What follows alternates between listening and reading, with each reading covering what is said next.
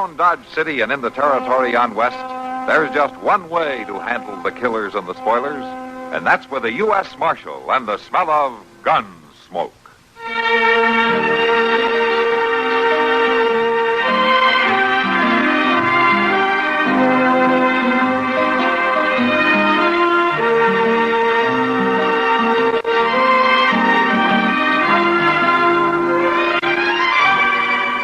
Gunsmoke, starring William Conrad, the story of the violence that moved west with young America, and the story of a man who moved with it. I'm that man, Matt Dillon, United States Marshal. The first man they look for and the last they want to meet. It's a chancy job, and it makes a man watchful and a little lonely.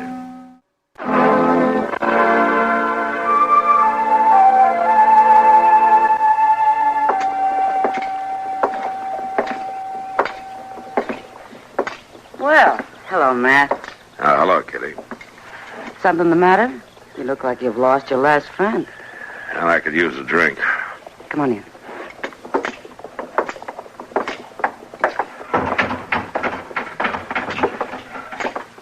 Sam, bring Matt a whiskey, will you? Sure, Kitty. Sit down, Matt. Yeah, thanks. Now, what's the trouble?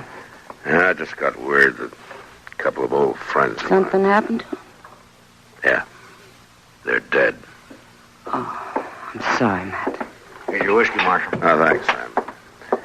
Yeah, it's a tough one, Kitty. They both took the fever. And they left a kid. A young boy. Oh, that's a terrible thing. Yeah, it is. Boy's parents both dying suddenly like that? It's kind of funny in a way. Joe and Lyda could have been killed a lot of times. He was in the war. They were on a riverboat that was sunk one time. They'd been living on a ranch in Apache country. And it was fever that finally killed him. Yeah. Were you close friends, Matt? Joe and I rode together on the border with his brother, Will. Yeah, we were close friends. I'm sorry. I hope there'll be somebody to watch out after the boy. Well, I don't know about the rest of the time, but I know somebody will be riding herd on him this summer. Somebody you know? Mm-hmm. Me. You? Yeah, Will figures the boy ought to get clear away for a while. So you're going to take him? Well, he asked me to in this letter. It doesn't seem like a lot to do. How old's the boy? Oh, 15, 16, somewhere along there. He won't be any trouble. You're certainly changing your tune. Oh, how's that? Seems to me you've always dodged being a family man up to now. Oh, Kitty, the boy needs help. Sure, Matt. Of course he does. And I think you have it in you to be a real good father. I always have. Oh, Kitty. I'm sorry, Matt. I couldn't resist it. I think it's fine. Thanks. When does the boy come? On tomorrow's stage. Well, Matt, let me know if there's anything I can do, huh? Who knows? I might be quite a mother if I had a chance. Yeah. I think you might, Kitty.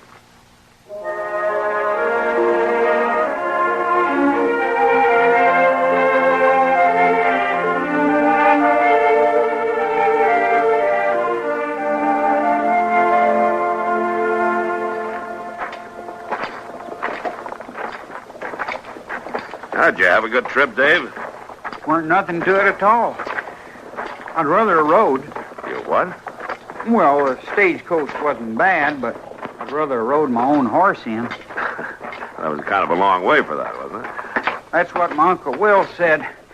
But I could have done it. Maybe you could at that. We heading for your office, Marshal? Mm-hmm. That's where your headquarters will be most of the time. Might as well go there first. Well, that's fine with me, Marshal. I like to be around guns. No? Well, we keep the guns locked up in the office. All the time? Well, unless we're using them or cleaning them. Oh, well, then I can help clean them. Yeah, maybe you can. I know how, Marshal. My pa learned me. He knew how to teach you, all right. Your pa was a good man with a gun. I'm sorry about that, Dave, about what happened. You must miss him a lot, your ma and pa. I guess I do. I ain't gonna let it bother me none, though. Kind of hard not to, isn't it? You know, a fella's got to do his growing up, Marshal. Can't be thinking on his ma and pa. I suppose not. I wouldn't have stayed at home much longer anyhow. You know, Marshal, Pa used to wear 2 guns. Yeah, I remember. Why don't you, Marshal, wear 2? Well, I guess I figured one was heavy enough to pack around. All the real good men with a gun wear 2. Why... Oh, I just meant you might get where you'd need to wear 2 sometime. I didn't mean no... That's all right, Dave. So far, I've just been lucky enough to get by with 1. Now, here we are. Go on, walk in. Well, hello, Mr. Dillon. And I guess this must be the boy. Yeah, Chester, this is Dave Barrett. I'm pleased to meet you, Dave. Dave, this is Chester Proudfoot. He really runs things around the marshal's office. Well, I'm Mr. Dillon. Chester will keep an eye on you for the next few days. I'm going to have to ride up to Hayes City. I don't need nobody to watch out for me, Marshal. Now, it won't be no trouble at all. You show him around, Chester. I want to see Ed Brody before I go.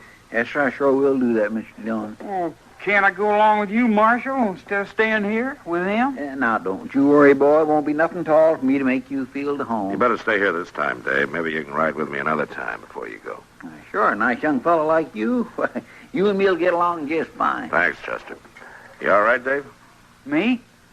I'm always all right. Good, I'm glad to hear it. I'll see you later.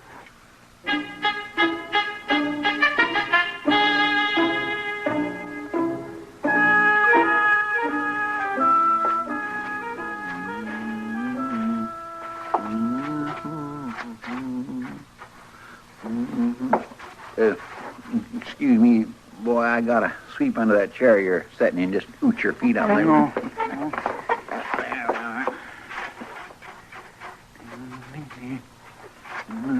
You sure do a lot of sweeping around here. Well, that there's a fact, boy. Seems like folks brings mud on their boots all the way from Texas and the Territory just so as I can sweep up after 'em. That ain't no job for a lawman. Well, a lawman's got a right to live clean just like anybody else. Well, if I was helping the marshal, I'd do better things than that. Well, now, Dave, I guess you do just about what the marshal wanted you to do. Well, I reckon a body has to do what he's fit for. No, just hold on a minute there. I mean, it ain't like you could be no help in the gunfighting or nothing like that. Now, listen here to me, Dave. You're a nice young fella, but you need a little straightening out on the way things is around here.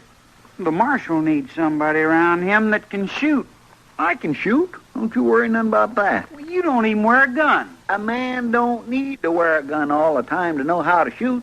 Besides, them guns on the wall ain't the wearing kind. These ways they look mighty comical on a man's hip. I know how to wear a gun. Ain't no cause for you to show off to me. Somebody around this office ought to be wearing one. Now, see here. I don't want to catch you parading around wearing no gun. I bet the marshal will let me wear one. Tain't likely. He see how good I can shoot, he'll let me. Well, just don't let me catch you wearing one. Well, you ain't the marshal. No, I ain't, but he left me in charge of things for the next couple of days, and one of the things he left me in charge of is you. I can draw real fast. I don't want to hear no more about it.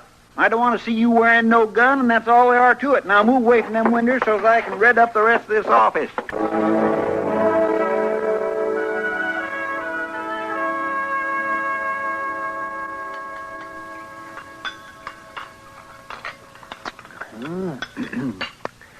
Well, I tell you, Dave, there's no particular trick to taking out a bullet. That's so, Doc? Nope. The trick is keeping the man alive afterwards. Well, how you do that? Well, if I knew the answer to that, Dave, I'd be the most famous doctor in the West. And the richest to boot. It sure would be nice. There's so many things to consider. The size of the wound, how much blood has been lost, infection, suppuration. Doc? Huh? I ain't so sure it's a good idea to go on about things like that. Why not? Well, we're eating our dinner, Doc. Oh, what's the matter, Chester? You getting squeamish? Me? Why, I'm as unsqueamish as they come, Doc. I can listen to your talk even though I am eating rhubarb pie. Oh, what's the trouble then? Well, Doc, it's the boy. He ain't used to hearing that kind of loose talk. Oh, well, yes, you may be right. Ain't no cause to worry about me. I ain't squeamish. Oh, no, of course you're not, but Chester's right. It's a matter of good manners. Yeah, that ain't no bother to me. It ought to be, boy. It ought to be. Hey, Chester, where in tarnation have you been? Well, I've been right here eating my dinner, Trees. I ain't exactly hiding out, you know. Well, seems there ought to be somebody taking care of things in the marshal's office. Oh, just ease off, Mort. I'm taking care of things. What's all the caterwauling about, anyway? Well, they want you down at the telegraph office. Why didn't you say so? I had to find you first. They got a message that's got to be answered right away. All right, Mort, all right. Keep your braces up. I'm coming. I'll take care of it all right. I'll see you back over at the office, Dave. Shouldn't take me very long to handle this. Well, do I have to go right back to the office? Ain't it all right if I mosey around a little? Well, now, you know you're Oh, not give the supposed to boy be his head, for heaven's sakes. He's no child, Chester. I sure ain't. Well, I guess it'll be all right. Come on, Chester. I'm a-coming. Oh, that... But mind you be back there for supper, boy, here? Sure, I'll be there. Oh. Well, you wander around all you like, Dave. Chester gets more like a mother hen every day. I don't need no mothering. Of course you don't. Sometimes, though, it seems that Chester has more talent for that than for marshaling. Yeah, it sure does.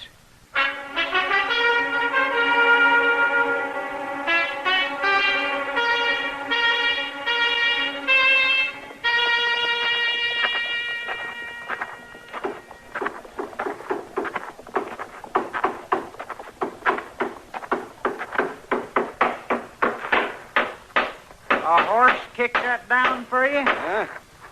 Oh, hello, boy. Oh, some fool drove a rig right into the side of the door. Some folks rent a rig and just don't care what happens to it, else they just can't drive. I can drive. That's so? You're a new boy in town, ain't you? I'm visiting the marshal. Matt Dillon? You better be good, boy. He'll run you in. I ain't afraid of him. You better mind your manners just the same. I wouldn't want to start no nonsense with Matt. I'm going to help him. Well, now, I'll bet he's glad about that. I wish I had somebody to help me around this stable. Hello, Feely. Hello, Moss. Take care of the horse, will you? You want us to feed him? Yeah, go ahead and feed him. I ain't fixing to be back for him till tomorrow. Gonna make a night of it, are you, Feely? I sure am. I gotta find the marshal first, though. He ain't in his office. Ask the boy where he is. He's staying with him. Why, so? You know where he is, boy? Sure do. Up to Hayes City for 2 days. I might have knowed. Trouble, Feely? That's Hob Frank. He's out there at the old Prentice place, shooting everything in sight. You better get Chester, then. He ain't there either. I seen it, he wasn't. You know where he went off to? No, I don't reckon he'll be back for a while, though. Well, maybe I'll run into him. Somebody ought to get on out there. That's for sure and certain. Yeah. See you later. So long. Come on, boy.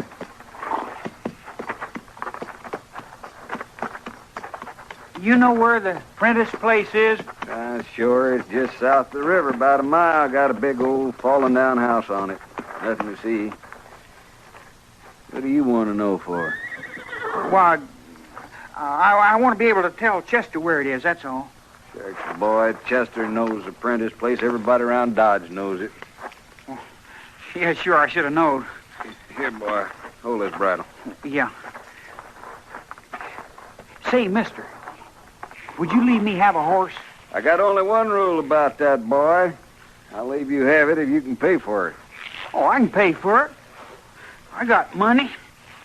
See? Here. Then you got a horse. You can have that one in the back stall. You can ride him all right. I can ride him all right. And I can do a lot of other things just as good.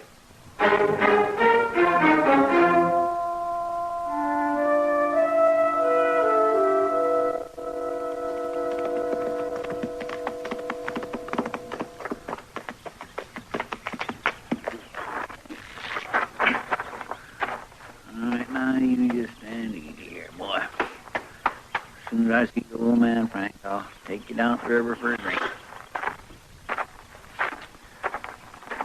Hob could kindly have chose a cooler day to stir up a ruckus. Hob? Hob, Frank?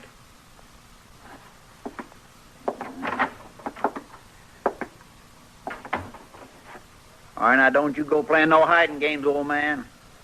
Not after I rode all this way out here. And don't you start shooting off again, neither. You'd ought to be ashamed of yourself, all the stirring up things the way you do. What the... Well, I might have knowed. Liquored yourself up till you lost your senses. There. Come on. Gotta wake up some, Hob. Wake up so that I can ride you back to Dodge.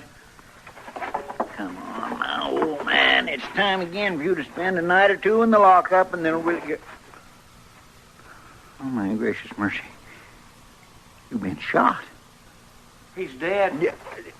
Dave, what in the world are you doing out here? I told folks I could help the marshal, and I done it. You done what? Well, while you was lollygagging around town, I come out here and I rode right up through the gunshots, and I took care of him. You shot Hob, Frank? I knowed you couldn't have done it, not wearing a gun and all. He was shooting something fierce when I rode up, but I just kept on coming. You blame young fool. It was him or me. That's the way it has to be with a gunfighter. Hob Frank ain't no gunfighter. He was... What do you mean? Hob Frank never harmed nobody in his whole life, except maybe himself. The shooting he used to get himself liquored up regular every 2 or 3 months or so and take his old gun and shoot it off just to hear the noise of it. But he never done it where folks was around. He never pointed it at nobody. But I thought... Yes, sir, you thought. You thought so all tarnation much that you just rode out here and killed a man. I didn't mean... It's too late to think about meaning. Come on now, help me get him out of here. No. No. Come on now, we can't leave him just laying here. You ain't gonna take me in for no killing. Go on, then. Run away from the old man you killed. You can keep right on running the rest of your life for all of me. It's all right, Hob. I'll fix you up so it's nice and decent for you. Nice and decent.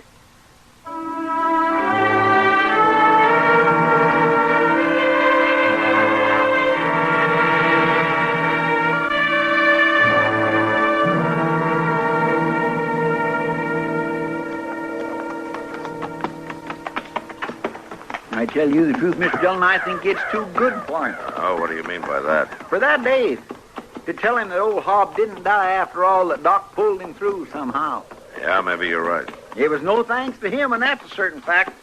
It just served him right to go on thinking he'd killed him. And if we don't find him, he will go on thinking it. I ain't so sure we'd ought to find him. Spending all this time riding out here in this weather. You'll live, Chester. Maybe I will, but I ain't at all sure we ain't just sending good money after bad, you might say. That's enough. All right, but what I said that's enough, Chester. Now, you know we gotta find this boy. Yes, sir, I guess we do. Then let's do it. Mr. Dillon? Yeah, what is it? Ain't you veering some off the road? I'm heading for that cave up there. You think he's hid out there? I know that if I was a boy running away, a cave would look pretty good to me as a place to hide. Yes, sir. Besides, this is the way his horse went. Yes, sir.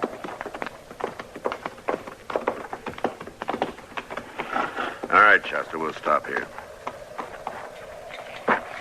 Want me to come up with you?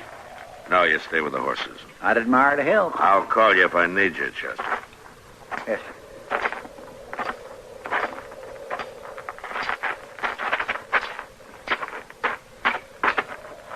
Dave! Marshal Dillon! Come on out of there.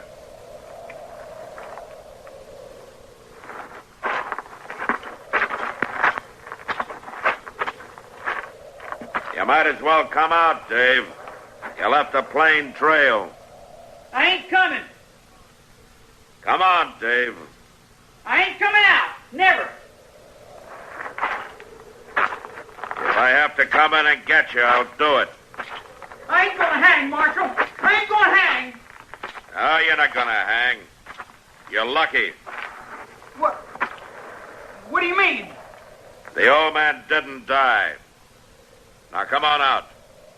You ain't just trying to trick me. I don't have to waste my time tricking a smart-aleck kid like you. Now come out of there before I drag you out.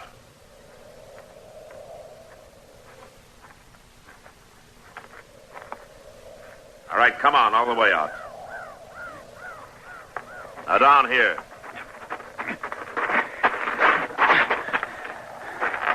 Now where's the gun? Now, I buried it back there a ways. Well, you'll dig it up. It's one of mine, isn't it? Yes, sir. I seen it hanging there in the back room. And you stole it. I should have known better. I was figuring to help. Now, you better explain that. Well, Marshal, when I heard about that fella shooting out at the Prentice place, I figured I'd need a gun. So I went back and got one. Why didn't you tell Chester about it? I didn't think he'd be no good taking care of it. Oh? Why not? What, Chester, he don't even wear no gun. I see. I left him in charge of things, didn't I? Well, yes. But, Marshal, I didn't ever see him do nothing much but just sweep out. I can shoot. Yeah. I figured I could take care of that feller better than Chester could. And you nearly killed him. Well, he was shooting. I had to do something.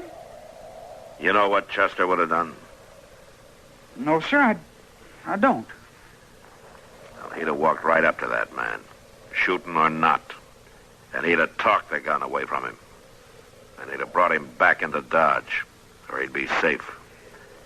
Well, I didn't know. No, you sure didn't know. You don't know much.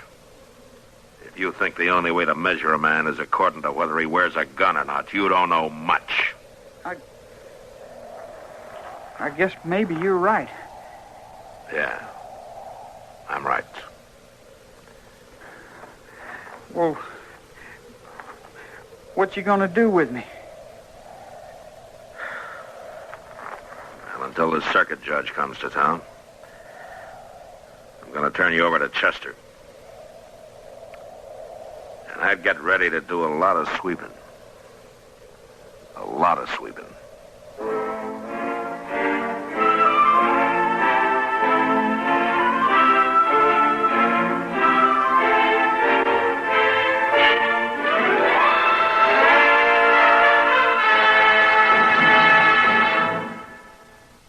Gunsmoke. Produced and directed in Hollywood by Norman MacDonald, stars William Conrad as Matt Dillon, U.S. Marshal. The story was specially written for Gunsmoke by Marion Clark, with editorial supervision by John Meston.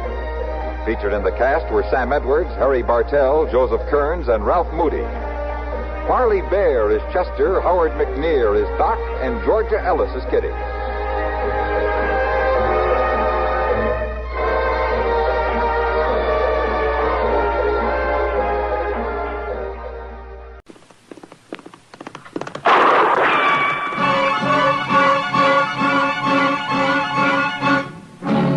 Around Dodge City and in the territory on west, there's just one way to handle the killers and the spoilers, and that's with a U.S. Marshal and the smell of gun smoke.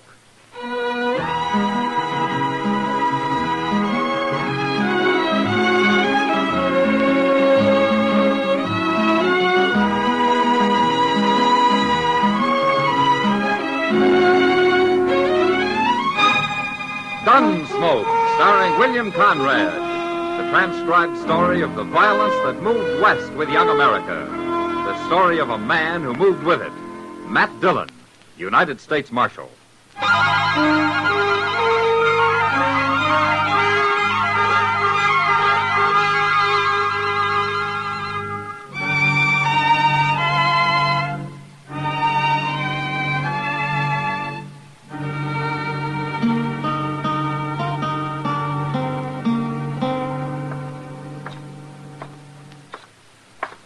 I sure do thank you for that breakfast, Mr. Dillon. Forget it, Chester. My steak, eggs, potatoes, and a glass of beer. Why, that could last a man clean to noon dinner. I guess it could. Mr. Dillon, you figure Emil will have your horse shod by the time we get there? Oh, he should. You think he's done him any good? He's a good blacksmith, Chester. If he trimmed up his feet right before he reset those shoes, he ought to be fine. Funny the way he took throwing his foreleg. Yeah. Looks like there's somebody else waiting. Yeah. Gil Tolman, ain't it? Yeah, I think it is. I'm telling you something else, Dutchman. You can whistle for your money. You won't get it from me. All right. I don't make you pay. Morning after I got him home, he was so lame he couldn't walk. I'd have break your head. Please, if it was my fault, something I did wrong, don't pay me anything. That seems fair enough, Tolman. Oh. Well, Marshal, this fool Dutchman messed up my pony, and then he wants to get paid on top of it. Well, maybe it's a stone bruise. It ain't no stone bruise, Marshal. It's pinched feet, that's what. Is that the horse you're talking about? Why, no, he's back at the place. This is another one. How about my horse, Emil? You finished with him? All finished. Now he walks good. Ah, fine. Well, how much I owe you? $2 all right, Marshal? Sure. Here you are. Oh, thank you. Yeah. Chester, you get up behind. I'll ride you back to the office. Come on. There we go. Marshal. Yeah. Mr. Tolman told lie. Oh? Yeah, the horse he ride just now is the one I shoot 2 days ago. You can see he's not lame. He didn't seem to be. There's sure nothing wrong the way he travels. Emil, why's Tolman hoorahing you, huh? Do you know? Maybe because I'm German. Maybe something else. Who knows? Well, I'll ask him to settle his bill with you if you like. No, Marshal. Well, you won't get rich if you aren't paid, Emil. Money is good, yeah, but better to have no enemies. All right, Emil. Well, Chester, hang on. Mercy on us!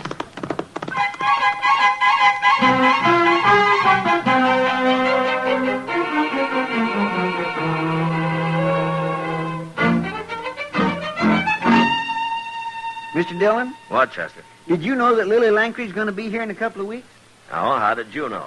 Mr. Hipple over at the Opera House told me. Oh. And in case I don't get to see her, he's going to let me have one of them big picture posters. He is? Yes, sir, the Jersey Lily. My, I sure would like to be tall hog at that trough. Oh, hello, Martin, Chester. Hello, Doc. Hello, Doc. Hey, did you know Lily Langtry's going to be here, Doc? Oh, of course, Chester. I already paid Hipple for a chair. Oh. Is this all you two got to do? Just sit around and talk? Well, things are quiet, Doc. We can't always have a few shot-up cowboys just to keep you busy. Besides, we're waiting for the evening stage. Wish I had the loan of a dollar. Maybe I'd get to see the Lily, too. Chester, here. Oh, no, sir. Here's the dollar. Now, will you be quiet? Well, sir, I sure do thank you, Mr. Dillon. Marshal Dillon? Oh, Emil, come in. I just come by to see how your horse is. Oh, fine, Emil, fine. I think that shoe and fixed him up. Good. Hey, you're all dressed up, Emil. You got your Sunday clothes on. Yeah. I'm meeting stage 5 o'clock. Oh, is that so? Yeah. Got new wife coming. Oh. You got one? It's right. Well, I didn't know you were married, Emil. Oh, not yet married. I will get married after she arrives. Well, forevermore. Who is it, Emil? Well, I am doing good now. I want to have wife and children. But girls here in Dodge don't want husband. They like better the Texas Trail and Longhorn. Well, there's a lot of excitement and money to be had working around a saloon, eh? That's true. So I answer advertisement in St. Louis paper. You did what? Advertisement. Says young German woman wants husband. So I write to the paper and say, come to Dodge City, be wife of Emil Volheta. And she's coming in on this evening stage. Yeah, that's right. Oh, well, that's just fine, Emil. You got a place for her to stay? Yeah, I talked to Mr. Green at the Dodge House. Ah. She'll stay there until I get the place ready behind my smithy. It's here. The stage just pulled up the other side of the plaza. Oh. Well, good luck, Emil. Oh. Marshal, you and Doc and Chester come too. I want you to meet Gretchen. We'll be proud, Emil. Yeah. You know, funny thing, I'm not afraid of anything But now, my stomach is sick. Yeah, there's only one woman getting off the stage. That must be her. Yeah? She's a pretty little thing, ain't she? Well, go on, Emil. She's standing there waiting. Oh, we'll stay here. Go on. Well, Well, go on, man. Go on. There's plenty of time to be nervous later. oh, well.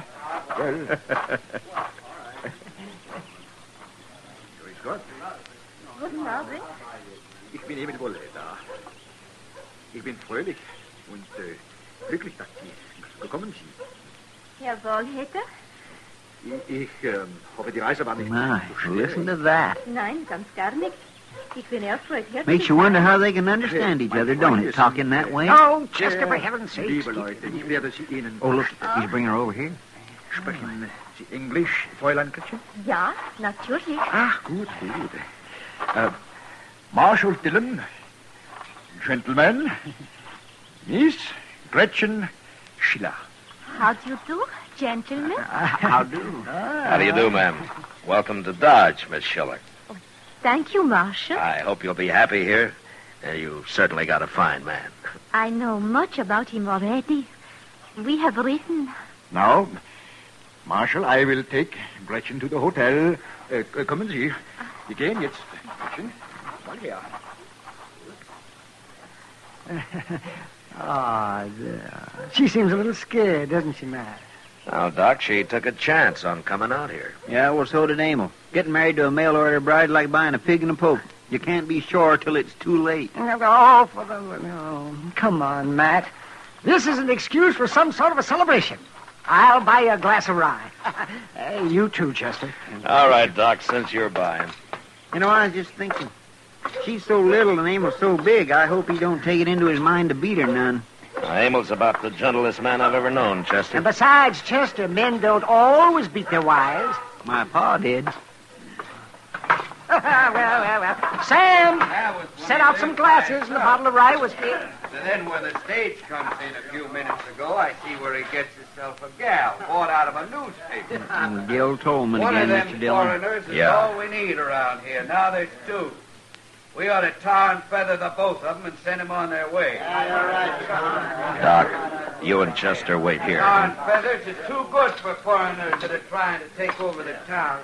Yes, sir. You're right. Tolman, how drunk are you? I ain't at all. You talk like a man that's been drinking. Ain't a man allowed to say what he thinks around Dodge no more, Marshal? Not when he's thinking that way, Tolman. This is between Wollheder and me. It has nothing to do with the law. It's got a lot to do with me, Tolman. Now, you drink up and get out. And you take Spooner and Willie here with you. Just a minute. Now, you listen to me. All of you. Wollheder's trying to mind his own business. And if there's any trouble, I'll know who started it. And he'll go to jail. You saying you're going to lock me up? Tolman, if Emil Wollheder ever gets mad enough, he'll kill you with his bare hands. Now leave him and his girl alone. Girl. Why, she's probably nothing but a little...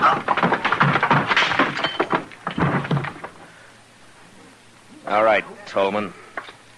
You and Spooner carry Willie out of here. Okay, Marshal. We'll go. Just remember, I got a score to settle with that blacksmith.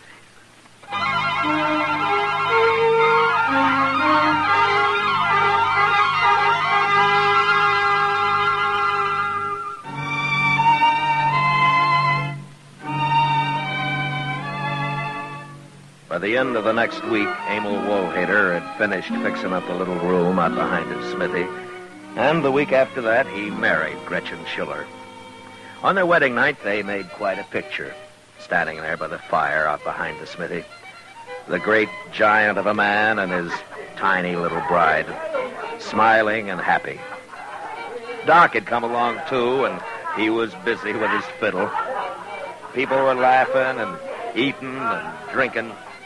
Somebody had brought along a barrel of beer, and there were hard-boiled eggs and pickled pig's feet, roast chicken, and smoked beef. Some of the women had brought sugar cakes and dried apple pie, and some of the men, whiskey. It was good fun, until Tolman and his sidekicks arrived. Well, I didn't think he'd show up here, Mr. Dillon. No, neither did I. Where's the dancing? He's kind of drunk. Yeah, so are Willie and Spooner. Willie, go find yourself a gal. You too, Spooner. Me, I got one waiting. I'm gonna dance with this little old gal. How about it, Mrs. Woolhater? Emil? Come on, gal, dance. He don't care. Emil? We are all friends here. But Nobody's dancing right now, Tolman. Why don't you forget it, huh? Well, if it ain't the Marshal. You are welcome here, Mr. Tolman. There's food on the table and drink. I don't want nothing to drink. I want to dance. Doc, start that fiddle playing. Come on, you. We're gonna dance. Maybe you drink too much to dance. Don't you lay a hand on me. Why don't you just go home, Tolman, and sleep it off? Me and Gretchen's gonna dance, that's why. Come on. I'm sorry to do this, Mr. Tolman. Put me down. But now we put you in the water trough. Put me down. Cool you are. You stupid ox. Put me down. All right. There you go.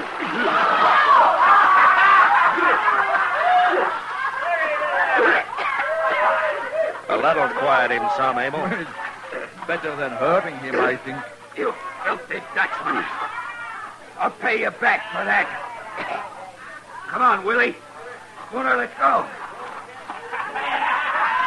Everybody, have fun. No troubles on wedding night of Gretchen and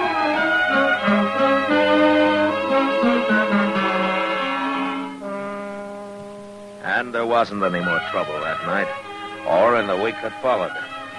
I kept my eyes open, but there was no sign of Tolman or his two wranglers, and Dodge was pretty peaceful.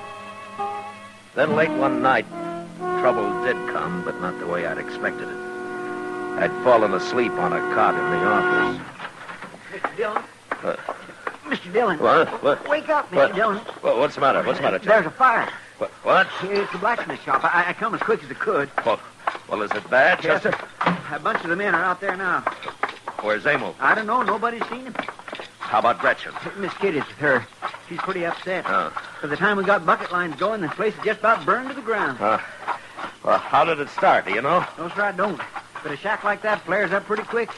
They didn't have time to get anything out, beds or tables or the like.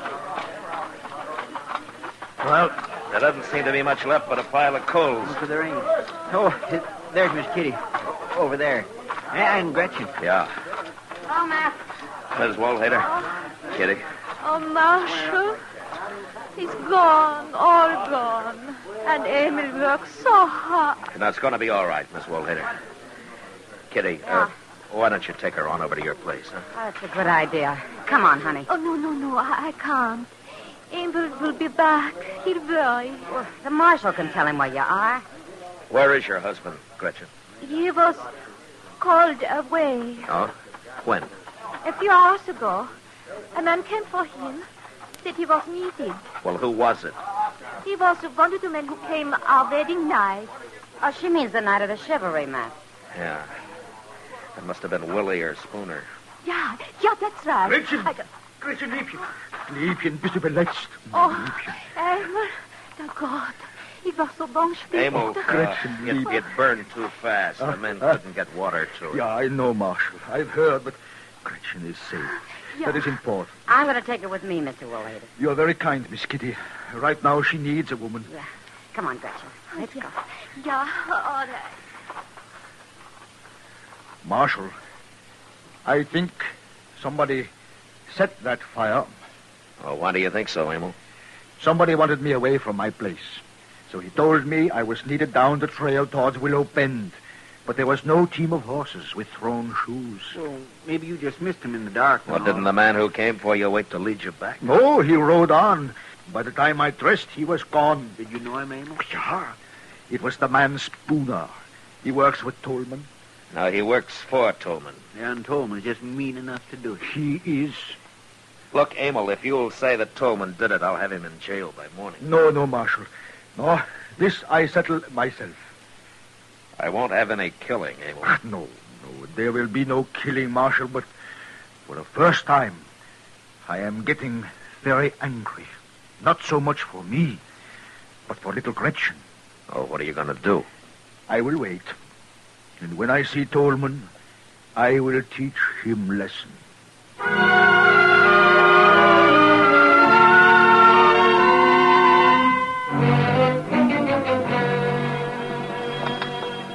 You want more coffee, Mr. Dillon? No, thanks, Chester. Did you know Emil Woolhader's been just standing across the plaza there all morning? He's waiting, Chester. Waiting? Yeah, it's Saturday, and Tolman always comes to town Saturday for his week's supplies. He probably figures if he didn't come in this morning, people would suspect he was afraid to. Yep. By golly, Emil's still there. Just standing. You think Tolman knows Emil's after him? I don't know, Chester. Mr. Dillon? Yeah? He's coming. Tolman's coming. And he's got Willie Sachs and Spooner with him. Come on, Chester, let's step out onto the porch, huh? I think we need a little air. Yes, sir. Hey, look. Look at the three of them. Walking right down the middle of the plaza. Yeah. Oh, Tolman, come over here a minute, huh? Why, sure, Marshal.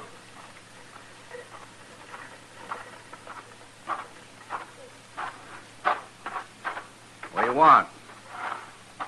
Tolman? That crazy Dutch. All right, Tolman, you and your men drop your guns. Well, now, wait a minute, Marshal. Drop them, I said.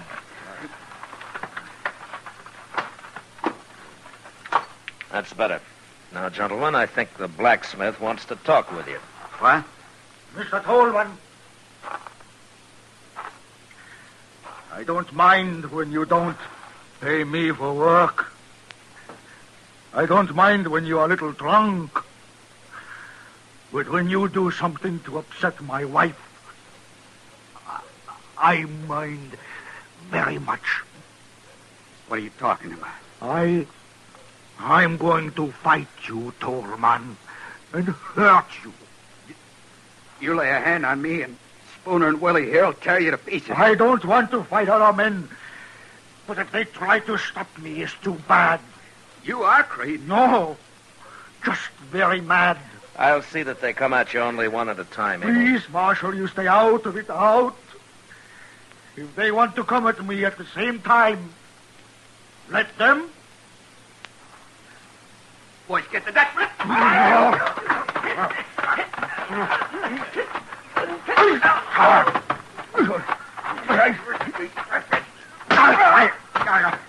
Tolman. Now, wait, Woolhader, wait. Tolman. Tolman. All right, Abel, that's enough. Abel. Emil, stop it! Stop it! Yeah. Chester, run up and get the doctor. I'm right here, Matt. I saw the whole thing. Oh, my, what a beautiful fight. What a beautiful thing. All right, some of you men there, will you help Doc carry these three men up to his That's place? right, young fella. Get the feet there. Get careful now, careful. Watch their heads against the stairs. Get that man's face out of the dust. My gracious alive, I never seen nothing like it. Yeah. Well, Emil? Yeah. You want Doc to have a look at you? No worse than shoeing Missouri mule. No, Marshal. I go to Gretchen. It is time we start building new home.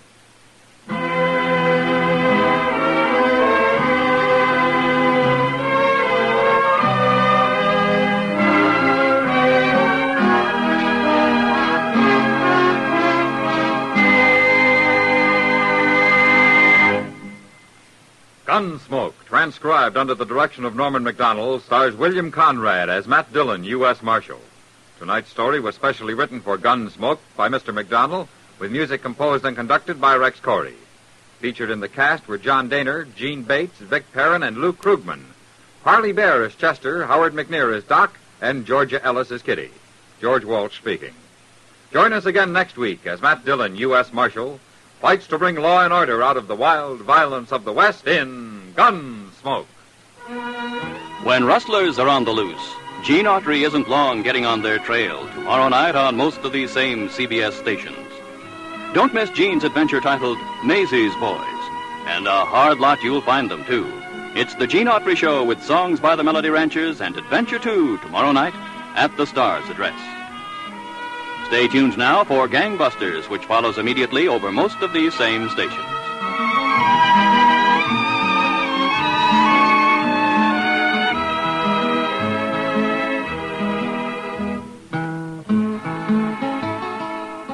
This is the CBS Radio Network.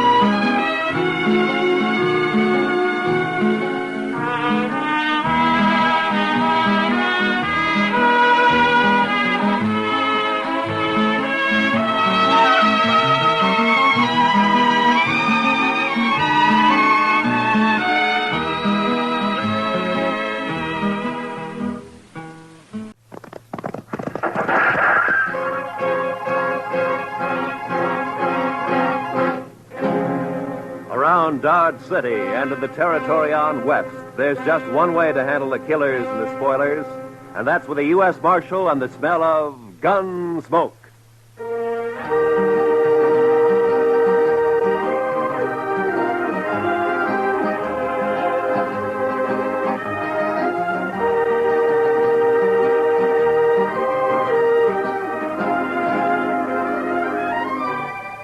Gunsmoke, starring William Conrad. The story of the violence that moved west with young America. The story of a man who moved with it. Matt Dillon, United States Marshal.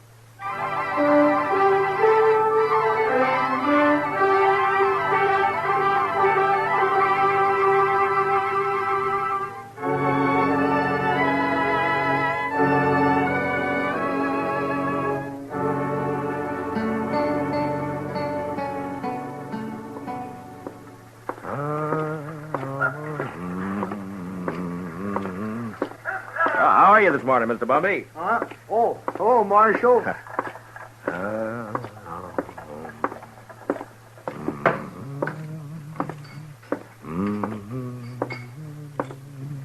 Morning, Mr. Dillon. Morning, Sam.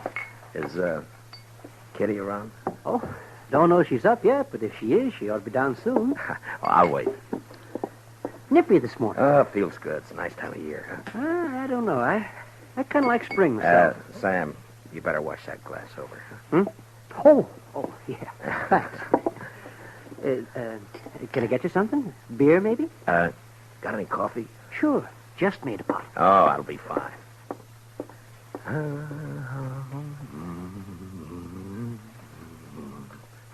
Her face is something wondrous. That's pretty, Matt.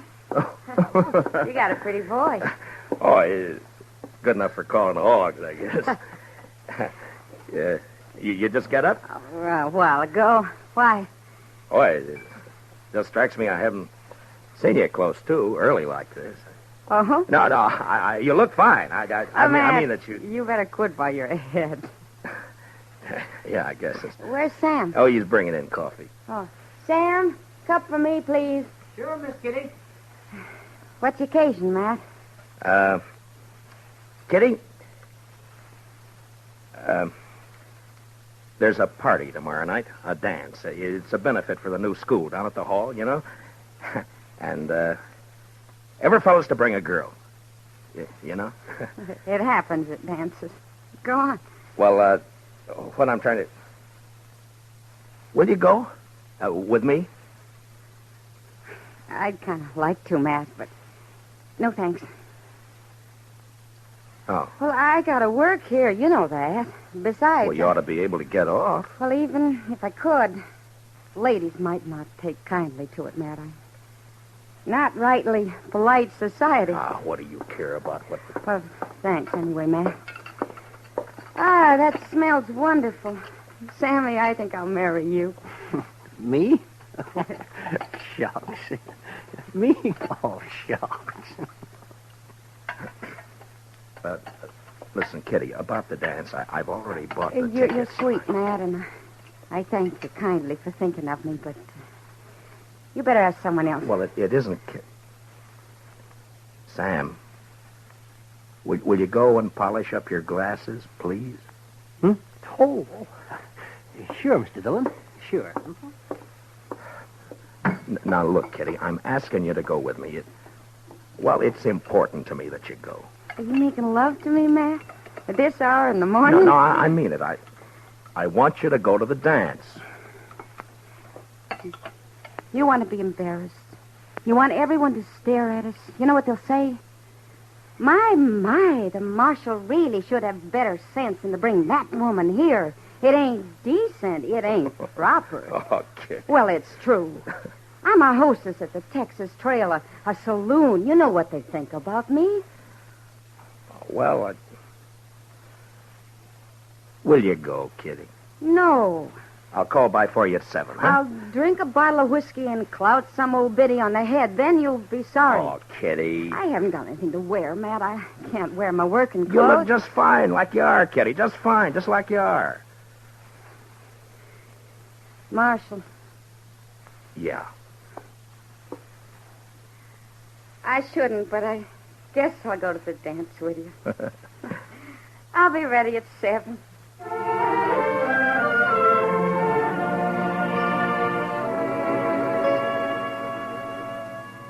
How do you talk about a woman like Kitty? The color of her hair, eyes, the shape of her leg, the way she spoke, thought. Well, that's a picture you had to get by looking and hearing. Otherwise, you'd never know it. And I felt real good about taking Kitty to the party. The first time we'd really be out in company. And I liked the idea.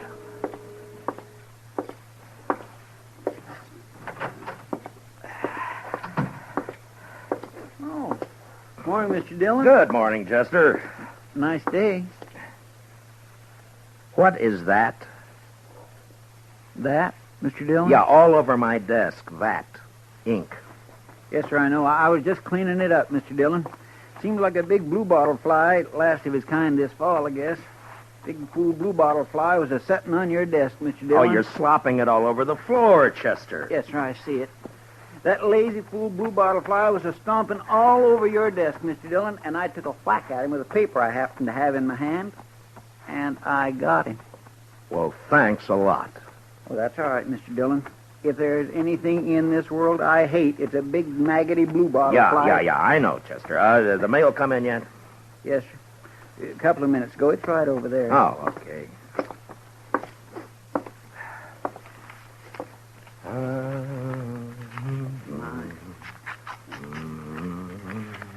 There. I think that should do it, Mr. Dillon. All right, Chester.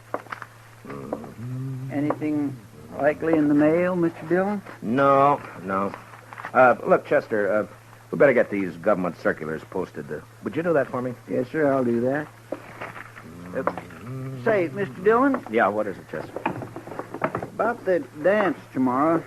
Now, what about it? Well, you're going, aren't you, sir? Doc's going. He's taking Ms. McNish.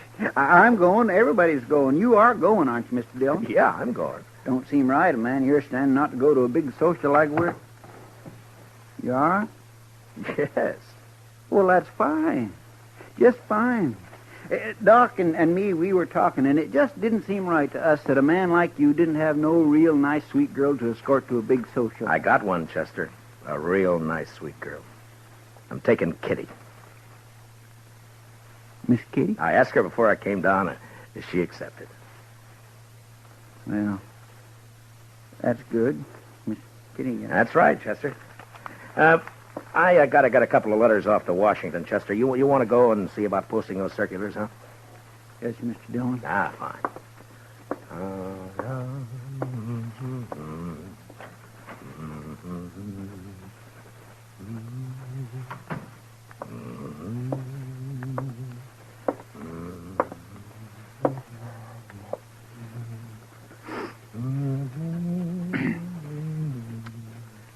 Mr. Dillon? Oh, what is it, Chester? Well, Mr. Dillon, it ain't none of my business, and I did not have no right to say it. Say what? Well, sir, Yeah? I was wondering if I might borrow one of them fancy ties off you for the party. That's not your business. That's what you haven't got any right to say. Yes, sir. No, that's right. You're a liar, Chester. But you can borrow a tie. I thank you kindly, Mr. Dillon.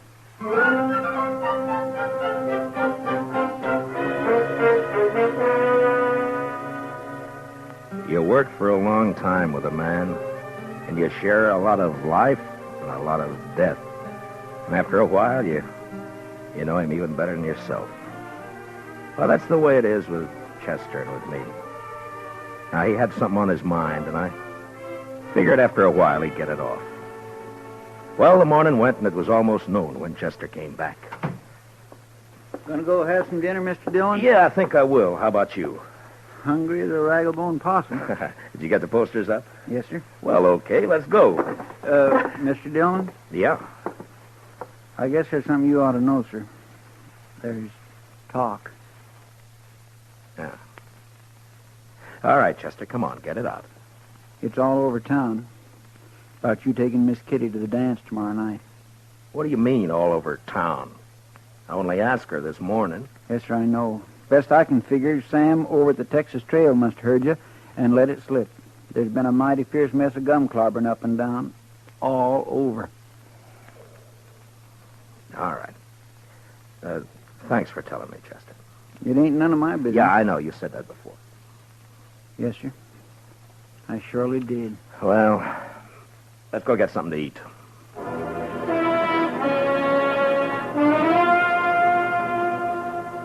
It's hard to tell about people. Maybe it's hard to tell about yourself because you come under that same heading, people. And when they're mean and small, there's not an animal to touch them.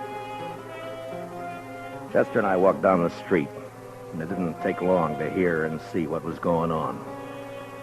Some of the drifters leaning against the wall on the corner came right out with it. Morning, Marshal. I understand there's Galentine's got herself a new boat. What did you say? Maybe you ought to look into it, Marshal. Folks are being downright rude. Mister, you're gonna... Come on, Chester.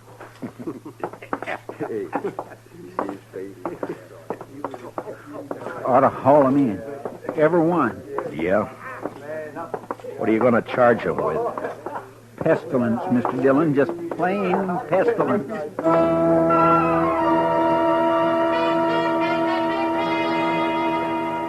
I knew better what Kitty had meant about the ladies of the town when a couple came out of Olivet's dry goods store. They didn't see me until it was too late. I'm to the dance committee. It's indecent, that's what it is. Why, she's common. Nothing but a common saloon woman.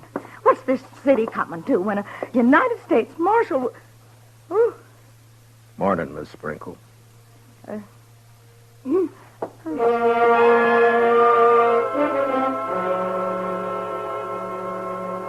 When a man's born, they say he's blessed or cursed with a lot of things already in him.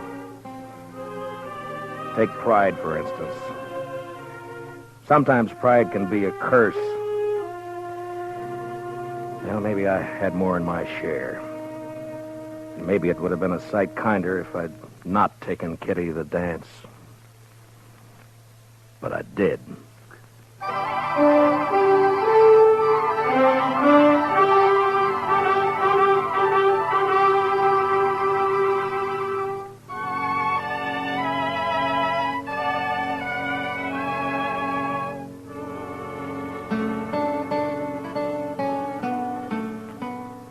I picked up Kitty at the Texas Trail at 7 the next evening.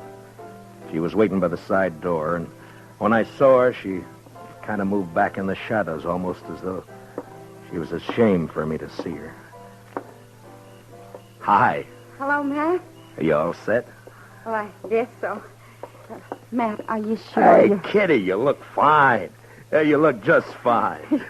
Do you like it? Yeah. Yeah, I like it.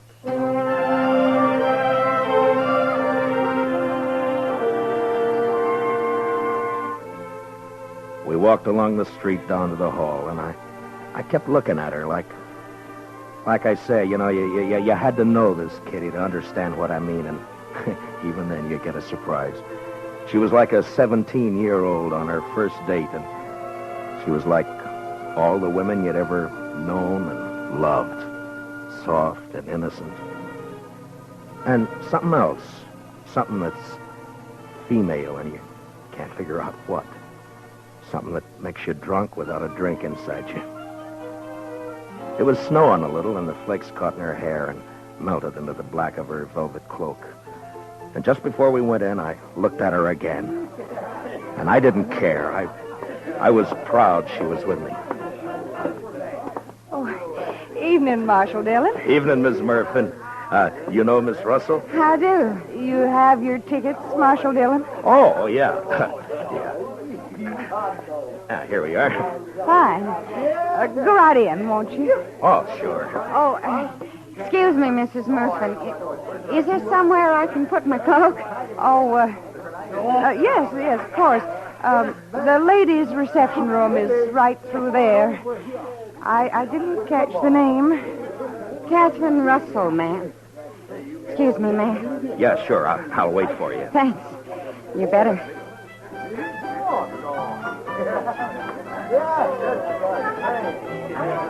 I could see them through the big open doors in the hall. They were all there. Faces flushed, smiling, happy, dancing. And all the women seemed pretty and the men handsome. And Chester was up on the platform calling the dance, and Doc was fiddling. And I was waiting for my dancing partner, Miss Kitty Russell.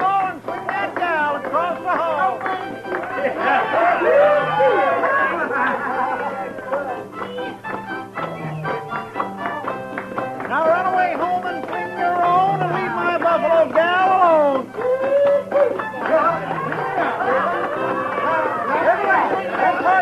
Then promenade all and around you go.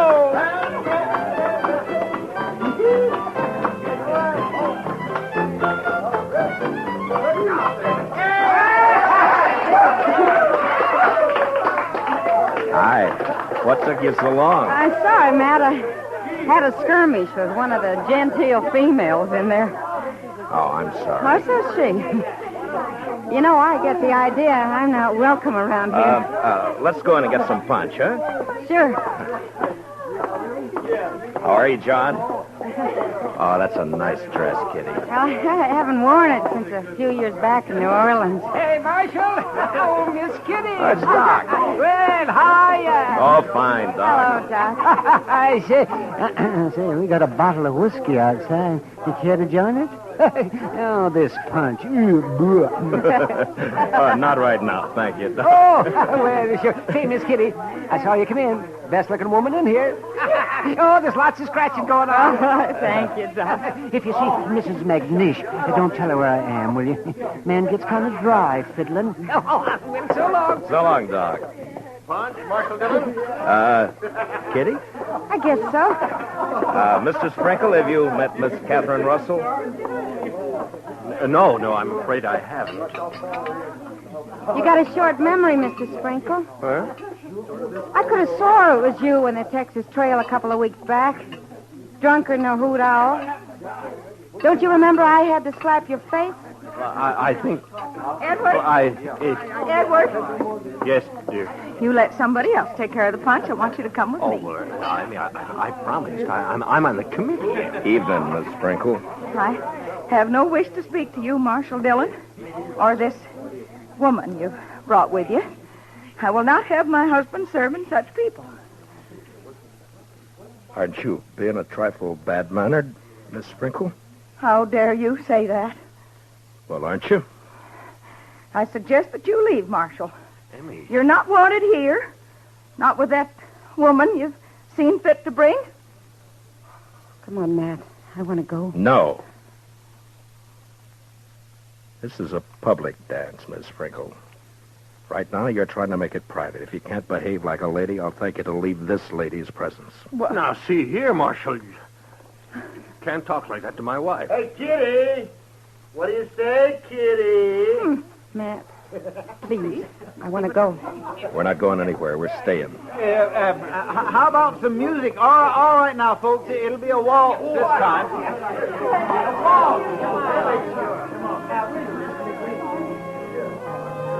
Thanks for the punch, Mr. Sprinkle. Come on, Kitty.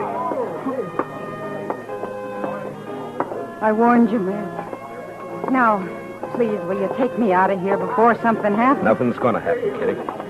You and me are going to dance. Have a good time. That's all. You're acting like a kid. Matt, it won't work. I've seen this kind of thing before. May I have this dance, Miss Kitty? Please, Matt. You're being pig-headed and you know it. Let's get out. You refusing me, Miss Kitty? Oh, Matt.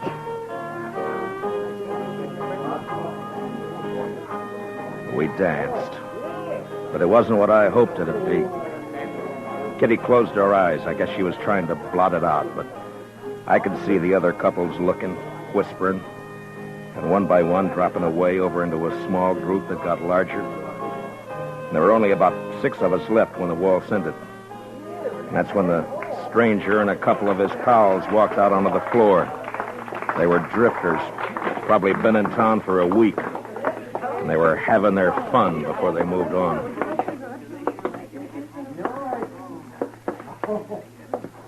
Marshal, I got a painful duty. Yeah? The folks in this town seem real upset about you bringing that woman in here. What's your name? Oh, I'm just a fella. I kind of made myself and my friends here a committee of 3, seeing as how everything's done by committees here, and we figured it would be best if you take your friend home. Mister, I'm the marshal in Matt, Dodge City, and I'm leaving. You're staying here, Kitty. She's smarter than you, Marshal. Everything all right? Everything's Dillon? fine, Chester. Now, this ain't a matter of law, you know, Marshal. It's decency and what's right. Yeah, and Marshal, this ain't right. Mister, I'm taking this badge off. Chester, you stay here with Kitty. Matt, don't you do it. Now come Matt. on outside. You. We're going to talk some more about this out there. Ah, it's cold outside. Now, you be a good fella and get out of where you ain't wanted. You know I won't hit you in here, don't you? Were you thinking of doing that, Marshal? Now, that ain't lawful. I ain't done nothing. Kitty. Kitty, wait. Now there's a gal with sense. All right, mister. No, I'm telling you. You and your pals are going to have to come out sooner or later, and when you do, you better start hightailing it out of Dodge before I catch up with you. We'll think of that. Oh, sure. We sure will. Marshal.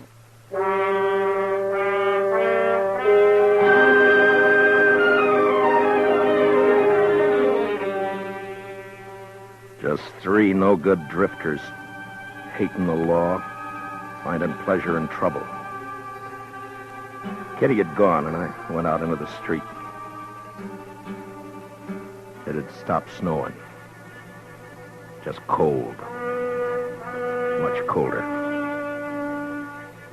I went up to the Texas Trail. There was only 2 people in there.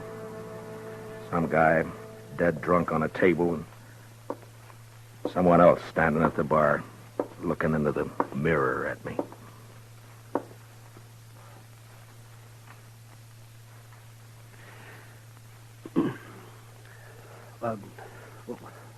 What do you have, Mr. Dillon? Nothing, sir. Yeah. Well, I got some things to do in the back. Give me a call if anyone comes in, will you? Yeah, sure.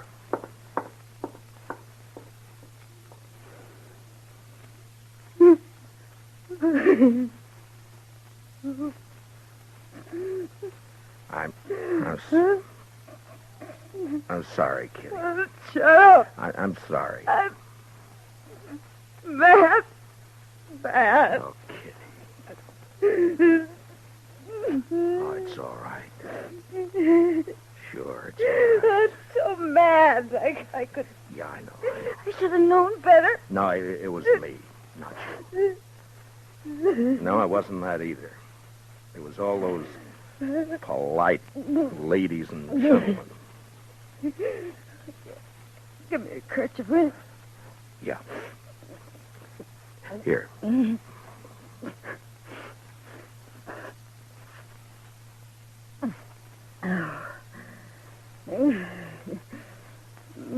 a long time since I cried. Yeah, sure. It wasn't so much for me. For you. I wanted to cry right there in the hall, watching you and knowing there was nothing you could do. Nice mess of people we got in Dodge. No, it's not them, Matt. It's me. I've run into this before. The only difference was I didn't have you around. I wanted it to be right tonight because of you. A lot of narrow-minded prayer spouting. Yeah. They hurt your pride, didn't they? No, it wasn't that. No? No, I wanted you to go with me. That made me real happy. But maybe we're different, Matt. You and me figure life different to them. That's not their fault. There's a lot of folks there, I know. I smile at them on the street. They talk to me. But tonight, well, that was different. I made them uncomfortable. Yeah? Well, I didn't do a bad job with you. Why, you can't look at it that way. And you can't go fighting the whole town, either. There's 3 fellas going to get hurt. No, I don't want you to do that, Matt. You just let it go. Let it go, Matt.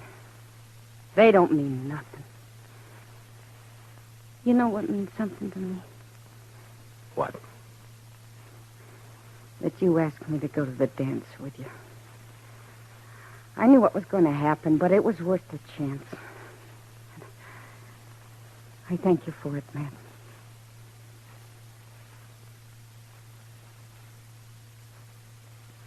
You're a funny one.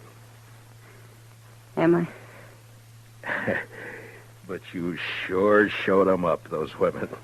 The way you look. Well, I'm glad. You know, you look pretty fine yourself. Sam? Yeah? You got any champagne, Sam? What? Have I got any what? Champagne. Well, yeah. I guess maybe. A bottle or two? Yeah, maybe. Sure. Well, break it out. All right.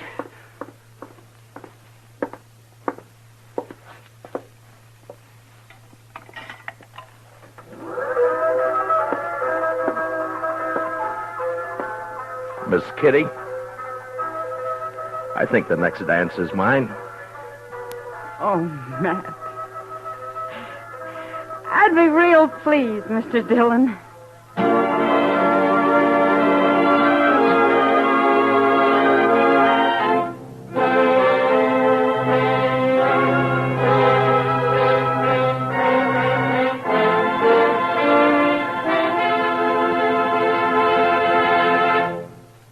Gunsmoke, under the direction of Norman MacDonald, stars William Conrad as Matt Dillon, U.S. Marshal. Tonight's story was specially written for Gunsmoke by Anthony Ellis, with music composed and conducted by Rex Corey. Featured in the cast were John Daner, Vivi Janis, Bob Sweeney, Lawrence Dobkin, and Mary Lansing. Parley Bear is Chester, Howard McNair is Doc, and Georgia Ellis is Kitty. Gunsmoke is heard by our troops overseas through the worldwide facilities of the Armed Forces Radio Service. Join us again next week as Matt Dillon, U.S. Marshal, fights to bring law and order out of the wild violence of the West in Gunsmoke.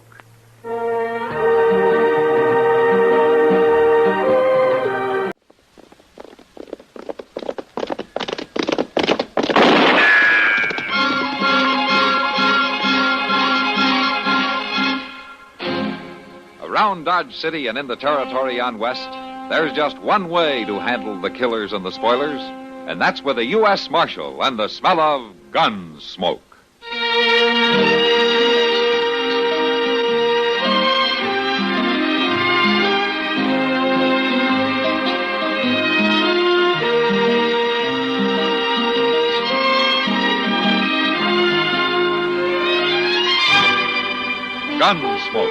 starring William Conrad. The story of the violence that moved west with young America. And the story of a man who moved with it. I'm that man. Matt Dillon, United States Marshal. The first man they look for and the last they want to meet. It's a chancy job, and it makes a man watchful. And a little lonely.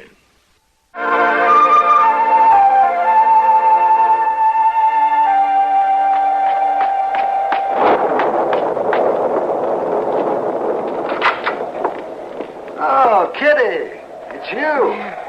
Ah, come in. Yeah, it's me, such as I am. It's a little early for dinner, isn't it? Besides, you didn't have to come up here after me. Oh, this is a professional call, Doc. Take a look at my eye, will you? Sure I will, Kitty. Come over here at the light. Sit down. Now, which one is bothering you? You see, Doc? Yeah, I see. There's something in it, I think. Now, let's sit still. Oh, yes. Now, let's see. You think you can get it, Doc? There it is. See it on this piece of cotton? Huh? Well, you can hardly see it. It felt like a whole scuttle of coal. Well, it doesn't take much to make your eye feel that way. I'll give you something to wash it out with for a day or two. Okay, Doc. You heard from Matt? Huh, not a word. Seems to me he expected to be back by now. Well, he did.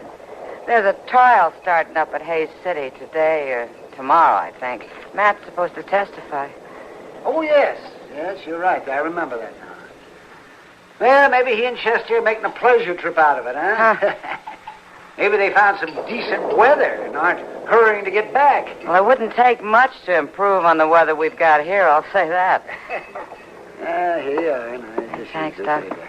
Yes, sir, I'll bet you that's what they're doing today. They're taking it nice and easy and enjoying some good weather away from Dodge.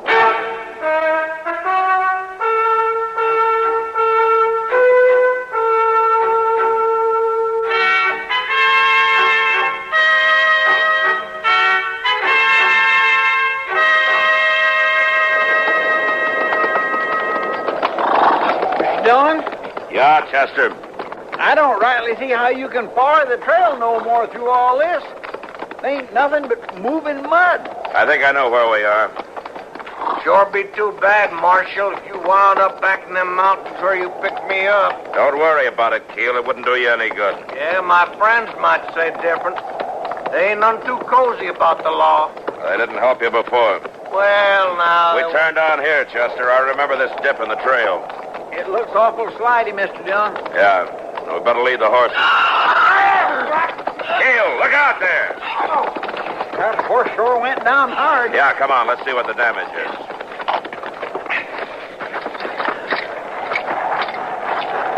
You hurt, Keel? No, I don't think so. All right, get up then. Stand mighty easy. How about the horse, Chester? Ain't nothing broke that I can see.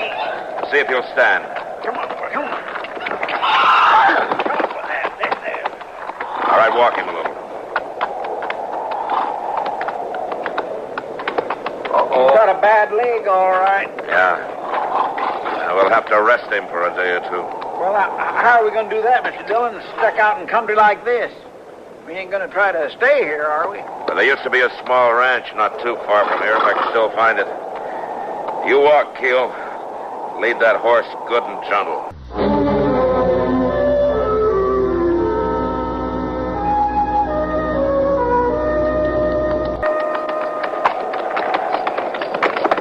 Barn's over this way. We'll head there.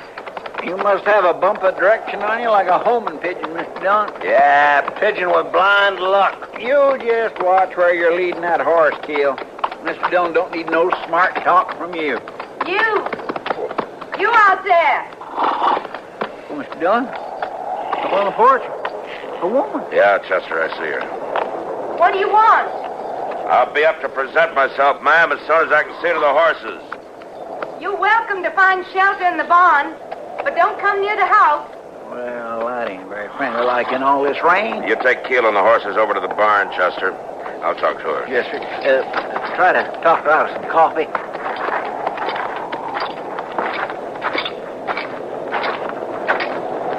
talk to you, ma'am. All right. But I've got a gun. I'm a U.S. Marshal taking a prisoner, and I got a lame horse. I'd like to rest him for a spell. I don't know you. Well, I'm from Dodge City. Maybe your husband would know me. I used to know folks in this part of the territory. I've got no husband. What's your name? Dillon. Matt Dillon. Matt Dillon. Sounds like you heard of me yourself. Well, I certainly have. I'm Delia Robbins, Ben's daughter. Oh? Well, you are the one who was Pa's friend, aren't you? Yeah. Yeah, I was his friend. Well, Pa sure did think a lot of you. Well, we did a lot of riding together. Well, come on in. Come on in. It's no wonder you hunted out this place in the storm. You've probably been here lots of times, haven't you? Yeah, a long time ago. I wasn't sure anybody'd be here. You knew my father had been killed. Yeah, I knew. Well, I was with an aunt in Wichita. I come out here as soon as she'd let me. I kind of feel I belong here. Yeah, I guess you do. Well, I'll put some coffee on the stove, and you tell the others to come in. Thanks, Delia. No thanks necessary. Pa would want it this way. You know how he was about a friend. Yeah. Yeah, I know.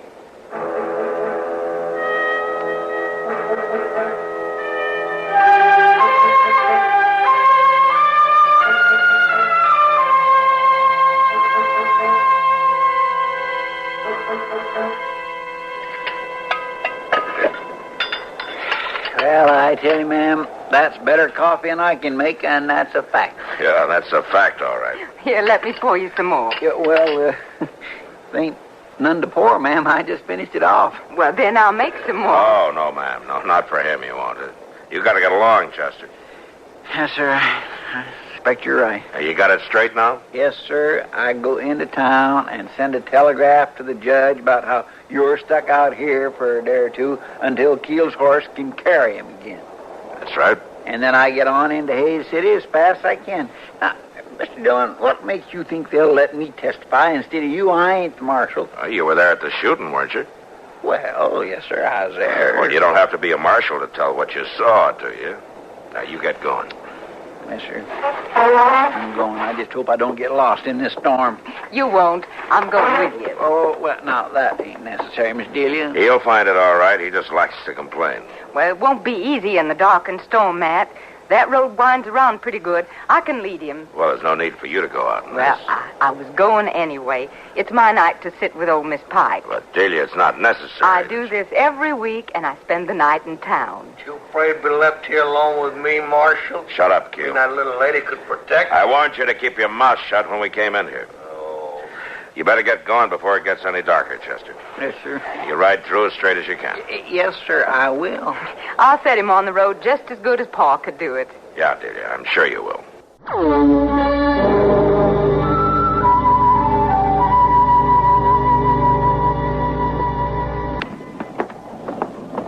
It seems to me a man ought to be able to eat his supper in peace. Oh, never mind, Mr. Weems. They'll keep it hot for you. It ain't a very long telegraph. Coming in, pulling a man away from the table that way, it ain't decent. Then you shouldn't be the only man in town who knows how to send a telegram. Ain't nothing so important it couldn't have waited. By rights, I shouldn't be opening up till tomorrow morning anyway. Oh, cheer up, Mr. Weems. It won't take long. Tramping around in the mud and the rain. Look here, mister, you got a job to do, ain't you? Nobody ain't never complained about the way I do my job. Well, I'm about to. Now, you stop your fussing, both of you. I had the place all locked up for the night. Well, come in, now that you're here. I got to get the line opened up. Sure is funny, the way things happen. Running into Pa's friend after all these years. You mean to tell me this one was a friend of your Pa's? No, not exactly. No, not this one. Matt Dillon. He's out at the place. Dillon? That's right, Mr. Weems. He rode in this afternoon. Didn't know I was there, of course. I'll bet he didn't. What do you mean by that? He wouldn't have come if he'd knowed. Well, that doesn't make any sense, Mr. Weems.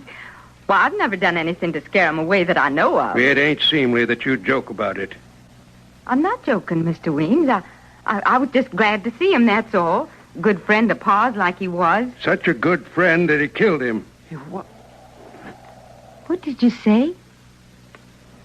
Oh, well, now, I'm sorry if you didn't know it, Delia, but I still stick to what I say. I'd be mighty doggone sure what I was saying. Mr. Dillon ain't a man to kill a friend. Well, the whole town knows about it. Tell me what you mean. Oh, now, Delia. Go on, Mr. Weems, tell me. Well, now, Delia, I ain't liking it that I'm the one to tell you. Tell me. Well, it ain't exactly like Dillon pulled the trigger on Ben. I'd bet my boots on that. It amounted to the same thing, though. Tell me what happened. Well, your pa, well, he was in some kind of ambush out there at the place. Dillon come by and wouldn't raise a hand to help him. He was just standing there when Ben was shot down. I don't believe it. Why didn't somebody tell me this before? Why, I guess folks figured it'd be easier if you didn't know. Well, you sure made her feel easier about it right now, ain't you? Well, it's different with Dillon out there at the place. It ain't right that she shouldn't know. No. It sure isn't.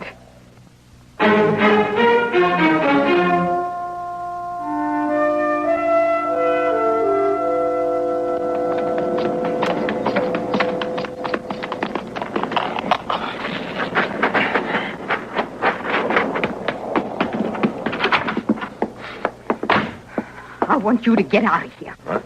Well, Delia, I thought you weren't coming back till morning. I don't want you here. I don't want you here till morning. What are you talking about? Pretending to be my father's friend. Oh, so that's it. Delia, I was your father's friend. So you killed him, is that it? I didn't kill him. You might as well have. You let him die. What did they tell you? They told me that you stood by and saw him shot down. I tried to help him, Delia. How? By turning your back? I told him to give himself up, but he wouldn't. Delia, I don't blame the folks in town for keeping it from him. But I expect you had to find out someday. Find out what?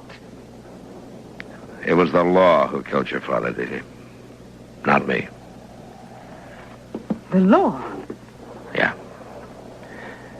Ben had pulled a holdup. He wanted to make his stake quicker than the two of us were doing it, riding from job to job. He always said he wanted things nice for you. Well, anyway, he held up a bank.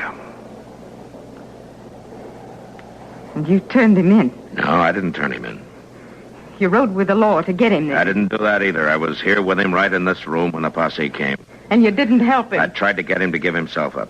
But you wouldn't fight with him? I'm sorry, Delia. I think this country needs the law. I always did.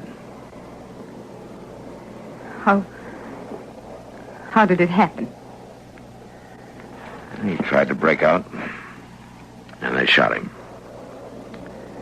I buried him over the big tree. You expecting me to thank you for that? No, I don't expect you to thank me for anything. But I never considered your father less of a friend. Well, I consider you less of one. I want you to go. Now. I'm sorry you feel that. I don't care how sorry you feel. I want you to get out. Now, you listen to me, Delia. I don't like it much staying where I'm not wanted, but here's where I'm going to stay until that horse out there can travel. You can't. I can and I will. I'll just hang on to this gun until we leave. Why do you do? I don't like it any better than you do. But that's the way it's going to be. Serve you right if the storm spooked the horses right out of the barn. Well, I'm going to have a look at them. You just rest easy, Delia. We'll be out of here just as soon as we can travel. And that's a promise.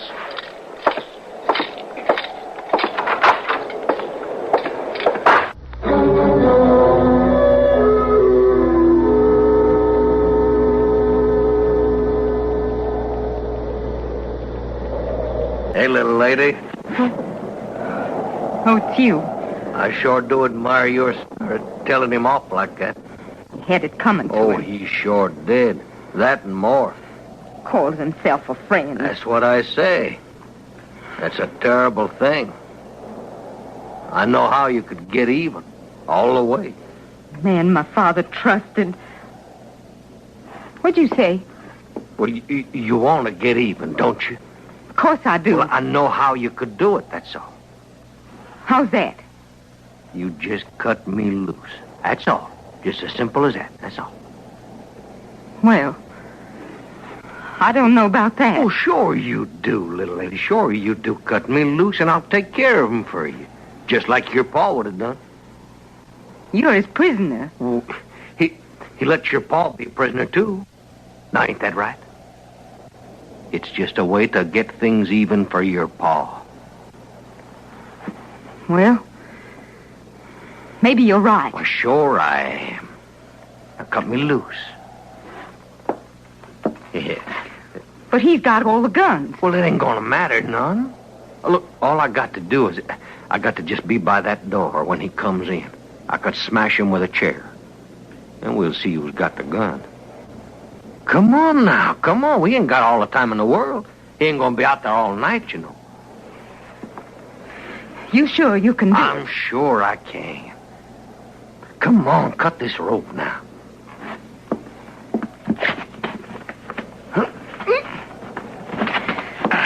There. Oh, I sure do. Thank you, little lady. Oh, that does feel good to be able to stretch and bend a little. Oh. Mr. Keel. Yeah. Will you have to kill him? Well, now, ma'am, I expect that just depends on him. What do you mean?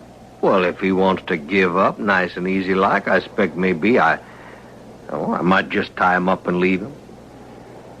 I don't think he'll do that. No, I don't think so neither. It's kind of too bad, ain't it? You just better stand over there to the window. Why should I do that? Well, so you could tell me when he's coming. I'm going to get me something to eat. Go on now, get over to the window. You'll be able to hear him when he's Get coming. over there, I said. That's right. I wouldn't want to have no trouble with you.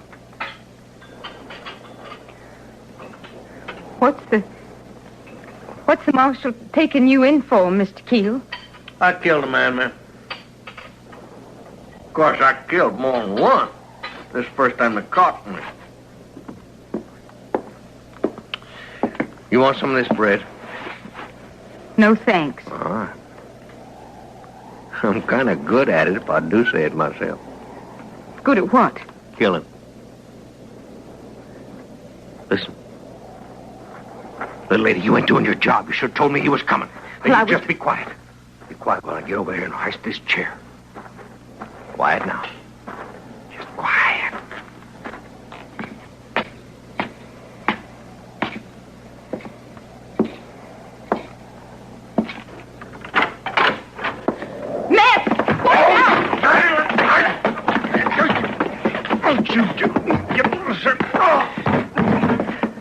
All right, Keel. Just straighten out. Right there. Delia, hand me that rope. Yes, Matt. That double-crossing woman. You ought to be grateful to her. I don't see how. She untied you so you could get a little exercise before I put the rope back on you. Now put your hands behind you.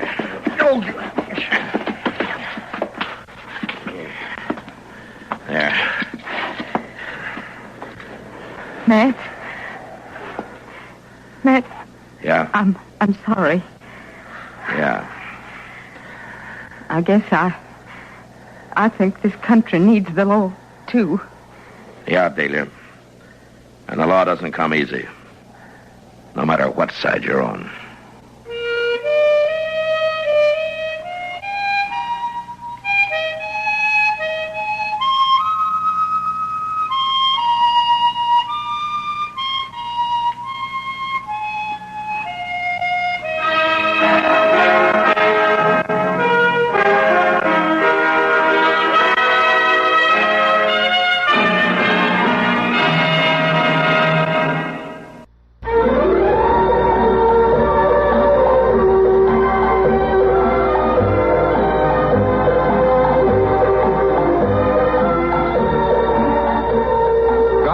Gunsmoke. Produced and directed in Hollywood by Norman McDonald, stars William Conrad as Matt Dillon, U.S. Marshal. The story was specially written for Gunsmoke by Marion Clark, with editorial supervision by John Meston. Featured in the cast were Virginia Christine, Lawrence Dodkin, and Bartlett Robinson. Harley Bear is Chester, Howard McNear is Doc, and Georgia Ellis is Kitty.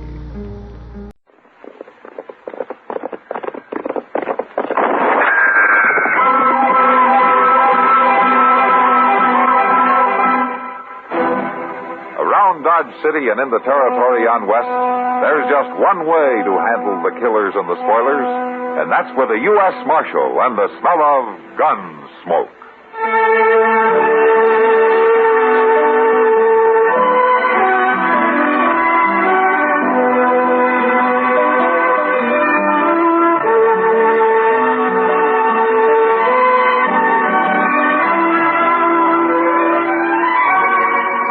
Gunsmoke, starring William Conrad, the story of the violence that moved west with young America, and the story of a man who moved with it. I'm that man, Matt Dillon, United States Marshal. The first man they look for and the last they want to meet. It's a chancy job, and it makes a man watchful and a little lonely.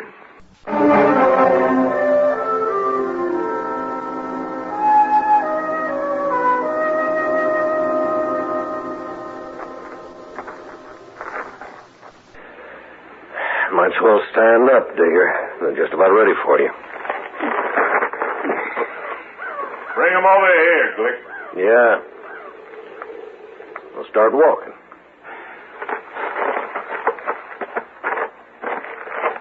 We were mighty lucky to find you so near a cottonwood grove. You don't know what we'd have done otherwise. You'd have thought of something, Glick. Like what? You ain't above shooting a man in the back, are you? You could make me mad talking like that, Digger. That worries me a lot. Oh, shut up.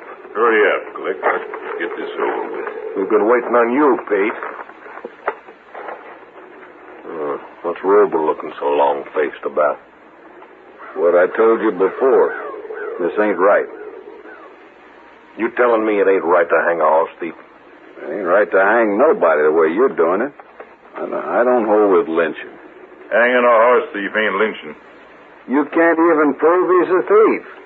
Then what was he doing with our horses? I was camped. I didn't know nothing about your horses. Well, I suppose they wandered up to you in the night, huh? I don't know how they got there. Yeah. But we do. That ain't so, Glick. We don't know nothing of the kind. I've lost horses the same as you and Pate. And I don't like it any better than you do, but just because this man was camped near a few head of yours is no proof he was stealing them. We're wasting time listening to you, Roble. Yeah. You don't like what we're doing, why don't you just get out? All right. I'm gonna get out now. You keep your mouth shut about this, you hear? You wouldn't dare say nothing, Glick. You better not. Yeah. That noose looks kind of empty dangling there. Why don't you put his neck here? You men are nothing but murderers. There's no way to go to your maker, calling people names. Yeah. Now get on your horse. Go on. What are you going to do? Hold the rope? No, of course not. I'm going to tie it to the trunk of the tree, and we'll slap that horse out from under you. Get mounted now. How can I get mounted with my hands tied? Oh, I'll help you. Come on. There. All right, Pete, take up the slack, will you? And get that rope tied. I'll go get our horses. You might have the decency to wait and put a bullet in me. Bullets cost 7 cents apiece, Digger. You're worse than I thought. That rope tight enough? You figure it. I guess it'll do. Yeah. All set, Digger?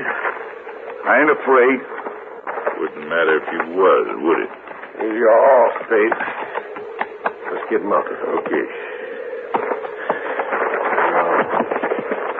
I'll give his horse a lick and then we'll ride off. I ain't got no stomach to watch a man hang. You cowards. Go on, Glick. Get it over with. All right, let's go.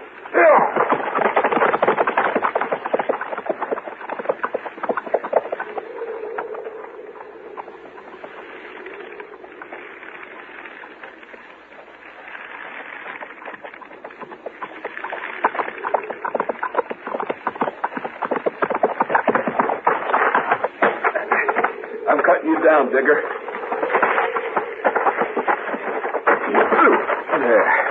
There you are.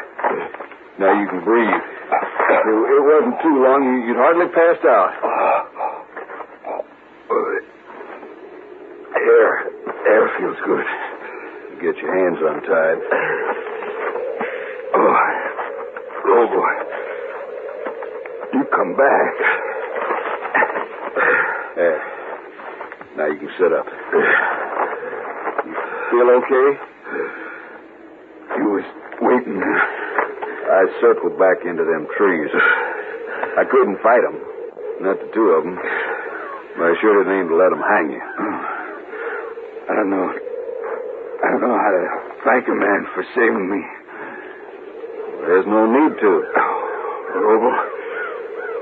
Roble, it's the truth. It's honest truth. I ain't a horse thief. I never thought you was, Digger. Can you stand? Yeah. Look, if we ain't but 10 miles from Dodge, I'd be proud to buy you a drink. All right. I got something mighty interesting to tell you on the way.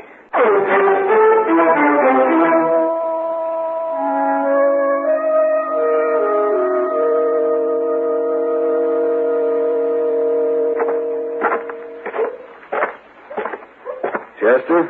Hello, Roble. Ain't Marshal Dillon showed up yet? Well, he went into the office for a minute. He said for you to sit down. He'll be right back out.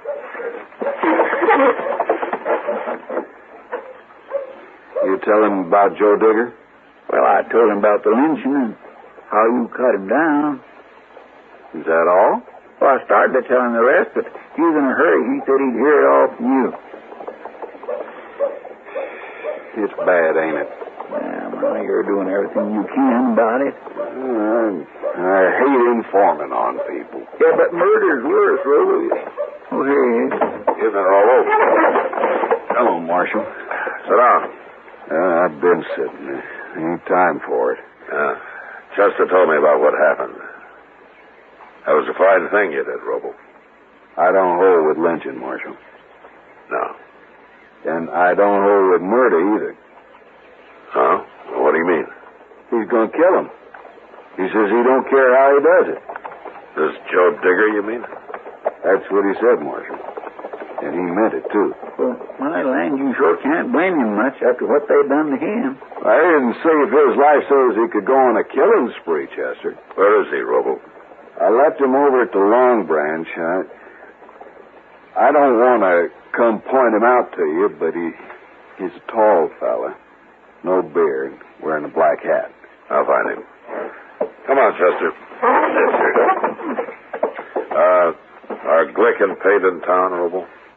I ain't seen him, and I sure don't want to. No. You better keep out of sight for a while. I aim to, Marshal.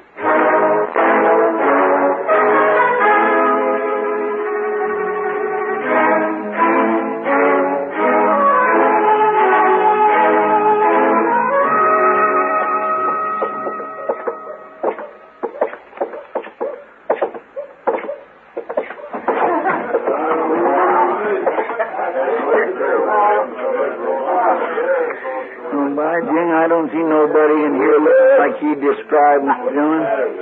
Now, there's Kitty. Let's ask her. Maybe he's already left town looking for Glick and Pate. And we'll have to ride out after him, Chester. Then I hope he ain't left. Hello, Matt. Chester. Hello, Kitty. Oh, Miss Kitty. Sit down and tell me who you're looking for. Now, how did you know we're looking for somebody? I saw how you came in. Kitty, did you ever hear of Joe Digger? Not until the night, man. Oh? Well, you've been talking to him? Mm-hmm. Bill Roper brought him in. He went next door for some tobacco. He'll be back shortly. Good. I take it you know what happened. Yeah. Then what are you doing here? Why aren't you out after bricks and paper? One thing at a time, Kitty. Well, if you don't believe it about Joe Digger now, you will when you see him. He's got a mark around his neck like a blacksmith. It's a horrible thing, Matt. Lynching men. Yeah, that's about the worst thing I know. What about those two men? I mean, since they really didn't hang him. They came close enough for me, Kitty. There he is. He just came in. Headed to the bar, you see? Yeah. No, Chester, you stay here. All right, sir.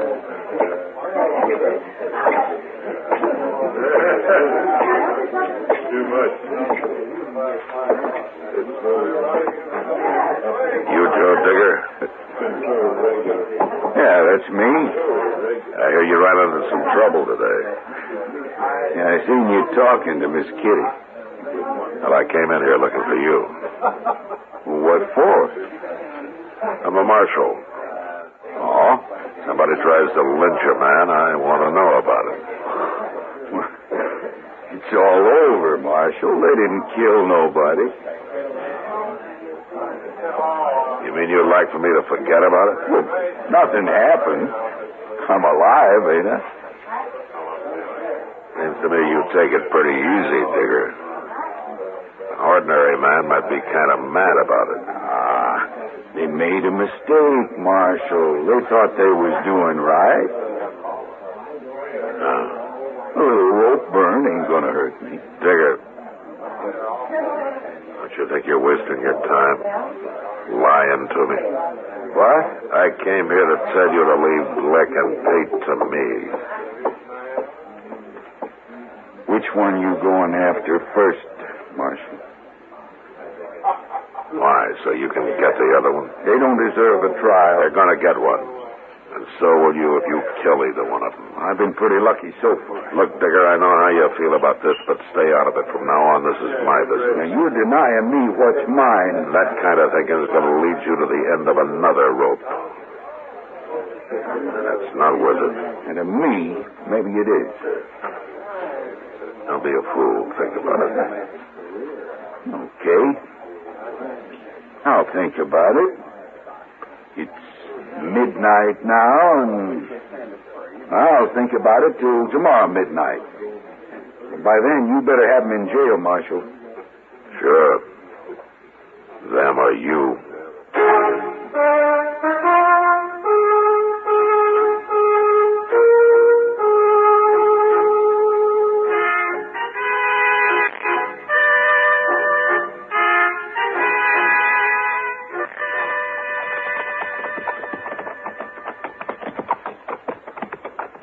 I bet them Glicks ain't even home, Mr. Dillon. Yeah, there's smoke coming out of the chimney, Chester. Dinner? Not very likely Miss Glick's going to be feeding the law today. No, I reckon not. All right, let's leave him here. Hey, that horse here's got a loose shoe, ain't Mr. Dillon? I'll have to fix it before we start back. If I can get the lenses, too. You won't have much choice about it.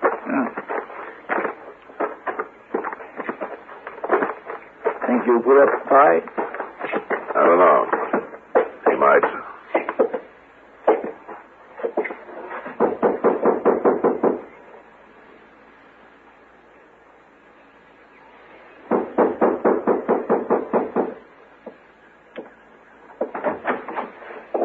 Hello, Glick. Oh.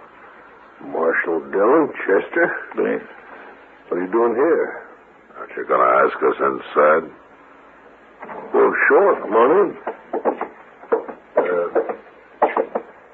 The woman's done with dinner, but I'll tell her to find something for you. No, don't bother. I want to talk to you. Oh? What about? You and Hank Pate? Me and Pate. We'll go pick him up when we leave here. What do you mean? I'm taking you both to jail. Wait a minute, Marshal. Do I have to explain it to you? That might help. You walk into a man's house and arrest him, he ought to know what it's about. Didn't you and Pate murder a man yesterday? What man? Joe Digger. Digger? I never heard of no Joe Digger. And you shouldn't go around lynching strangers. Oh, that's what this is all about. Oh, yeah, I seen that fella, Marshal, yeah. I was riding right by there yesterday. I seen him hanging. But I don't know who did it. Sure wasn't me and Pate. Digger says it was. What? He says you and Pate lynched him. Robo told you. Robo cut him down. Digger's alive.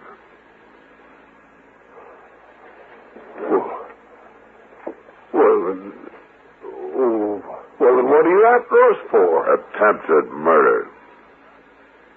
You're going to get at least 20 years, Glick. But it'll save your life. What do you mean? Digger's after you. He's going to kill you if he gets a chance, but I beat him here. Now I want to get to Pate's before he does. Pate? Pate, he's in Dodge today. And we better get moving. You're a prisoner, Glick. Oh, no, wait a minute, Marshal. Keep an eye on him, Chester. I'm going to take my horse around to the barn and fix that shoe, and then we'll leave, huh? Okay, sir.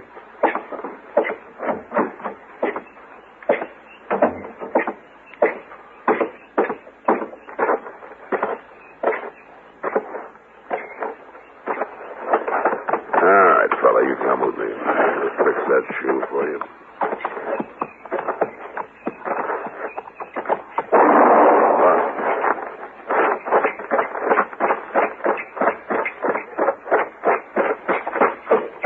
What happened, Chester? Where's Glick? He ran out back. Well, you've been hit. He got me in the arm. It was his wife, Miss Dillon. She called to him from the kitchen, and he went to the door, and she slipped him a gun. He snapped off a shot at me and run out back so I could move. She stood in the doorway so I couldn't shoot. How's your arm? Is it broken? No, it's just tore up a little. I better stop him before he gets on a horse. She stood out there in the kitchen and heard every word that was said.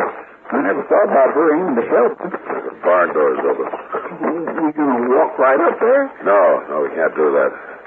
Here, we'll wait here by the corner of the house. You get out behind that rain barrel.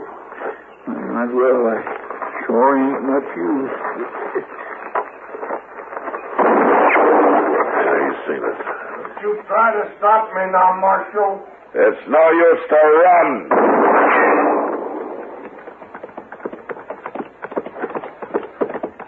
Hold it, Glick.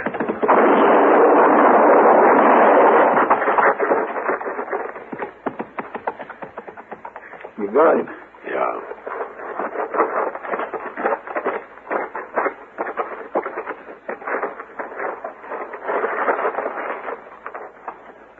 You hit him right in the head, Mr. Dillon. He ducked down. I was shooting for his middle. How come you rode straight for you? Why didn't you go the other way? He knew our horses were out in front. He wanted to get to them before we did.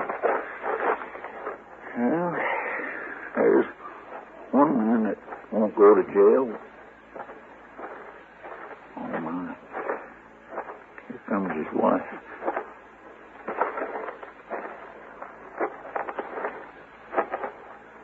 He's dead, ma'am.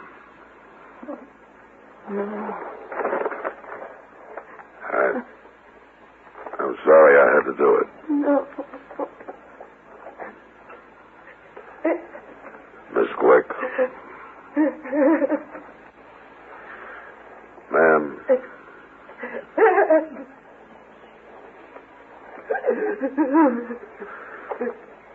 All right, come on, Chester. Miss Young, you can't go off and leave her like this. I'm going to dig a grave for him. We'll just have to leave her. Or Hank Pate won't go to jail either.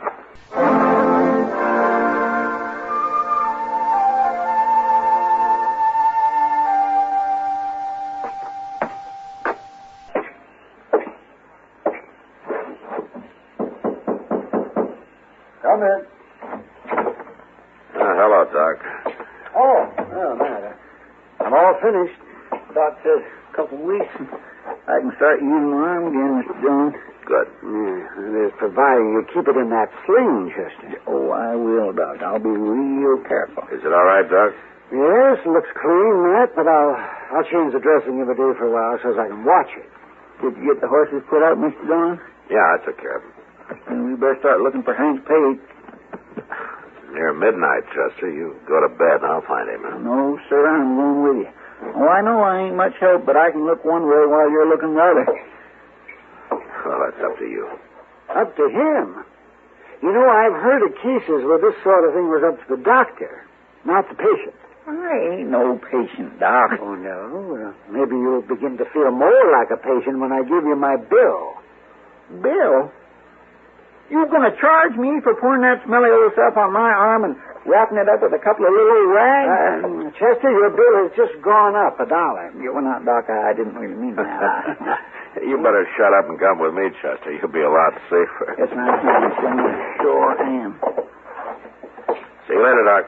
Yes, well, Matt, is there going to be a shooting? I don't know, but you better not go to bed for a while yet. Oh, I'll be here.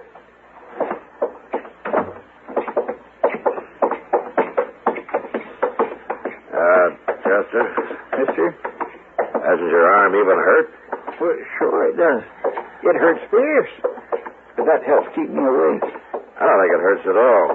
You'd be yelling your head off. It does, too, hurt. You just don't realize how brave I am. I'm trying to get you to go to bed, Chester. I know you are. Where will we look first?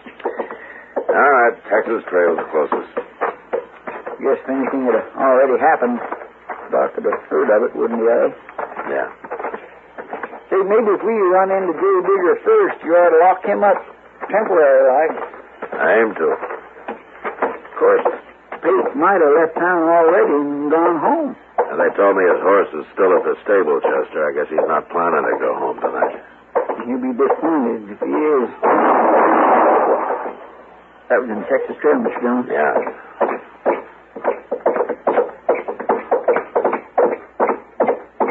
Hey, look.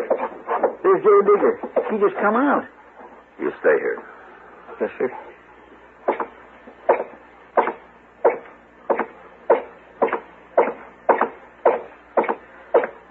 Digger! You're too late, Marshal. Did you do that shooting? Well, I waited. I told you I would.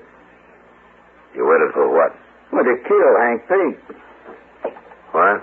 It's after midnight. 5 minutes or so. I just figured you wasn't going to do nothing about it. You figured wrong. Were both those shots yours? Sure they were. I didn't even wait for him to draw. You know, a man like that don't deserve a chance. You should have let the law decide about that, Digger.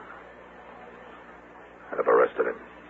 He'd have gone to jail. All right, then why hadn't you done it? Because I was busy. Busy doing what? Trying to take Glick. Trying? Where is he? He's dead. And I guess I beat you to him. Now, you didn't beat me to Hank Pate, Marshal. For your sake, I wish I had. All right, Digger, you're under arrest for murder. Oh, no. Now, that ain't fair. I warned you. No.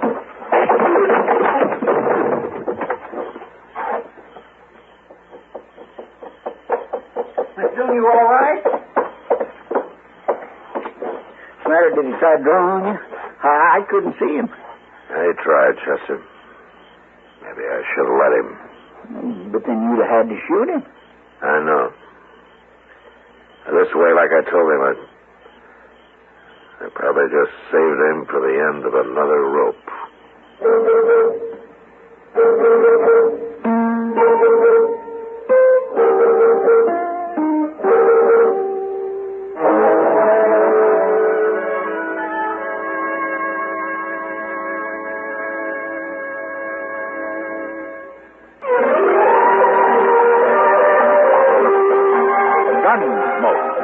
Produced and directed in Hollywood by Norman McDonald, stars William Conrad as Matt Dillon, U.S. Marshal.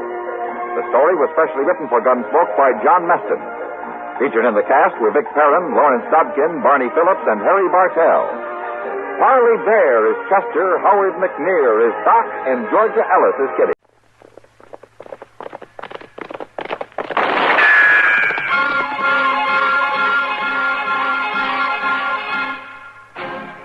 Around Dodge City and in the territory on West, there's just one way to handle the killers and the spoilers, and that's with a U.S. Marshal and the smell of Gunsmoke.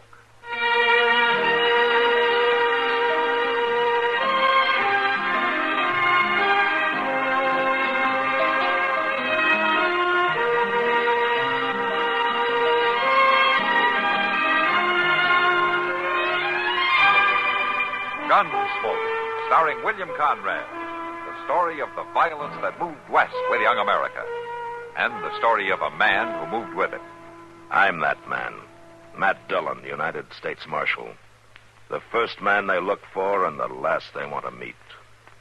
It's a chancy job, and it makes a man watchful. And a little lonely.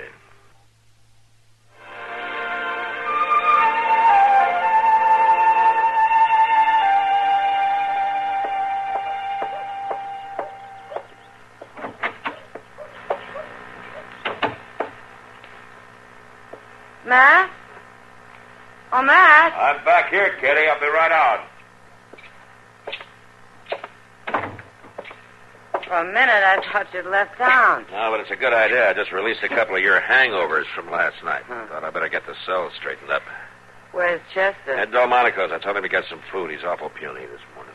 I tried to warn him. And it wouldn't be so bad, Kitty, if you'd stop selling that green beer. It's all I can get, and you know it. You want some coffee? Has Doc come back yet? No. And I don't like it, Matt. Don't worry about it, Kitty. He can take care of himself. I know, but this is the 4th day. It has been 4 days, hasn't it? Yes. Matt, why don't you and I ride out to Emmett Bauer's place and find out where Doc was going when they left there? How do you know he isn't still there? Bauer's boy could have had complications with that broken arm. Well, at least we'd know.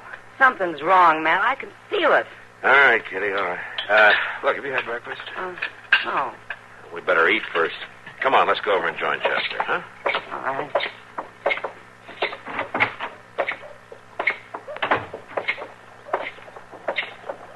Matt, look. What? Isn't that Emmett Bowers coming out of the Dodge house? That sure is. Hey, Emmett! Hold up! Hello, Marshal. I was just coming over to see you. Morning, Miss Kitty. All right. We were just talking about you. Is Doc out at your place? No, he isn't. As a matter of fact, that's why I was coming over to see you. Oh, how's that? Well, Doc never did show up that day. What? That's right. I went up to his office this morning, but everything was locked up. I thought maybe you knew where he was. I told you, Matt, something's wrong. What about your boy, Emmett? Oh, he's getting along all right. I set his arm myself. But I wanted Doc to take a look at it. Yeah. Well, Kitty, looks like you and I won't be making that trip today. Why not? I better ride out with Chester. He and I can cover more ground. Well, that's all right with me. Well, it's nice seeing you, Emmett. Yeah. Well, I hope you'll find him all right. I'm sure we will. So long. Bye. So long, Miss Kitty. Bye. You think Chester will feel like riding? And if he doesn't, he'll go anyway. It'll be good for him.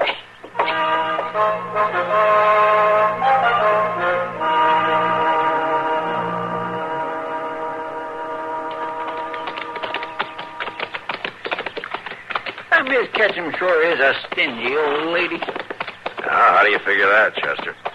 My land, Mr. Dillon, you'd think she would have at least offered us a drink of water or something just to be hospitable.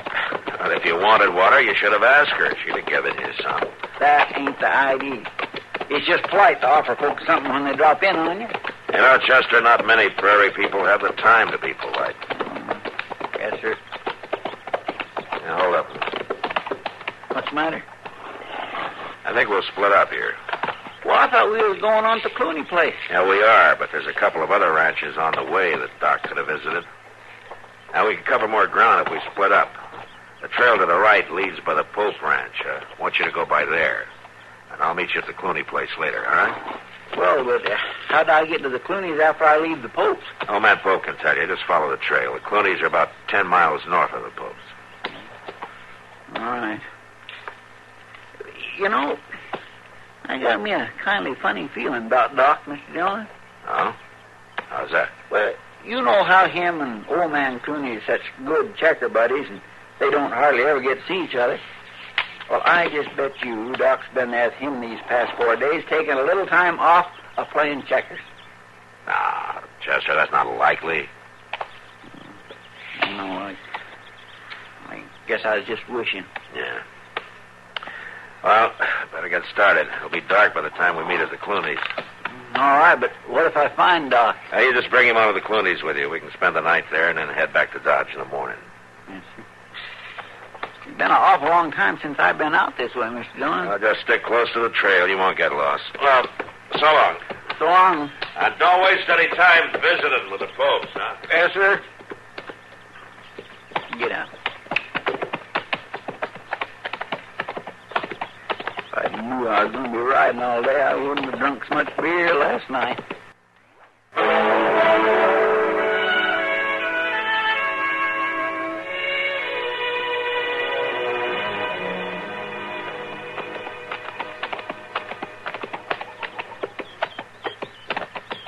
How do? Howdy. Are you Mr. Pope? That's right. Oh, I'm Chester Proudfoot. Now, I know that. I seen you in Dodge. The Marshal couldn't come himself, huh? Couldn't? Was you expecting Mr. Dillon? Well, sure I was. Oh, is there something wrong, Mr. Pope? Well, now, didn't my boy tell the Marshal? Tell him what? About the horse thieving. Horse thieving? Yeah. The boy went into town this morning to tell the Marshal to get out here.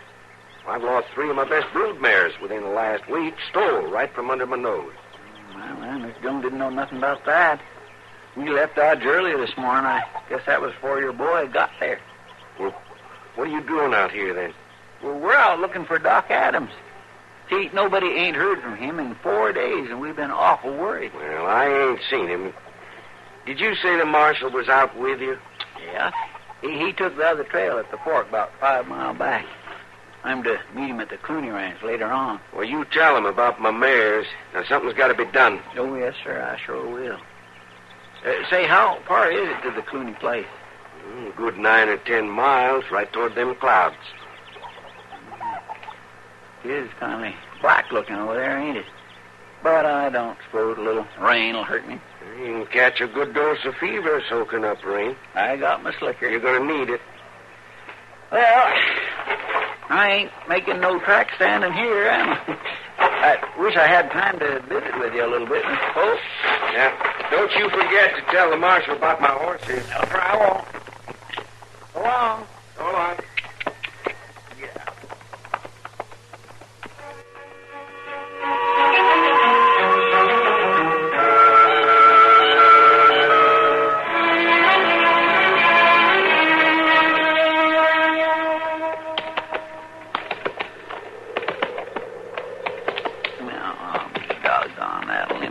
No better, that's for sure. Oh. Well,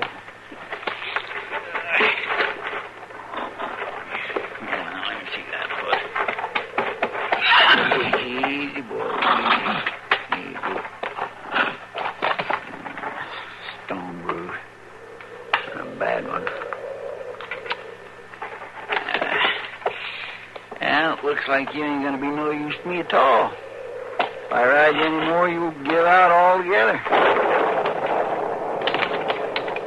I ain't sure how long that'll last if I have to walk to the Clooney's. Be a good 5 miles yet. Well, come on, horse. I can't afford to leave you out here on Prairie. You can walk same as me.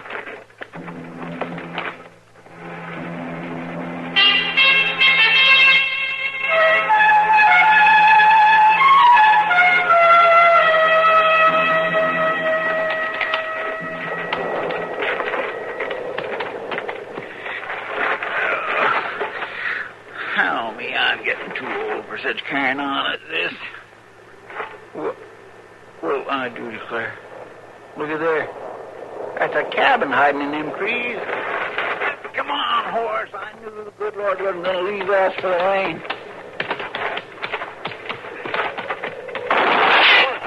What? You ain't hit. Get up and walk in here. Easy like. Come on, I said. Yeah, all right. I'm coming.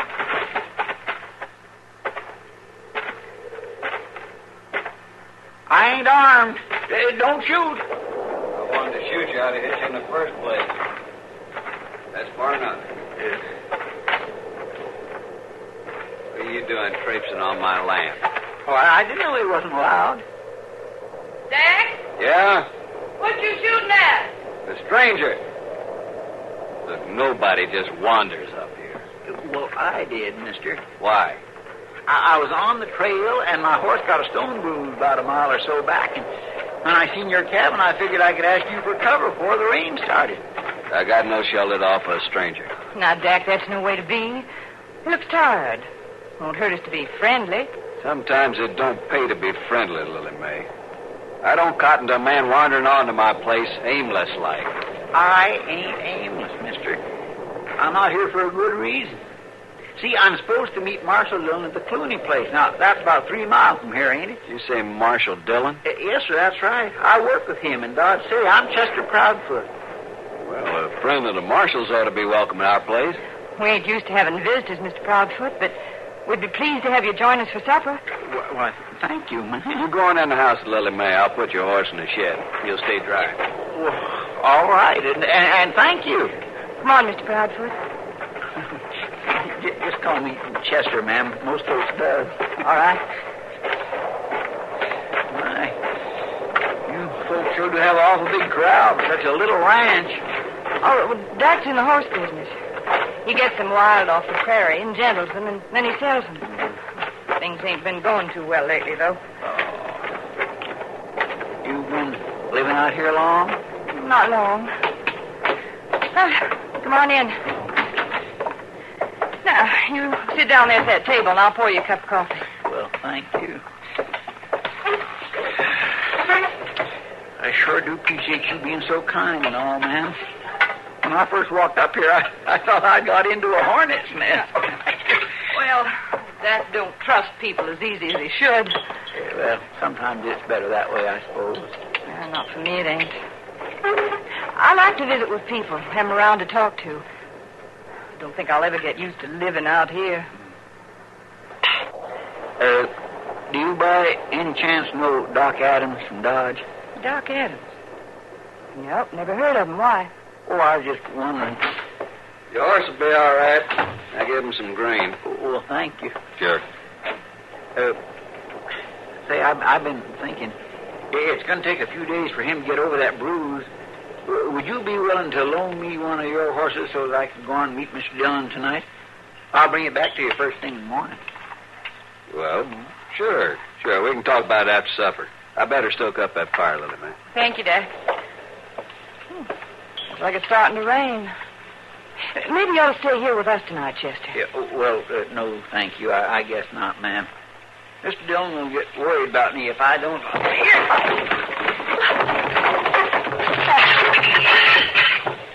Dak, you killed him. He ain't dead. What got into you? Why'd you hit him? It's a trap, Lily May. What do you mean, a trap? Just that. I suspected it when he told us who he was. Marshal sent him in here to borrow one of the horses so they'd have proof to hang me. They're on to us. What are we going to do? Move out. First thing in the morning. It'll take us most of the night to pack. Oh, Dak, we've been moving steady for 3 years. When does it stop? When I get enough money saved up to buy a decent farm. How many times have I heard that? What are you going to do with him? Tie him up and leave him here to rot.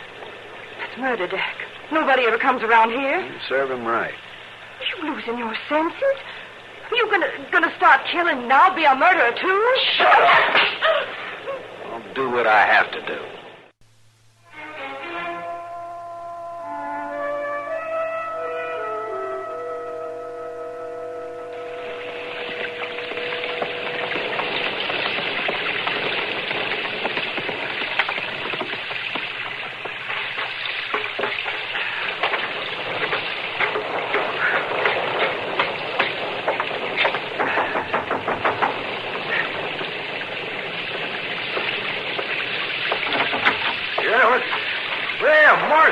Mr. Maloney. Come in. Thanks.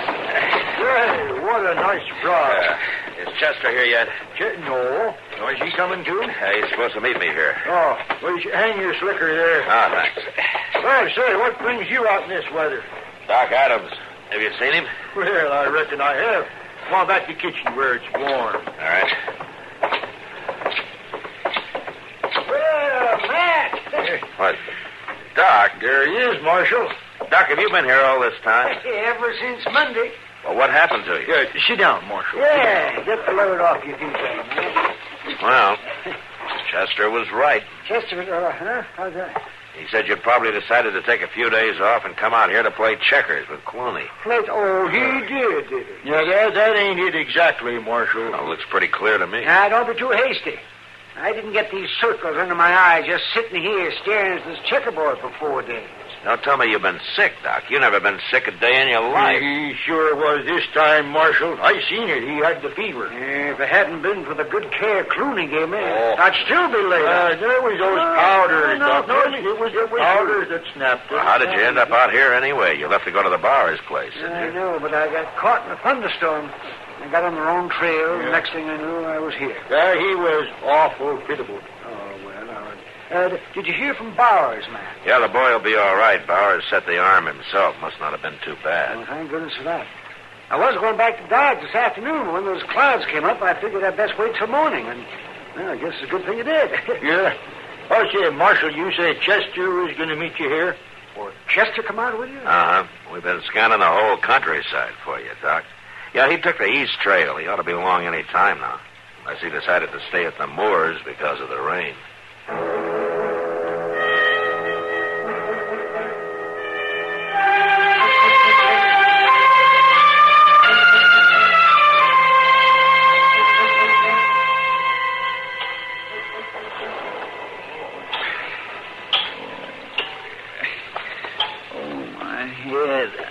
Well, I'm glad to see you come out of it, and that's a fact.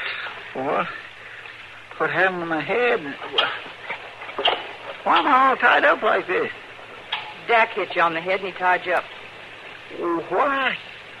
Why in the world did he do that? He's got you figured. The marshal sent you in here to borrow one of our horses, didn't he? No. What are you talking about? Don't lie to me, mister. I've been nice to you. Almost got myself bruised up for being so nice. I ain't lying. I don't know what you're saying. The marshal knows about Dak. Knows he's wanted for horse thieving. He wanted proof, so he sent you here. No, that ain't so. But if your husband is a horse thief, Mr. Dillon will catch up with him sooner or later. No, he won't. We're going to move on, away from here. Move on? So what's he going to do with me?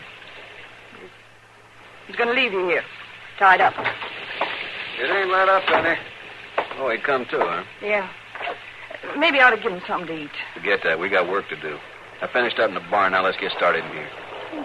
You were going to get any sleep tonight? When we finish packing, we can take turns sleeping. I ain't going to take a chance on that marshal sneaking in here. If he so much as puts a foot on this ranch, I'll shoot him. Now, Dak. It's him or me, Lily Mae. And it ain't going to be me.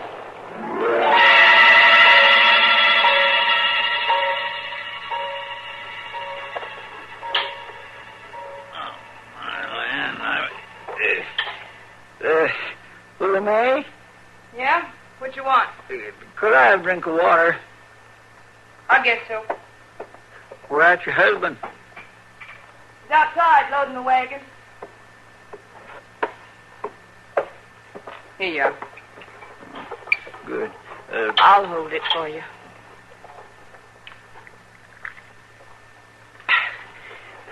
Thank you.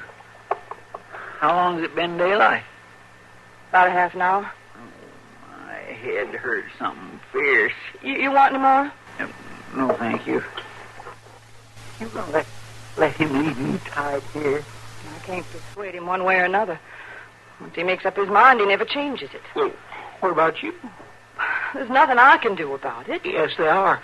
You could cut me loose before he comes back in here. He won't know the difference. I'll make like I'm still tied up. He'd kill me and you, too. But he won't know the difference. I'll make sure he don't. No, I can't do it. You gotta do it. You gotta. I'll die sure. You won't try to leave before we get out of here? No, I won't. I give you my word. He'd kill you if you did. I know that.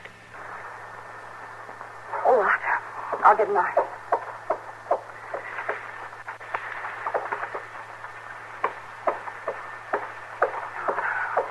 Cut your arms loose.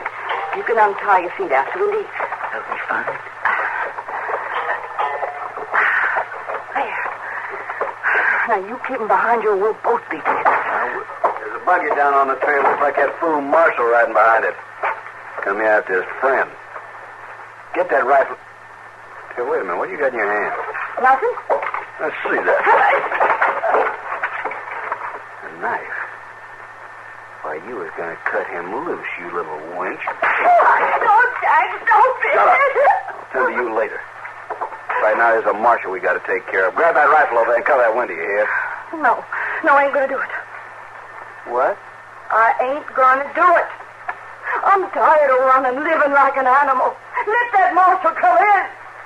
What kind of talk is that? You're in this as deep as I am. I didn't steal any horses. They won't hang me. All right. No, Jack. Jack, please, no. No, please, no. All right, Jack.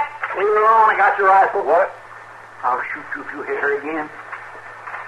So she did cut you loose. Well, you really done it this time, Lily Mae. Back over towards the door. What for? As soon as you'll be there when Mr. Dillon comes in. Go on. All right. Sure.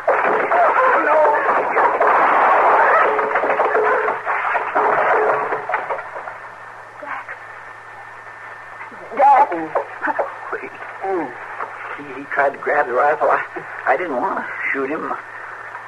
I'm sorry, ma'am. You don't have to be sorry, Chester. There's no reason for you to apologize. Suddenly, it don't seem to matter. Yes, ma'am. Anybody in there? Hey, it's me, Mr. Dillon. Chester. Chester, what in the world is... What's going on here? Who's this? Well, see, I saw him, but he's going to be all right. Mr. Dillon, you just won't believe it. Maybe you better try me, huh? Yes, sir. Well, see, I was riding along down the trail towards this place, and it seemed to me that my horse was getting kind of gimpy, so I got off, and sure enough, he had a real bad stone. So I had to start.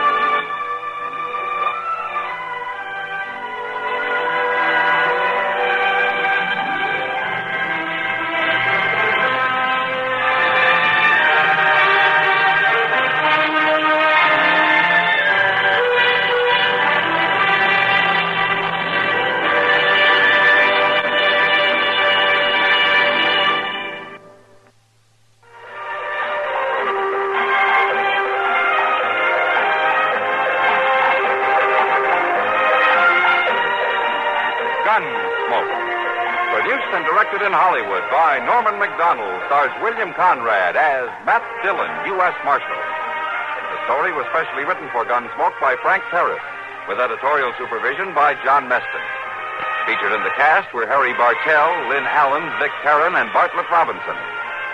Harley Bear is Chester, Howard McNear is Doc, and Georgia Ellis is Kitty.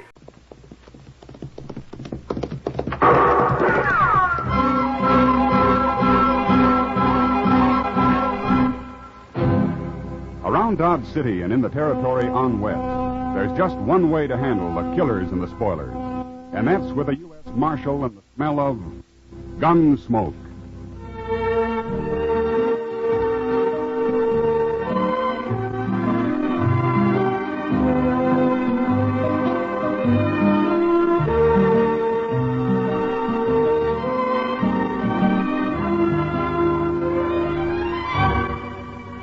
Gunsmoke, the story of the violence that moved west with young America.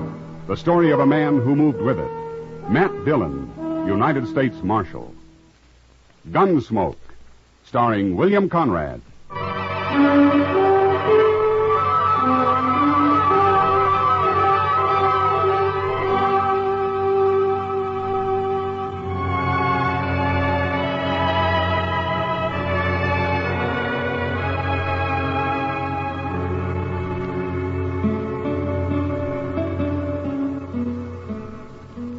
This ain't much of a room, Quarter. Take a look out the window. It ain't much of a town. Would need a whole lot more dust down there. You couldn't see Dodge at all. That'd be an improvement. But things will work out. They always have, haven't they? You got a short memory, Quarter. Didn't work out so good up in Deadwood. Well, at least we didn't get shot. Now, things will go better here. I hope so. What kind of lawman they got here, I wonder? Well, we'll soon find out. Ought to be along any minute now. I sent word we'd like to have a talk right away at the hotel here. By the way, Quarter, who's going to do the talking this time? I'll do it. It must be him. You let me handle this now, Duggan. Okay. Come in.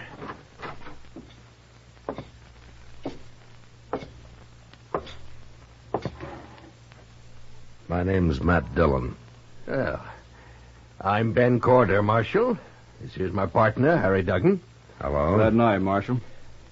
You asked me to come here. You said it was urgent. Oh, it is, Marshal, it is. You see, Duggan and me, we're business partners. And whenever we come to a new town, like Dodge here, we like to get to know whoever's running the place. That way we figure there won't be any misunderstanding later on. Well, what is your business, gentlemen? We're gamblers. Oh? Now, what do you want of me? Dodge is an open town. We make money gambling, Marshal. Sometimes a lot of money. We just want you to know in advance that you'll get your share of it. I'm a lawman, Corder, and as long as I am, there won't be any crooked games in Dodge. Oh, no, Marshal, you know how sometimes a player will lose a little money and start a fuss over it, and then maybe even go to the law about it. And when he does, he's usually been cheated. Before he gets to the law, there's another killing. Now, you can run your game, Corder, but you keep it straight or out you go. Both of you. That's not friendly, Marshal. You've made one mistake, trying to bribe me. You make another and you're through in Dodge. One of those hard-nosed marshals, huh? You'll find out soon enough, mister. Good day, gentlemen.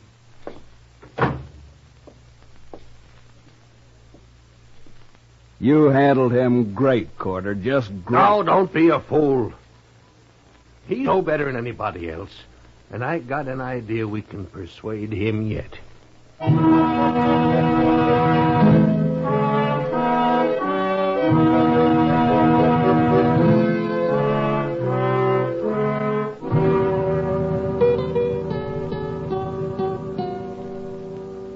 Chester. Yes, sir? How's the prisoner? Oh, he's all right, Mr. Dillon. Just sleeping off his drunk. Well, it's late. I think I'll get out of here and go to bed. Don't forget to put the lamp out before you leave the office, Chester. No, sir, I won't. Shut up! You see anybody? You want a rifle? No. Stay where you are. All right, you can crawl over now and put that lamp out, huh? But stay low. Yes, sir.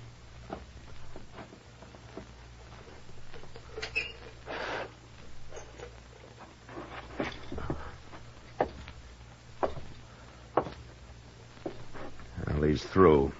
Ain't we going after him, Mr. Dillon? Now, he had a rifle, Chester, and he was in the alley just across the street. That's mighty poor shooting if he wanted to hit me. What do you mean? I think he was trying to scare me. To show me how they treat the law where he comes from. Oh, them two gamblers, huh? Yeah, maybe. But I can't be sure. Well, I'm going to take a rifle and go out the back way.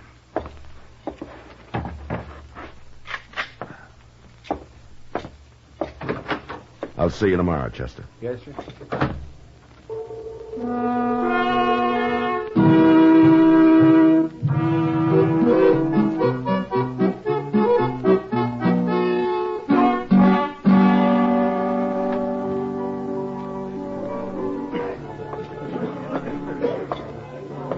Hello, Matt. Good evening, Kitty. Sit down. Thanks. It's crowded in here tonight. I'll get you a drink. No, not now, huh? Chester was in earlier. He told me about your getting shot at last night. Well, I didn't get hit anyway. But you might have, especially a man with a rifle. Well, Kitty, I'll admit I don't like the idea of being ambushed. I prefer to do my fighting in the open. Oh, Matt. Why do you have to fight at all? Why can't you live like other men? Well, somebody has to enforce the law, Kitty. Sure. Forget it, Matt. Any idea who was after you last night? Well, might have been one of those two men watching us from the bar over there. Maybe both of them. Oh? They look like gamblers to me. Yeah, they are. The one who's headed this way calls himself Ben Corder. If there's going to be trouble... No, there won't be. Just sit still. Evening, Marshal. Hello. Ah, a right pretty girl. Say what you have to say, Corder. Sure do make it hard to be friends, Marshal. I just wanted to say that I heard you got shot at last night. So? Well, I'm sorry it happened, that's all. I sure don't envy a man who has to be a marshal. It's mighty dangerous. And besides, it usually don't pay very good. Well, what do you think I ought to do about it, Corder? Quit? Oh, that isn't necessary, Marshal. Why, if you were smart, you could stay right here and make more money and take less chances, too. I didn't know for sure it was you, Corder. But I know it now. What do you mean? There's a stage out of Dodge in half an hour. You and Duggan are going to be on it. Oh, no, we're opening our new game across the street tonight. I'll take your gun, Corder. Now, wait a minute, Marshal. You can't do that. Yes, I can do it. Oh, no, you won't.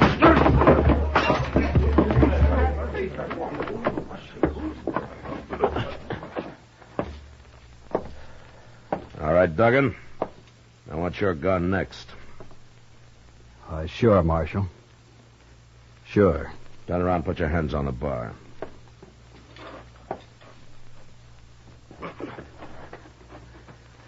All right, now go pick up your partner. You're riding the stage north tonight. Now get going, Duggan, and don't ever come back, either one of you.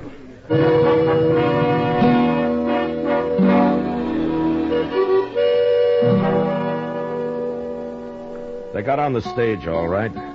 I was there to see them do it. And just before it pulled out, I unloaded their guns and tossed them into the floor inside. And then they left, and I forgot about them. I figured these two, like so many others I'd run out of Dodge, would keep going and make their trouble somewhere else. But a couple of weeks later, I found out I'd figured wrong. I was walking up Front Street one evening with Doc. That Humboldt woman was in to see me again today, Matt. Well, you're usually complaining about a shortage of patients, Doc. I know, but this woman's not a patient. She's a suicide. Oh, Doc, that might be said of anybody who comes to you. Eh? Oh, no, I'm going to remember that, ain't I? Mr. Dillon? Oh, hello, Doc. Oh, hello, Chester. Say, they're right inside the Alfreganza there, Mr. Dillon. I just saw them. No? Who'd you see, Chester? Them gamblers, Corder and Duggan, and they got somebody else with them, some stranger. Oh, no. I'll see you later, Doc. Sure, Matt. Yeah.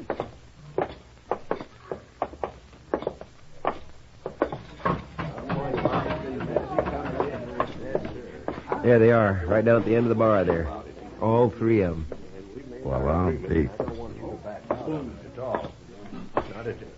Here he is. Here he is, Toke. This is him. Wow. We're back, Marshal. And we brought a man with us to sort of look after our interests. You won't buffalo him so easy. Hello, Toke. You really Marshal here? Yeah? Why didn't they tell you? I didn't mention no name. What are you two talking about? What is this? Toke Marlin and I are old friends, Corder. We worked and rode a long time together. We went through quite a lot, didn't we, Toke? Too much. Remember? Yeah, I remember. You've sold your gun to these two. Is that right? That's right. So you're here to kill me? Yeah. I'm here to kill you.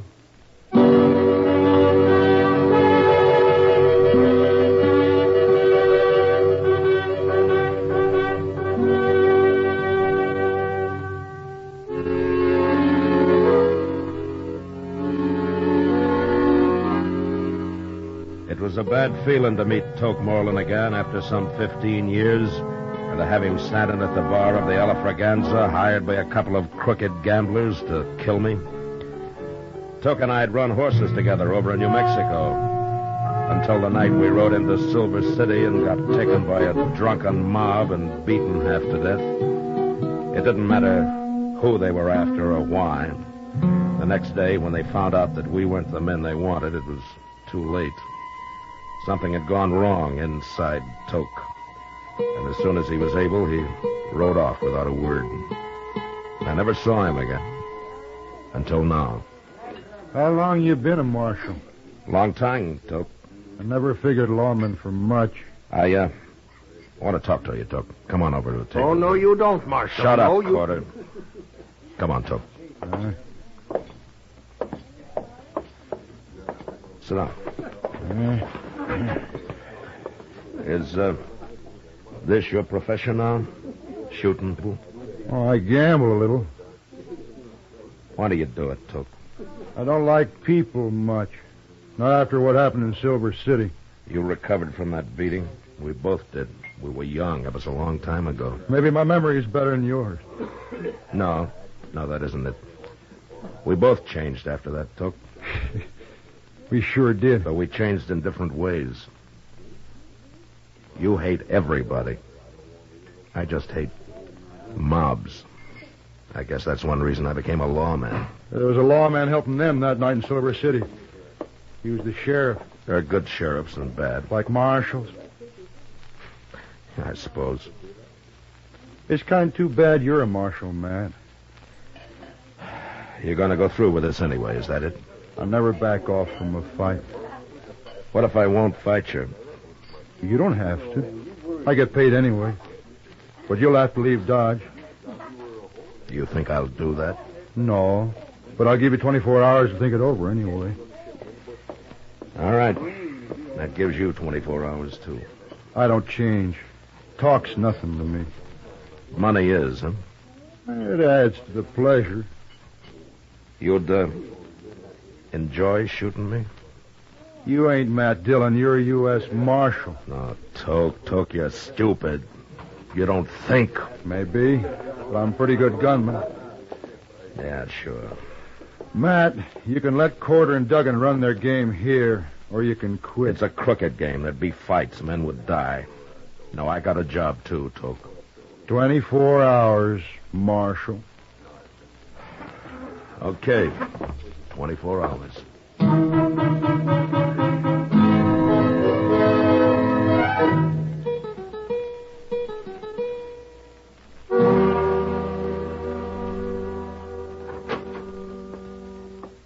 Hello, Matt.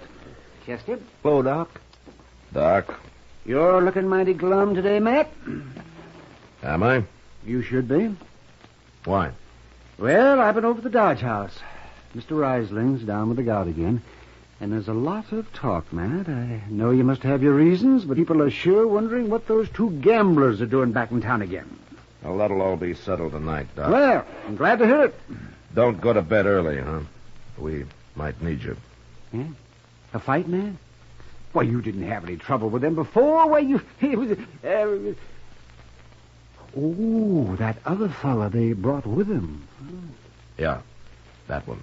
Ain't there no way at all to stop him, Mr. Dillon? I've been trying to think, Chester.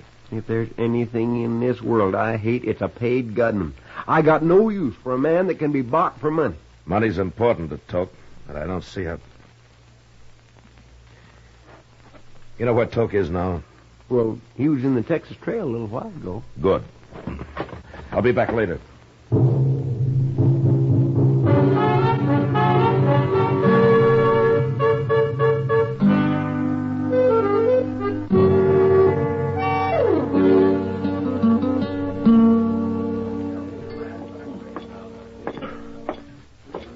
Hello, Toke.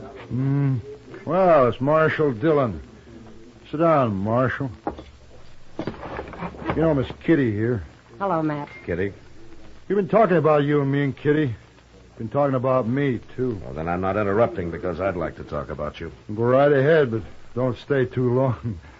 She's an awful pretty girl, Matt. Maybe I better leave. No, you stay right where you are. Anything the marshal's got to say, we can all hear. You leave, I'll leave. It's up to you, Matt. It's all right, Kitty. Stay. Toke, what are they paying you to get rid of me? $700. What if I give you $700? What, you shoot them?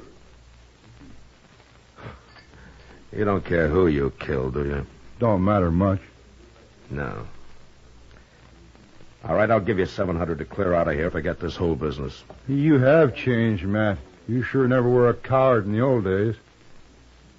Is that what you think? Well, so does Kitty, don't you, Kitty? Don't tell me what I think, mister. She's full of fire, Matt. She deserves a real man. No, I think I'll get my money from Corder and Duggan. I don't want to leave Dodge. Not till Kitty and me get a little better acquainted anyway. Now I am leaving. You're no good, Toke. You're really no good at all anymore. Wait till 8 o'clock, Marshal. We'll see about it then. Sure.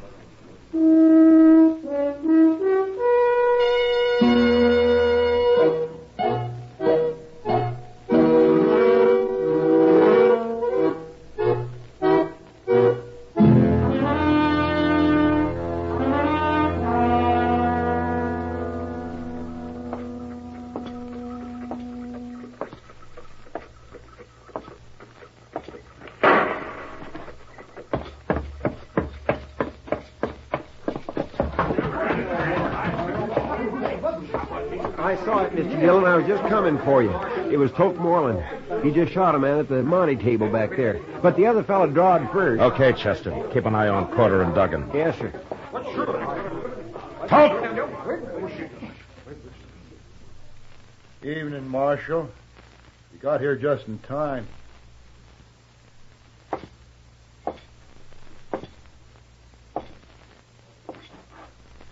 Did you kill that man, Toke? I killed him. Why? He objected to the deal, tried to pull a gun. It was self-defense. But that don't matter none. A crooked deal always leads to killing. That's why I'm running your friends out of Dodge. You ain't running us out of Dodge, Marshal. Go on, Toke, show him. I told you once, Corder, I'll run this play. Keep out of it. Well, sure, Toke, sure. I didn't mean nothing. Shut up! Right, but...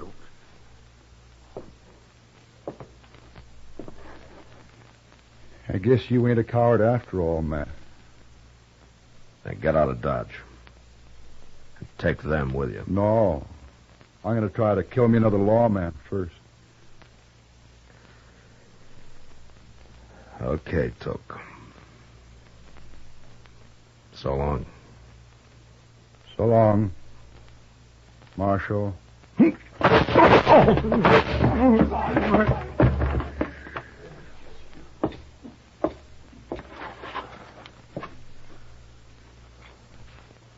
I'm hurt, Matt. Bad. Yeah. You hit me. Both times. I had to, Toke. It's too late to do anything about it. Yeah. Yeah, it's too late. By heaven, I wish I had last week back again, Matt. Here it is. Huh?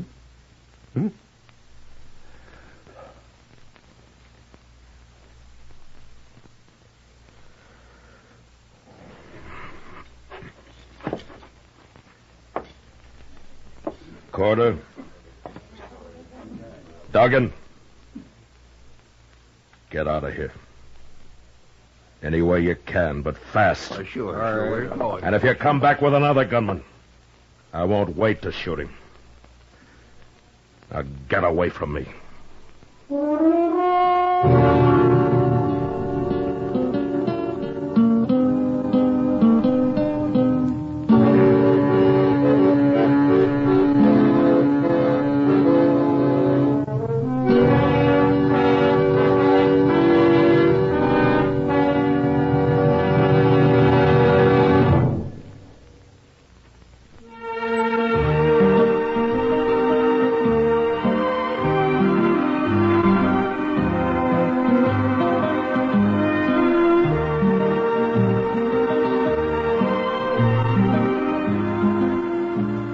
Gunsmoke, under the direction of Norman MacDonald, stars William Conrad as Matt Dillon, U.S. Marshal. Tonight's story was specially written for Gunsmoke by John Meston, with music composed and conducted by Rex Corey. Featured in the cast were John Daner, Harry Bartell, and Lawrence Dobkin. Parley Bear is Chester, Howard McNear is Doc, and Georgia Ellis is Kitty. Ken Peters speaking. Join us again next week as Matt Dillon, U.S. Marshal, meets two brothers who want to stop his fight to bring law and order out of the wild violence of the West in Gunsmoke.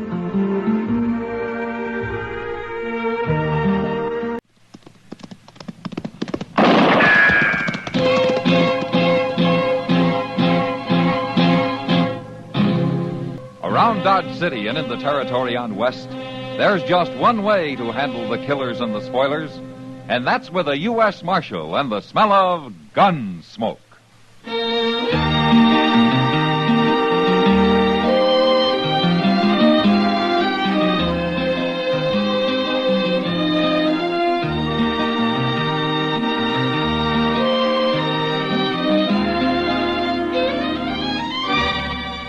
Gunsmoke, starring William Conrad.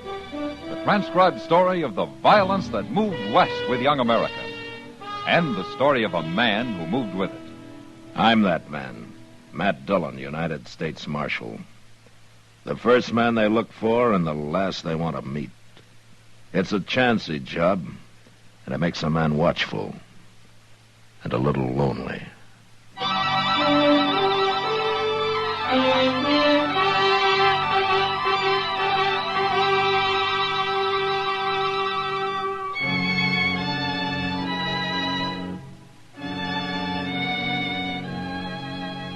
Dodge had been real quiet all that week. No new herds had come up the trail, no buffalo hunters had drifted in off the prairie, no ox trains had arrived back from Santa Fe. The town just sat there like a plain girl at a party waiting to dance. But there was no dancing for Dodge. Not until Friday night there wasn't. I'd gone out to see a rancher friend that afternoon, and it was near midnight when I got back and rode up Front Street toward a small crowd gathered opposite the Long Branch. I dismounted and walked over. At the center of the crowd, I found Doc and Chester crouched over a man sprawled in the dust. A man somebody had put a bullet in. It's Ben Williams, Mr. Dillon. Who did it, Chester? Nobody don't know. He rode off too fast. Anybody see it? Miss Kitty did. She's standing over there by the Long Branch now. He's dead, Matt. There wasn't much I could do for him. Nice fellow like Ben Williams. Never hurt nobody. He bled to death. Somewhere's inside. Was he conscious at all, Doc? He was till a few minutes ago. He say anything about who shot him or why? You know somebody called Elkader? Elkader? All right. That's a town, Doc, not a person. Well, they kept trying to say something about it. All I could make out was the name. I didn't want him talking anyway. As I recall, Williams came from up around Elkader, didn't he, Chester? Well, he had a little ranch up there one time. Yeah. Ben Williams was a good man, man. Yeah, Doc. Chester. Yes, sir. I'm going over and talk to Kitty for a minute. Find me a fresh horse and saddle one of your own, huh? We're going to be riding out of here in a few minutes. Yes, sir. I'll hurry, Mr. Dillon. I hope you get him, Matt. Whoever he is.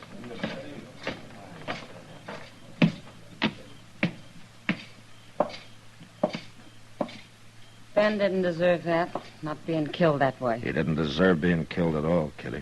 Well, of course he didn't. How'd it happen? Well, Ben and I were having a drink inside, and we heard a couple of shots in the street here, and then somebody yelled for Ben to come out. Oh, the man who killed him? It must have been. Ben didn't want to go, but I guess he figured he had to. I got by the window, and I could see Shippen out there on his horse. Shippen? Lou Shippen. That's what Ben said when he heard him yell. Yeah. All right, then what happened? Well, Ben walked out into the street, right up to him. He didn't even draw his gun, but Shippen must have been holding his in his lap. He suddenly shot Ben twice and then rode off as fast as he could. He murdered him, Matt. Can you tell me what this Shippen looked like, Kitty? It's too dark. I don't even know what color his horse was. Yeah, that's not going to make him very easy to find. But you find him, Matt. You find him.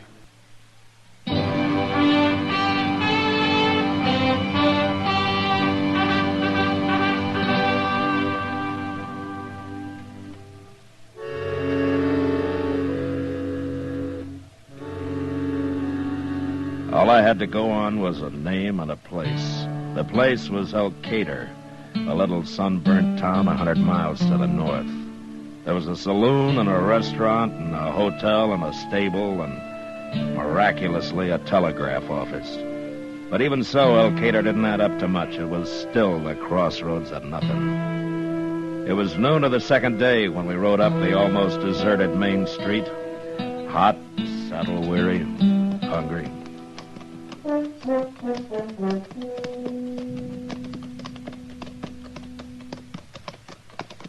Where are we going to go first, Mr. Dillon? We'll put our horses in the stable, Chester, and then we'll take a look around.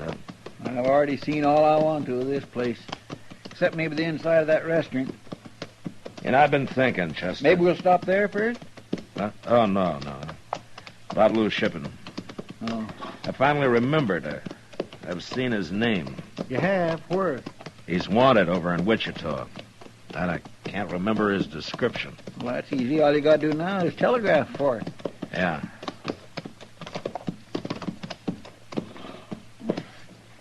Ain't there nobody at this stable? It doesn't look like it. Well, here comes somebody. Hello. You got room for a couple of horses, mister? I reckon. They've had a hard ride. You got any grain? I might scare some up. Yeah, good. Wait a minute. Yeah, what? Where'd you make this hard ride? Where you from? Dodge. You're the marshal. Yeah, that's right. I thought marshals traveled alone. Sometimes they do. Well, I tell you, Marshal, I got a little mixed up. I'd been asleep. You woke me. I plumb forgot. Forgot what? I can't keep your horses here. There ain't no room. Well, now, here, you just said you could. Stable's all full, and I got no corral. I can see some empty stalls through the door there. Them spoke for. What is it, mister? Everything was fine until I told you I'm a marshal. I can't help it if the stable's full. These horses are going in there, mister, and you're going to feed them. Now, look, Now, we're going to be back directly to see that they're all right, and believe me, that better be. All right, let's take them in, Chester.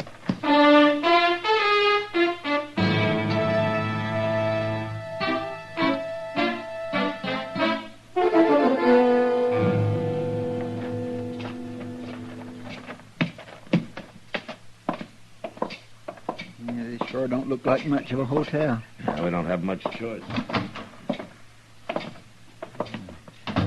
My gracious, I ain't sure where I'd rather sleep outdoors. Good morning, gentlemen. Hello. We're looking for a room. You mean 2 rooms? All right, 2 rooms. Of course, 1 room would be cheaper. And noisier. My friend here snores. Oh, now, you always say that, but I never heard me snore. If I ever thought you were lying awake snoring, I'd ram a gun barrel down your throat. Now, gentlemen, please. He don't mean it. Do you, Mr. Dillon? Dillon? Marshal Dillon? Yeah, is there something wrong? No. You've been expecting me, is that right? I never heard of you before. Oh, that's one lie. Now tell me another one. Have you ever heard of Lou Shippen? Shippen? No, not around here. Never heard of him. Uh-huh. All right, let's see those rooms. I'm sorry, Marshal. I made a mistake. I forgot there are a lot of people coming in tonight. Our rooms are all taken. A lot of people coming in from where? No, it's true. I forgot all about it. Well, you just go on forgetting about it. Now throw me a couple of those keys before I lose my temper. We're here and we're going to stay.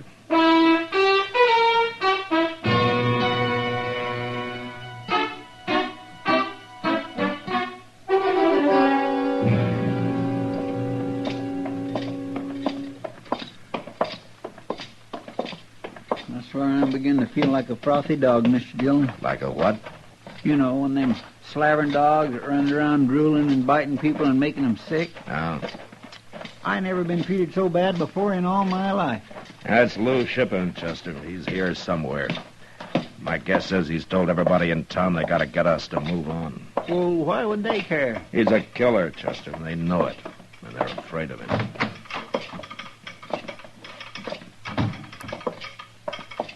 You want something? Yeah, I want to send a telegram. You do? Where? Wichita. Here, I wrote it out at the hotel. Sheriff, Wichita. Need full description of Lou Shippen. All right, what's the matter? Nothing. Send to me in Elkader at once, Matt Dillon, U.S. Marshal. Look, mister, It's Hinkle, Marshal, Mr. Hinkle. All right, Mr. Hinkle, are you going to send that, or am I going to have trouble with you, too? Trouble? I know Lou Shippin's got this town scared to death of him, but maybe it's about time I made some of you people scared of me. I might as well start with you.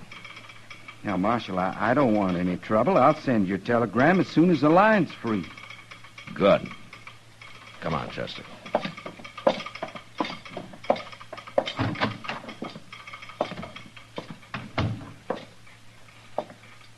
Shouldn't we already waited to make sure he's really going to send it, Mr. Dillon? He isn't going to send it, Chester, and there's no way I can make him. Why ain't they? I don't know Morse code. He could send anything he wanted. Doggone it, Mr. Dillon, this town scares me. Any man here might be loose shipping, just waiting for an easy chance to shoot you in the back. And I got an idea how I can smoke him out, Chester. I'm going to have to tell a few lies to do it. And right now, let's get something to eat, huh?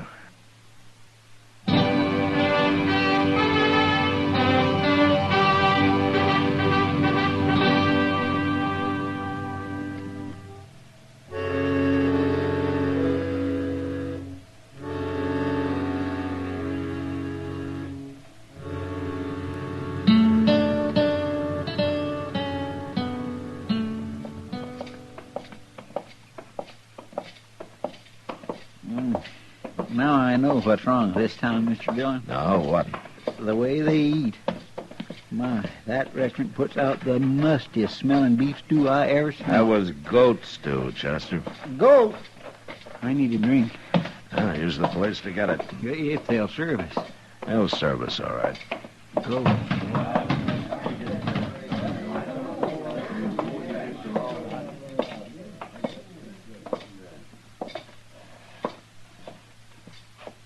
Bartender? Hello, Marshal Dillon. Now, word gets around fast, doesn't it? Elkader's a small town. Uh-huh. Small and scared. I don't know what you mean. You don't know Lou Shippin either, do you? Lou Shippin? No, I don't know him. Well, he might be one of the men sitting at that table behind me there.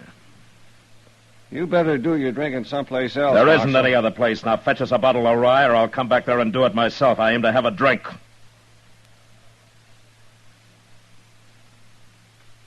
Well? All right. Yeah. One of those men gave him a go-ahead sign, Chester. Did you see who it was? No, I didn't. I was watching the bartender. One of them's Lou Shippin. Yes, sir, but there's 6 of them to choose from. There comes that telegraph operator. Mr. Hinkle. Come over here.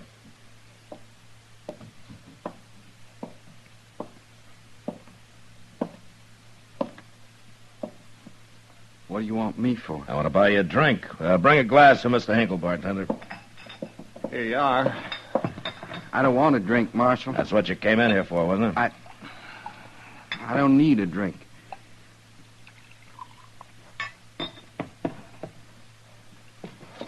Shippin. There's going to be a fight. You stay here, Mr. Hinkle. All right, tell him it's all right to drink with me, Shippin. There are 6 of you men sitting there, and one of you's Lou Shippin. And by 10 o'clock tonight, I'm going to know which one. Isn't that right, Mr. Hinkle? I didn't send that telegram. That's the truth. I didn't send it. You sent it. I stood there and watched you. But I didn't. You sent my telegram, and we'll have an answer by 10 o'clock tonight. Now, you're lying. That isn't true. I'd be wasting my time here if it wasn't. Now, you drink up. Drink up, Mr. Hinkle.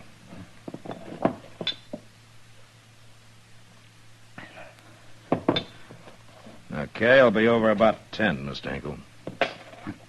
I'm coming with you. What, are you afraid of shipping? All right, come on. But I'm not going to wait around your office with you. You've got to help me, Marshal. He'll kill me now. All those lies you told. Which one is he, Mr. Hinkle? I can't tell you. Why not? He's a devil with a gun. He could kill you, and then where'd I be? All right, it doesn't matter. I'll find him later. But I didn't send any telegram. There ain't going to be an answer. Doesn't matter, Mr. Hinkle. What are you going to do? Now, for one thing, I'm going to see you're in your office tonight and that you stay there. That's all you have to worry about. I'll handle the rest.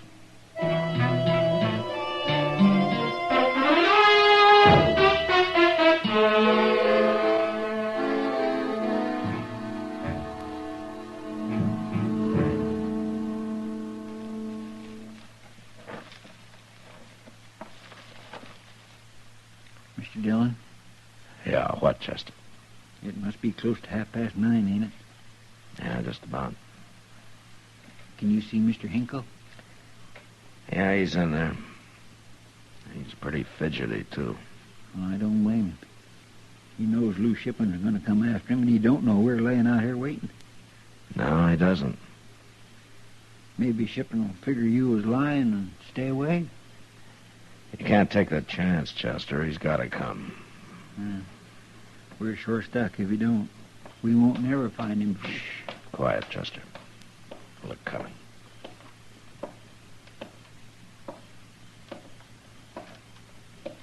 He's heading right for the telegraph office. Yeah. You stay here.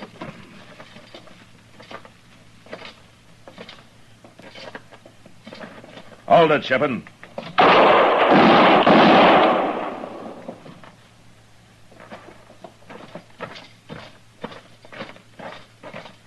Reckon you killed him? I don't know. Watch him.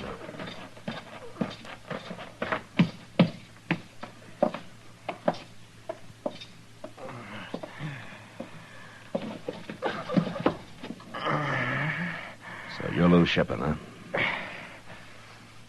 You sure outsmarted me, Marshal. You was lying about Hinkle sending that telegram. Yeah. I had no way of knowing for sure. Shippen, why did you kill Ben Williams?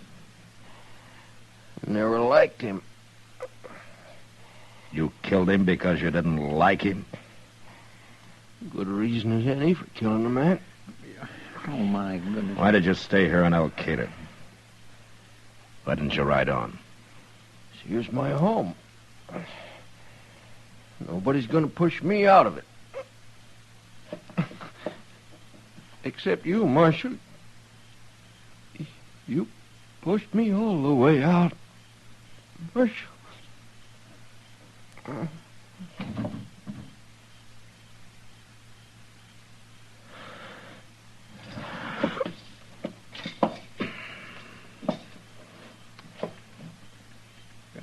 I swear I never heard nothing like it, Mr. Dillon.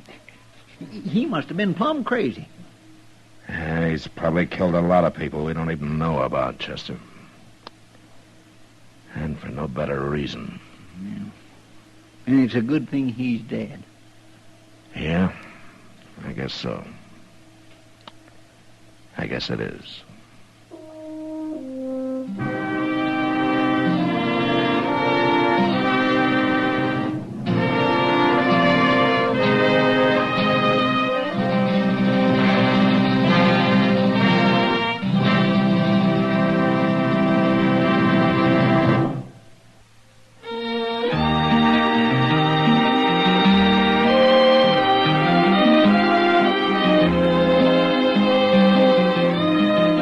Gunsmoke, produced and directed by Norman Macdonald, stars William Conrad as Matt Dillon, U.S. Marshal. Our story was specially written for Gunsmoke by John Meston, with music composed and conducted by Rex Corey. Sound patterns by Tom Hanley and Bill James.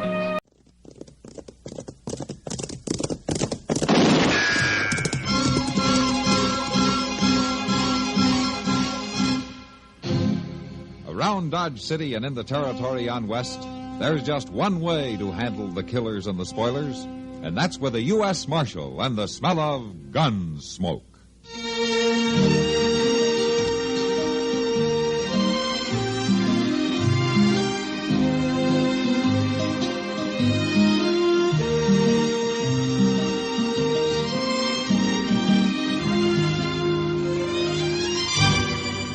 Gunsmoke, starring William Conrad. The story of the violence that moved west with young America, and the story of a man who moved with it. I'm that man, Matt Dillon, United States Marshal. The first man they look for and the last they want to meet. It's a chancy job, and it makes a man watchful and a little lonely.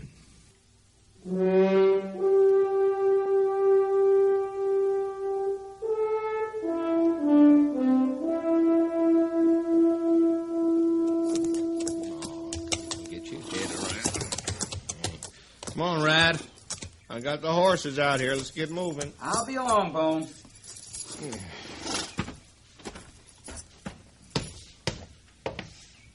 No, even that rot gut they call whiskey is gonna... What you doing? Changing my shirt. Changing your shirt? You ever think of doing that, Bone? Not for going into Dodge City, I can tell you. Be a waste of time.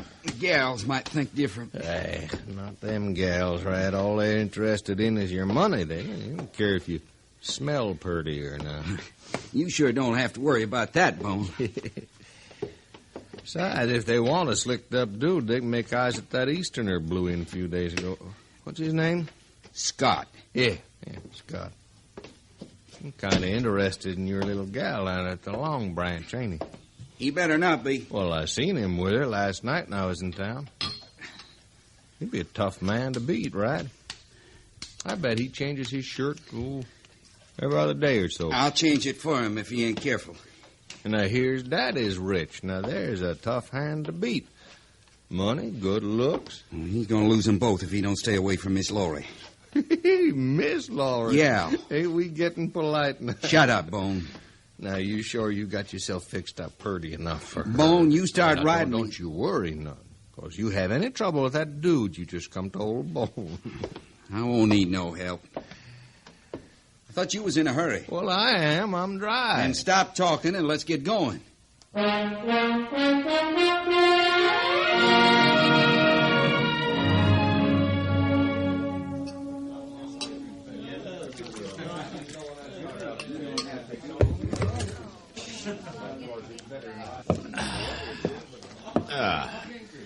Well, this may not be the best beer in the world, Kitty, but it's a lot better than that stuff they serve up at Hayes City. Well, thanks a lot. Yeah, Kitty, this saloon, bad as it is, looks mighty good after some of the places I've been in on this trip. Now, look here, Matt. You get as good a run for your money here as any place in Kansas. Well, I was just saying, Kitty, that I'm glad to be back. You better be. Excuse me, Miss Kitty. Oh, hello, Andy. You know Marshal Dillon? Marshal? This is Andy Scott, Matt. Glad to know you, Andy. Andy's on a visit from back east. Oh, business trip? No, it's a graduation present from my father, Marshal. This trip out here, I mean. Ah. When I get back home this fall, I'll be going to work. That sounds like you better enjoy yourself while you can. Yes, I guess that's right. Miss Kitty. Yeah? I was looking for Laurie. She ought to be here anytime. Oh, well, I'll, Andy, if you have a minute, why don't you sit down? I'd like to talk to you about something. All right. You want a beer? No, thank you. Kitty, I'll be over at the bar. Well, you can stay if you want. It's not private. Oh, I know that, but Mr. Hightower just came in. He had some papers for me, so I'll see you later. What did you want to talk about? Laurie. Oh? What about her? She's very young, you know, Andy. She's just 18. Yes, I know. And I wouldn't want to see her hurt. Neither would I. If her parents were alive, she wouldn't be working here at all. Miss Kitty, Laurie and I have become good friends, very good friends. And she's told me a lot about herself. I'm sure she has.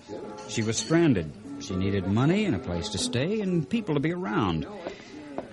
I don't think it's been hurting her. Working here, I mean. I don't either. Then what you're saying is that you don't want to see her hurt by me. That's right. Neither do I. You're seeing an awful lot of each other. She's pretty fond of you. I hope she is. But with you, this whole thing's just part of your trip west, your big adventure on the plains.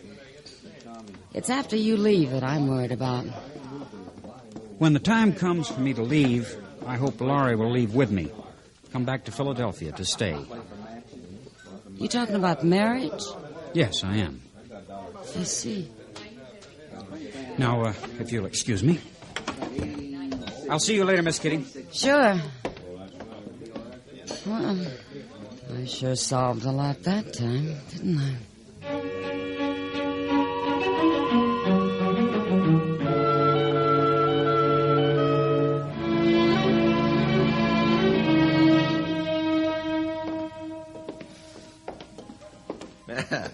Just swing them doors open for me, Rat. I'm a thirsty man. Well, you swing them open for yourself, Bone. Ooh-wee. Yeah, come on, Rat. I'll buy first round. Hey. What? Look at there. Looky. Just like I told you. That clean shirt ain't gonna do you no good. That dude's already beating your time. Yeah. Well, you order up some beer. I'll be back. All right. Hey, Sam. Yes. Miss Laurie, Oh, hello, Rad. I want you to come sit with me. Rad, I'm sorry, but I'm engaged for the evening. You are, huh? A young wet-eared dude comes to town, moves in on all the gals. I'm only interested in one of the ladies, Dawson, and she accepted my invitation first. Well, don't that sound pretty now? Rad, please don't make any trouble. What? I ain't gonna make no trouble, Miss Laurie. Not tonight. Rad. But I tell you how it's gonna be. I'm coming to town every night from now on, and all them engagements is gonna be with me. It seems to me that's up to Miss Laurie. Sure enough. It's up to Miss Laurie. And if she wants you to be able to get back where you come from in one piece, schoolboy, she'll see it my way. You get out of here. Sure I will. I'll go right now. But you better not let me catch you near this gal again, schoolboy. I'll teach you a new kind of lesson.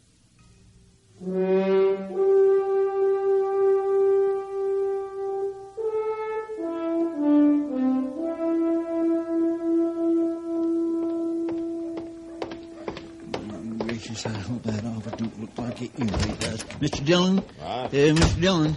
Oh, what's on your mind, Chester? We got to get cleaned up.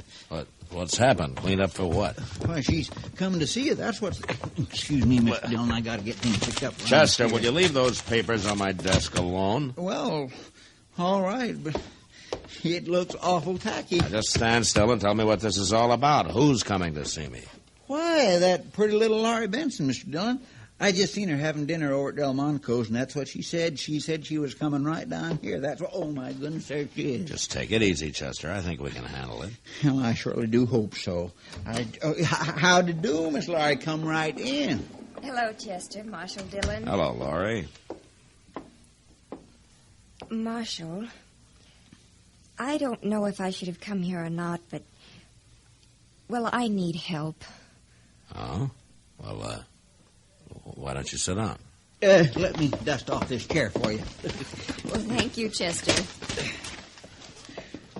Now, Laurie. We surely would be glad to help you, Miss Laurie. That's very kind of you. All you have to do is just say the word, and we'll be there fixing up anything that you need fixing up. Ain't that so, Mr. Dillon? Well, I think we ought to know what it was first, Chester, don't you? Well, yes, sir, of course. We'd have to know what it was first. Now, all you need to do is just speak right up, Miss Laurie. Well, That's right. Now, you just Chester. tell us. Mr. Dillon? Weren't you on your way over to the livery stable to see how that sore-legged horse was getting on? Well, yes, sir, I was. All right. All right. Excuse me, Miss Laurie. Certainly, Chester. Now, Laurie, what's on your mind? Marshal Dillon, can one man keep another man from seeing somebody? Oh. Well, I'd say that would depend on the men, Laurie. I have a friend named Andrew Scott. Oh, yes, I met him. Well, do you know Red Dawson? Mm-hmm. I know Dawson. Well, he seems to like me. He's always been, well, very nice until Andy came to Dodge. Now Rad says he'll hurt Andy if Andy and I see any more of each other. Well, that's not too surprising, Laurie. Andy's stubborn, Marshal. I'm afraid he'll get hurt. I don't want him to get hurt on account of me. He seems to have a mind of his own. But, Marshal, they mustn't fight. I thought you might kind of talk to them. Well, I tell you, Laurie, stopping a couple of men from fighting over a pretty girl is something that I can't do much about. You're laughing at me. No, Laurie, I'm not laughing at you. I'm very serious.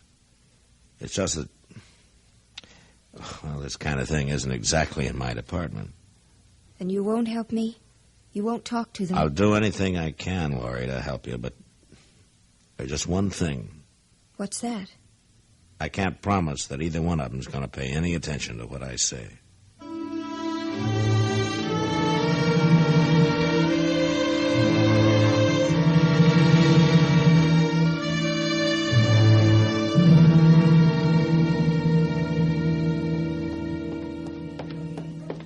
I'll say this, Rat, it's mighty interesting coming to town every night, but I sure don't know how long the money's gonna hold out. I ain't begging you to come with me every time, No, but it just don't seem right for me to let you come here alone. Hey, look at there coming out of Delmonico's. Don't seem like you scared that schoolboy so bad after You all. shut up. Little gal hanging on his arm, so nice and pretty. Thought you wasn't gonna stand for that no more, Rat. I ain't, Bone, I ain't. Now, come on. You, schoolboy, turn around. Andy, don't do it. You calling me? Hey, he's wearing a gun, Rat. He better be. I warned you, schoolboy. I told you to stay away from her. Get back, Laurie. Get back in the doorway. Andy. You'll have to do more than warn me, Dawson. I'm a-going to. Andy. Get him, Bone. Get him. All right, that's enough. Now drop your guns, all of you. He shot me, Marshal. I got a right to protect myself. I saw it, Rad. You drew on him first. Now go on, drop your guns right now. All right, Andy, get Laurie away from here. I'm not afraid of him, Marshal. Do what I said. Yes, sir. Come on, Laurie. Well, seemed to me you're letting the wrong man go, Marshal. That kid shot Rad in the shoulder. It might be a pretty bad wound. You ought to lock that boy You up. listen to me, Bone. If you want to help Rad, you get him up to docks, then you get him out of Dodge, and you keep him out. Well, ain't no law says he can't come back here. There is now.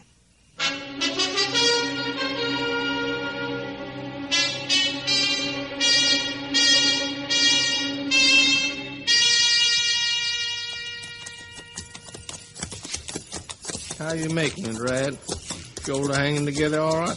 It ain't my shoulder that's eating at me. Yeah. No account Marshal sure talks mighty big. That ain't the Marshal neither.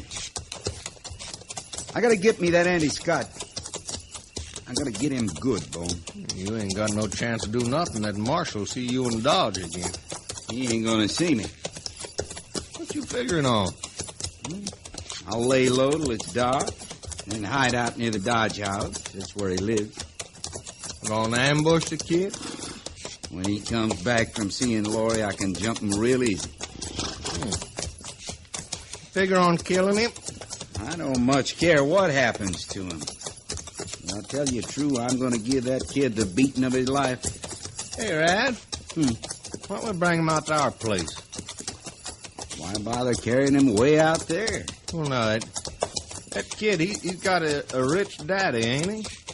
Yeah, I guess so. Well, make us a pile of money, and you could teach that kid a lesson at the same time. How? Well, his daddy paid good money to have us turn him loose. How would he know? We get the kid to write him a letter, telling him to. Well, I don't know. Main thing I want is for him to leave Laurie alone. Well, you do whatever you want after we get the money. You know, you might just be right at that, Bone. After all, a little money never hurt nobody.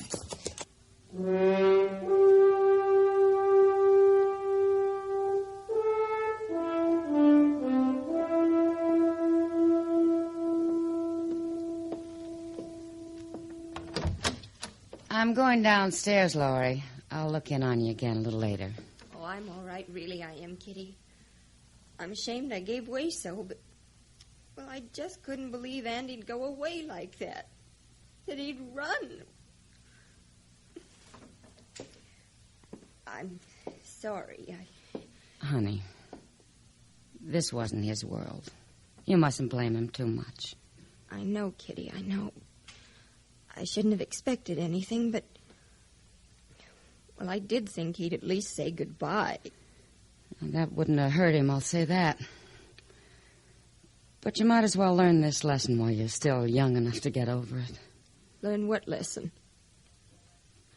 That the less you expect from a man, any man, better off you are.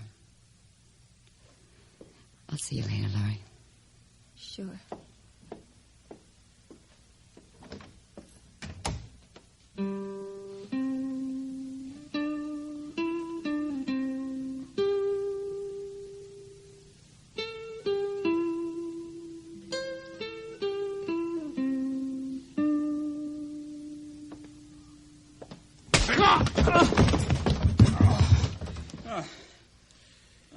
Well, you better answer me, boy. You better speak up. You're wasting your time, Bone. Not my time, schoolboy. Yours. Get up off of the floor. Come on, get up. Oh. Now, I'm telling you true. I'm your friend. Old Rat, he'd shot you right off. He had his chance. Well, he'd have shot you last night if I hadn't argued him out of it. Now, look, all you have to do is just tell me how to write to your daddy. That ain't so much, is it? I'm not going to tell you. No!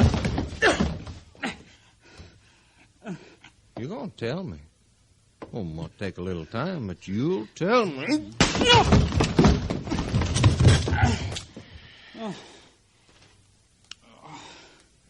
All right, you just lay there while I'm figuring. I'll be back. It won't do you any good to kill me. No, you got us all wrong, schoolboy. We ain't gonna kill you. No, sir. Of course, you ain't gonna get no food or no water till you tell us how to write to your daddy. You won't get anything from me.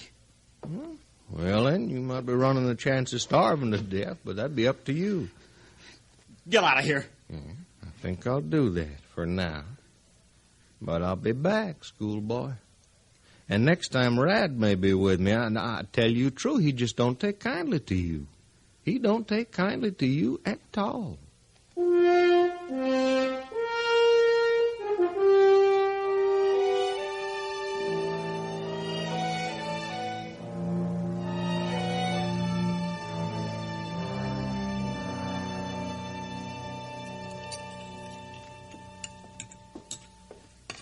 Can I sit down with you, Mr. Dillon? Sure, Chester.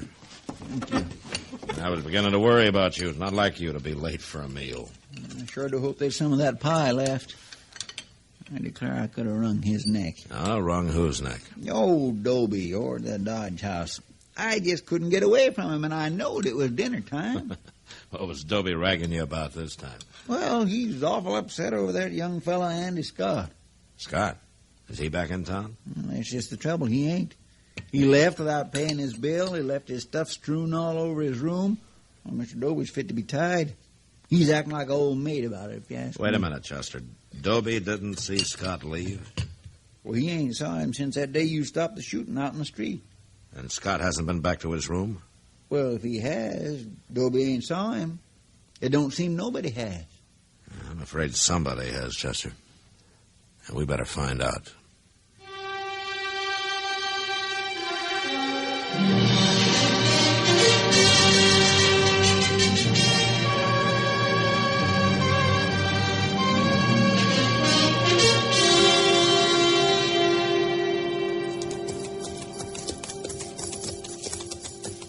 You sure they drug that boy away out here, Mr. Dillon? It don't make good sense to me. I'm not sure, Chester, but I don't expect a thing like this to make sense.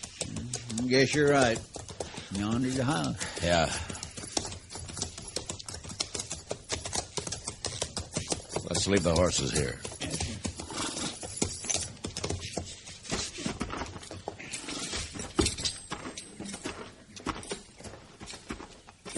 Just keep your eyes open.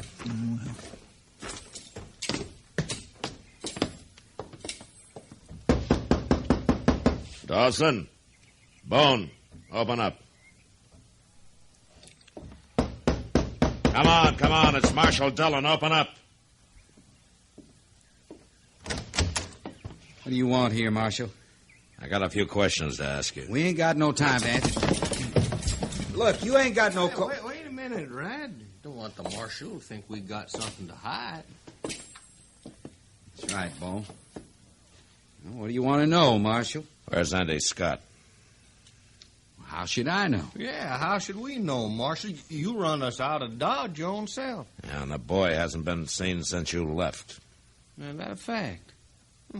Well, he probably skedaddled back home to his daddy. Look in the other room, Chester. Yes. Now, listen here. Just stand easy, Rad.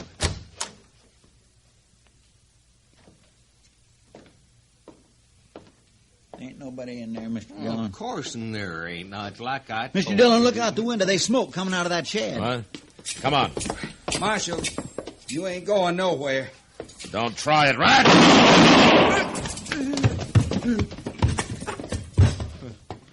You killed him.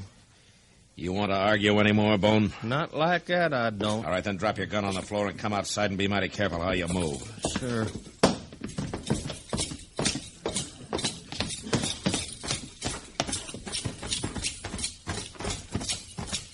Bust open the door, Chester. Yes, sir. Come on.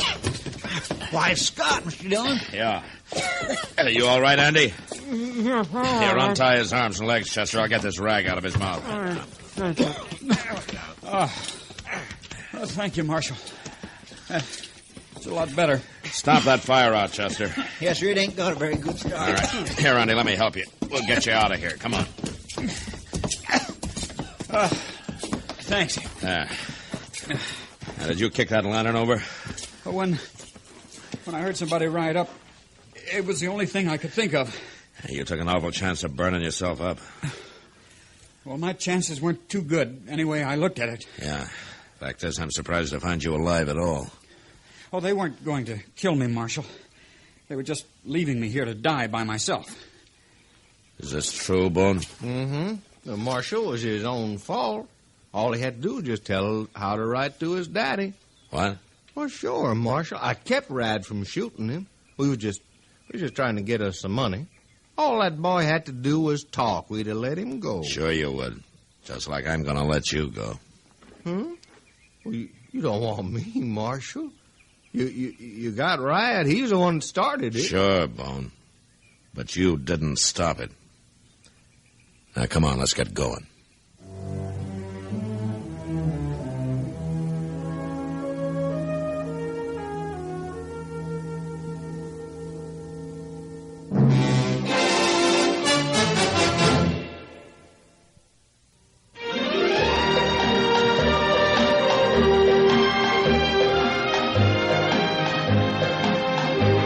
Gunsmoke. Produced and directed by Norman MacDonald, stars William Conrad as Matt Dillon, U.S. Marshal. The story was specially written for Gunsmoke by Marion Clark, with editorial supervision by John Meston. Featured in the cast were Sam Edwards, Eleanor Berry, Vic Perrin, and Lawrence Dobkin.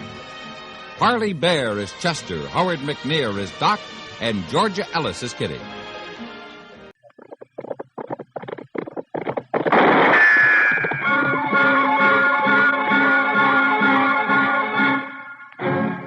Around Dodge City and in the territory on West, there's just one way to handle the killers and the spoilers, and that's with a U.S. Marshal and the smell of Gunsmoke.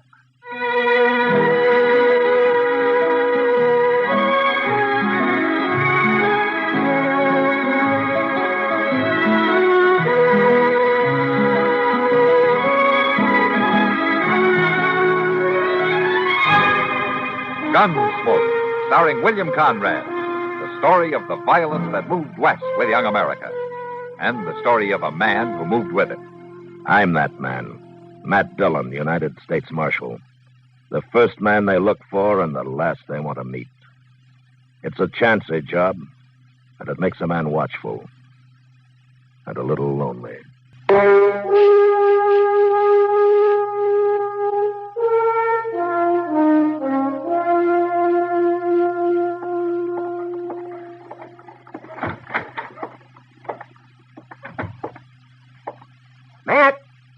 Hello, Matt. Where are you? Is that you, Doc? Sit down. I'll be right in. Thank you.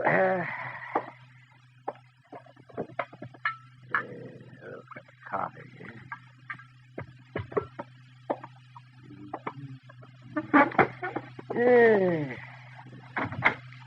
How are you, Doc? How's the coffee? Fine, fine. Pour yourself a cup. Well, gee, thank you. What were you doing out there, Matt? Watering the prisoners? I haven't got any prisoners now, Doc. Oh, then you're falling down on the job. Offhand, I can think of a dozen men around Dodge that ought to be in jail. Well, you give me a list. I'm going to need somebody to bring to trial next week. You are? Well, what do you mean? Well, there's a new circuit court judge coming. He's going to be disappointed if there's nothing for him to do. A new judge? What happened to Judge Brookins? Well, he just needed help, I guess. After all, he has to cover about the whole of western Kansas. Well, who is this new man? What's his name? By the name of Stokes. Judge Stokes.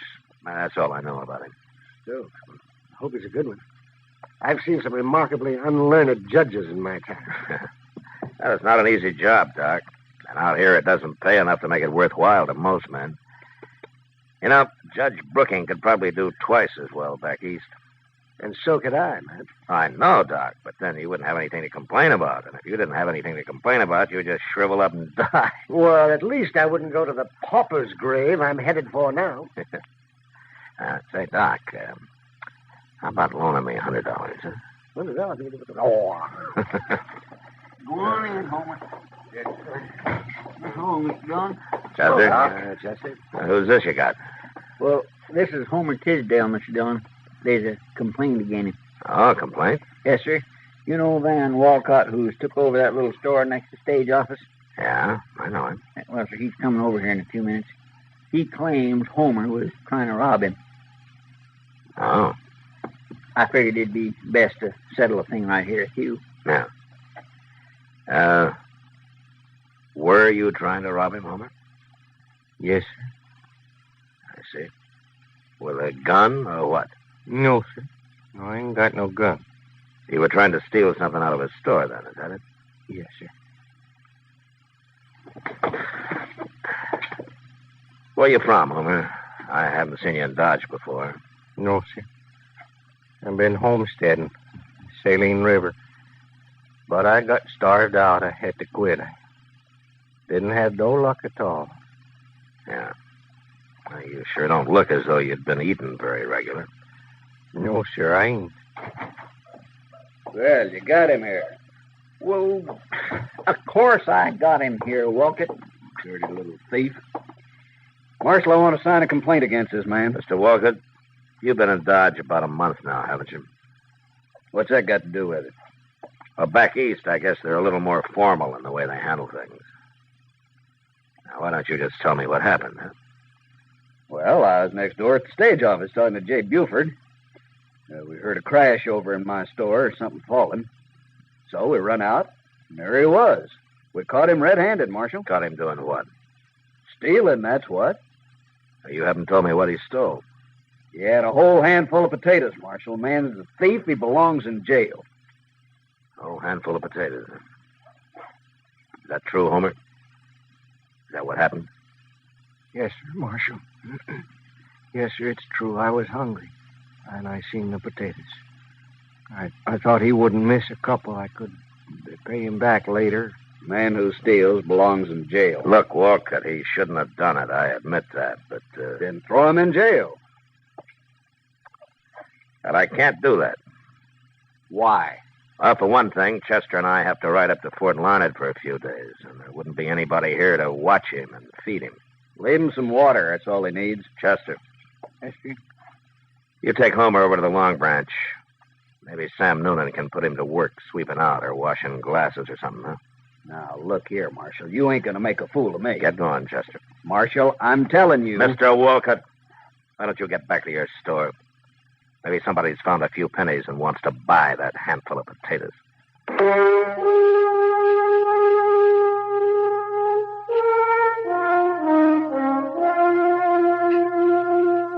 Doc was right. There probably were a dozen men around Dodge that should have been in jail.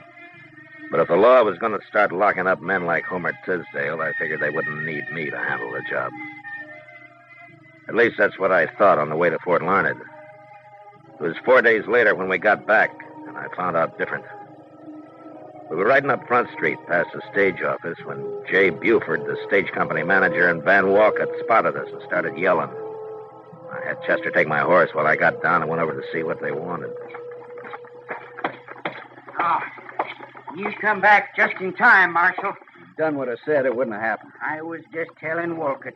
If you didn't get back today, we'd have to do something ourselves. What's the trouble, Buford? Murder. Murder and robbery, Marshal. Right there in the stage office. Charlie Reynolds is dead and $10,000 is gone. Happened this morning. Hold up. It was about 8 o'clock, Marshal. And I'd just opened up my store and gone into the stage office to say good morning to Jay. He was standing there talking to Charlie Reynolds, and, well, I no sooner got inside than the voice out back yelled at us to throw up our hands. And we did, too. And then this gunman come forward wearing a mask. He knew right where the money was, too. I had it in the treasure box waiting for the stage to go north, Marshal. And this gunman opened it up. It was all bills. And he scooped them out into his pocket. And then he stood there, Marshal, and he told us not to try to follow him. And then before we could even move, he pulled the trigger on poor old Charlie Reynolds and killed him. Just like that. No reason at all. You didn't follow him. He got away. Well, now, who's going to follow a killer like that? We ain't crazy. Any idea who it was? You bet we do. Who? That mask. That didn't hide nothing. Well, who was it? Homer Tisdale. What? Just as plain as day, even if he hadn't spoke. Homer ain't so meek as he looks, Marshal. He's a killer, that's what he is. All that other's just pretending. You should have put him in jail first off. Any idea where he is? He must be halfway to Texas by now. But you better find him, Marshal. Yeah.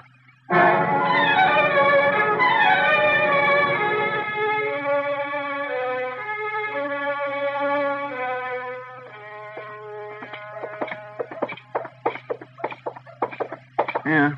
That Homer's a mighty cool one if he is still in Dodge, Mr. Jones. Maybe he hasn't heard about it yet, Chester.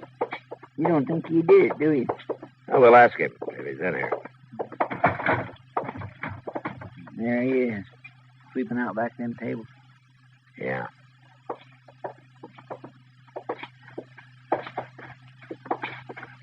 Oh, Marshal, Chester. Oh, Homer. The fella's looking for a drink. It ain't 10 o'clock yet. Homer. How long have you been here? Oh, come into work about 8:30, Marshal. Why? Where were you before that? Out back. Sam leaves me asleep in that shed he's got out there. Homer, can you prove that you were out there at 8 o'clock this morning? Prove it? Did anybody see you? Well, no. Nobody ever come out there. Why, Marshal?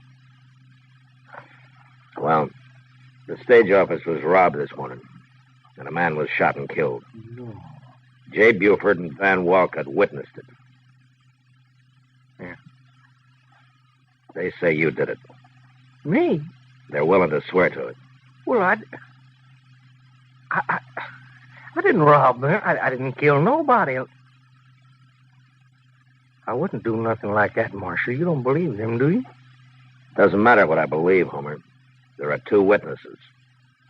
You haven't even got an alibi. Well, I was right out back there, Marshal. I was eating a little bread and some bacon. Will you promise me something, Homer? Well, sure, Marshal. What? You promise me that you won't leave Dodge. I'm in bad trouble, ain't I? Yeah. Well, I won't run. I promise.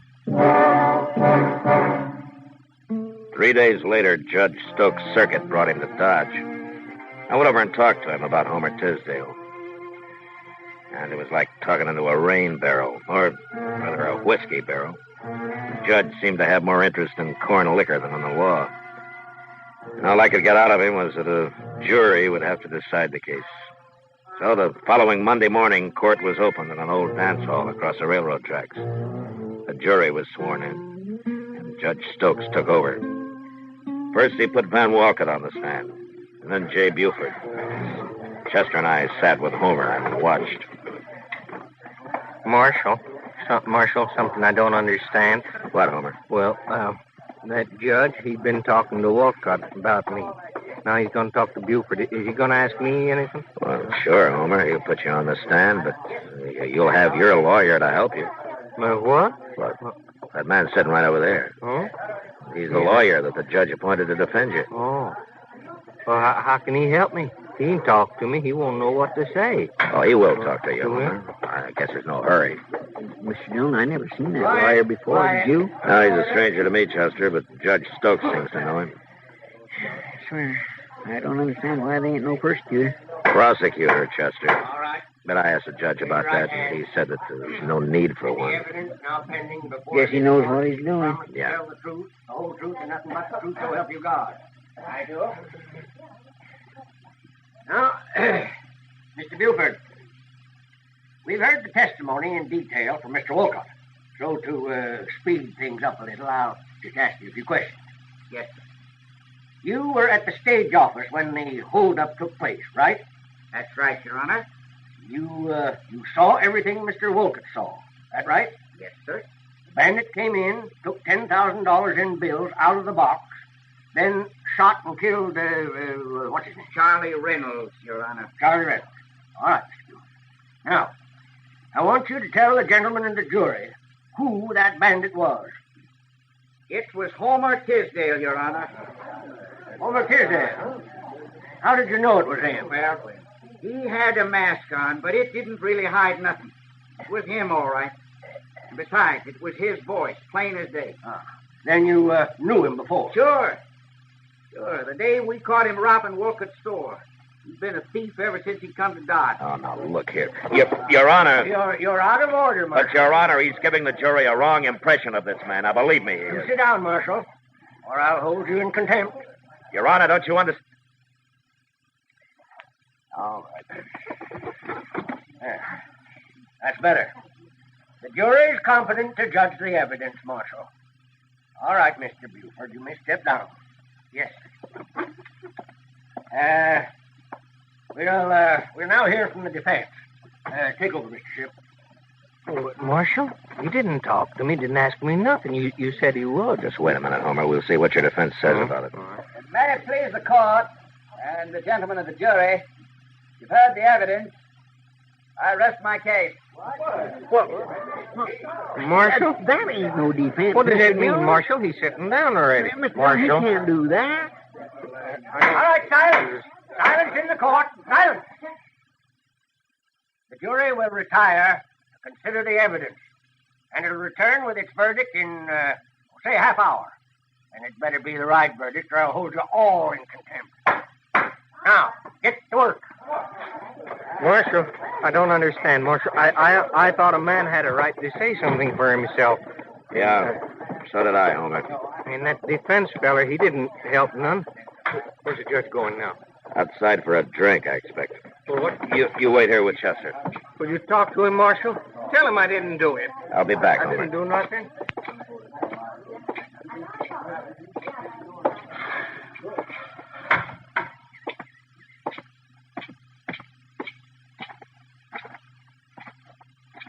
Oh. Have a nip, Marshal? No, thank you, Judge. I always like to get the jury out. Gives a man time for a little refreshment.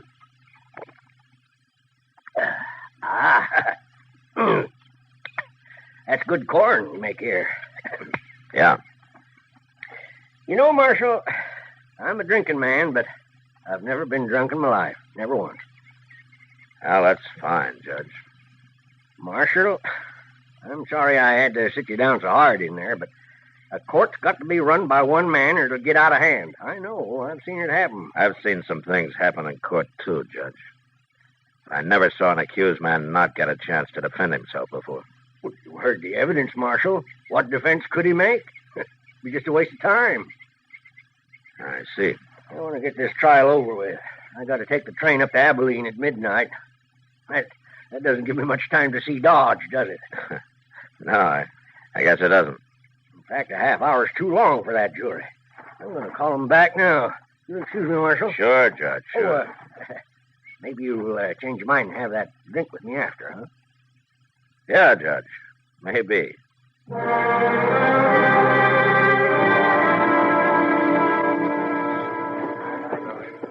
Well, he sure didn't give that jury much time, did he, Mr. Dillon? No, he didn't, Chester. Marshal, what do you think they'll say? They haven't much choice, Homer. Well, gentlemen, have you reached a verdict? We have, Your Honor. Let's hear it. We find the defendant, Homer Tisdale, guilty. Homer Tisdale? I ain't guilty, Marshal. Stand up. I didn't do nothing. Stand up, Homer. Go on. It ain't fair. Homer Tisdale, you've been found guilty. Where's the money? What did you do with that $10,000? I ain't got it, Judge. I didn't take it. Honest, I didn't Silence! take it. Since you won't tell us where you buried that money, I'm going to sentence you. For robbery, you get 20 years in prison. 20 years? But you'll never serve 'em, Homer Tisdale. You're a double-dyed monster, and your hands are steeped in human blood. Creatures of your like aren't fit to live.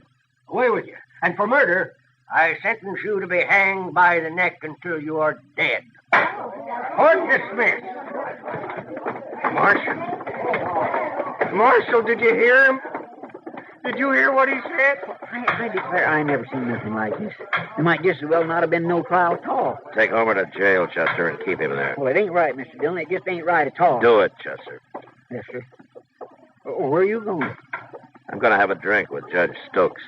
What? Yeah. We're going to become real good friends.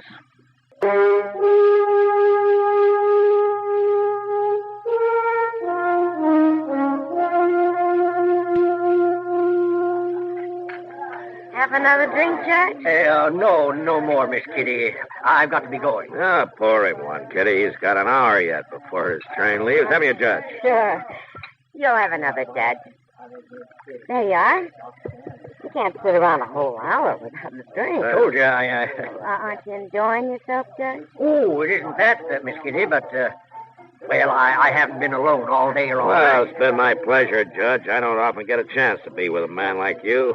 I know, but Sure. there must be things you have to do. I just don't feel right taking up all your time this way. Oh, don't worry about him, Judge. People don't get really serious about breaking the law around here until after midnight anyway. That's right, Judge. I'll tell you what I'll do. I'll put you on the train, and then I'll get to work. Huh? No, I don't want anybody to put me on the train. Well, it's less than an hour from now. Marshal, I insist I go alone. I'm going to leave now. Well, it doesn't take that long to get to the depot, Judge. I want to walk around first by myself. I like being alone sometimes. Well, everybody does. Oh, okay, Judge. Sure, I understand. You go on alone if you want. Well, I'm grateful to you, Marshal, for all you've done. Well, it was a pleasure meeting you, Miss Kitty. Well, goodbye, Judge. Look me up when you come back. Of course. Goodbye. Goodbye, Marshal. Goodbye, Judge. Goodbye. Let me know when he gets out the door, Kitty. I will. I don't know what this is all about, Matt, but I hope I did what you wanted. You were a big help. Got pretty tiresome till we came in here. There it goes. You better hurry if you're going to follow him. Yeah, I'm going to pick up Chester first. I think I know where the judge is going. I'll see you later, Kitty. Yeah, sure.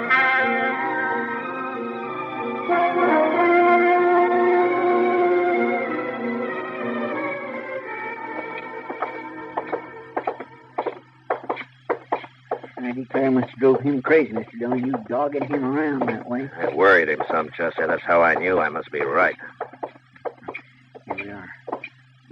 We better watch through the side window there, and they'll see us. Yeah.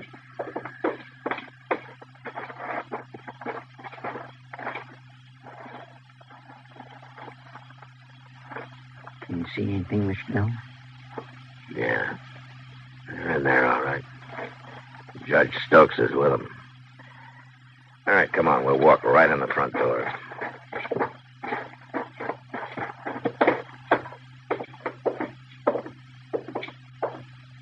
You get to one side when we go in, Chester. Yes, sir. Wait, Dillon, what are you doing here? I thought you wanted to be alone, Judge. Shoot him, I tell you. He knows. Now, Buford, Walker, which one of you is going to shoot me? Now, one of you must have a gun somewhere. You shot Charlie Reynolds. No? Then get your hands up while we search you. I got a gun, Marshal. Here. I'll give it to Get his gun, Chester. It's still in his pocket. Tell me, Judge, how much money did they give you out of the 10,000? I don't know what you're talking about, Marshal, but I'll have you in court for this. Oh, I'll be in court with you and in front of Judge Brooking. You know, you overplayed your hand today, Judge Stokes. You and that bought defense lawyer, and I'll find him before the night's out. You wouldn't dare arrest a judge. Whoever heard of such a thing?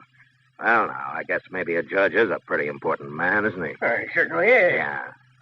Well, I tell you, since you are the most important man here, I'm going to give you a cell by yourself. You can have Homer Tisdale's. He won't be needing it anymore.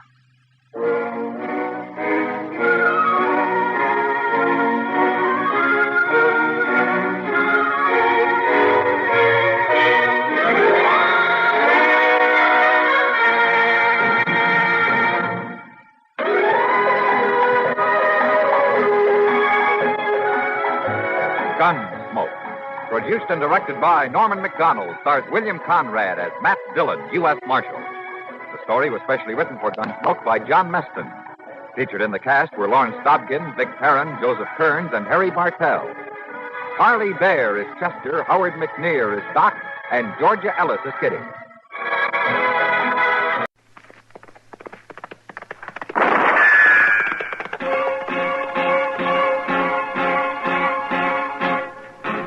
Around Dodge City and in the territory on West, there's just one way to handle the killers and the spoilers, and that's with a U.S. Marshal and the smell of Gunsmoke.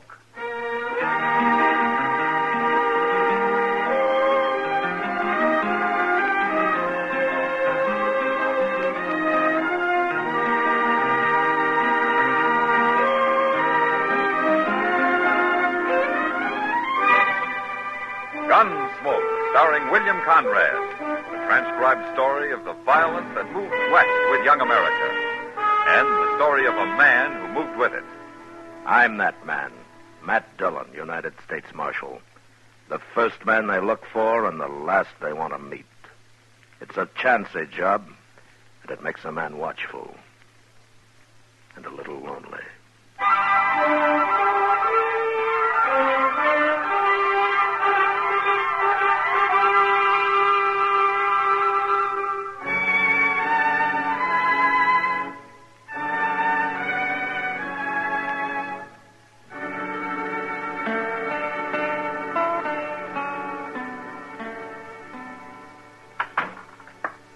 Matt!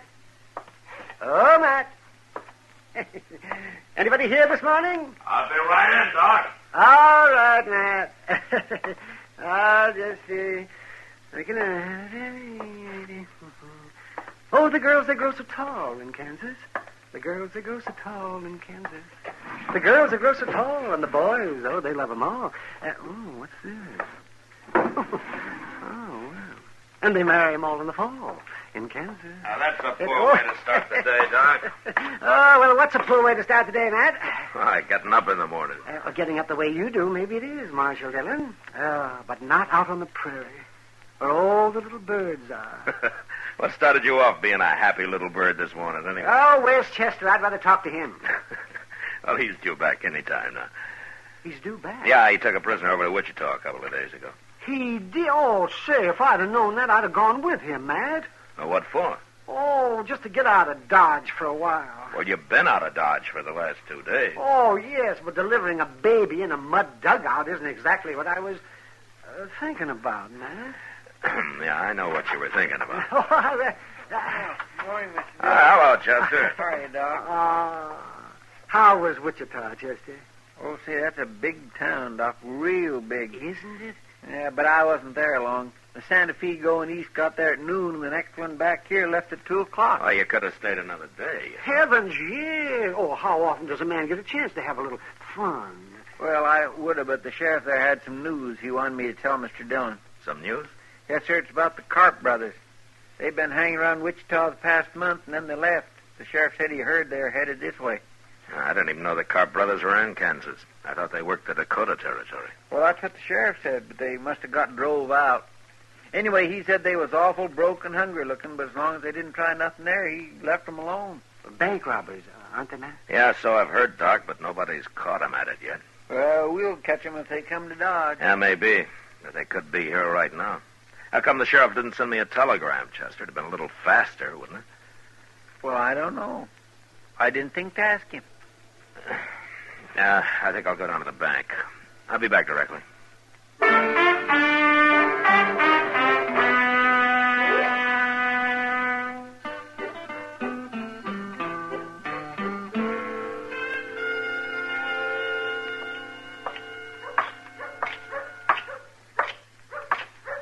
Hey, Kitty. Hello, Matt. You're up early this morning. I went to bed early last night. Where were you headed? Delmonico's. Heard they got some fresh eggs in last month. You're spoiled. But I'll go with you if you like. I'd like it fine, Matt. I got to see Mr. Bodkin at the bank here first. Why don't you go on ahead and I'll join you, huh? Well, how long will you be? Oh, just a couple of minutes. I'll wait in the bank for you. Okay. But if you're longer than a couple of minutes, you can find me at the restaurant. I'm feeling pretty healthy this morning. You ought to go to bed early every night. If I did, I couldn't afford breakfast. Place looks deserted. We must be the only people up in Dodge, except for the cashier there. Maybe I ought to wait till after breakfast and that.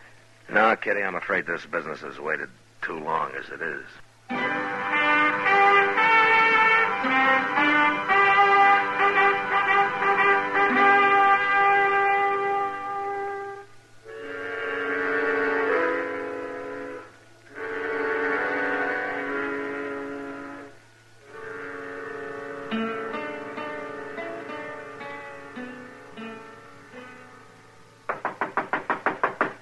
Come in.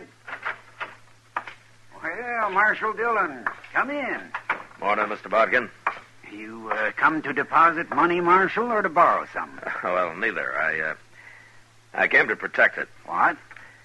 Mr. Bodkin, did you ever hear of the Carp brothers? Why, no, Marshal. I don't believe I have. Oh, they've never been around Dodge. All I know is that they're brothers, and the older one's name is Joe. Well, why are you telling me this, Marshal? Well, I've heard that they're headed for Dodge, and I've heard that they're bank robbers. Bank robbers? Well, what do you plan to do? Well, I can't hire deputies until after a crime's been committed, Mr. Bodkin, but if you'd like to, it might be a good idea to let a half a dozen of them or so loaf around here for a while. Certainly, Marshal. I don't mind a little expansion. What's that? That's them now. Where's my gun? Don't shoot, or we'd kill the woman. I got Kitty. We're not shooting. They'd kill the cashier. Hank, get around there and start filling that sack. Yeah. All right, lady. You walk in front of me. Either one of you tries something, she dies. He's coming this way, Marshal. Shoot him. Don't be a fool. Kitty's in the way. Besides, he's got a gun in her back. They're robbing my bank. Shut up. And I'll shoot him. Kitty's on you. My hands are up, mister. He was going to shoot. Now, that was smart of you. Well, I'll be. I caught the marshal himself.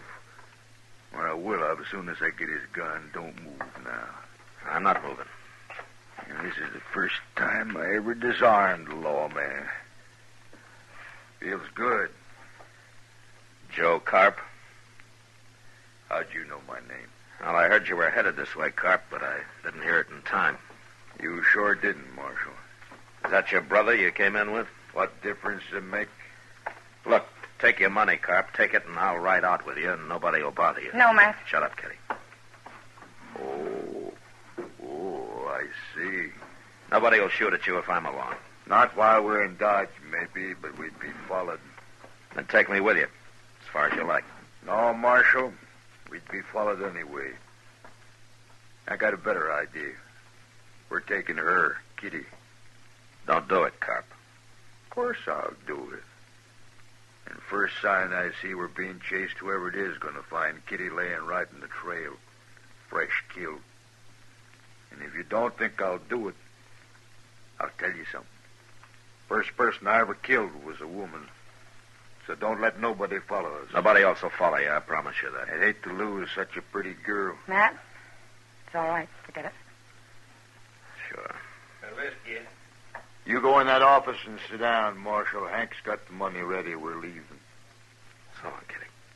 So long. Nobody seems to heard me kill the cashier, so don't you run out and tell nobody, Marshal. I won't. Yeah, Marshal, if I do shoot Kitty, I promise you one thing. Yeah. I'll do it with your gun.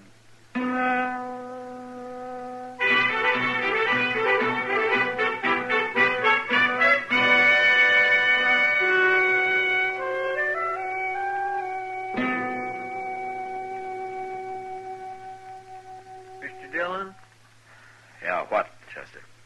you think they'll give her any breakfast? No.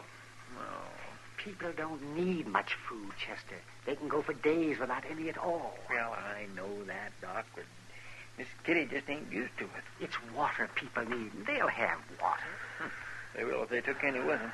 It's mighty dry out on the prairie this time of But year. it's not that dry. Any fool can find water sooner or later. Sure, if he follows a buffalo herd long enough, about a week, maybe. There's other ways, Chester. Like what? Ever hear of a divining rod? Oh, for land's sake.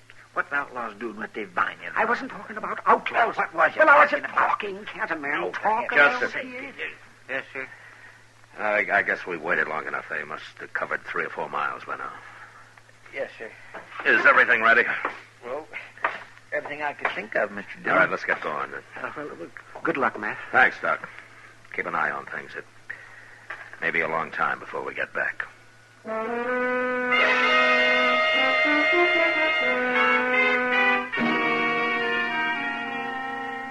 From the bank window, I'd watched the Carp brothers ride north out of Dodge. So Chester and I started off in the same direction. On the other side of the Arkansas, we picked up their trail and followed it easily all morning. But we were careful to stay way behind them and out of sight.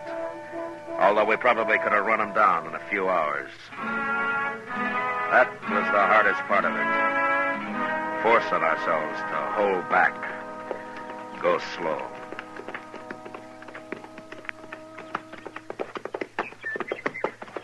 Mr. Dillon, you think Carp would really do it? Do what, Chester? You know. Do you? Yeah. Chester, look up ahead there on the ground. Mr. Dillon. Yeah, let's see who it is.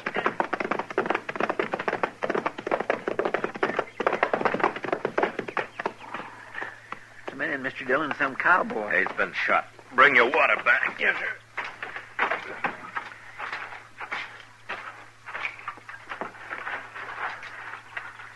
Well, he's still breathing. Yeah, pour a little water on him, huh? Yes. Well. Hey, fella. You want a drink? Hey, you thirsty? Well, some water. Here.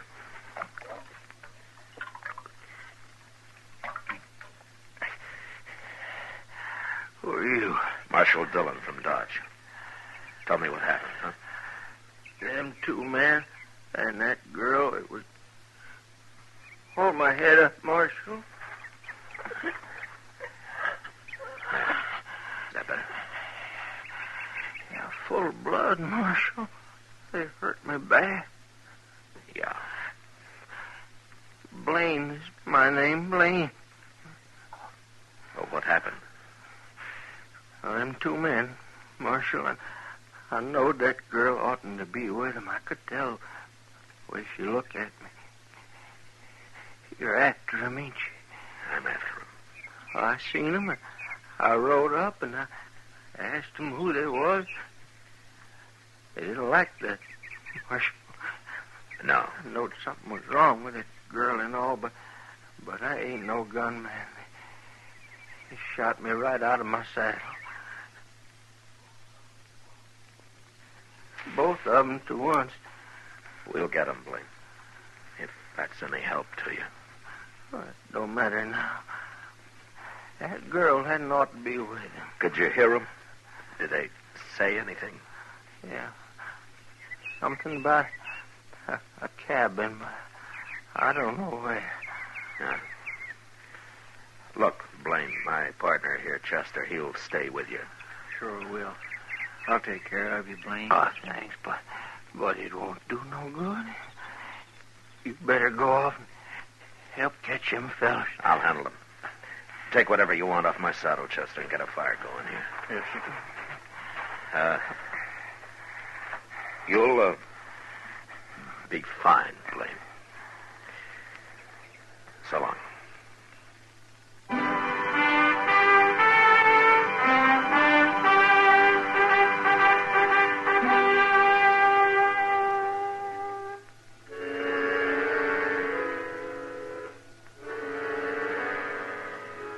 I rode ahead, tracking slowly for a couple of hours. Then I saw a dust cloud behind me. I stopped and waited. It was Chester. He rode up and looked at me for a moment. Then, without saying a word, we continued on the trail across the prairie. We traveled in silence until dark. And then we saw a cabin. I couldn't chance going up to it, so we unsaddled and turned our horses loose and crept into a little draw about 100 yards away. And got down and waited. We waited all night. Dawn came, and then the sun, hot as ever.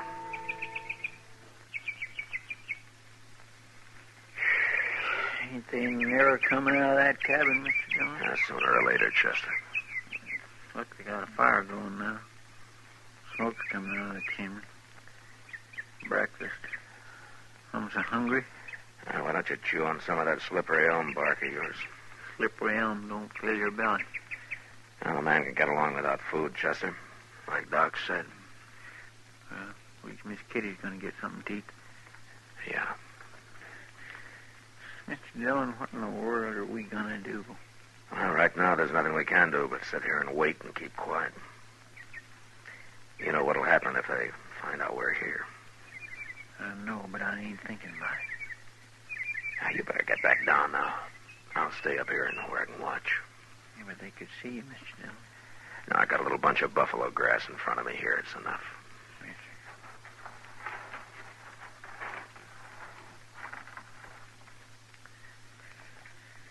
Getting hot. Keep your voice low, Chester. Okay. You know, if it wasn't for them in the cabin, it'd be awful peaceful out here, wouldn't it? Yeah. Mr. Dillon. What?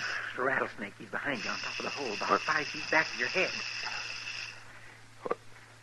Whatever you do, don't move, Chester. Don't even breathe if you can help it. He's looking at me now, Mr. Dillon. How long is he? I can't see him. He's a big one. Maybe 3.5, 4 foot. Huh. I can't see you either. How far are you from him? Far enough.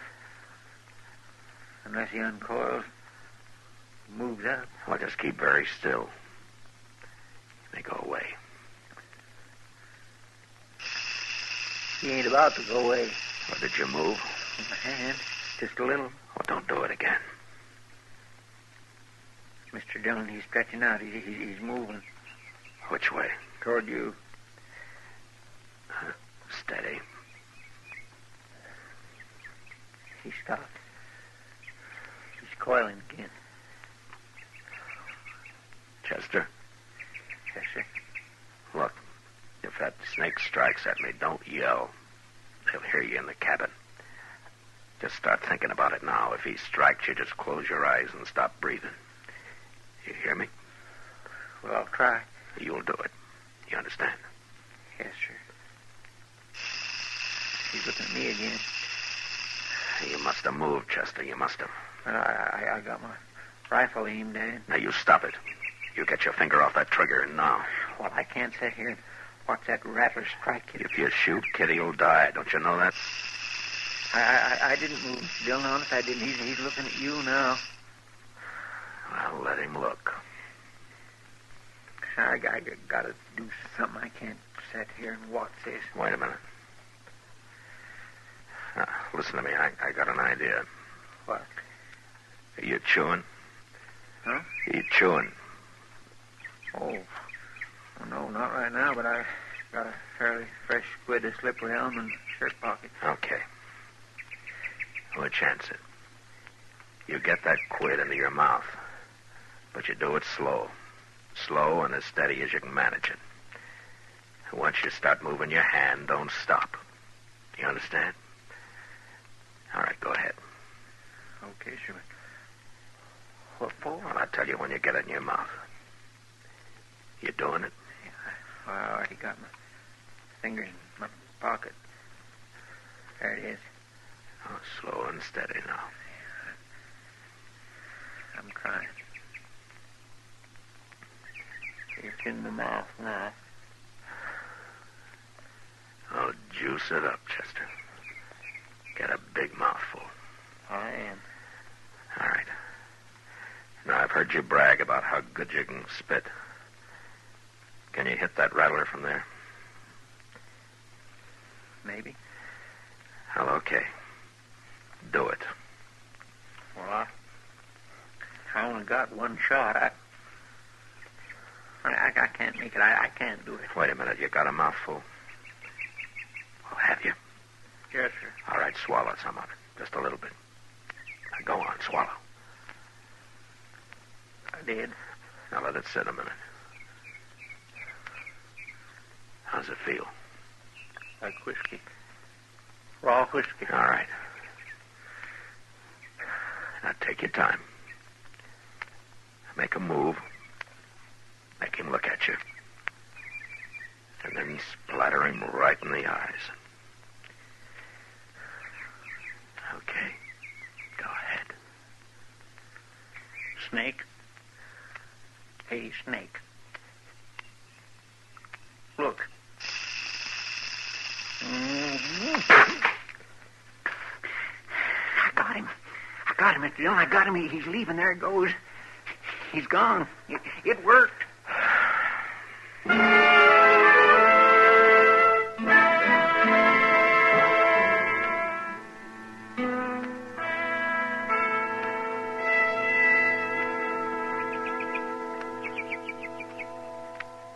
They can't stay in that cabin forever, Mr. Dillon. They'll die of the heat cooped up in there. It's only about 10 o'clock, Chester. My, I hope they gave Miss Kitty some breakfast. The door's opening. They coming out? Get your rifle. Easy now. It's Miss Kitty. Yeah. That's Joe Carp behind her. Now, there's his brother.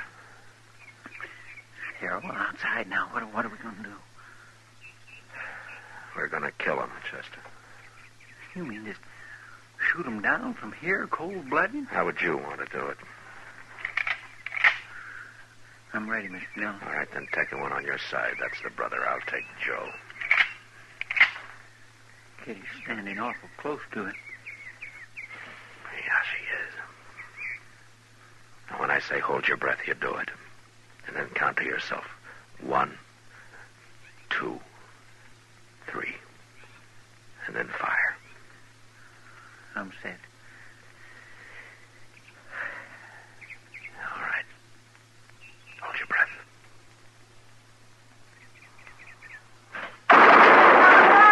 All right, let's go, Chester. Get back inside, Kitty. Joe Carp's still alive, Mr. Dillon. He's reaching for his gun. What?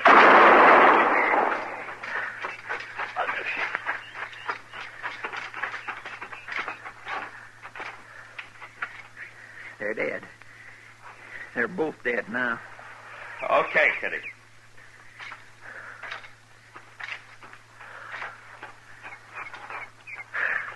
You all right? Good to see you, Matt. You too, Chester. You all right, I said? Shot them down like dogs, didn't you? Yeah, you bet we did. Thank you, Matt. Well, for pity's sake, she done fainted, Mr. Dillon. Well, it's a good thing you caught her. Here, I'll carry her inside, Chester. Come on, we'll get some breakfast going. They probably didn't feed her after all.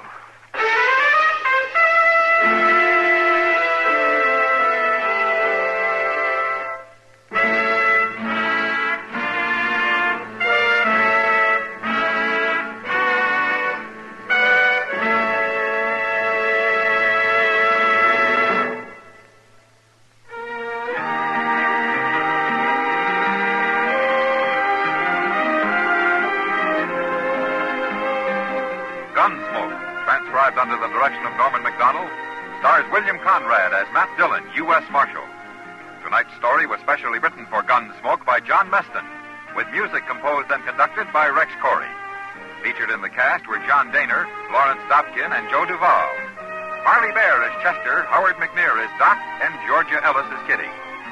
Join us again next week as Matt Dillon, U.S. Marshal, fights to bring law and order out of the wild violence of the West in Gunsmoke.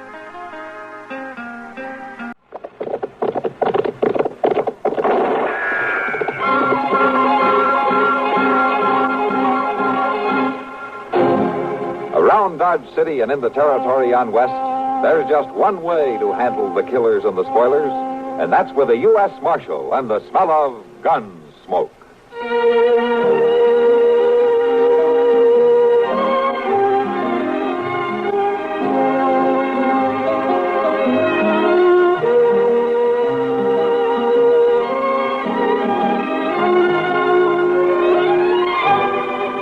Gunsmoke, starring William Conrad, the story of the violence that moved west with young America, and the story of a man who moved with it. I'm that man, Matt Dillon, United States Marshal. The first man they look for and the last they want to meet. It's a chancy job, and it makes a man watchful and a little lonely.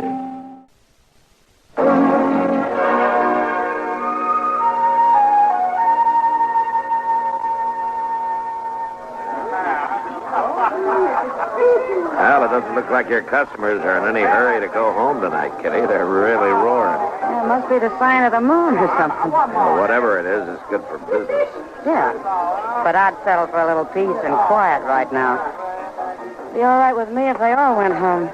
Well, I can take a hint. Oh, you know I didn't mean you, Matt. Have another drink. No, I don't think so, Kitty. Oh, Matt. Don't worry about it, Kitty. I'm tired. I just want to turn in. Oh, all right. Okay. I'll see you tomorrow, Kitty. Sure, Matt. Night. Good night.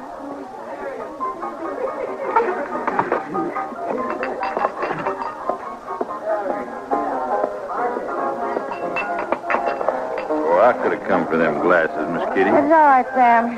Doesn't look like you've had much chance to get away from behind this bar. Oh, you get me pretty busy pouring, that's a fact. Yeah. Hello, Kitty. Oh, hello, Arnie. Glad to see that hard-nosed marshal go out of here. That's so? I've been waiting to sit with you. Well, now, Arnie, it's late. Seemed like he never was going to move along. Time you went on home, too, isn't it, Arnie? I've been waiting a long time. Well, you come back another time, huh? He ain't no more of a man than me. Matt's an old friend. I'm hankering to be friends, too, Kitty. You and me, we could have a good time. Now, listen. I had my eye on you for a long time, Kitty. Huh? You're a pretty gal. Real pretty. Well, that's nice, Arnie, but I'm going home now. Just a little glass of whiskey. No, Arnie, I said I'm going home. You better go home, too. Well, now, you ain't being very friendly. Well, I can be a lot worse. Now, go on home, Arnie, before there's trouble.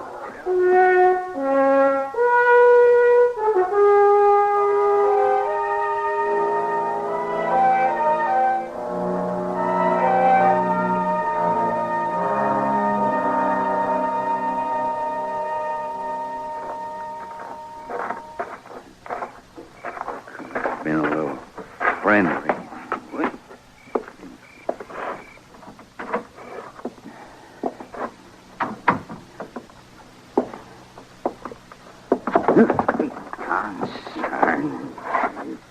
Never mind, pussyfooting, Arnie. I hear you. I just didn't want to disturb your sleep, Patty. I reckon you didn't. I didn't figure to be so late. You never do. Turn up that lamp. Ain't no sense in you sitting up. I got no feel for sleep when you're with that woman. Oh, Now, Hattie, there ain't nothing. I've watched you making cow eyes at her every time I've been in town. There ain't nothing to it. There's enough to it, so you haven't been home to supper in a week. Oh, now, Hattie, let's not... Set out on the table for you night after night. A man has business to tend to. Business. Well, I'll tell you something, Arnie Grimes. It's the kind of business I ain't about to stand for. I come out here with you to this misbegotten country.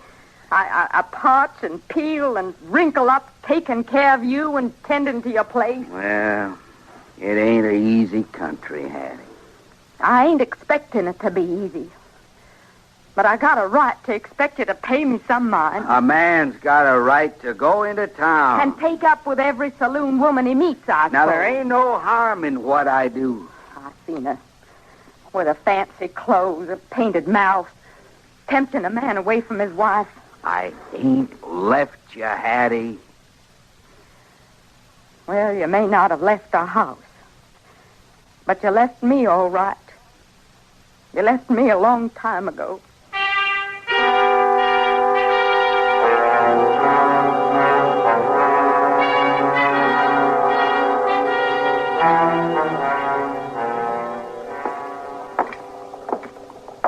Thanks for dinner, Matt. Sure. Maybe I should have eaten more while I had the chance. Now, what do you mean? I'm not going to have you around to buy my meals for me. You'll make out. Now, Matt. I was joking, Kitty. How long do you expect to be gone? Oh, 3-4 days, I imagine. At least till Sally's back on her feet again. I don't expect she'll stay in bed too long. She never does when she has a baby. She and Hank are getting to have quite a family, aren't they? Yeah, 7 of them, I think. No, this will make 8. You know, marriage is a good thing, Matt. Huh? You thinking about it? I said it was good. I didn't say I was going to do it.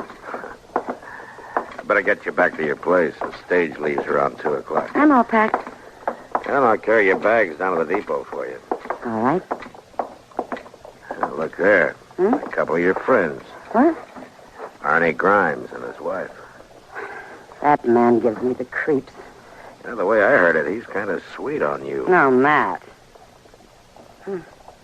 Wonder what they're doing in town this time of day. I don't know, but it looks like they're heading for the stage depot. Yeah, they sure are. Well, where in the world would they... Oh, Matt, you don't suppose they're going to take the stage out, do you? It could be. Well, why in the world would they be going to Fort Larned? Maybe they got a friend having a baby, too. Matt, this isn't funny. I was looking forward to this trip. It's half ruined before I even start. Cheer up. Maybe they're only riding out to the crossroads. I probably won't be that lucky. Come on, we better get you back to your place so you can change, or you won't be making that trip at all.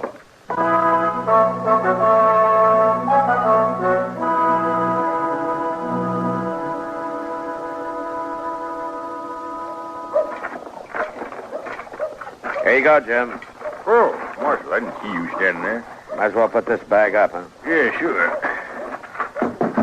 You riding with me today, Marshal? No, not me, Jim. Miss Kitty. She'll be along in a minute. Well, I guess I should have known. This ain't exactly your kind of bag. No, not exactly. Yeah, Miss Kitty going far? At Fort Larned. You think you can keep that rig on the road? Well, now, Marshal, seeing as Miss Kitty's a passenger, I'll sure try. She'll be glad to hear that.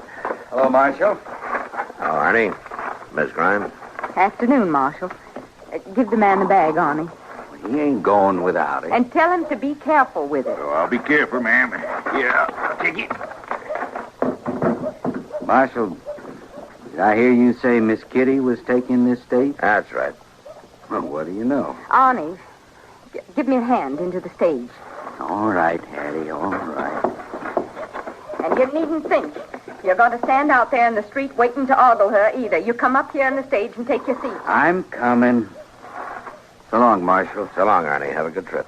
You needn't worry about him none. He'll have a nice trip, all right.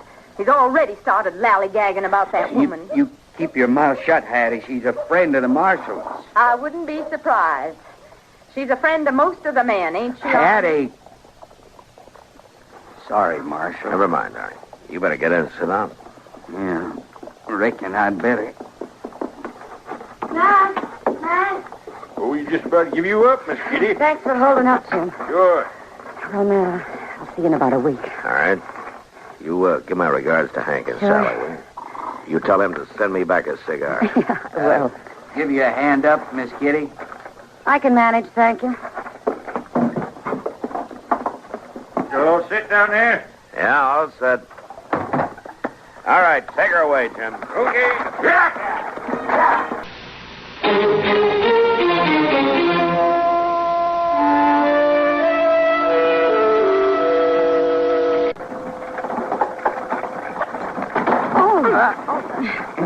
Seems like that driver could at least miss the biggest holes in the road.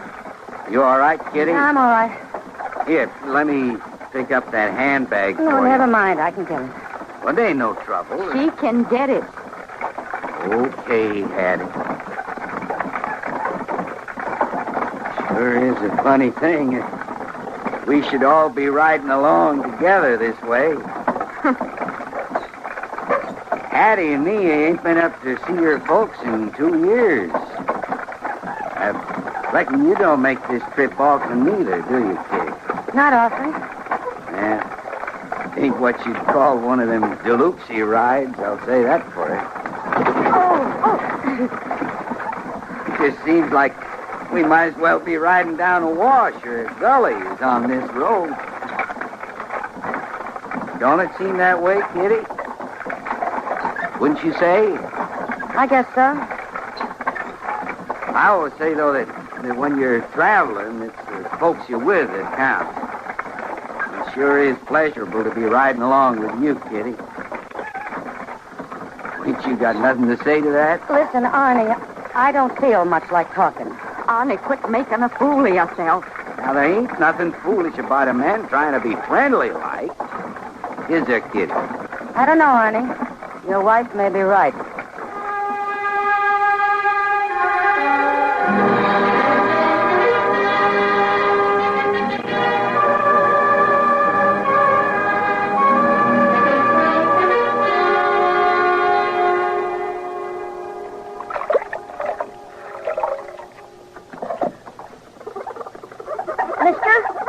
Don't bother me, boy. I'll get these windows clean and get in out of the sun.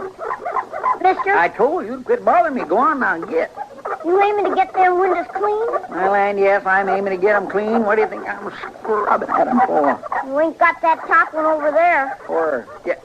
Now, look, you listen to me, boy. I can see it just as plain. You left a big smear. I told you once before. I ain't telling you again. Now, get. You ain't done it right. I don't care if there's a big old smear up there. Boy, I'm going to bang your head in a minute. Now, get. Well, I did miss a smear or two. Bad enough. Body has to bother us. That Charlie's not some smart aleck kid come along smart enough and let me... Well, hello there, Miss Grimes. I want to see the marshal. Oh, yes, ma'am, but he ain't in there right this minute, Miss Grimes. He ought to be back any time. I'll wait for him. Inside there. Oh, well, all right, ma'am. I ain't trying to stop you. Never seen me take time to be fight other folks. Best on these windows anyway. You got more water on you than you got on the windows, Chester. Oh, Mr. Dillon. If you keep on scrubbing, we'll almost be able to see out of that window again.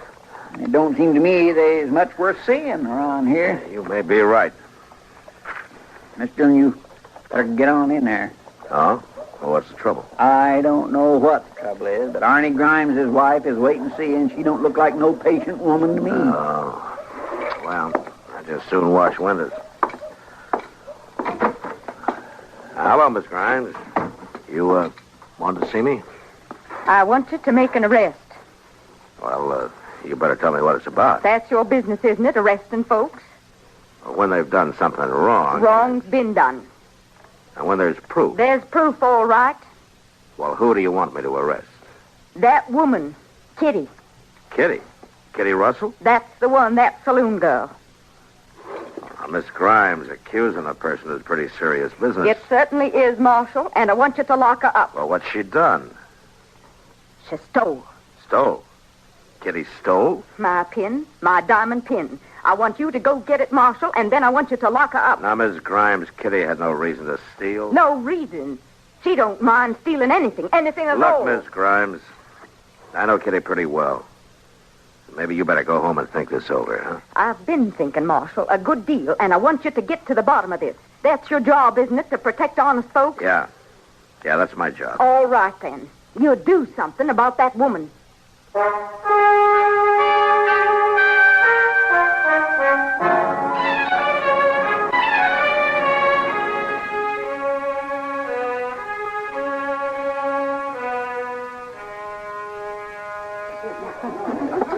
Hello, Matt.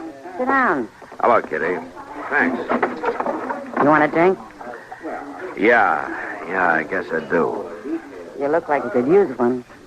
Sam, Yeah, Miss Kitty. bring Matt a drink, will you? Sure, Miss Kitty. You're not having one? No, it's a little early for me. Thanks, Sam. Sure. Now, what's got you worn down at this time of day? Well, Kitty, you wouldn't believe it. Try me. I have spent the last 2 hours with Hattie Grimes. That'd wear anybody down.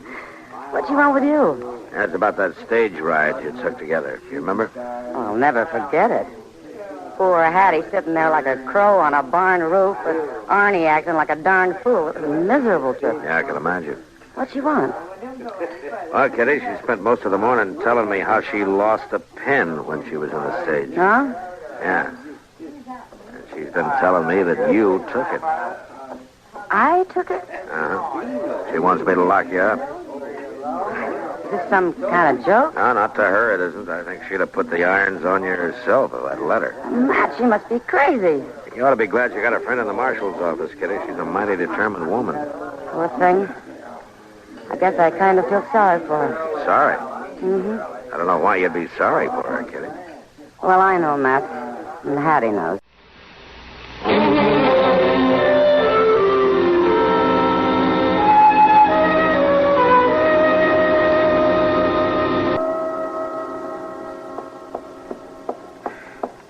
Well, hello there, Miss Kitty. Hello, Chester. Matt in his office? Yes, ma'am, he is. I was just going for the mail, but I could walk along back to the office No, with Chester, you. never mind. You go on for the mail. Well, all right, Miss Kitty. If you're sure you don't want me, it ain't far. I'm sure, Chester. Matt? Hello, Kitty. Come on in. Sit down. Matt, look here. Oh, what is it? Oh, where did you get this? I found it in my bag this morning. I hadn't used this bag since I came back from Fort Larned. Matt, this is Hattie's diamond pin. Hattie's. You want to lock me up? Where'd you get it, Kitty? I don't know, Matt. It was in my bag, and I've no idea in the world how it got there. Well, I know. What? You took it. That's how. All right, Miss Grimes, come on in. You shouldn't leave the door open if you don't want folks to hear. I don't care who hears. Well, you ought to. I guess now the marshal will have to lock you up for certain. Now, look, Miss Grimes, I She's have... got the pin. You can see for yourself. You know I didn't take that, Mrs. Grimes. I know you did. And I want you locked up for it right now. Don't you let her get away. Kitty's not going anyplace. She'll be around if we need her. You're not going to lock her up? No, Miss Grimes, I'm not going to lock her up. That's right. That's right. Take her side. All you men take her side. Well, we'll see what the circuit judge has to say.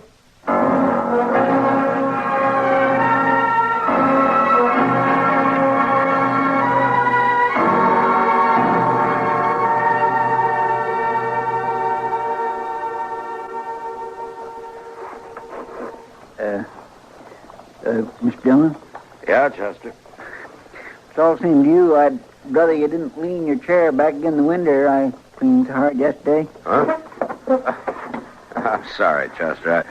I forgot about your house cleanup. Well, it's mean enough to have to do it without somebody... Well, I do declare. Look at that, Miss Dillon. What? Doc's been out already. Yeah.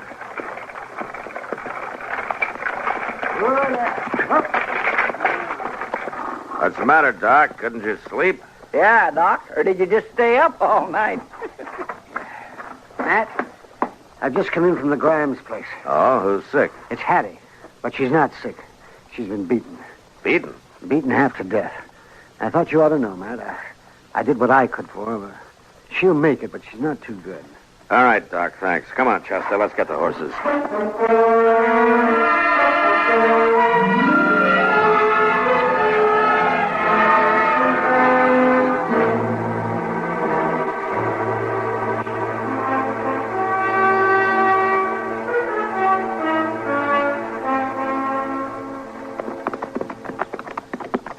This land around Arnie Grimes' place is good growing land, ain't it, Mr. Dillon?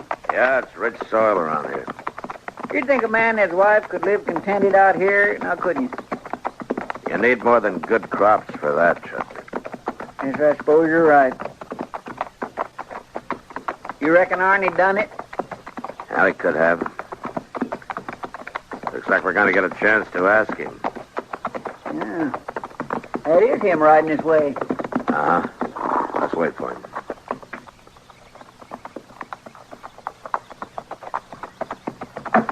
Hello, Marshal. Chester. Hello, Arnie. You on your way out to my place? Uh-huh. We were.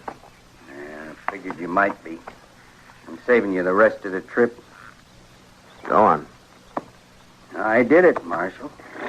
I beat her. I figured you did. I ain't proud of it. I ain't never hit a woman before. She had to tell me, Marshal. She had to tell me true. About the pin? Yeah. Yeah, about the pin. She hid it in Kitty's purse, Marshal. She hid it there herself. She'd have seen her go to jail for it. Yeah. So I made her tell me true. I'm ready for whatever the law says. I ain't proud of what I done, and it ain't easy to hit a woman. Not supposed to be easy, Arnie. All right, come on.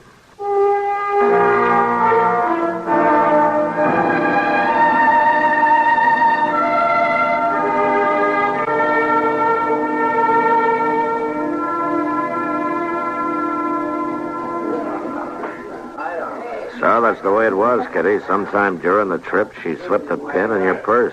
I don't know how she managed it, but she did. Oh, it doesn't matter. No, I guess it doesn't. It's all over now. No, Matt, it's not over. No? Well, what do you mean? It's not ever going to be over as long as men bring their women out to this country and then forget about them. They let them live on year after year, getting older and tireder and lonelier, and never even think about making their lives pleasant or interesting or even bearable. Hey, hold on. You're beginning to sound like a regular Prairie preacher. Well, I might take it up. I'd sure never like for things to preach about. Yeah, I guess you're right, Kitty. Only don't take it up till tomorrow. I'm sorry, Matt. I think I know how you feel, Kitty. Yeah, I think maybe you do, Matt. I think maybe you do.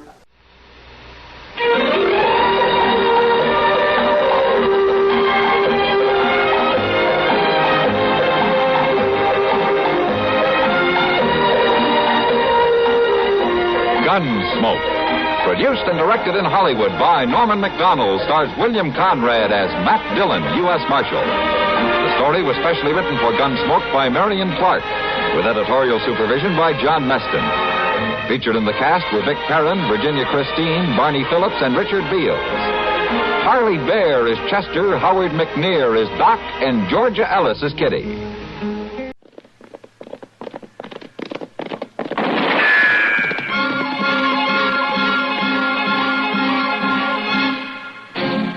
Around Dodge City and in the territory on West, there's just one way to handle the killers and the spoilers, and that's with a U.S. Marshal and the smell of Gunsmoke.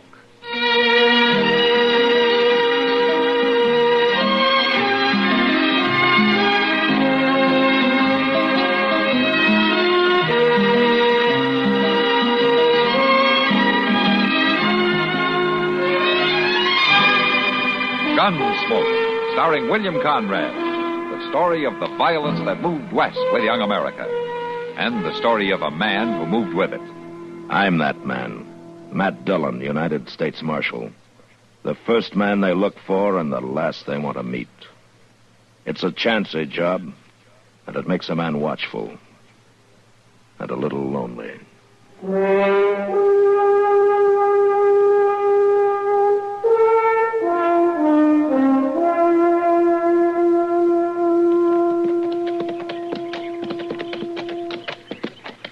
I sure would like to turn off here and go down to that stream and catch me a mess of fish, Mr. Dillon. Even the fish have enough sense to lie low under a noon sun like this, Chester. And I'd just soon be lying low with 'em along the bank there under a tree. Yeah, sure. There you'd be, stretched out under a tree. Yeah. And then the ants would come, and the chiggers, and maybe a rattlesnake or two. Oh, now, just a minute here. Just as soon as you got rid of them, they'd probably blow up a storm. Well, now... I think you're better off riding right back into town with me. Well, maybe you're right at that. I don't guess I really feel like eating fish today anyway. Say, look yonder there. Ain't that somebody walking up ahead of us? Yeah, it looks like it. Well, why on earth would a body be walking on a day like this? Probably has no choice. Well, everybody around here rides a horse, Mr. Dillon. Looks like he has been riding one. How's that? Well, he's carrying a saddle, Chester. Well, my land, I can see that, but what do you suppose he's told Well, us? we'll be up with him in a minute. Why don't you ask him?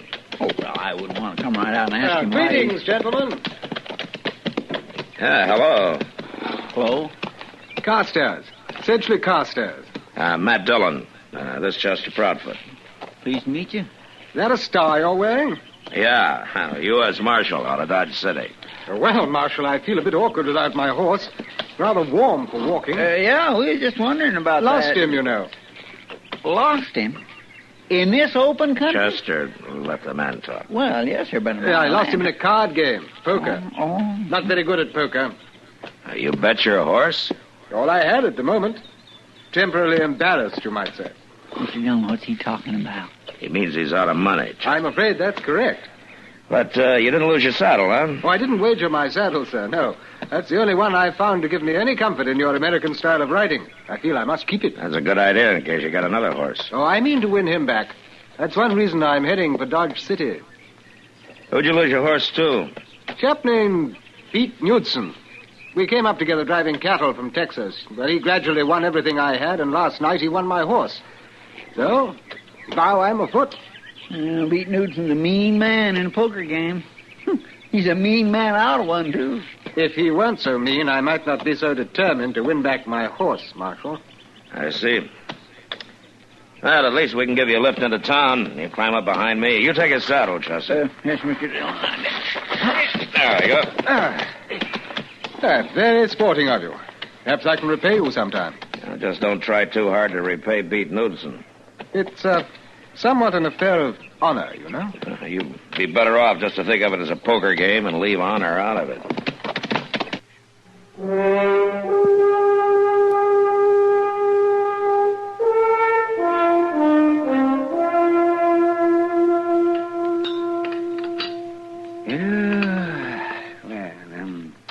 You want something more, Chester? Like maybe another piece of pie? No, thanks, Doc. Just a little more coffee. I'll buy. No, I've had plenty. Had plenty of that Carstairs fellow, too, come think of it. Oh, is that so? What's the matter with him? Well, now, Doc, what kind of a man would have a name like Sedgley Carstairs? Anyway, I don't trust him at all. Oh, now, a man can't help his name, Chester. Chances are in England, a name like Sedgley Carstairs is every bit as common as Chester Proudfoot is over here. Oh, Proudfoot. Maybe so, but I tell you, Doc, he talks so fancy, it's just plain silly. Oh, he's not trying to talk fancy, Chester. That's just the way Britishers talk. He was born in England, wasn't he? Well, what's he doing over here, then? Why didn't he stay at home where folks could understand him? Oh, no, I expect he's here for about the same reason the rest of us are. What reason? To make a living. Oh, now, Doc, I don't believe nobody who talks like he does knows how to make a living. These ways, he sure don't know how to keep a horse. See, you know, I've run into a couple of these fellas before. They're what they call second sons. Second son? What's that? Well, it's the second son born into a British family. You see? Usually a wealthy family. Or sometimes even a titled family. You mean lords and dukes and queens and all such as that? Could be. Well, say, then, this Carstairs fellow might be rich. Huh? You can't be sure. In England, it's the first sons who get everything. Doc, you mean them lords and dukes and stuff don't give their second boys nothing? Sometimes not, unless maybe they send them something a couple of times a year to keep them from hanging around the estate, raising a fuss. You mean they bribe their boys to stay away? It's been done. Sometimes those second sons turn out to be kind of ornery once they find out that they're not going to get their share of the family loot. Oh, it's a dirty trick. You can't rightly blame them for that. Say, Doc, you reckon this Carstairs feller's getting paid to stay away? Can't tell, Chester. Well, something to think about, though.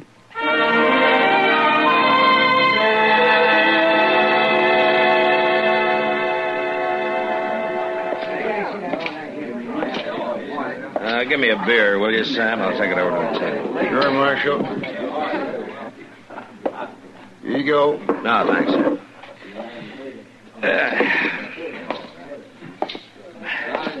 Well, evening, Kitty. Hello, Matt. Sit down. Thank you.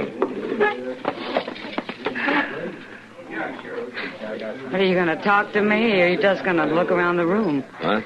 Oh, I'm sorry, Kitty. I was just looking for somebody. He's over there at the far table. You can't see him too well with all the crowd standing around. Yeah. Now, how'd you figure I'd be interested in Carstairs? Everybody's interested in him. I hear he's the willingest poker player to hit Dodge since the Santa Fe Railroad gangs. And the willingest loser. He doesn't seem to care who he loses it to. Just so he keeps on playing. I wonder where he gets his money. Well, they say all he has to do is walk into the bank and he comes out with all the money he wants. It could be gossip, you know. Yeah. He was down to betting his horse a few days ago. You worried about him, Matt? No, not exactly worried, Kitty. But he's a likable fella. I just hate to see him losing all his money. I wonder why he's doing it. He wants to learn to play good enough poker so that he can sit in on another game with Beat Knudsen. He wants to win his horse back. Well, you can't blame him for that. But if Knudsen hears about the money, there'll be a lot more involved than a horse. No, gentlemen, no. The game's breaking up. Yeah, looks like it. Opens tomorrow. Then I'll be only too glad. Hi, hello, Marshal. Miss Kitty. Hello, Sedge. Sedge. Mighty pleasant chaps in here, Marshal. Oh, why shouldn't they be pleasant? I understand you're supporting them. I am losing a good deal of money, that's true. But I'm learning, Marshal. I'm learning.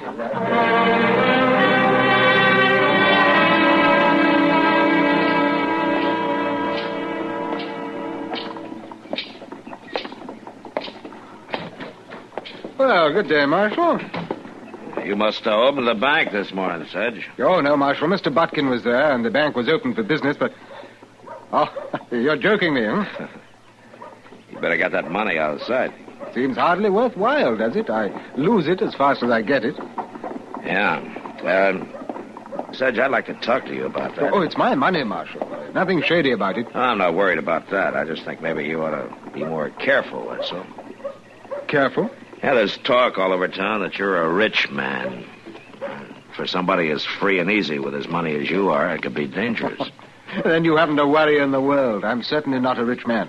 And maybe you ought to quit acting like one. Oh, it's just that my latest bank draft was waiting for me here when I got to town. Bank draft? Yes, from London. They send me a remittance check twice a year, Marshal, to keep me safely on this side of the ocean. But it'll be gone soon. Well, it's your business. Just make sure that you don't lose more than your money. Well, thank you for your interest, Marshal. Now, if you'll excuse me... Yeah. See you later, Sedge.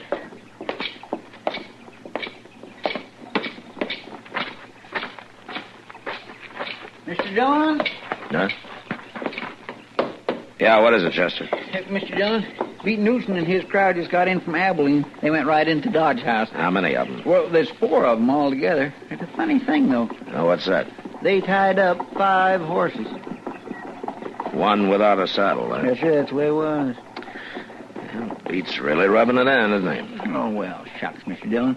If Sedge didn't have no better sense than to lose his horse in the first place... I just hope he wins it back, Chester. For his sake. And I also hope he rides it right out of town.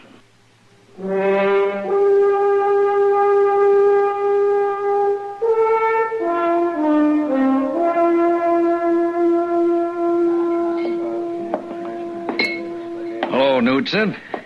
Hello. Well, it's about time you showed up. I thought you'd be down to the Long Branch by now. What do you mean by that? Well, the whole town's been waiting for you to come in so you could play poker with that English fella.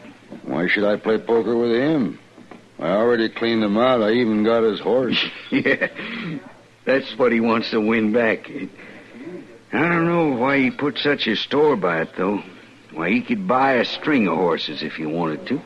He been winning? Sedge. Win money? Why, not hardly, but that don't matter. What? Well, he's rich. He is? I mean, you didn't know that? Well, he didn't have no money on the way up from Texas. Well, it just come. It come from London, England, to the bank. Well, he goes and gets some every day. I hear tell he got another big wad this morning. You know what you're talking about? Well, anybody will tell you. Well, maybe I will just mosey down there and play a little poker after all. Got to give the man a chance to win back his horse. Sure.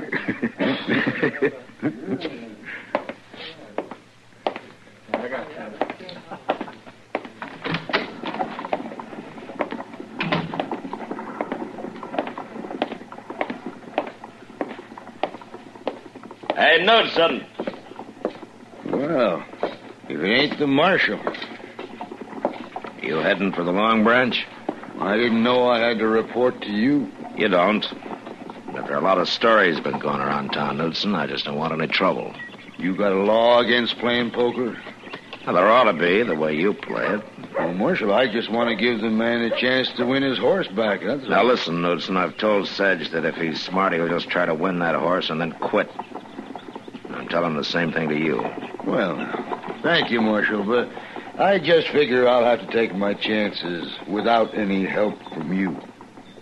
Just don't start anything, Knudsen. No. Of course not, Marshal.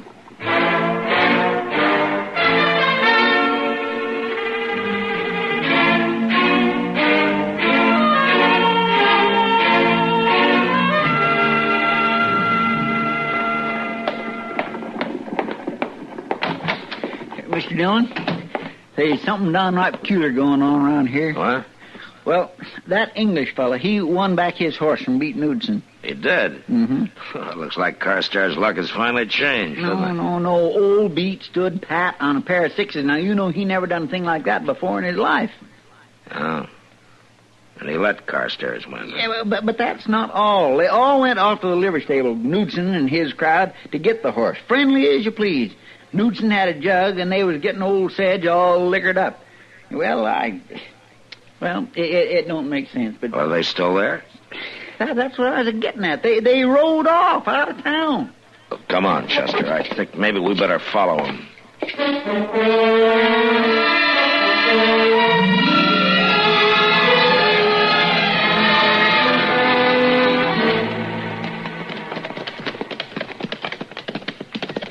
You reckon they took the road to Hayes City? Now they headed off this way towards some cover. Come on.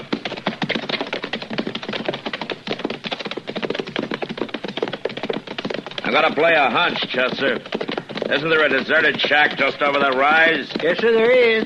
I figure they'd stop the first place they come to. Do you think they're gonna gamble him for the rest of his money? They won't bother to gamble, Chester. Yeah, we'll leave the horses here.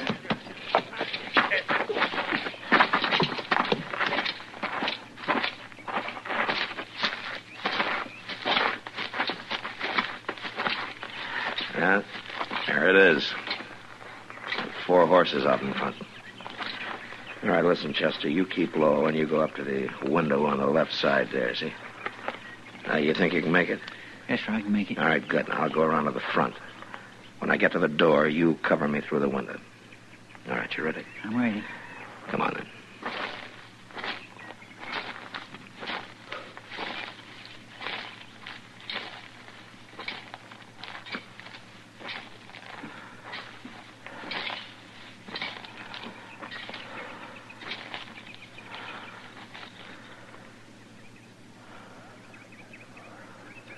All right, Chester.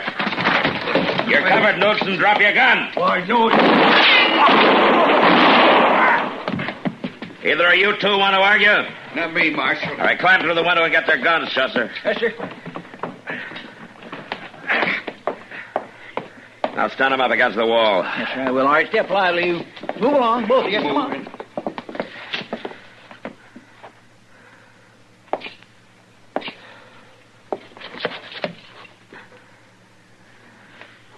You may have got me, Marshal. But you're too late for that fancy talker. Where is he, Knudsen?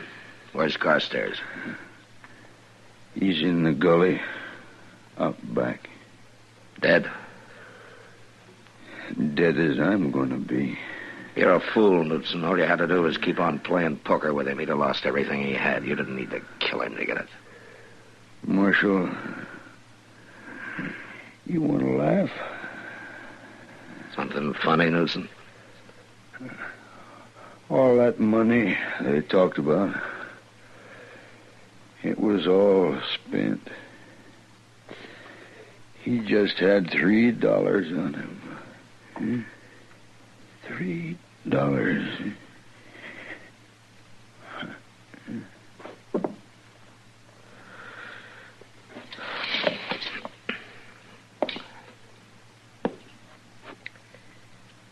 Mr. Dillon? You know, Chester, a man's life should be worth more than $3. A lot more.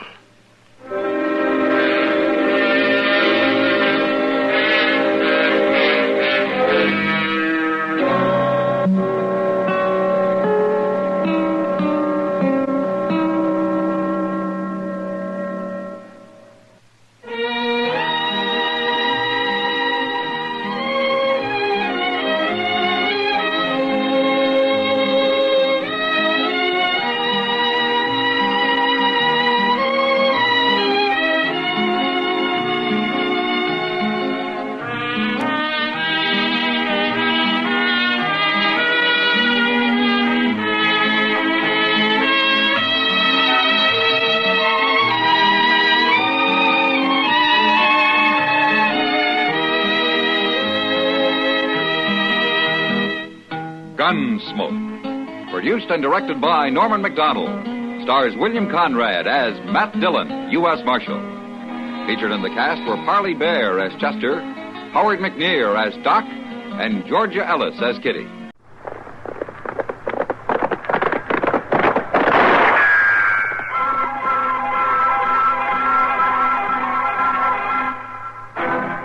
Around Dodge City and in the territory on West, there's just one way to handle the killers and the spoilers, and that's with a U.S. Marshal and the smell of gun smoke.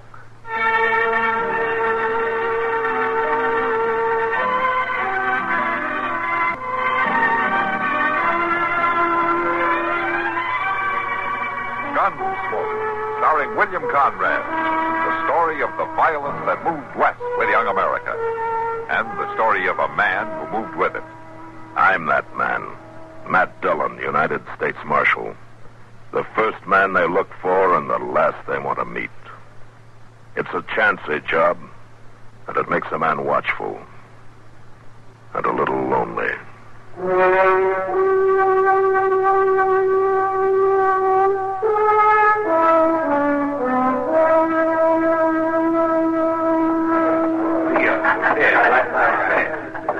Hello, boys. Can I bring you anything? Oh, thanks. We're fine. Oh, all right. You sing out if you want me. I'll be over there with the doc. Thanks, kid. Hiya, Doc. Well, now, Kitty, it appears I'm not an invisible man after all. I wasn't ignoring you, Doc. I was just too busy to say hello. Oh, then it's not my advanced age and state of decrepitude. Well, you'll never get old, Doc. You're too ornery. At least I hope I don't get so old a pretty girl won't say that to me, whether she means it or not. Oh, I do mean it. Provided I'm one of the pretty ones that you're talking about. One of them, Kitty. You are the most beautiful. Doc, Come on, Kitty. You and me are going to have a drink. Now, look, Frank. I told you twice in the last hour. Now, leave me alone. Don't you call me Sonny. Now, just a minute, young fella. You keep your pants on that chair, old-timer, and you keep your mouth shut. Old-timer? Why, you... Now, take it easy, Doc. Look, beat it, kid. before you get into trouble. I said we're going to have a drink and what I say goes. Now, come on. Let go of me. What's the matter, Kitty? You having a little trouble here? Matt, will you tell him to leave me alone? The lady says keep your hands off, kid. Now, don't you start calling me kid. Now, what's your name? Bravo. Just Bravo, that's all. You're new in Dodge, aren't you? Any law against it? Not unless you keep acting the way you were a minute ago. What do you want me to do, Kitty? Just get him out of here.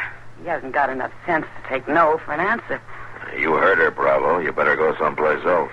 You think you can push people around, don't you? Just because you're the law. Nobody's pushing him. You all think you're pretty smart. Calling me kid? Saying run along, Sonny? Or maybe I ain't fixing to run. Now, what do you think about that? Bravo, you better quit while you're ahead. I ain't appear to you. To nobody else. And I'll prove it to you. I'll just prove it to all of you. Fine, you go ahead and prove it, but right. Bravo, you move your hand any closer to that gun and I'll slap the teeth right out of your head. You afraid to draw against me, Marshal? You half-baked young idiot. Now, you give me that gun. You stay back. You ain't gonna treat me like no kid. I told you to keep your hand away.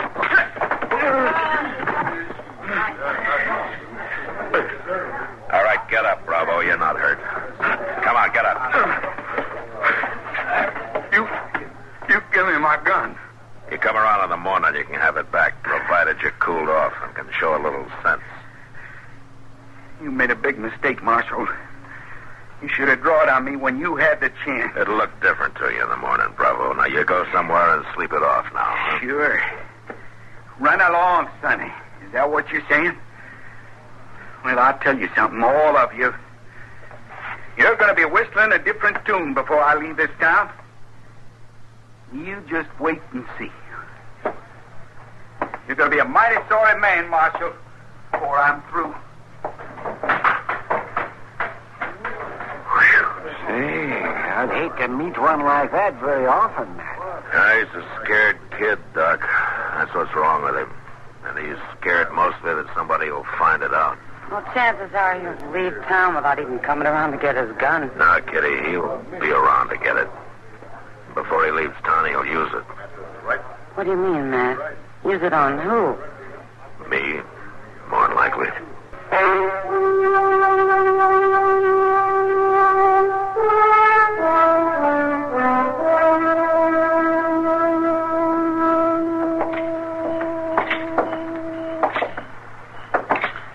You know, Mr. Dillon, late at night like this is the best time of the whole day. I agree, Chester. Dodge does look better in the dark, doesn't it?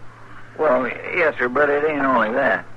Things quiet down about this time of night. Folks goes to bed and kindly put their meanness away for a while. Oh, maybe some of them do. Dust gets a chance to settle. The breeze comes in off the prairie all fresh and cool. The stars comes out. The moon Wait a minute. is one Wait a of... minute, Chester. What's the matter? I thought I heard something. How'd you hear that? It sounds like somebody groaning. Yeah, come on. Well, look. There's somebody laying over there on the ground.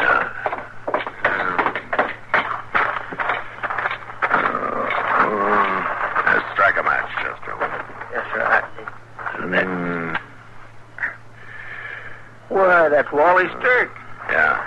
Looks like he's coming around. Wally. Wally. It's Matt Dillon. Are you all right? Wally. Can you hear me, Wally? Marshal? Yeah. What happened? I don't know.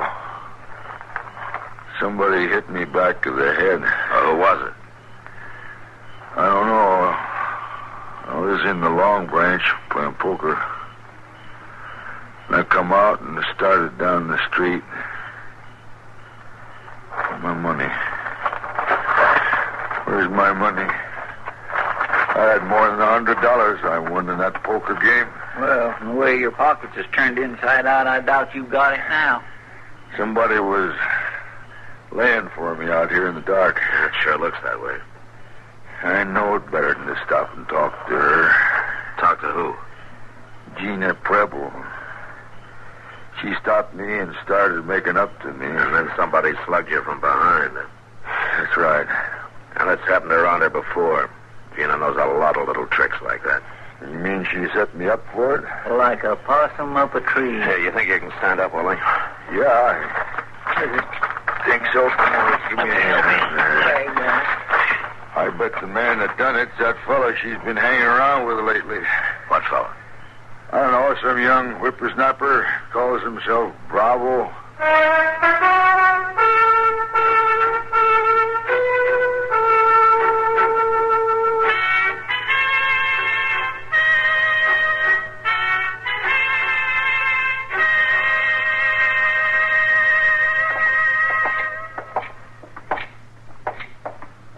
This it, Mr. Dillon? The landlady said the third door back. That landlady's a caution. Well, it's that kind of a place, Chester. My. Yeah? Who is it? It's Marshal Dillon. I want to talk to you, Gina. Just a minute. You better stand back, Chester. He may be in there with her. Yes, sir.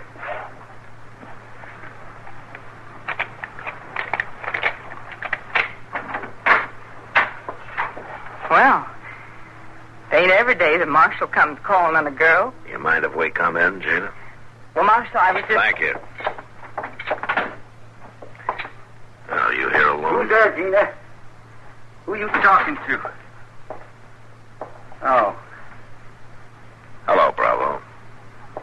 And what'd you let him in for? He just come in, Bravo. I couldn't do nothing. What's the idea, Marshal? Which one of you has the money? What money? The money you took from Wally Stirk. We don't know nothing about that. What are you up to, Marshal? You made a mistake, didn't you, Gina? Wally Stirk knows you. You always used to pick strangers when you were working it with your old partner. What's he talking about? I don't know, Bravo. I don't know nothing about it. What partner? Nobody. His name was Big Red.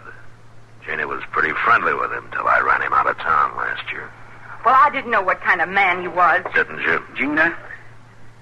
Where'd you go tonight when you was out so long?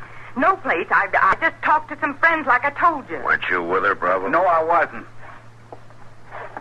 What friends, Gina? Just some girls I know that work down at the Long Branch and some other places down the street. You weren't in the Long Branch when you ran into Wally Stirk. You were in the alley. I'd been there, though. I was coming home, taking a shortcut, and Wally stopped me. Oh? He says you stopped him.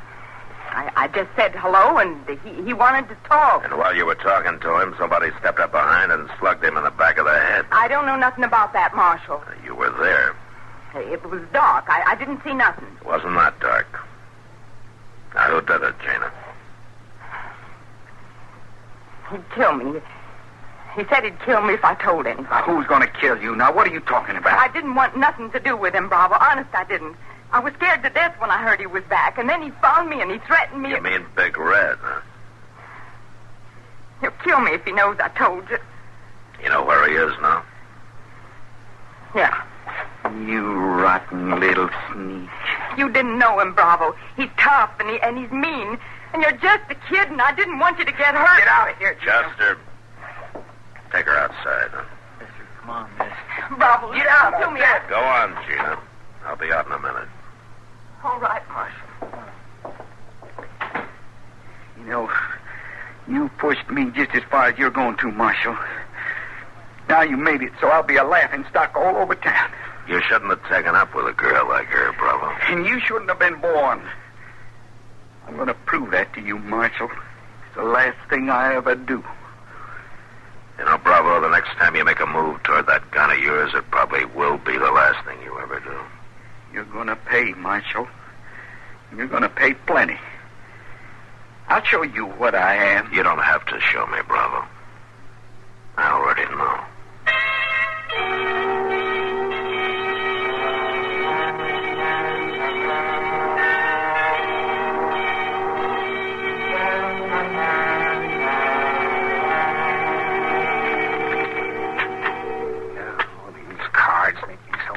Hey, you want to play another game, Matt?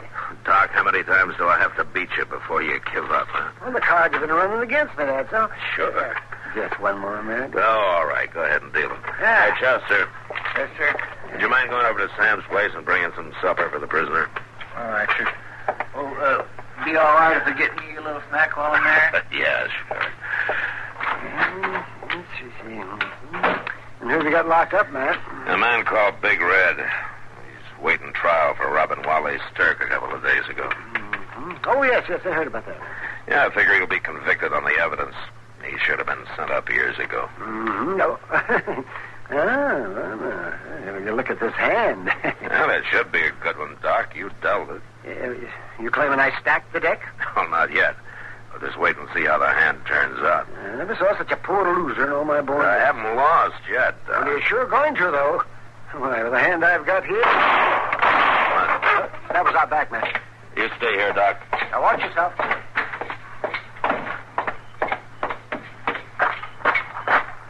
Hold it, Marshal. Right where you are.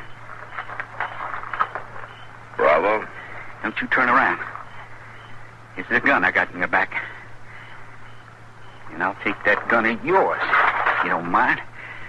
What are you up to, Bravo? I'm riding out tonight, Marshal. And I'm leaving this town something to remember me by. I just killed Big Red. What? I shot him through the cell window. Just like a setting prairie dog. You crazy fool. Now, I'm going to put on a show for the boys at the Lone Branch.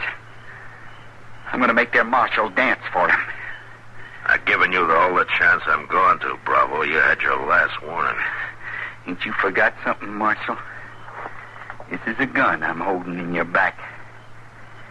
Now start walking.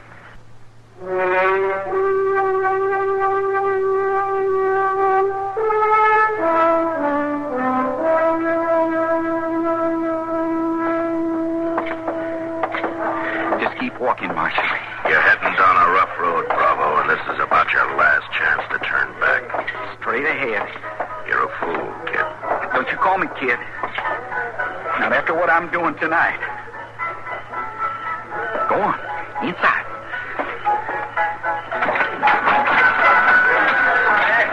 Well, good.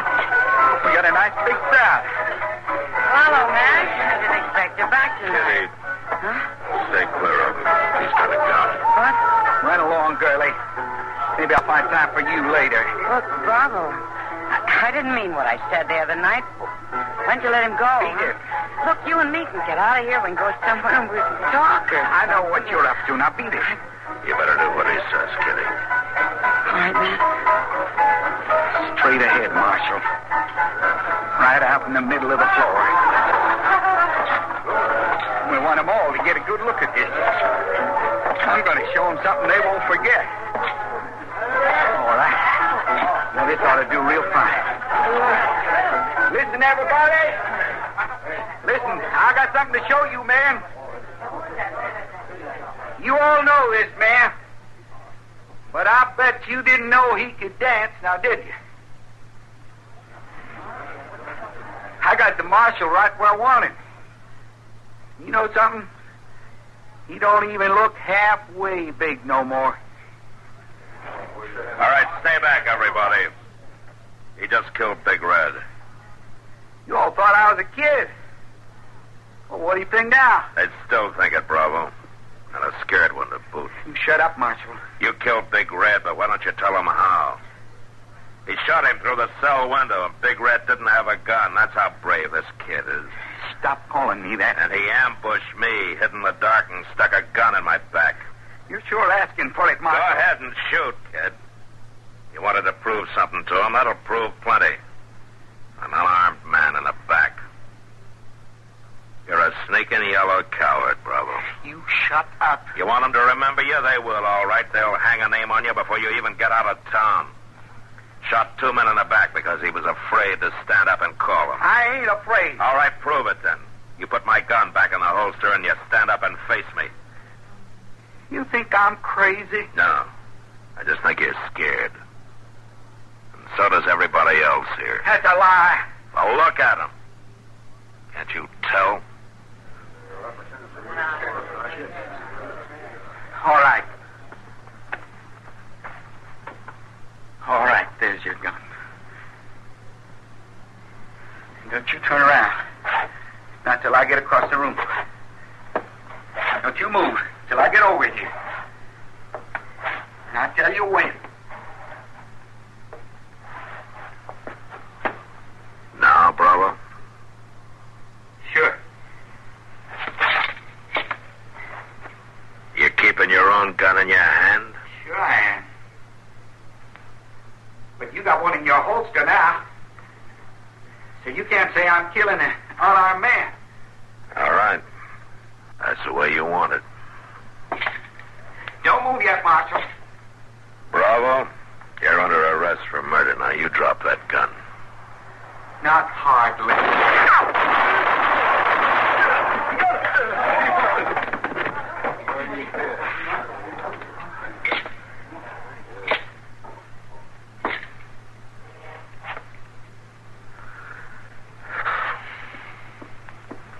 Are you all right, Matt?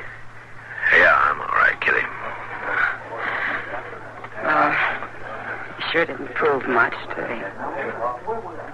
You prove one thing, Kitty. What? That a bullet will kill a man. And he had to die to do that. Yeah.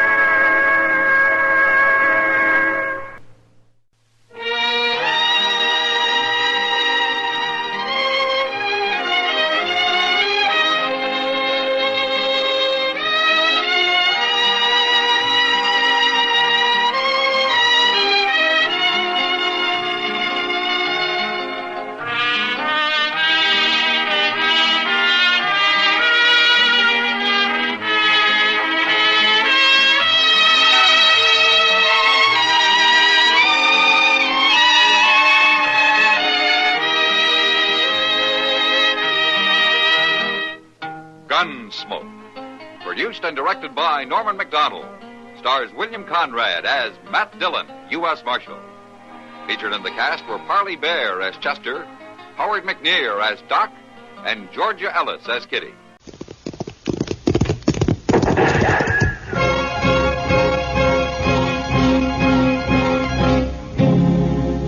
Around Dodge City and in the territory on West, there's just one way to handle the killers and the spoilers. And that's with a U.S. Marshal and the smell of Gunsmoke.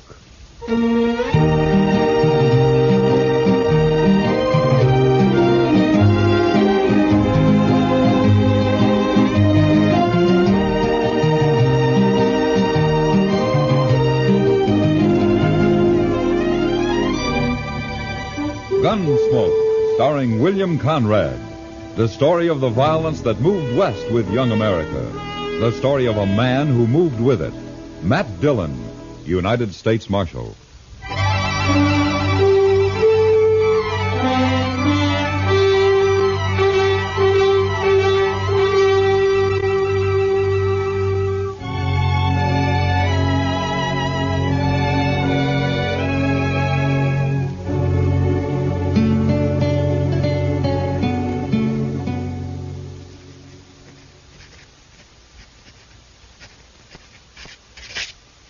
There. Report's finished, Mr. Dillon. Good. You better go on home now, Chester. It's getting late. Yes, sir. Oh, what about these new Dodgers? I'll just leave them there. I'll look them over. What's the matter, Mr. Dillon? We got company at the back door.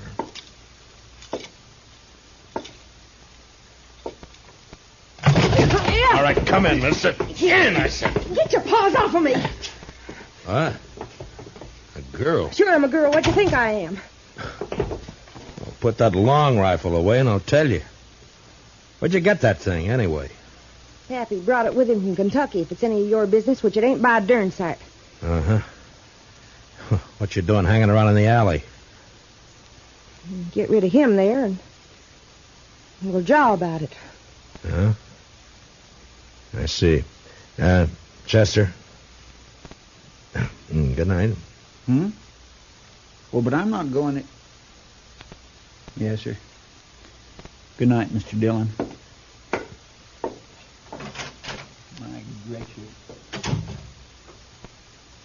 You Marshal here?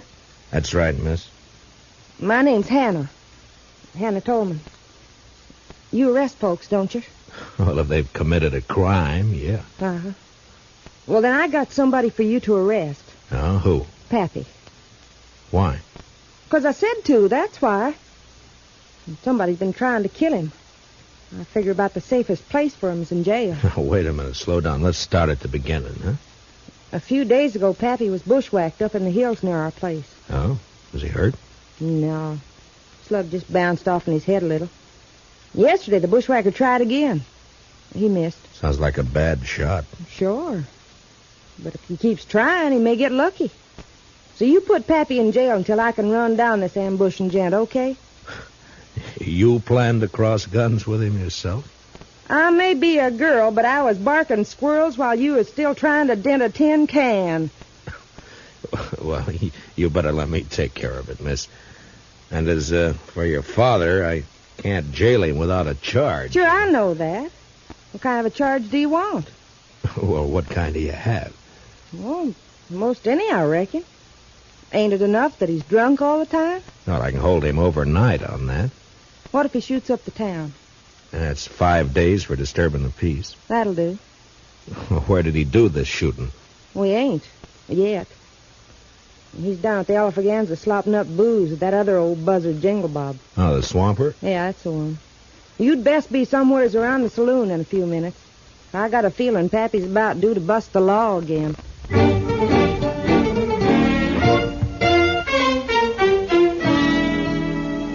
Her story didn't make much sense, but there was something about the mountain girl's gleaming black eyes and the set of her pretty but stubborn face that made me go to the Alafraganza. At the bar, I ordered a glass of rye and watched two bewhiskered old-timers trying to outlie each other over a rapidly emptying bottle. Yes, Jingle Bob. You just wait and see. Jed Tolman's going to have the biggest darn horse ranch in Kansas come spring.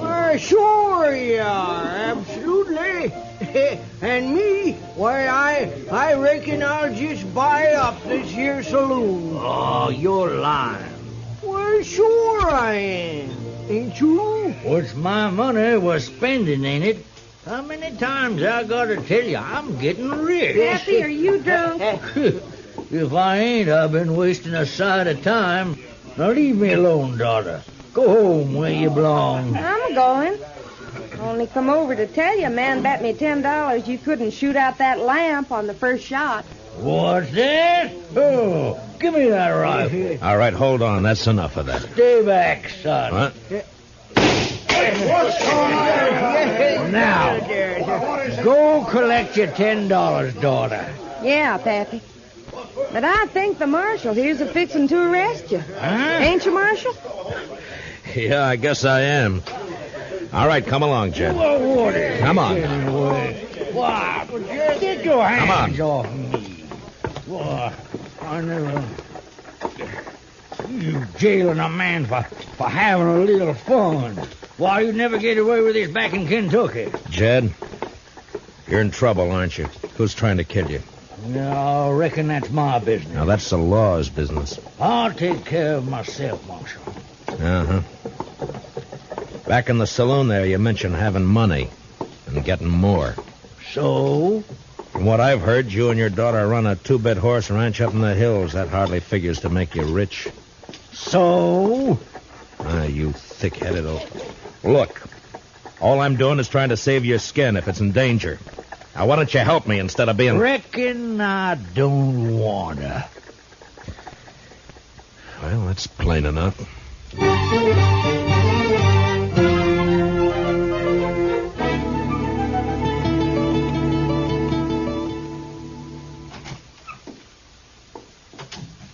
Morning, Chester. Morning, Mr. Dillon. You better take a look at this new Dodger. Huh? Wanted for robbery and murder, Vic Tolman. So that murderous gun hawk is loose again, huh? Broke out of prison last week. Yeah.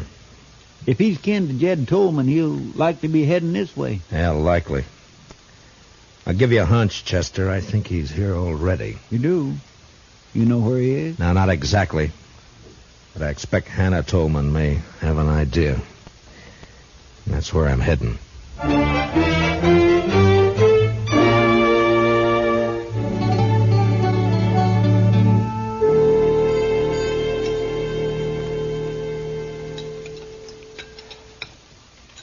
Now, that's what I like to see. A man-sized appetite. This wonderful corn pone. I'm a good cook. I've been cooking for Pappy ever since Ma died 10 years ago. Huh? You take pretty good care of it. Somebody has to. Pappy's kind of shiftless. I reckon he'd starve if I didn't feed him. Only things he cares about are wild horses and booze. In a pinch, he'd give up horses. You know, you're quite a woman, Hannah. You're pretty, brave, and with more courage than most men I know. Too quick, Marshal. What? You're sweetening me up for some reason. Not that I mind, you understand. I'm partial to a strapping fella like you. And Pappy's always after me to get hitched up. Says it ain't fitting for me to be 22 without a man. Oh, you're still young. Not the mountain folk. I'm an old maid. And I'm agreeable for some sweet talk. Only I don't trust yours. What are you after, Marshal? All right, Hannah. I only want the truth. About what? Where's your father getting this money he's spending? I wish I knew. Who shot at him? I don't know, but I'm aiming to find out. Where's Vic? Where's he hiding, Hannah? Who? Vic Tolman, your brother. Or maybe he's your cousin. Brother. Where? I don't know. Hannah, be sensible. Vic's a murderer. Vic's my kin. We Tolmans don't turn on each other. If you shelter him, you're guilty of... Marshal, I reckon you just wore out your welcome.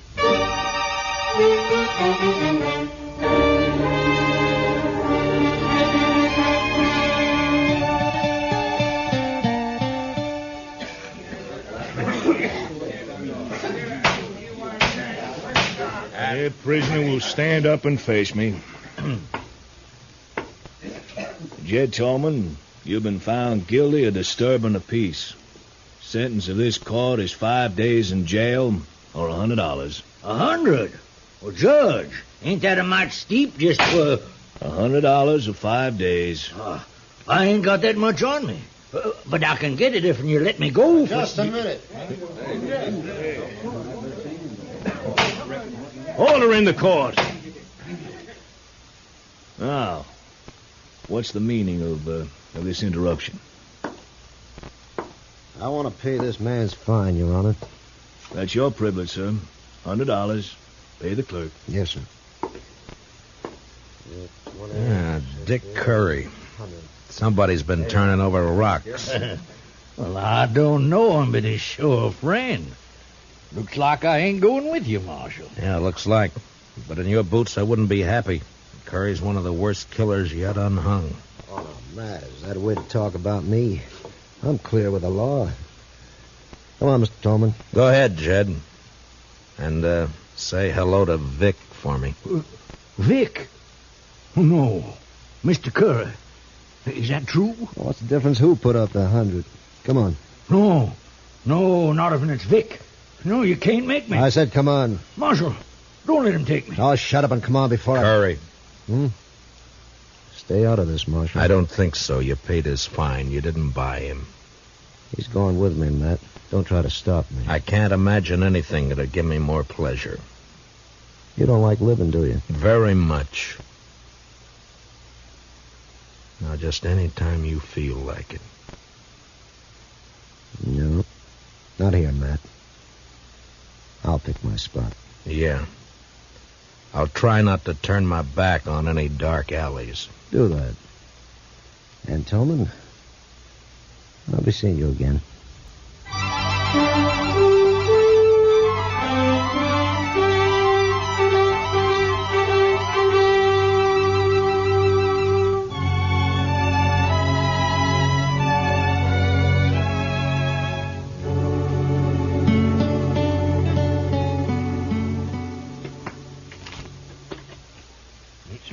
start, Marshal?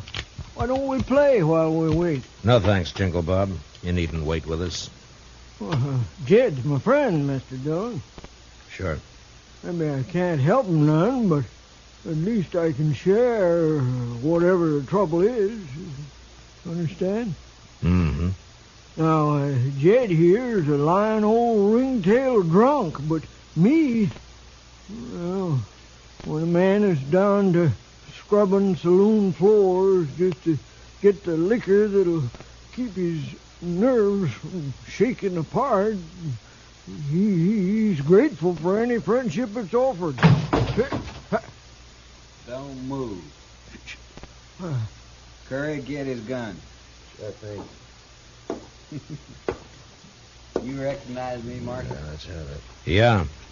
Vic Tolman. There are Dodgers out on you. You're a cool one, Dillon. Too bad we're on opposite sides of the fence. Yeah, it's too bad. Real pity. Now I'm going to enjoy this job. What job? Well, don't you know? Vic's taking his paw away from you. But you won't mind. You'll be dead. Curry, you stick here and take care of these two. Jed and I'll go on ahead. Oh, son, I don't want to go nowhere. Now, Paul, don't rile me. You're going with me. None of you are going anyplace, Vic. Check. What? Window. Reach high, both of you, and let go of that hardware. Now, you better do as he says. Because Chester's a little nervous with that shotgun. There's mine. Looks like the odds are with you, so... You might as well get rid of that spare in your boot, Vic, before you run into any temptations. You got sharp eyes, Marshal. The law gets a lot of backing up tonight. Your mistake, Vic. Sometimes people just don't give Chester enough credit.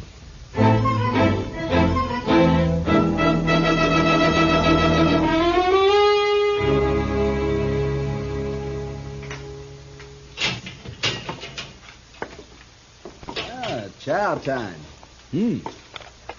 Beefsteak, fried potatoes, stewed corn. Marshal, I must say you run a nice jail, don't he, Curry? Don't mind Curry. He's a little depressed about last night. You still run a nice jail. Something on your mind, Marshal? Mm-hmm. Yeah, a couple of things.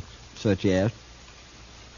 Oh, such as your father spending money he hasn't earned, claiming to know where he can get more. Paul's sure a terrible liar. Mm-hmm.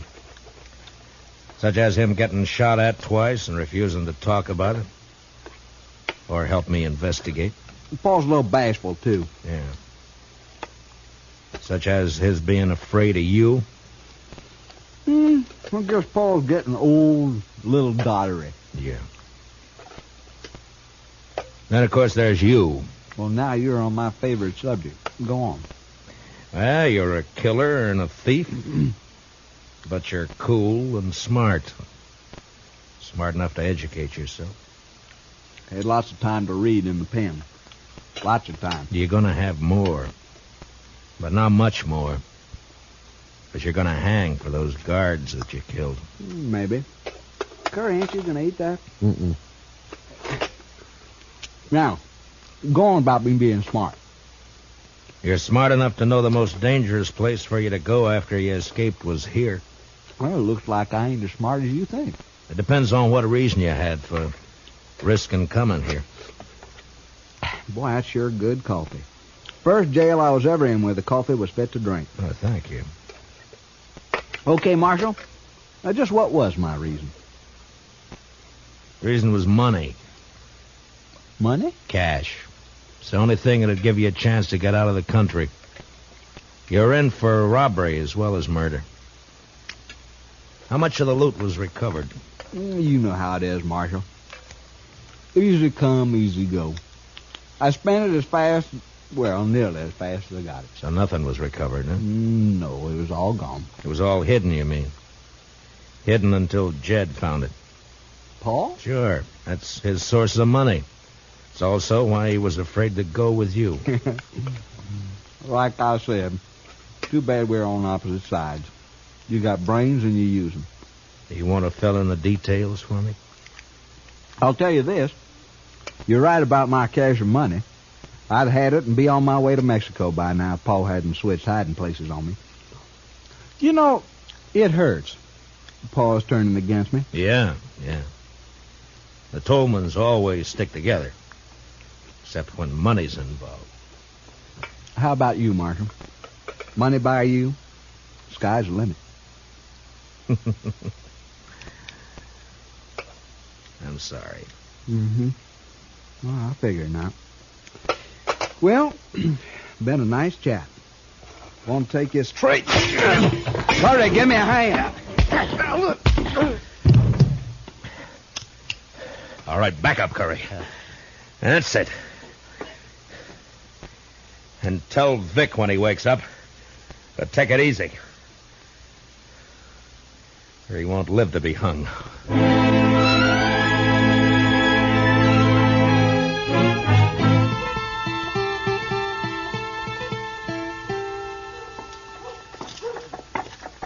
Hey, Jingle Bob. You seen Jed? Oh, sorry, Marshal. I don't know where Jed is. Been looking for him myself. Golly, I'm cold. He must have left town last night. Yeah. Ain't you cold? I got an old jacket you can have. I'd rather have a shot. Better still 2 shots. You got the jumps? Always got 'em, except when full of booze. Funny, you won't believe it, but there was a time when I couldn't stand the taste of hard liquor. Made me sick. No, can't live without it. Yes, you can. Well, maybe, let's say I don't want to. Let's say that... Here. Go buy yourself a drink. Hey, that's enough for a whole bottle. Well, thanks. See you later, Marshal.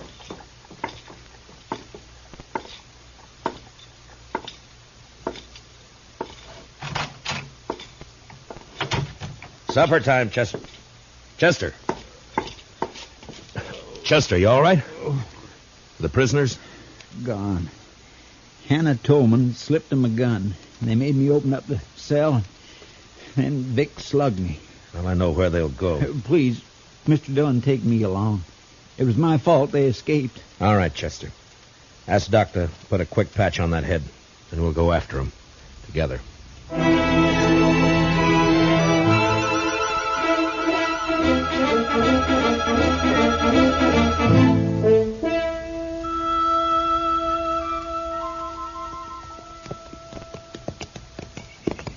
Starting to get dark. Yeah. Why'd we leave the road back there? I wanted to reach that rise, Chester. But we circled around to come up the back side.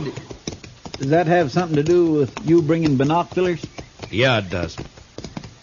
Vic Tolman will know he'll be followed. I want to see what kind of a surprise he has for us. All right, pull up. You wait here.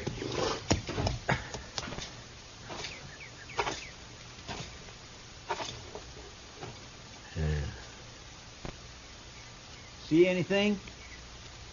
No. Not yet. Now, wait. I knew now. Yeah, it's Curry, all right. He's holed up in some brush just beyond the turn in the road down there.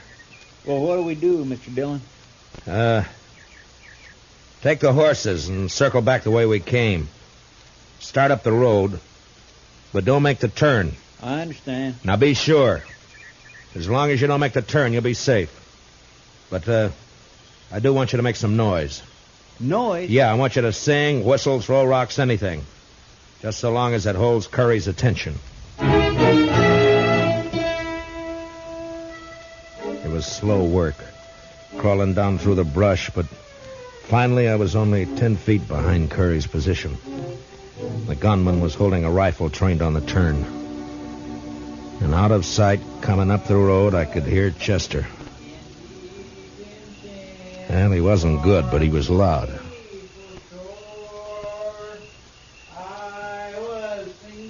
I'm going around that turn, blast you. All right, don't turn around, Curry. What? Now, you may have a point, but I like Chester, bad singing and all. Now lay the rifle aside and unbuckle your gun belt. Now, careful. Yeah, sure. Only don't shoot. Okay. Chester!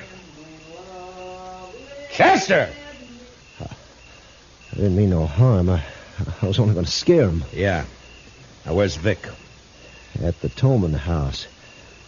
Waiting for Jed to show up. Uh-huh. All right, put your hands behind your back. I'm going to tie you up and leave you here. What? Leave me here? Yeah, we'll pick you up on the way back to town. It was dark when Chester and I were moving through the trees up to the Tolman shack. There was a light in the front, and through a window we could see the figure of Hannah Tolman moving around. Just a girl. Yeah, Vic's there. He just stand out of sight so Jed won't be scared off. Uh-oh. She's coming out. Heading this way. And there must be a well out here. She's carrying a bucket. And behind that tree, quick, and I'll take this one.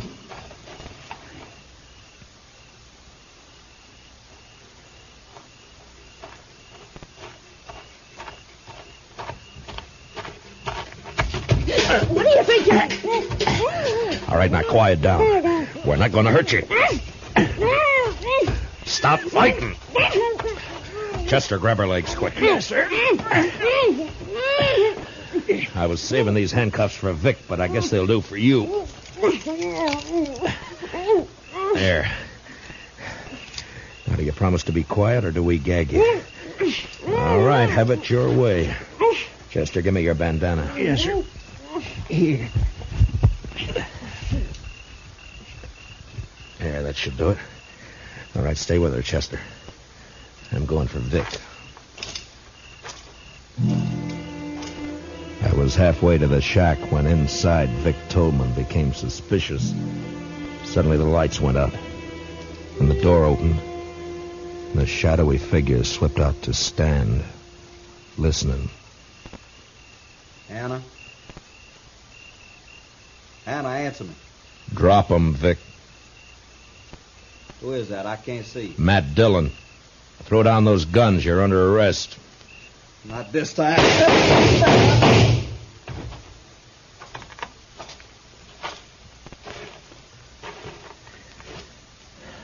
Vic. You were right, Marshal. I ain't gonna live to hang. Vic. Mr. Dillon, over here. Hey, what is it, Chester? Who's that, Jed?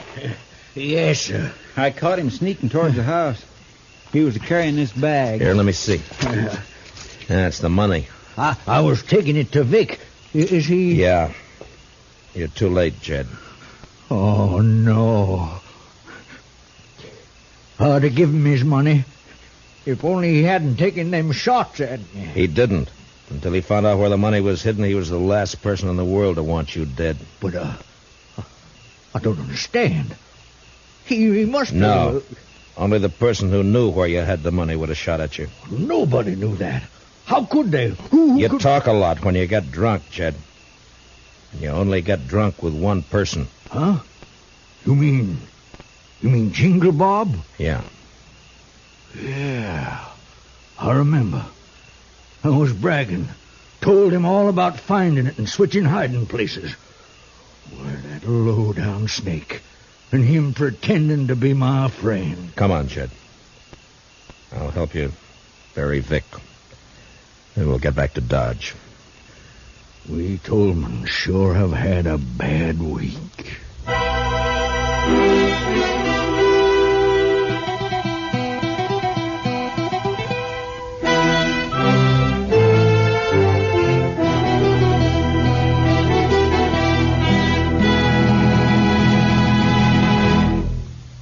Gunsmoke, under the direction of Norman Macdonald, stars William Conrad as Matt Dillon, U.S. Marshal. Tonight's story was specially written for Gunsmoke by Herb Purdom, with music composed and conducted by Rex Corey. Featured in tonight's cast were Virginia Gregg, Joseph Kearns, and Junius Matthews, with Harry Bartell, Lou Krugman, and Peter Leeds. Parley Bear is Chester. Join us again next week as Matt Dillon, U.S. Marshal, fights to bring law and order out of the wild violence of the West in Gunsmoke.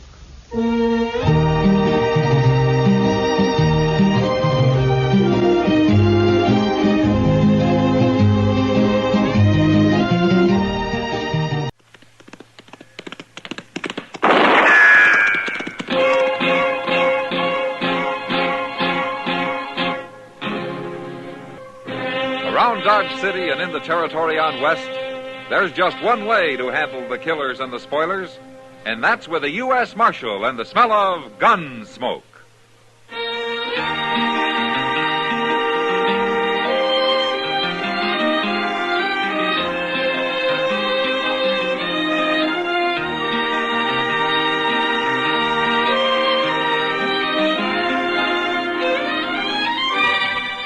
Gunsmoke, starring William Conrad.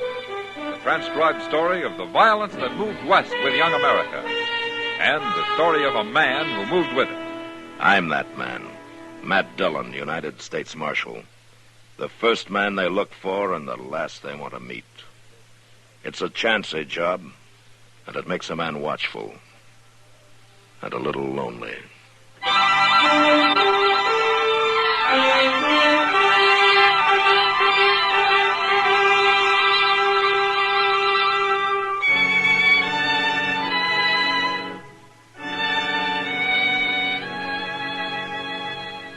The blazing sun and dust.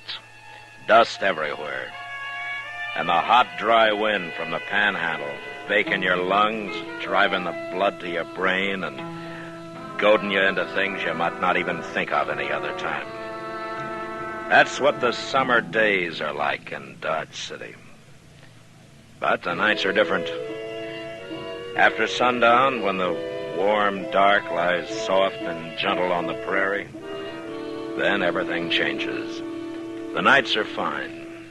But it's the blasting, killing heat of the day that breeds the trouble. Well, I declare I'll be doggone. Yes, sir. It's her, all right. Oh, who are you talking about, Chester? Who's her? Lucy. What? Oh, you remember her, Mr. Dillon, that girl that old Ephraim Hunt took out of the Long Branch Saloon and married last winter? Lucy was her name, Lucy Middlecamp. Coming down the street there, see? Oh, yeah. First time I've seen her in Coon's age. I hear old Leaf rides a pretty close herd on her. That looks like she's coming here. Never could figure them two, Mr. Dillon. Why she'd marry him, I mean. And 800 acres, a mighty good range, man. How are you, Matt? Chester? Ma'am? How'd you sit down? I haven't time, Matt. I can't let Ephraim know I came here. Oh, why not? Why did you come? Ephraim's going to kill me. What? It's true. He told me so. I know everybody thinks he's so good, studied to be a preacher and all. But he's not good. He's mean and cruel. I made an awful mistake when I married him, and now he won't let me go. Oh, why does he want to kill you? He accuses me of things. Crazy, terrible things. How do you want to file a charge, have him locked up? My word against his? With him always quoting the scripture and the like? And me 6 months out of a dance hall? People can't forget that. Maybe it's only you that can't forget it.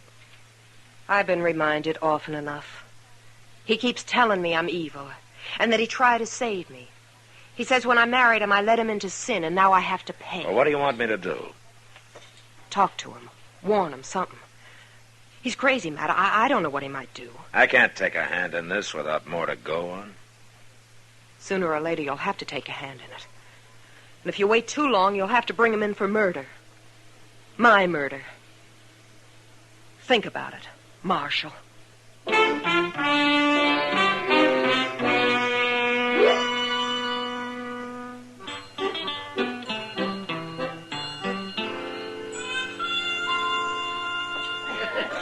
if you'd have taken that medicine I gave you, it'd have been... Oh, there's Matt. Matt! Oh, Matt! Ah, hello, Doc. Sit down here and have a drink, Matt. Well, maybe later, huh? Ephraim Hunt's over there at the bar. I want to talk to him for a minute. All you're going to get is a sermon. Well, maybe that's what I need. Evening, Mr. Hunt. Oh, Marshal. Will you join me? Oh, thank you, I will. Glass for Marshal Dillon, lad. Yes, sir. Feeble it may be, but a vast help indeed in banishing the cares of the day. A man like you shouldn't have any cares, Mr. Hunt. Care lurks everywhere in this vale of tears, Marshal. Men's brief joys, dearly bought. Your good fortune, sir. Well, luck. Well, how's the missus? Her health is excellent, as it usually is in youth. Her state of grace may be somewhat more uncertain. Oh? And it's nothing that can't be dealt with. It's a man's bounden duty in this world to lend his own strength to the frail reeds of his household, to support them against the storm and strife of this temporal life. The man is a rock, sir, and the woman a reed, swayed by the wind. Uh-huh. But, if the rock happens to break the reed, what about that, Mr. Hunt? I doubt the rock will break the reed, Marshal. Good evening, sir. Good evening, Mr. Hunt.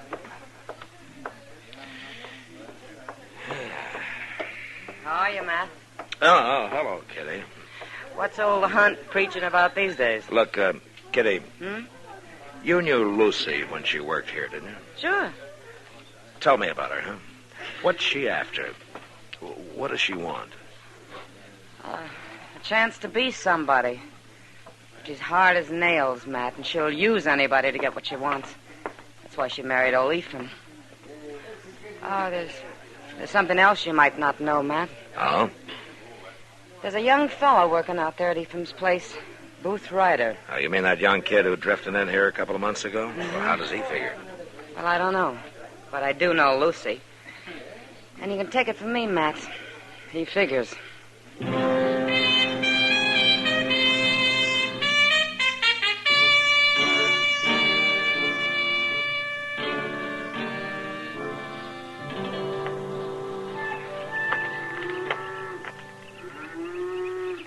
Well, it's been fine talking to you, Marshal, but I reckon I better get back to work. Unless you got something else on your mind. No, nothing, I guess. Just wondered how things are going, Booth. I like it fine here. Yeah, I understand Ephraim's a good man to work for. I got no complaint. Uh-huh. How do you get along with Miss Hunt? Fine. Why? I just wondered. Weren't you wearing a gun when you first rode into town? Yeah, it's over in the bunkhouse. Mr. Hunt don't hold with guns. He don't pack one himself. He's never had any reason to. You got something on your mind, Marshal? You're young, Booth, and it's a big world. Why don't you go take a look at it, huh? Some of the big spreads up north or on out west in the territories. Marshal, with a setup like I got here, a man would be crazy to pull out. And he might be crazier to stay. I like it fine here. Just fine. All right. I can't run you out. It's your life, Booth. As long as it lasts.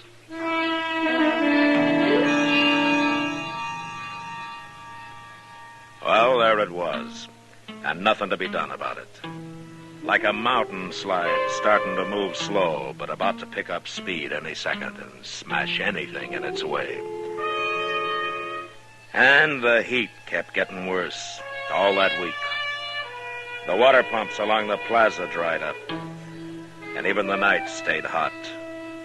Sundown didn't seem to make any difference. Maybe if it hadn't been for the heat, things might have worked out different. I don't know. Mr. Dillon, I reckon there's something you ought to know. Oh, what is it, Chester? I was just down at the hardware store, and Ephraim Hunt come in. Well, what about it? He just bought himself a gun.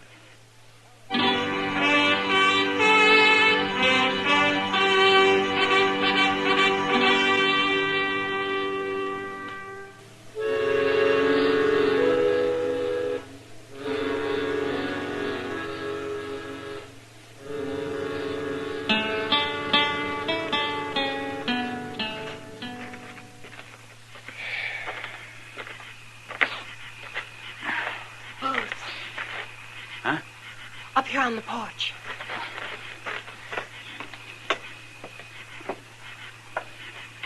Ephraim's bought a gun booth in town this evening. He's got it there with him now and he's drinking. He's going to kill us, both of us. He told me so. What'd you tell him? Nothing. He's suspicious, that's all. But he's crazy, Booth. He'll do it. You got to get that gun away from him. Well, that might take some doing. You can do it. You got a gun, too, and you know how to use it. He doesn't know one end from another. You've got to do it. It's the only way. Maybe the marshal was right. Maybe I have stayed here too long. You can't leave now, Booth. Can you? You know I can't. Then you got to do it. And it'll be better to face him. If you don't, he'll lay for you and shoot you in the back. And then me. I know. Then it's up to you. Am I worth it or not? You're worth it. And go on.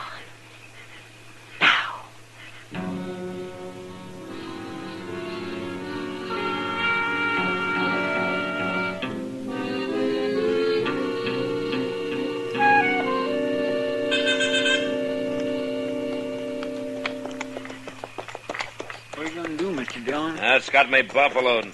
All the way out from town, I've been trying to figure it. I still don't know. Yeah, but if it ain't stopped, you know what it's going to lead to. I haven't got a thing to go on, Chester. Because a man buys a gun doesn't prove he's planning a murder. I know. And 10 to 1, Ephraim will order me off his property and tell me to stay off, and he's got a perfect right to do it. If I was in his shoes, I'd... Come on, Chester. I guess we should have got here sooner, Mr. Dillon. Yeah. Over this way, Chester. They came from the barn, not the house.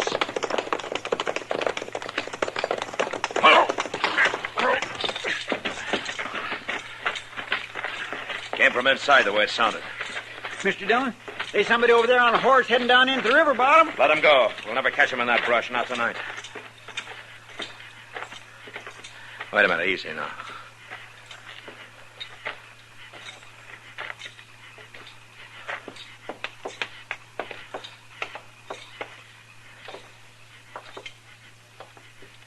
Mr. Hunt! Lucy! You're over this way. Now, here, Chester. Mr. Hunt. Marshal. Who did this? No matter. Matters to me.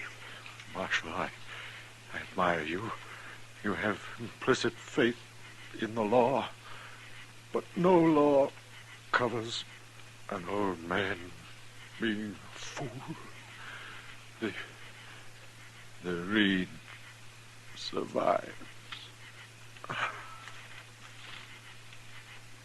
Mr. Hunt. What did he say there at the last, Mr. Dillon? What survives? He meant Lucy, Chester. Oh. Chester, you stay here. Yes, sir. Where are you going, Mr. Dillon? I have to carry this sad news to the grieving widow.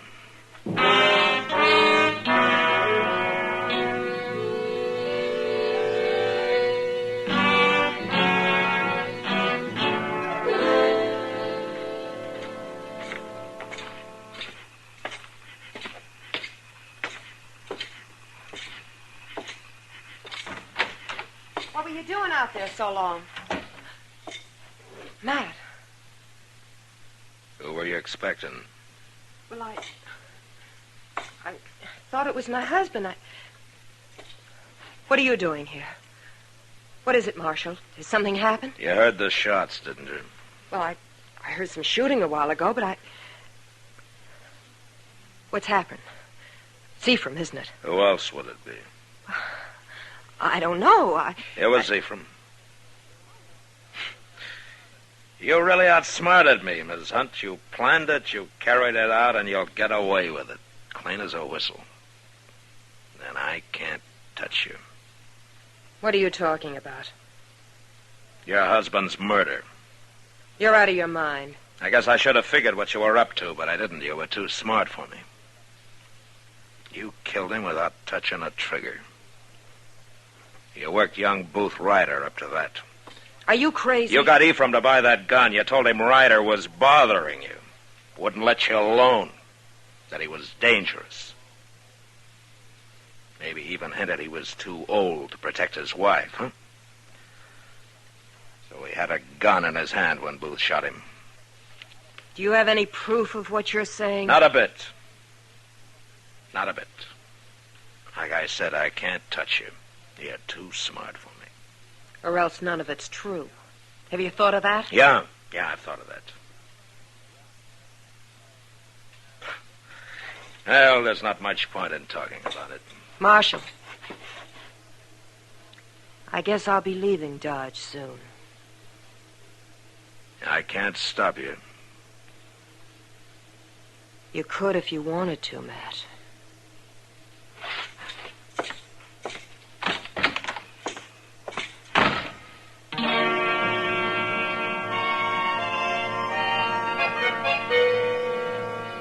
Two days passed with no sign of Booth Ryder. I figured he was waiting it out somewhere around town, waiting to see which way the wind was going to blow. But I didn't know where. And I didn't have much case against him anyways. Probably a waste of time. But I still had to try.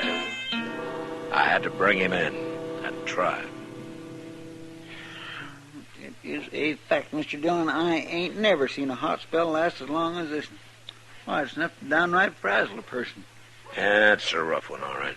8 o'clock in the evening and that thermometer ain't dropped 1 degree yet. Why, it keeps on like this a while, it's going to drive folks back east. Well, here comes somebody I wish it'd drive somewhere. Yeah. Oh, old Belk. Yeah. I reckon he's hunting somebody to stake him to a bottle. And it kind of looks like we're going to be the ones on it. Yeah, I'm afraid we are. Mr. Dillon. Marshal, I heard a rumor going around you might be looking for this fella, Booth Ryder. It's generally known, yeah. Well, I just might be able to tell you where he is right now. All right, there's your bottle. Now tell me. I just like being an informer, but of course I feel it's my duty as a citizen to tell you. Just tell me, Belk. Now, Marshal, If you got anything to tell me, say it and get out. Well, he's hiding in the hayloft down at the livery stable. You got no call. You got your money, Belk. Now go on, get out. Well, all right. Evening, gentlemen.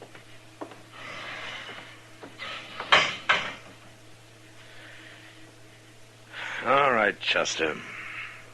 Let's go get Booth.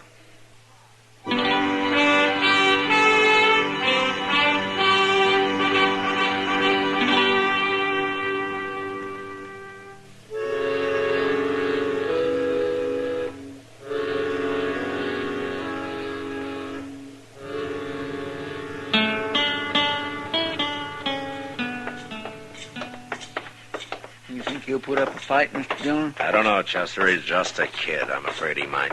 It's a downright shame. He seemed real nice when he come here. Well, Lucy was too much for him. She had him out in the middle with his head underwater before he even knew how to swim. Well, here she is. Yeah. All right, watch yourself, Chester. Stay clear. Yes, I will.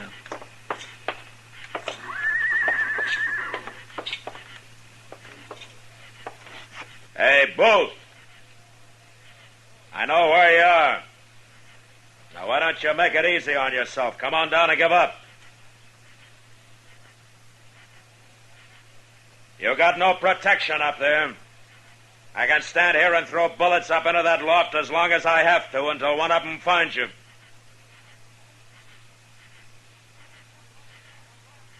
It's your last chance, Booth. Hold him, Marshal. Stay back, Chester. All right, Booth, you're under arrest. No. I ain't giving up that easy. Don't be a fool. Now, hand over that gun.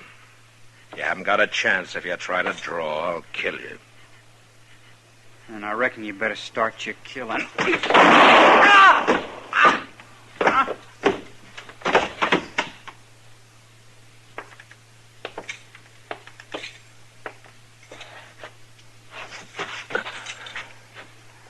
Well, at least he won't have to stand trial.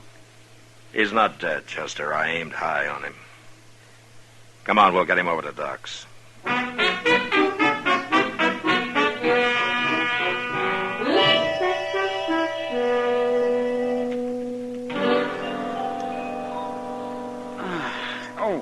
Now, easy now, young fella. We just about got a hold of it now. Oh, it could have been a lot worse. I wish it had been. Oh, sure. All right, now, just brace yourself, boy. Yeah, there. Uh-huh. Yes, well, now I'll get a bandage on that, and you'll live to hang yet. Provided you don't get lockjaw. Why do you have to shoot people in stables, man? It's the worst place in the world for lockjaw. I'll try to remember that, Doc. Well, how do you feel, Booth? I'll make out. You've been hiding at the livery stable all the time? No, I circled back and stayed in the barn out at the hunt place. I figured you wouldn't be looking there. Well, you figured right. That's about all I figured right. She was using me, Marshal. That's what it was. She told me when I went back out there. She gave me 2 weeks' wages. Told me to drift. Well, now you know. She laughed at me. Called me a green kid. Yeah, I reckon maybe she laughed at him, too. She hadn't ought to laugh, Marshal. That's where she figured wrong. Now, what do you mean? I choked her to death.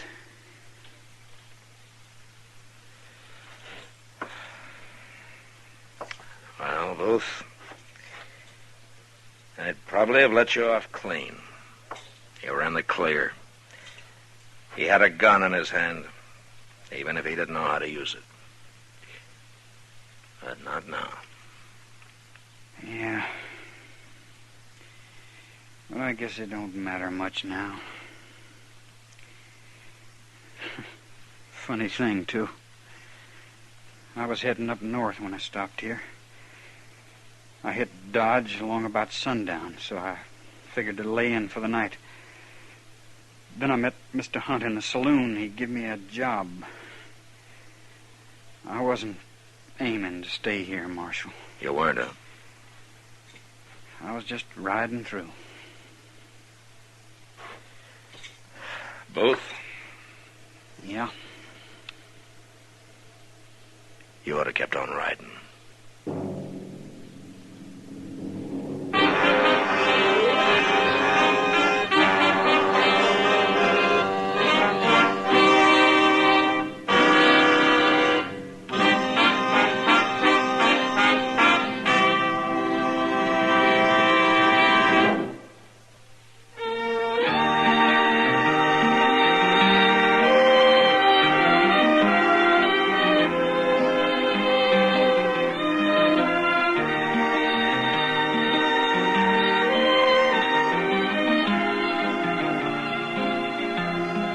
Gunsmoke, produced and directed by Norman McDonald, stars William Conrad as Matt Dillon, U.S. Marshal. The special music for Gunsmoke was composed and conducted by Rex Corey.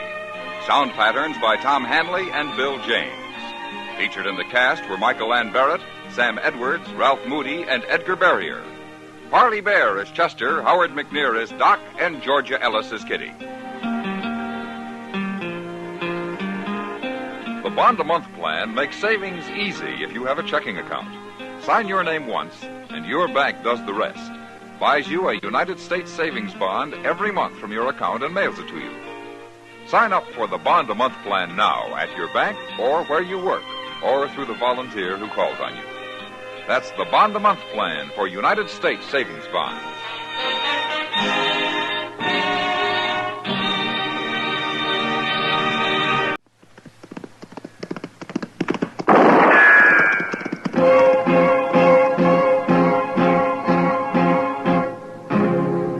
Around Dodge City and in the territory on West, there's just one way to handle the killers and the spoilers, and that's with a U.S. Marshal and the smell of Gunsmoke.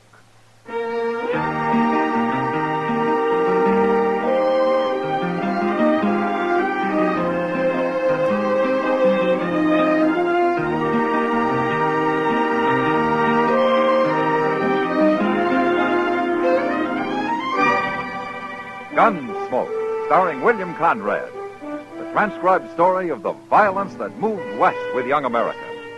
And the story of a man who moved with it. I'm that man, Matt Dillon, United States Marshal. The first man they look for and the last they want to meet.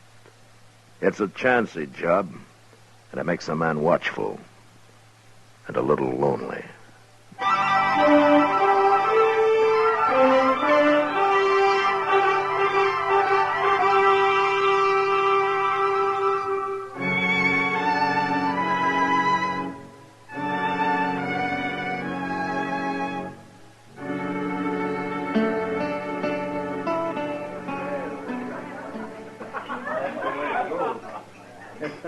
So your name's Force Capper, huh?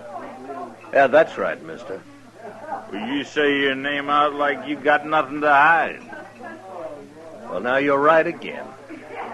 Well, I guess a man wanted to hide something. He'd be wearing a gun to help him do it. Maybe. Well, are you agreeing with me, or ain't you agreeing with me? Any way you want it, mister. Yeah, you're big, Capper, but I ain't afraid of you. There's no reason you should be. You're awful big. Man'd be a fool to go against you without a gun, wouldn't he? But wouldn't he? Mister, have a drink. No. Here. You have this instead. I always carry an extra gun in my belt. I don't want your gun. Well, I can't fight you letting you have a gun. You're too big. We got no cause to fight, mister. Now, you take your gun back. You're afraid. You're a coward. You're a sneaking Don't coward. you push it, mister. I said you're a coward. All right, fella. You've had enough. You keep out of this. I am wearing a gun, mister. And I'll bend it across your skull in a minute. Oh. You're the marshal. Get out of here. Go on, move. Sure. Sure. Well, suppose I ought to thank you, Marshal. No need. Name is Foss Capper. You know, most men around Dodge do wear guns, Capper. I've had enough of fighting, Marshal. Oh? And where was that?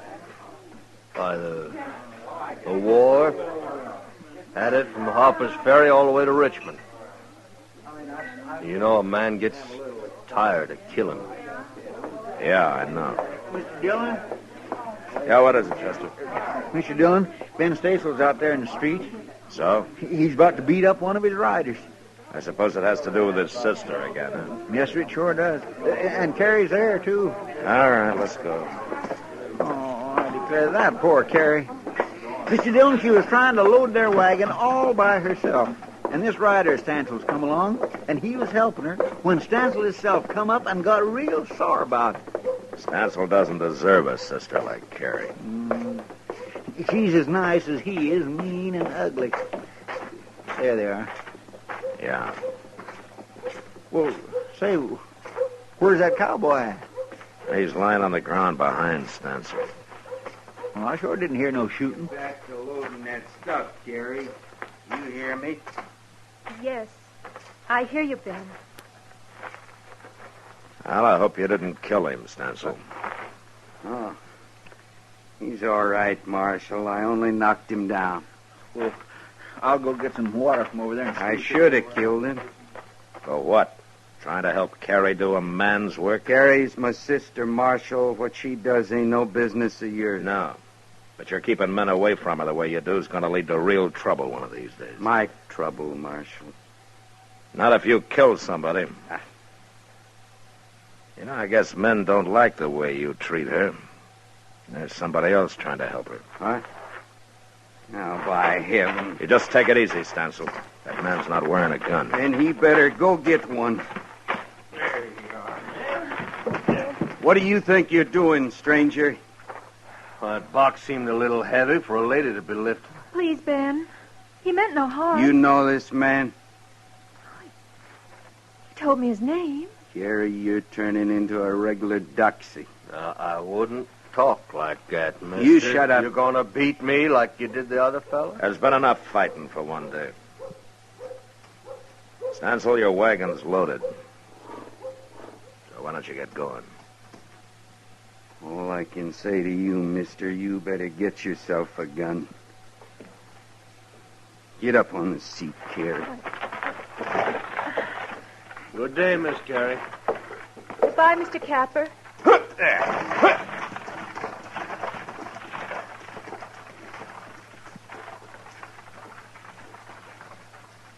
Well, how did you get mixed up in this, Capper? I was curious, so I followed you out. And I seen her struggling with that box. Couldn't just stand there and watch her, could I? Uh-huh. You just remember something. Someday Stansel's gonna kill somebody over her.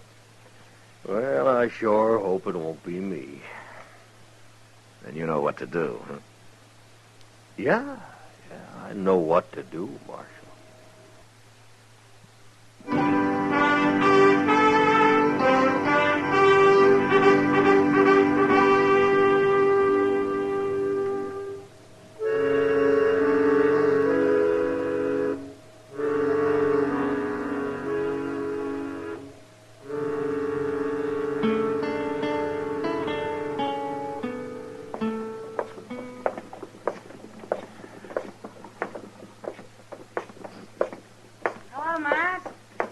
Kitty. Are you shopping? Well, I guess a woman's always shopping, Matt. Whether she buys anything or not. I believe that. Well, now. What? That's Carrie Stansel. Huh? Oh. Well, sure. But isn't that Foss Capper driving her wagon? Well, where you been the last few weeks, Matt? He drives her wagon every time she comes to town. He does? Well, sure. He rides out, meets her part way, carries his horse behind, and they drive in together. And this has been going on for a couple of weeks or so? Oh, but at least. Ben Stansel hasn't found out, I take it. I doubt if Capper's ever showed himself anywhere near the ranch, Matt. You think he's afraid? Don't you? Maybe he only wants to avoid a fight. Isn't that the same thing? No, not necessarily, Kitty. Well, if he wasn't a coward, he'd be wearing a gun, wouldn't he? I don't know, Kitty. I haven't decided about Foss Capper. Look at them, Matt. They're so wrapped up in each other they don't even see us. No, this is the last time it's got to be. I don't want to bring you no trouble, Carrie, but I ain't going to stop seeing you. She's smarter than he is. Yeah, maybe. You know, I guess she'll never be able to get away from that brother of hers. Oh, Matt, look. Yeah. There's going to be trouble, Matt. Stansel looks awful mad. Well, I don't like to interfere in family matters, but this time I guess I better. Yeah, you better hurry, too. Yeah, I will.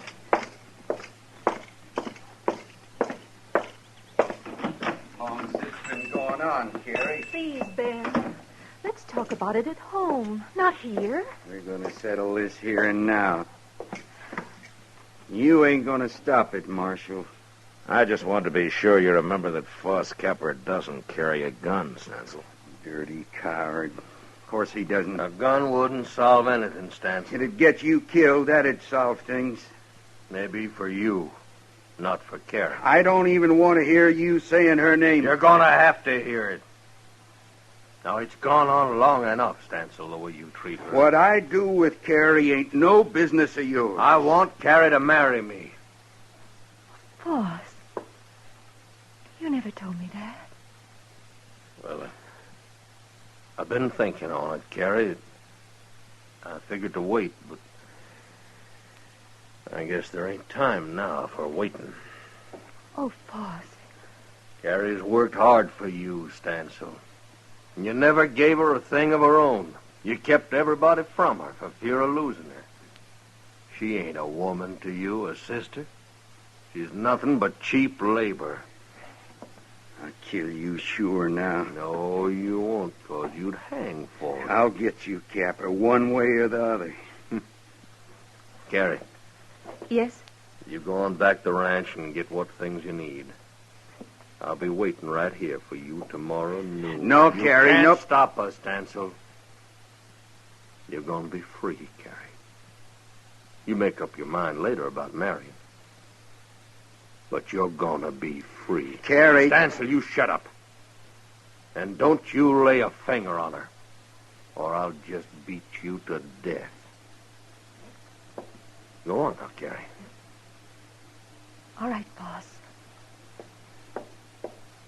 Noon tomorrow, Carrie. I'll be waiting. And you mind what I said, Stansel. Don't you try to stop her. I won't try to stop her. It's you I'm going to stop.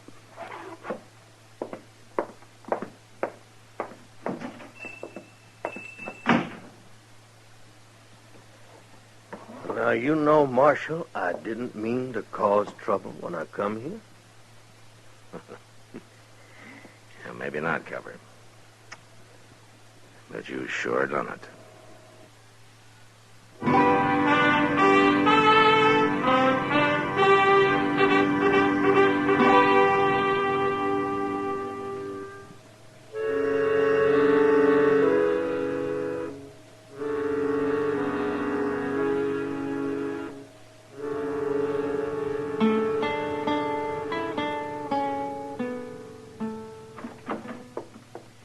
Dillon?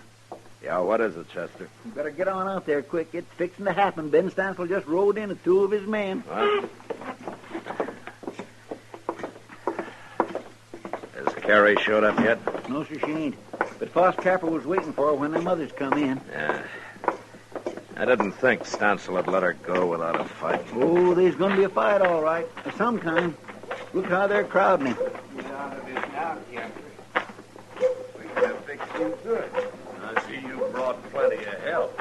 Ah, you're too big for one man to handle. If the three of us can do it. No, you don't, Stansel. You keep out of this, Marshal. You don't think I'm going to stand by and watch three men work over one, do you? Wait, Marshal. Yeah, what, Capper? Now, there ain't no other way. I'll take them on, all of them. It's got to be done. Wait a minute. Look who's coming yonder. It's Carrie. I told her to go back home. What in the world is the matter with her? She looks like she got drugged. You keep away from her, Capper. Shut up, Stansel. Leave him be. Carrie, what happened to you? They caught up with me at the edge of town. Here, I'll help you down. I got here anyway. He couldn't stop me. Did your brother do this to you? Did he knock you around? You get back on that wagon and go home, Carrie. All right, hold it, Stansel. Let her talk. Carrie, did he do it? Yes. You sure need convincing, I told Carrie. you to shut up, Stansel. Chester. Yeah? Would you be good enough to take Carrie over to Miss Kitty's? Because I got a little business here. Be glad to. Don't you move, Stansel. You come on with me, Miss Carrie. All right, boys. Let's get to work. Wait just a minute, Stansel. I've changed my mind. What? I ain't gonna fight you. Not now, not that way. We're gonna settle this for good and all. What are you talking about? Marshal Dillon, could I ask you a favor? What, Capper? Lend me your gun. Well.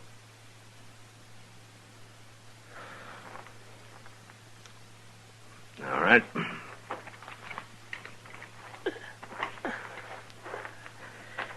All right, here it is. Thank you. Now, what's this? What are you two doing? Who ever heard of a lawman lending his gun? I think Capper's right, Stansel. This business has got to be settled for good. And he's the one to do it, not me. Okay. And you can watch him die. You ready, boys? Now, wait a minute, Stansel. You didn't say nothing about no gunfight. What difference that make? something about him. I don't like the way he wears that gun. He looks kind of professional to me. He's nothing but a tin horn, and he's a coward at that. He ain't no coward. And I ain't having no part of this. Come on, Bob, let's don't be fools. Now, you're fired, both of you. Good. Stancil? Was he right, Capper? Are you a gunman? You can find out easy enough. You gonna stand there and allow this, Marshal? I can't stop it now. Well, I think he is a gunman. I think he's a killer. Stancil, you're through. Get going.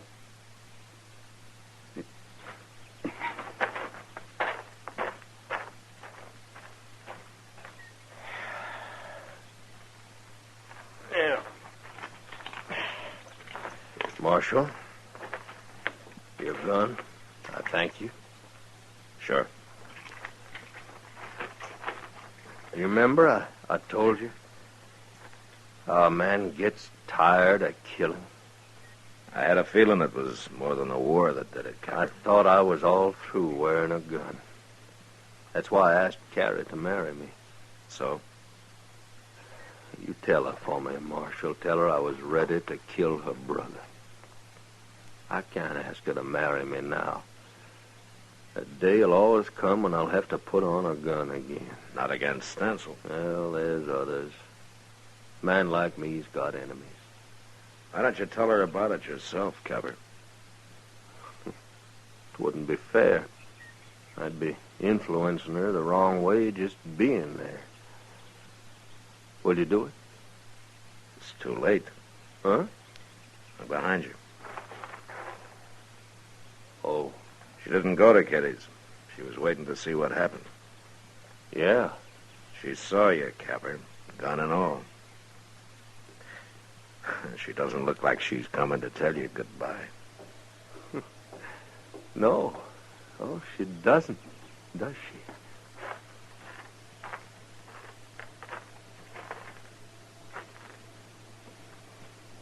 Boss?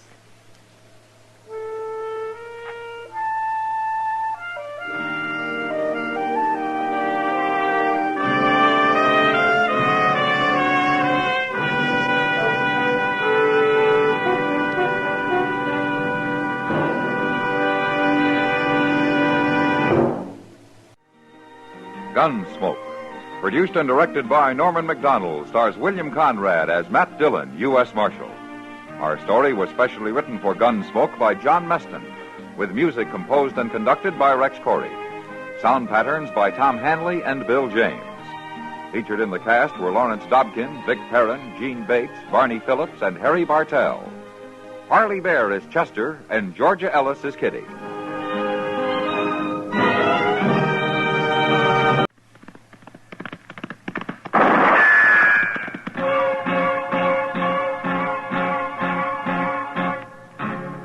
Around Dodge City and in the territory on West, there's just one way to handle the killers and the spoilers, and that's with a U.S. Marshal and the smell of Gunsmoke.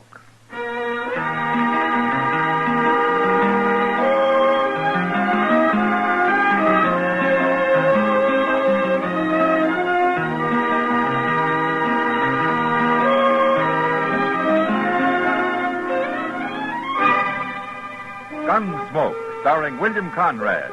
The transcribed story of the violence that moved west with young America, and the story of a man who moved with it. I'm that man, Matt Dillon, United States Marshal. The first man they look for and the last they want to meet. It's a chancy job, and it makes a man watchful and a little lonely.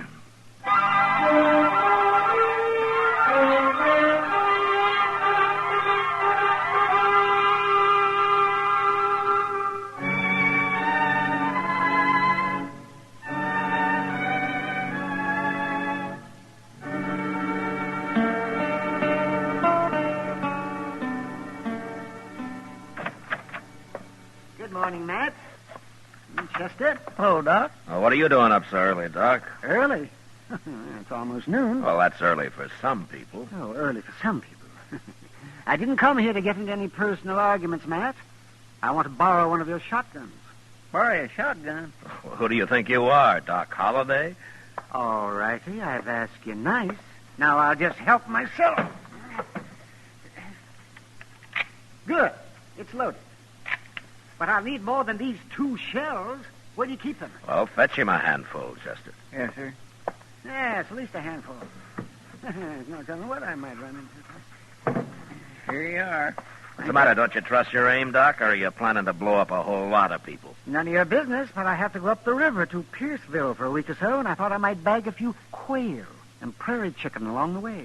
Well, that won't make very good eating, Doc. Oh, is that so, and why not? Well, all you're going to get's feathers. Oh, I'm going to get what? We don't keep those guns here to shoot birds with, you know. Yeah. Oh, fellow. Here, Chester, give me some decent ammunition. Will you? Well, you didn't say what you wanted it for, Doc. Do I have to explain I'm not a murderer? Is this the U.S. Marshal's office? Yeah, that's right. Come on in, mister. I got something to tell you, Marshal. Okay. First, you better say my name. It's Emmett Dooley. All right, Dooley. Now, for what I got to tell you. I've been skinning hides, Marshal, working for a buffalo hunter named Culprit. You know him? No, I don't. Well, there was this Culprit and his partner Faber and me and the cook. Nobody knows the cook's name. We just call him the cook. And we was camped up the Arkansas River at Turkey Bend. You know where that is? Yeah, I know. Well, sir, Culprit, he broke out some whiskey night before last, and we all took to drinking it. And, Marshal, it's a bad thing, but when I drink whiskey, I get kind of senseless. Well, most men do, Dooley. Not like me. I go crazy wild. You won't believe it to look at me, Marshal, but I'm a dangerous man when I'm drinking whiskey. I see. Well, what happened the other night? That fella Faber I was telling you about? Yeah? I killed him, Marshal. You did? Yes, sir. I shot and killed him. I don't know why I did it, except that I was senseless drunk on that whiskey. I don't even remember doing it, Marshal, but when I come to next morning, them other fellas told me about it. They'd already buried him. They showed me his grave. Poor old Faber. I feel awful bad I did it. Dooley, most men, when they kill somebody, don't come tell the law about it. Why did you? I never killed nobody before, Marshal, and I can't have shooting Faber on my mind. I had to come. Well, where are the rest of these people? Culprit and the cook. Ooh, they went off onto the prairie somewhere hunting buffalo. I got no idea where they are. Well, you going to hang me, Marshal? No, I don't hang men. Then what I come here for? You the law, ain't you? Look, Dooley, nobody gets hung before they get tried. And I can't send you up for trial unless I see the body of the man you killed. But I told you, Marshal, it was Faber I killed. Okay, it was Faber, but I gotta testify that a crime has been committed, and the law reads I can't do that without seeing the body. You calling me a liar? No, I'm not calling you a liar. Then I don't understand none of this. Well, don't you worry about it, Dooley. I'll take care of it. How? I'll ride out to Turkey Bend and find the grave. Oh, I wouldn't do that, Marshal. No, sir, not in this weather. Well, I don't have to bring him into Dodge, Dooley. I can leave him buried there. Oh, well, I'll go with you. No, you won't. It's a bad enough trip as it is. You don't like me because I'm a murderer. I like you fine, Dooley. I mean... Chester, will you lock him up?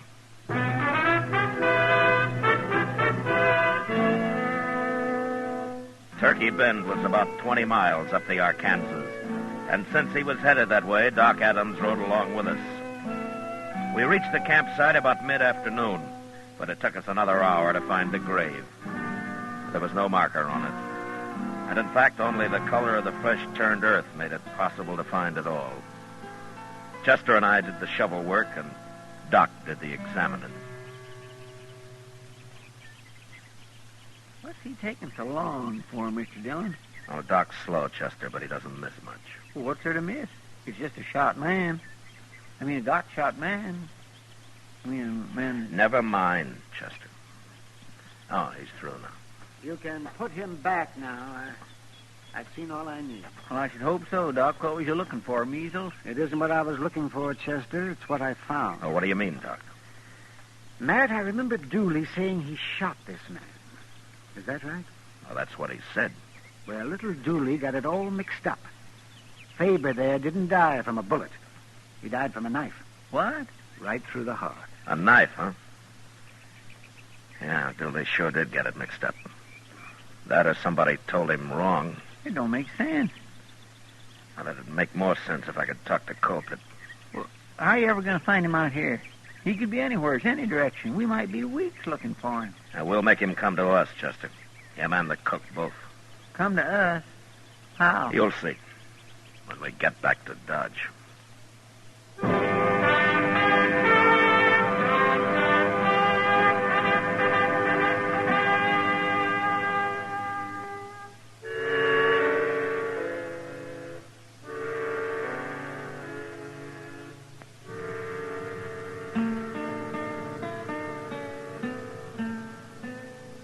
Bring him in, Chester.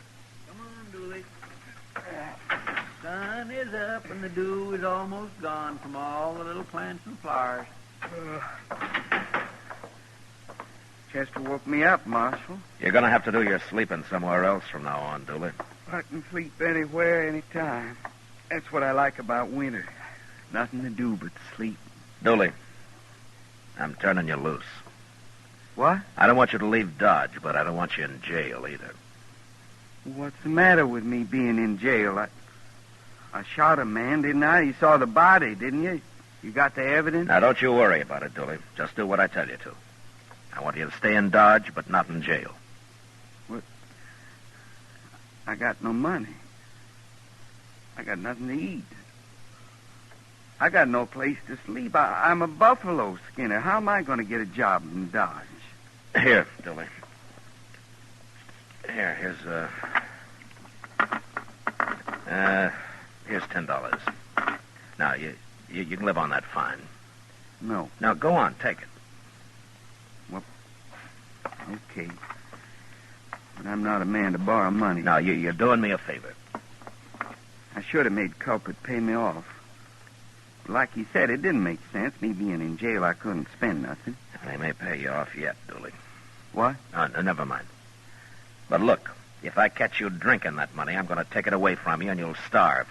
Oh, I won't be drinking, Marshal. Didn't I tell you how crazy and dangerous I am when I drink whiskey? No, sir, I won't do that. Good. Now, if anybody asks you why you're not in jail, tell them I said I'm waiting for something. Waiting for what? Well, say I didn't tell you. And one other thing. Don't you tell anybody we rode out and found Faber's body. Don't tell anybody at all. Just forget about that. I'm all mixed up, Marshal. Am I still under arrest? No, Dooley. Now, why don't you go on and get out of here? I got work to do, huh? Can I come see you sometime? You and Chester? Sure. Of course you can. But I don't want you hanging around here all day. Okay. I won't. Just once in a while. I wouldn't feel right otherwise, Marshal. Me being a murderer and all. So long. So long, Dooley. Bye, Dooley.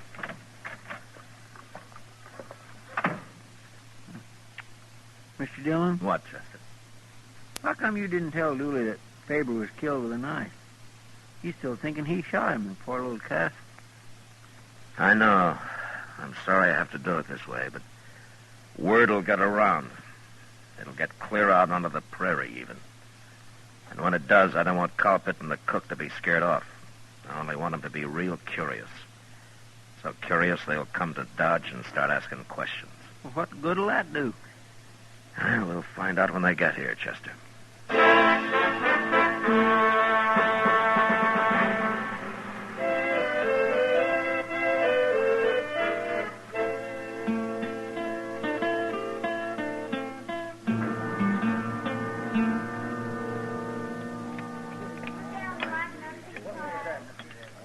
Sugar, Mr. Dillon?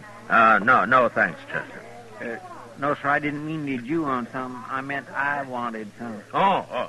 Yeah. Thank you. Coffee's mighty black tonight. Chester, you know, sugar is not going to change the color of the coffee. No, sir, but it sure sweetens it up. Yeah. Well, look at there. It's Dooley. Huh? Oh, Dooley. Well, sit down. Have a cup of coffee, huh? Ain't you going to say hello, Dooley? I can't stand it no more. You got to help me. Oh, what's the matter, Dooley? What's troubling you? 2 days. I've been out of jail 2 days. I can't go to another one, Marshal. Well, why? What is it? Well, everybody treats me bad. They won't have nothing to do with me. They say I admit shooting a man, I ought to be in jail. I'm talking about you too, Marshal, for letting me out. People talk whatever I do. Well, I can't face them out no more. And anyways, I did kill him. I ought to be in jail. Well, Marshal, this way I feel like I'd stole a sheep. That's how I feel, just like I'd stole a sheep. I'm sorry, Dooley. You gotta help me. Last night they wouldn't even let me sleep in the rooming house or the hotel, nor no place. Seems to me the citizens of Dodge are getting mighty high-minded all of a sudden. But I'll help you, Dooley. Thanks, Marshal. But not in jail. I can't let you stay there. But there's a shack out back of the jail. It belongs to Doc. He stores some stuff in it. Say, that's a nighty. And I'll give you some blankets, Julie. We got plenty of them around. Doc might find me and shoot me or something. Oh, no, he won't do that. He won't be back for a week or more. Anyway, he'll be glad you're using the place. Well, can I stay in it all day, too? Sure you can. And if you'll show yourself somewhere every now and then, you know? I don't want anybody to think that you've left Dodge. I gotta eat. Will that do it? Fine. Okay. But, Marshal, I'd sure like to know what a man has to do to get jailed in Dodge City, Kansas.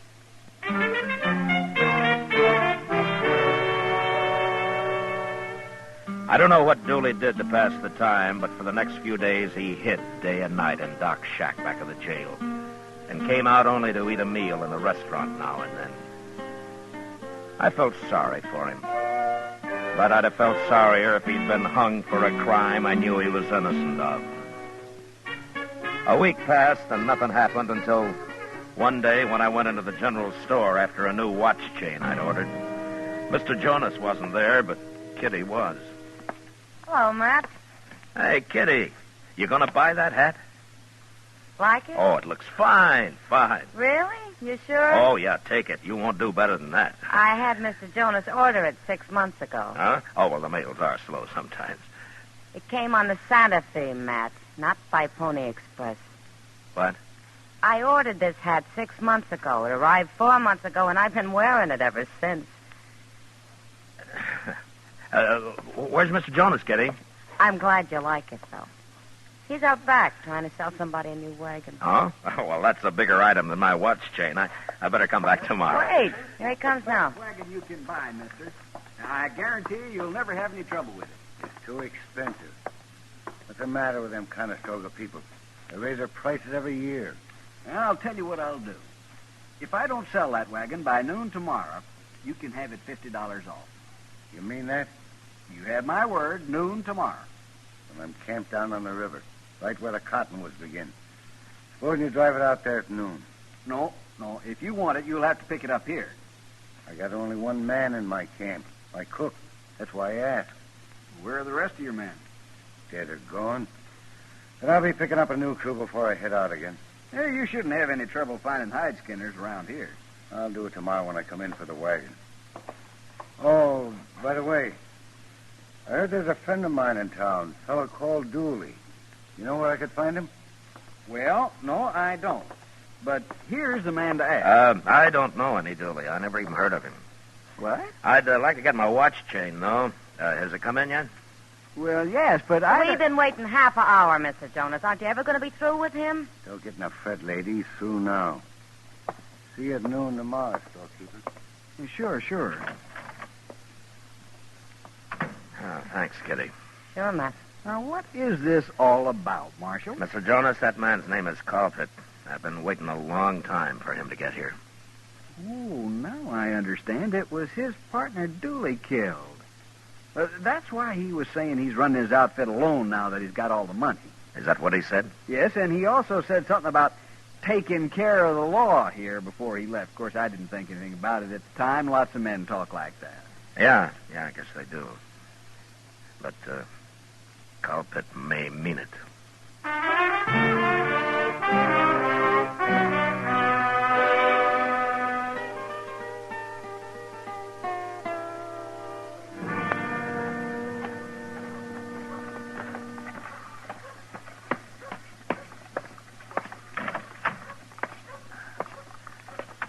Oh, hello, Doc. When'd you get back? Oh, a couple of hours ago, man.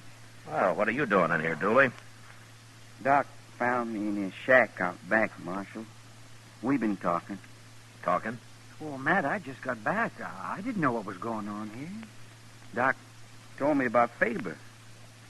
He says he was killed with a knife. He says I didn't shoot him. Oh, I'm sorry, Matt. I guess you didn't want him to know. Oh, it's all right, Doc. It doesn't matter now. Is that true, Marshal? I didn't kill Faber? Yeah, it's true, Dooley. Colpit killed him. Pretty mean of him. Tell me to go get hung for it. Pretty doggone mean. Well, it's all over now, Dooley. I'll take care of Colpit. How? You'll just go on saying I done it. Look, I want you to leave Dodge. Go someplace where Colpit can't find you. Then I'm going down to his camp while he's in town tomorrow and arrest the cook. Well, the cook? You said Colpit done it. Well, he did. But I'm going to throw the cook in jail and then take Colpit. When I tell him the cook has told me the whole story, I think I can break Colpit down and he'll confess. That Colpit don't care about nothing. Tell me I done it. Marshal, I wish I'd never gone to work for that man. Well, you'd have been better off if you hadn't, Dooley. But you're out of trouble now. Unless Colpit finds you. So you get out of Dodge as fast as you can, huh? I'll get Chester to find you a horse of some kind. He's a wicked man, Colpit is. A wicked, wicked man. Sure. Well, now you get going, Dooley, huh? And, good luck to you. Thank you, Marshal. You've been as good as you could be to me, I guess. Yeah. Sometime, if I'm Dodge again, I'll come see you, maybe. Sure. Anytime, Dooley. I'll be glad to see you. Well, so long. So long, Marshal.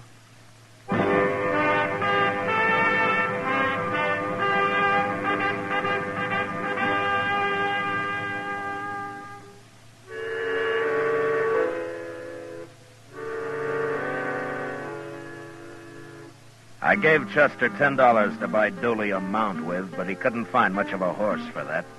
So they settled on an old jack mule. I didn't see Dooley again, but Chester told me later that he'd grub-staked him with another 10 out of his own pocket when he saw him off. I guess we both felt a little guilty about the way I'd had to treat him. Anyway, the next day, just after noon, we rode down to the river to pick up the cook and bait the trap for the real murderer, Colpit. Are you going to find this camp, Mr. Dillon? Well, he said it was where the cottonwoods begin, Chester. Oh, right over there. It'll kind of spoil everything if Colpit decided not to go to town after all, won't it? Yeah, it sure would. There's his horses. Yeah. Ain't no smoke, though. That cook ain't cooking nothing. With Colpit in town, he's probably asleep, Chester.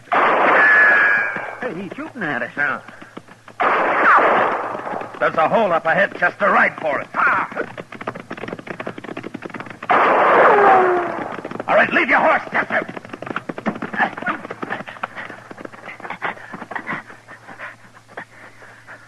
I told you Colpit didn't go in town, Mr. Dill. Colpit's a buffalo hunter, Chester. He couldn't miss at that range with his eyes closed. That's the cook. Oh. What's the cook shooting at us for? Well, I'll ask him. What's the matter with you? You drunk? I'm drunk. I'm crazy wild drunk. It's Dooley. Dooley! Stop it! It's Marshal Dillon and Chester. I know who it is. I'm going to kill you, too. Kill us, too? I don't kill Colpit and the cook with a sharp rifle, and I'm going to kill you. Colpit was lying about me killing Faber. I never killed nobody in my life before, but I'm starting now. Oh, what's that $10 I give him? He must have gone and drunk it up. Yeah. Dooley, I know you're drunk, but we're going to sit here in this hole till you sober up. Do you hear me? I ain't going to sober up. I'm going to kill people. You can't stay drunk forever. We'll wait you out. Come on out of there. Come on out, I tell you. You're wasting ammunition, Dooley. You can't hit us here. Then I'm coming after you. I'm going to walk right up there and shoot you. No.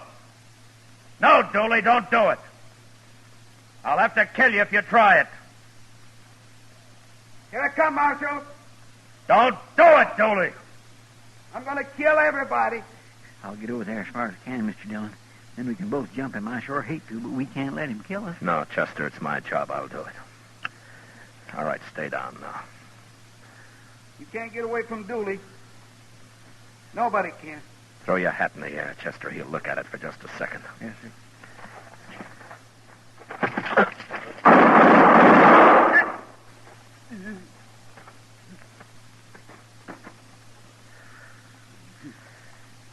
Oh, that's it, Chester. Come on.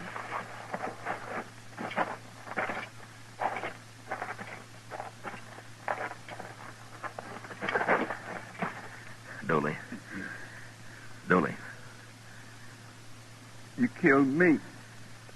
I didn't kill you. You killed me. Dooley, you're the last man in the world I wanted to kill. Culprit and the cook. They're dead. I shot them. Culprit was a mean, wicked man, Marshal. Yeah, he was. Marshal? What? I'll come say hello to you next time I'm in Dodge. You said I could. Yeah, you come, Dooley. Sure, you come anytime you want. Thanks, Marshal. Thank you.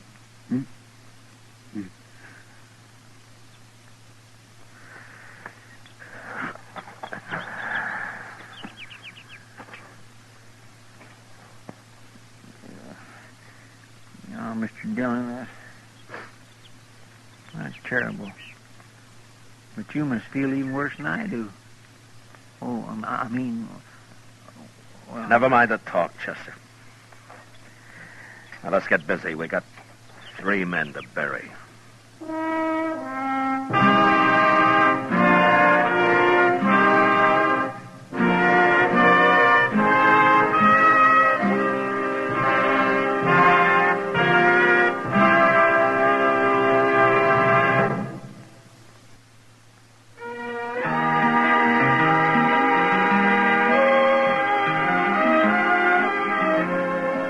Gunsmoke, produced and directed by Norman MacDonald, stars William Conrad as Matt Dillon, U.S. Marshal. Tonight's story was specially written for Gunsmoke by John Meston, with music composed and conducted by Rex Corey. Featured in the cast were Vic Perrin, Harry Bartell, and James Nusser. Parley Bear is Chester, Howard McNear is Doc, and Georgia Ellis is Kitty. Join us again next week as Matt Dillon, U.S. Marshal, fights to bring law and order out of the wild violence of the West in Gunsmoke.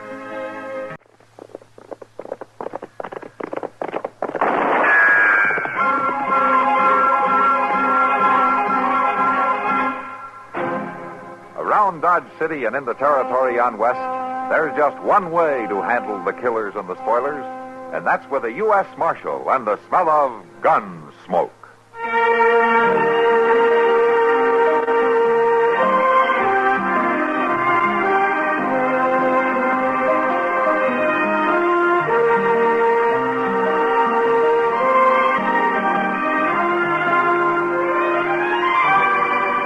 Gunsmoke, starring William Conrad, the story of the violence that moved west with young America, and the story of a man who moved with it. I'm that man, Matt Dillon, United States Marshal. The first man they look for and the last they want to meet.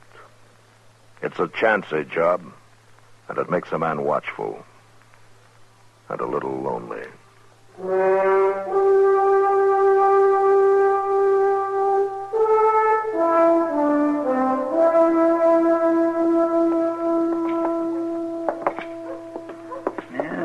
looks like that doggone train's going to be late again, Mr. Dillon. You ever know what time it wasn't? Oh, no, sir, but it'd kind of make Dodge seem more civilized somehow if the train ever got in when it was supposed to. It'd take more than that to civilize this town, Chester.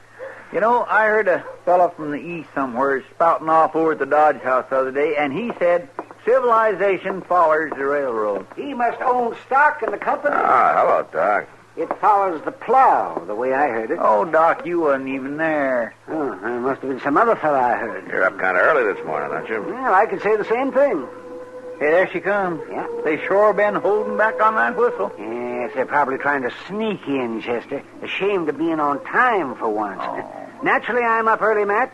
As one of the few respectable citizens of Dodge, I felt it was my duty to be on hand to greet the senator personally. Oh, that's mighty thoughtful of you, Doc. If all he was to see standing on the platform was you roughneck wolves with dirty shirts, he might get the wrong impression. Oh, now, Doc, you're hurting Chester's feelings. He washed that shirt himself. I mean, he might have done a better job if he'd used some soap. I did use some soap. Doggone it, Doc. Well, at least the politicians in Topeka and Washington have finally found out that we're on the map. Might be better if they hadn't. They're probably fixing to raise taxes. No, Doc. Senator Hooper is here to study the problems of the farmers and the cattlemen firsthand. That's what the telegram said. He's more likely here to investigate the general laxity in law enforcement. Look, that must be him standing there in the door of the coach, huh? Yeah. Come on, Matt. Come on. It isn't every day you get to shake the hand that feeds you. Well, it's sure not feeding me from very high on the hog, Doc. Oh, now, if you weren't Marshal, you might have to go and work for a living. Greetings and salutations, good people of Dodge City. Thank you. I hope you'll be just as enthusiastic when the next election rolls around.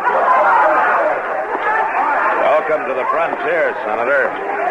I'm Matt Dillon. It's a pleasure. I've heard a lot about you. This is Doc Adams. An honor, Doctor. This is Chester Proudfoot, Senator Barclay Hooper. Pleased to meet you. All right. Can I give you a hand with that baggage, Mr. Senator? Why, it's real kind of you, Mr. Cloudfoot. You're Proudfoot. And you're welcome. Waiter.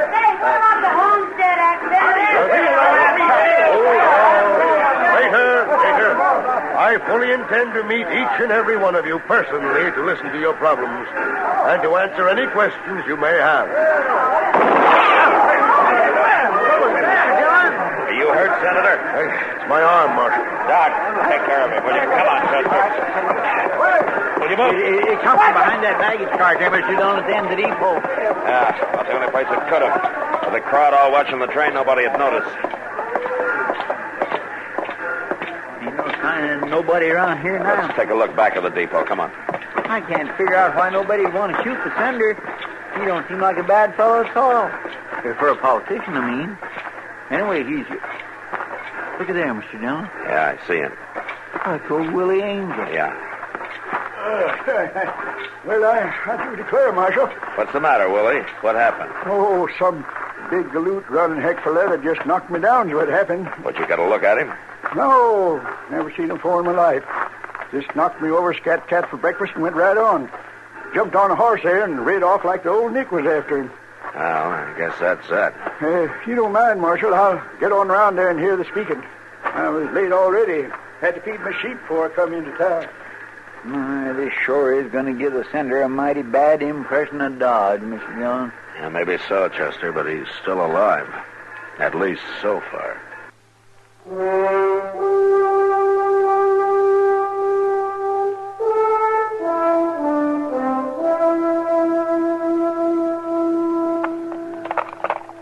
Now, Senator, you just hold still a minute.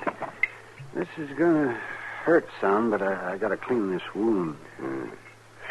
Tell me, Doctor, dressing... Dressing a wound like this, wouldn't it be better to do it in the hospital instead of here in your office? Hospital? You're in the Prairie country, Senator. Just a moment now. We got one school, one church, one jail, 12 saloons, 5 dance halls, and no hospital. It's unthinkable. There, that should do it. All right, now, we'll get this bandage on here. Oh, any luck, Matt? No, Doc. How do you feel, Senator? I'll live. The bullet barely grazed me. Any idea who might want to kill you? Well, I might name a dozen or so. Washington, but here, no. Didn't anyone in the crowd see the shot fired, Marshal? Apparently not. A man was seen running away right afterward, and he was probably the one. Well, who saw him, Matt? Old Willie Angel. The gunman knocked him down, getting away. I presume the witness is trustworthy.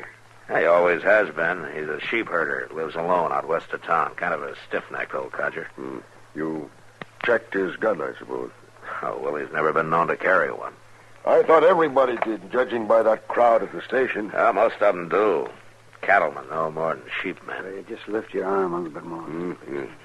Well, at least this witness should be able to recognize my assailant if he sees him again. Well, I hope so. It's about the only chance we got. Provided, of course, the assailant doesn't get to him first. What do you mean? Well, Willie pulled out while I was checking through the crowd and went back home, I guess. I'm going out now and bring him in.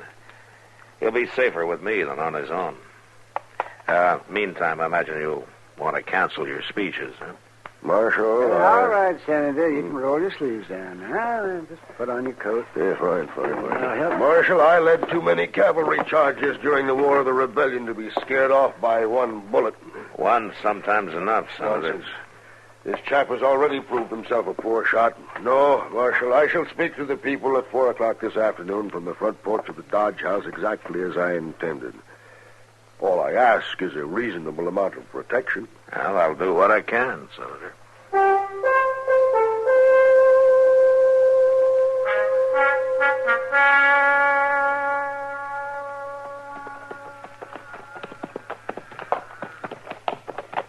There he is, Mr. Dillon. Yeah.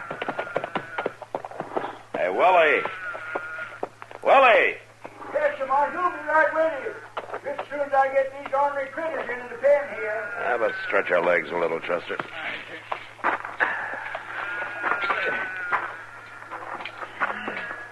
swear I never could figure out how a man could take up with sheep, Mr. Dillon. Sheep just ain't human somehow.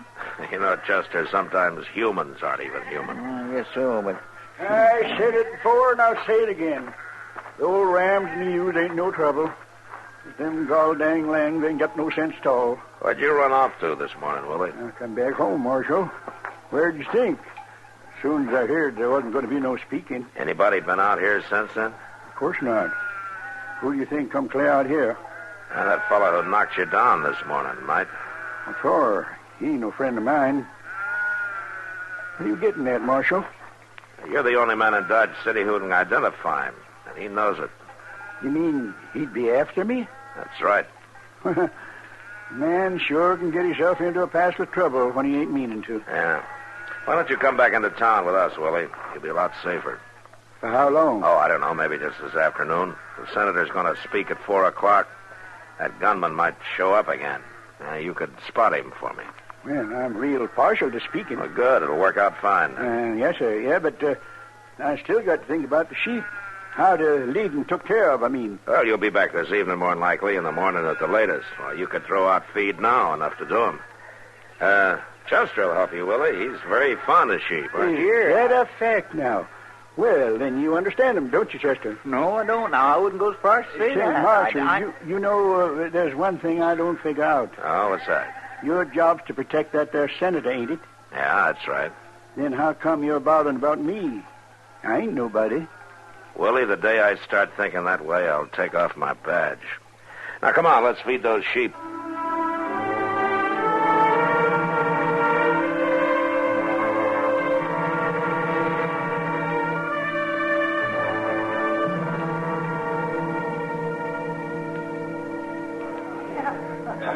Matt, you're jumpy as a cat. Yeah, I guess I am, Kitty. That gunman who tried to kill the senator is probably 50 miles from here by now. Wish I could be sure of that. Well, worrying won't make you sure. Let me bring you a beer. No, not now. Thanks, Kitty. I got to get on over to the Dodge House pretty quick. When's the senator going to speak? Well, as soon as the honor guard gets here from the fort. Oh, is he that important? Well, he was a cavalry colonel with the Union Army during the war. Pretty good one, too, I guess. One of the officers present at Lee's surrender and decorated personally by President Lincoln. Oh, well, you never know just by looking, huh? Yeah, he's got nerve, all right. Might be better if he didn't. You mean he'd call the speech off? Yeah. Matt, I think you're getting all worked up over nothing. Nobody's going to try anything today. Well, there'll be 300-400 people out there in the street. That's what makes it worse. With a crowd like that, it'd be awful hard to spot anything in time to stop it. But he couldn't get away. He wouldn't have a chance. Oh, we'd probably catch him, all right, but it wouldn't help the senator much. Well, he probably knows that, so he won't try. Kitty, a grudge killer, and that's what this one probably is. Never cares much whether he's caught as long as he's able to carry out his grudge first. What grudge? Senator Hooper's never been here before. He doesn't even know anyone here. Somebody knows him. Well. So this is what law enforcement has finally come to. Hello, Doc. Sitting here in a saloon in the middle of the afternoon, too. Getting all liquored up. You're wrong, Doc. He wouldn't even have a beer. Oh, well, good. I'll have it for him. Oh, sit down. I'll bring it over. Thank you, Kitty. Oh, my. Well, you worried, Matt? Wouldn't you be? Well, I don't know. I've never been in this kind of a spot. I just kill them when I can and bury them when I can't. Yeah. And in both cases, you collect your fee. Well, I try to most of the time. Oh, by the way, where's Willie Angel? He's in the back room there with Chester. We walked him around town for a couple of hours trying to spot that gunman, but no luck. Well, maybe he left town. I doubt it, Doc. You figure he's going to show then, huh? Yeah, he'll show. Somewhere in that crowd.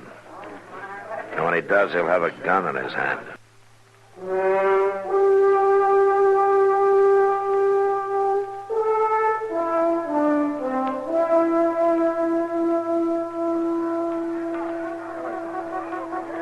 There comes the cavalry, Mr. Dillon.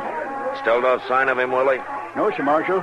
I've been staring at that crowd from one end to the other, and I just don't see hide and hair of that fella. Well, keep trying.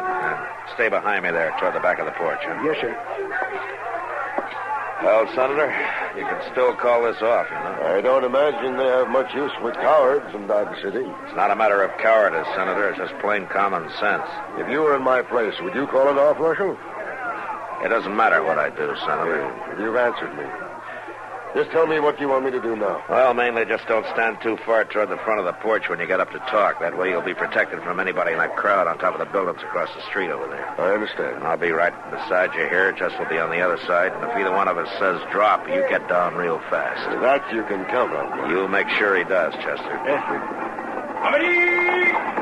Out! Marshal, I want you to know I appreciate your position here, your responsibility. And the horse. I have complete confidence. Thank you, sir. And good luck, sir.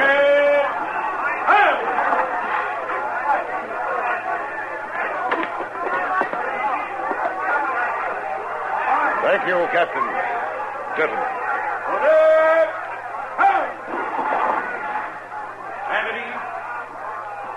Officers and troopers of the United States Cavalry, and all of you good people of Dodge City, I intend to try once again this afternoon to make a speech which earlier, you may recall, was rather rudely interrupted. I had announced that I was coming here to discuss problems and take up grievances. So I could only assume that the unknown gentleman this morning must have had a very big grievance. And though I don't entirely approve of his methods, he did one thing I wish all of you would do. He delivered his grievance in person, instead of telling it to... Mr. Dillon! Willie! Willie Angel himself. He had a derringer hidden in the front of his shirt. Did you kill him? I don't know. Doc! Come on up here, will you? But why, Marshal? I never saw this man before in my life. I don't know, Senator. Captain, did you use your men to keep the crowd back off the porch? First and second platoon form the skirmishers. Lieutenant, move your platoon to the left. Willie, can you hear me? Hurts, Marshal. Hurts awfully bad.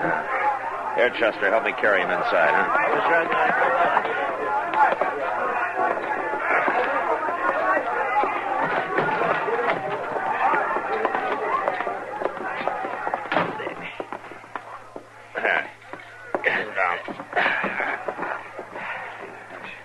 Now, Willie, why did you do it? What is it you got against the senator? Not senator. Colonel Barclay Hooper, Richmond, 65. Rode over us, cut us to ribbons, him and his blue devils. Both my brothers murdered, sabred. That was the war, Willie, but that's over. It was over the day General Lee surrendered. Yeah, Lee maybe, but not me. Made him bow down, but not really Angel.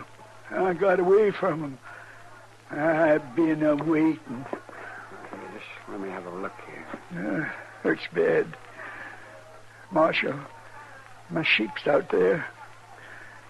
You gotta feed my sheep. That's all right, Willie. I'll see they're taken care of. Ain't just sheep. They're my friends. Only friends I ever had, except my brothers. And they're dead.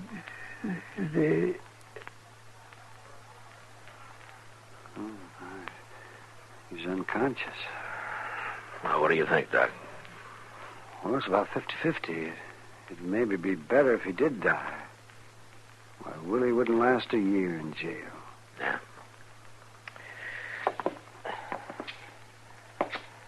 Well, Senator, looks like the war's still going on, doesn't it? All this time, just waiting, he said. Yeah. Kind of funny in a way. If he'd killed you 10 or 12 years ago, he'd have been a hero. Out of half the country, anyway. He tries the same thing today, and he's shot down as a criminal. It's something to think about, isn't it, Senator?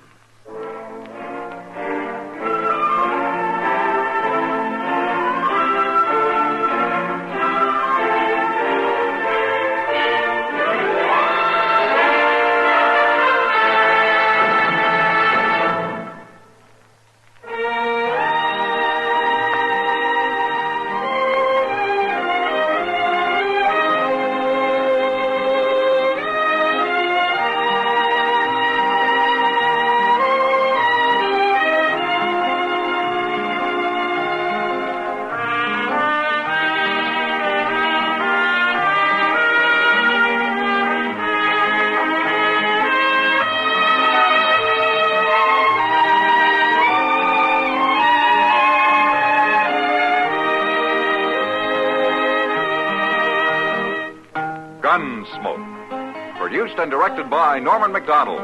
Stars William Conrad as Matt Dillon, U.S. Marshal. Featured in the cast were Parley Bear as Chester, Howard McNear as Doc, and Georgia Ellis as Kitty.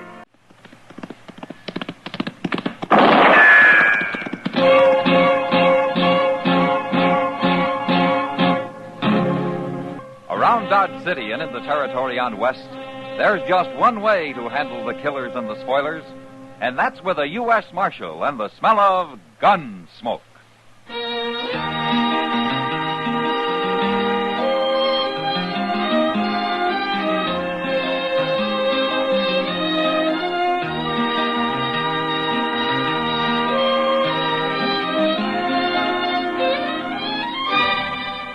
Gunsmoke, starring William Conrad. The transcribed story of the violence that moved west with young America. And the story of a man who moved with it. I'm that man, Matt Dillon, United States Marshal. The first man they look for and the last they want to meet. It's a chancy job, and it makes a man watchful and a little lonely.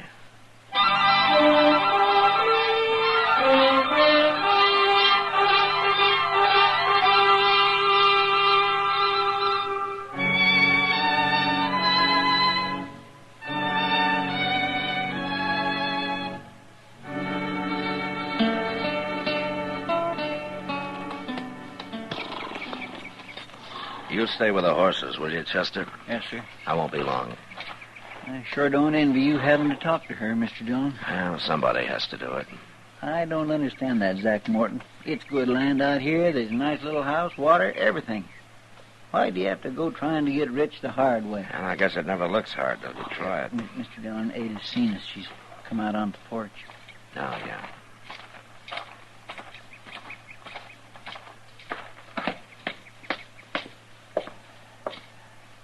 Hello, Ada. Marshal Dillon. Ada, I sent a man out here a few days ago to tell you what happened to Zach. He told me. Well, I kind of thought you'd come into Dodge.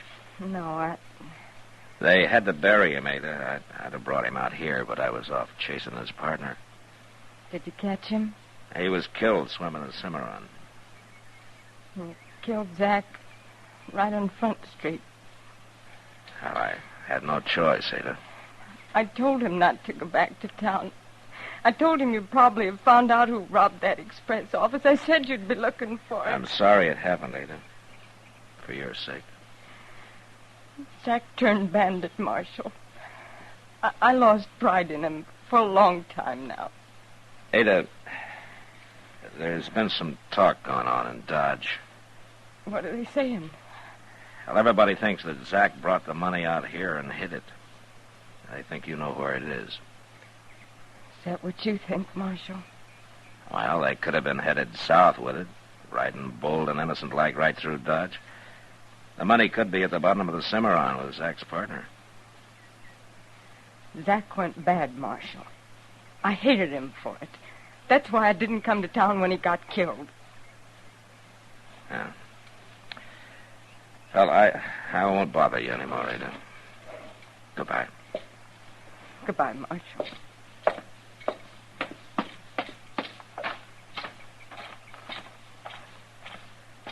What'd she say, Mr. Dillon? I don't think Ada knows anything, Chester. Well, he buried that money out here somewhere. No man would be fool enough to ride back into Dodge with it. I think that woman's fooling you, Mr. Dillon. I think she knows where the money's at. Chester, let's ride back as far as the creek and build us a fire, huh? I'm hungry.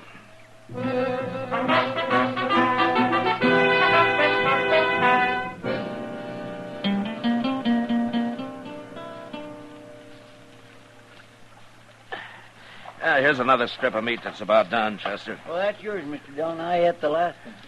Hey, look. Huh? We got company. It's that Leach Fields fella.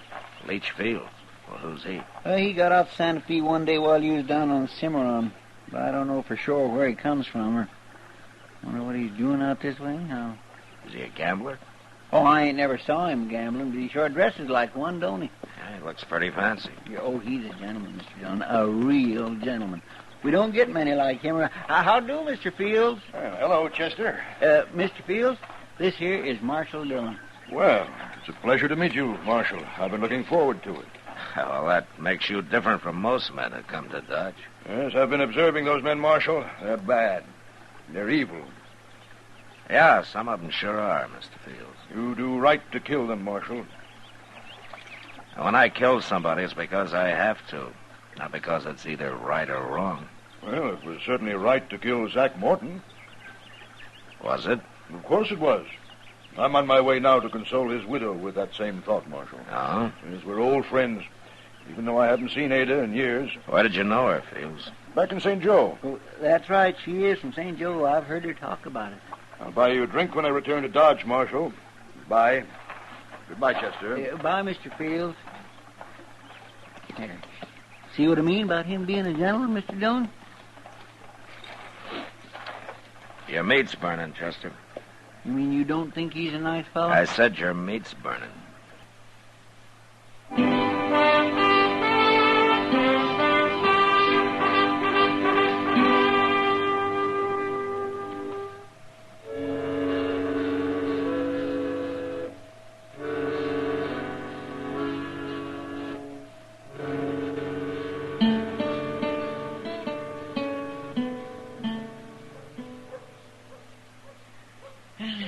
Front Street sure is deserted today, ain't it? It's fine with me, Chester. I hear there's some cattle coming up the trail in a couple of days, though. Well, that's a couple of days off. We'll enjoy ourselves while we can. Yeah, sure. Well, forevermore. What do you know? Oh, what is it? Look, it's Leach Fields and Ada Morton. Oh, yeah. Hello, Ada. Fields. Hello, Marshal. How do? Chester. Well, I've got good news, Marshal. How's that so? Haven't I, Ada? Let me tell him. We're going to get married, Marshal. Married? Tomorrow, right here in Dodge. I brought Ada in today so she could buy some clothes and things. Ah, I see. I know what you're thinking, Marshal.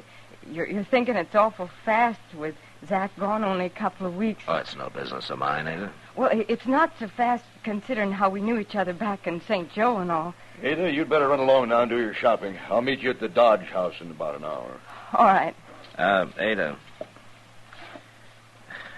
I just wanted to wish you happiness. Thank you. Leach is a good man, Marshal. He's a good, God-fearing man.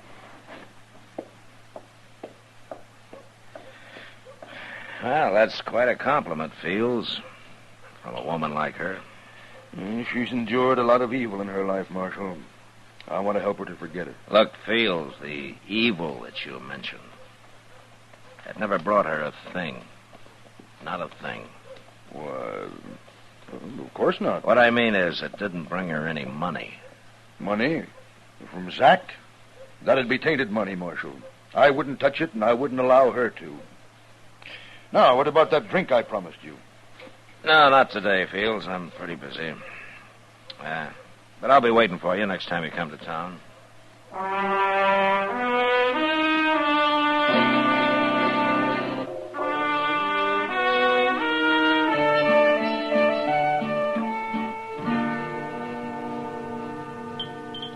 Well, I'm glad that meal's over. They got a new cook here, Kitty. Didn't I tell you? You didn't have to, Matt. Oh, no, it wasn't that bad. Oh, wasn't it?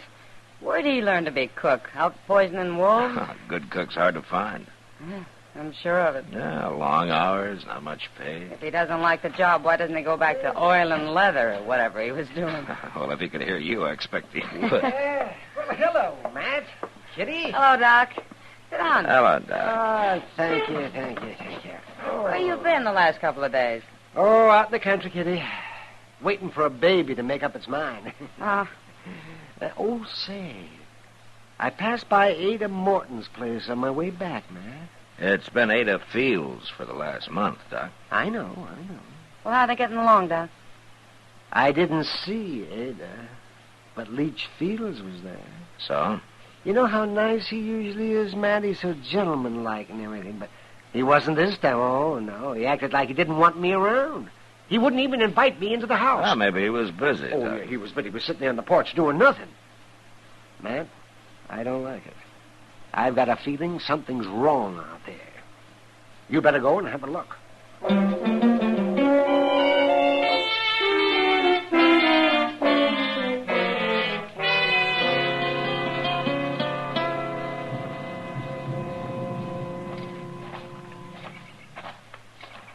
He's sitting right there on the porch, Mr. Dillon, just like Doc said. Yeah? Of course, I always did think Doc's just an old worrier.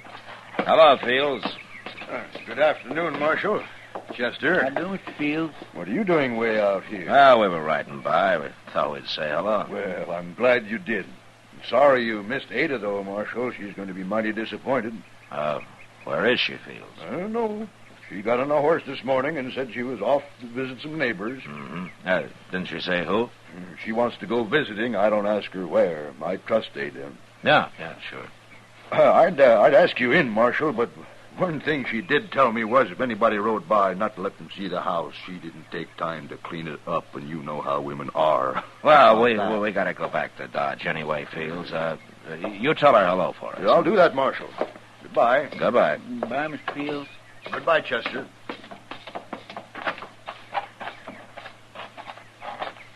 Well, now, he wasn't acting mean, Mr. Dillon. Chester. Did you ever hear of a country woman riding off and not telling her husband where she's going? Well, no, sir, come think of it, I never did. You bet you didn't.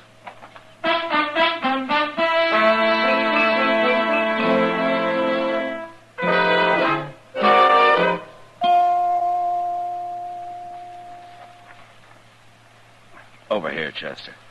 Oh, but I couldn't see it behind this bush, Mr. Dillon. Did you find a place to tie the horses? Yes, sir, there was an old log down in that gully. Have you saw anything? Well, as soon as we were out of sight, Fields left the porch and went into the house. And nobody's come out yet. Well, I still think you're wrong about him, Mr. Dillon. Maybe I am. Maybe I just don't like men who go around preaching how bad other men are. You're awful suspicious of everybody, Mr. Dillon. Well, Chester, nothing pleases me more than when I'm wrong. I know. How long are we going to have to lay out here in this doggone dirt, Mr. Dillon? It'll dark, if nothing happens before. Then what? And we're going up to that house, Indian style. It ain't hardly noon. We got an awful long wait. Say now, maybe I'll just... Wait a minute. Look. It's him. He had a horse around back. Yeah. He's riding north. We gonna follow him? Maybe. After we take a look in the house, let's get our horses.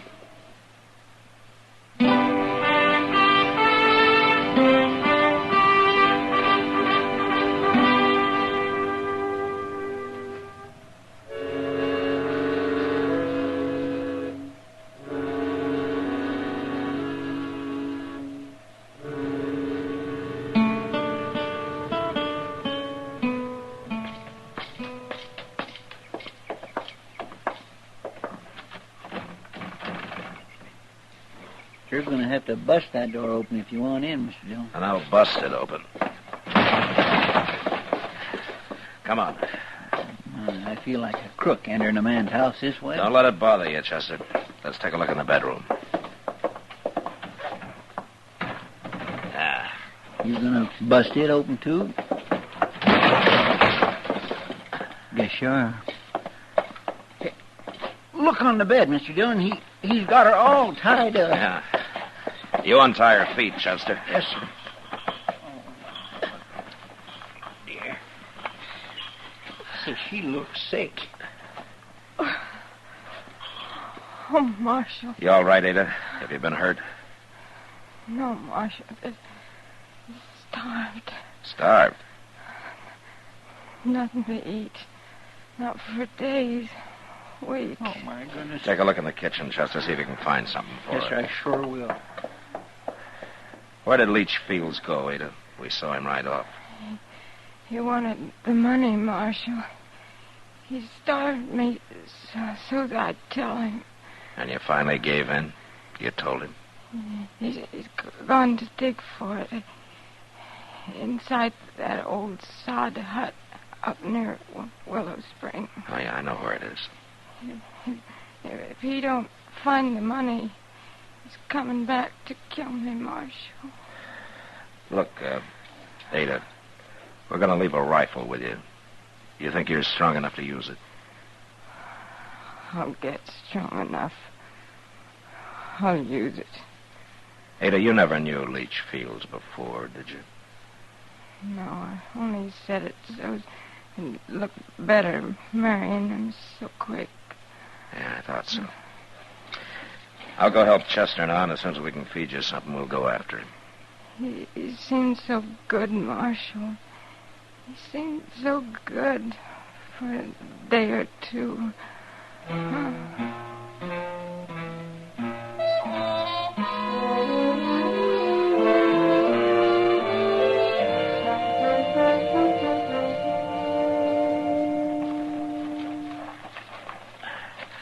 All right, this is far enough, Chester. It's so dark I can't hardly see nothing. Now, he's in there. You can hear him digging. Listen. I'll hear him. We gonna rush him? I'd like to take him alive, if possible. Maybe we'll wait for him to come out. No, let's jump him. Maybe it'll scare him so bad he won't put up a fight. All right. Now, you walk about 10 feet to the left of me, Chester. I'll go inside alone. If he takes me, will you get him, huh? Yes, sir.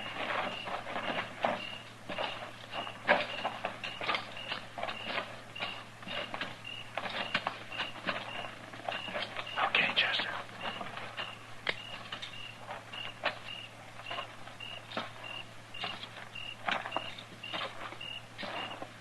I got the drop on you, Fields. Don't move.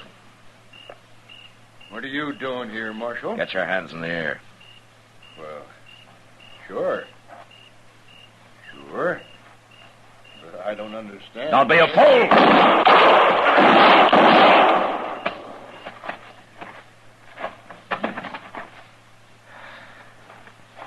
right, Chester.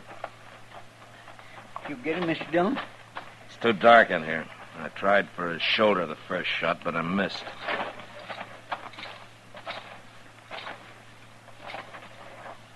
You sure he's dead? I couldn't afford to miss the next two, Chester. No, sir. No, Mr. Dillon, I sure was wrong about him. Yeah. I guess he didn't find the money, though, did he? He would have, if there'd been any. But this is where Ed said it was. You want to start digging for it, Chester? Well, no, sir. That money's at the bottom of the Cimarron with Zach's partner. Well, then why'd she say it was out here? Well, I guess she thought if she could get rid of Leach Fields even for a little while, she might have a chance. She was right, wasn't she? Yeah. And you and everybody else had better start believing in Ada. She's been through enough over something that she never even knew anything about. Man sure can be wrong sometimes, can't he, Mr. Dillon? Now, you tell everybody that back in Dodge, Chester. And maybe Ada can have a little peace. She's earned it.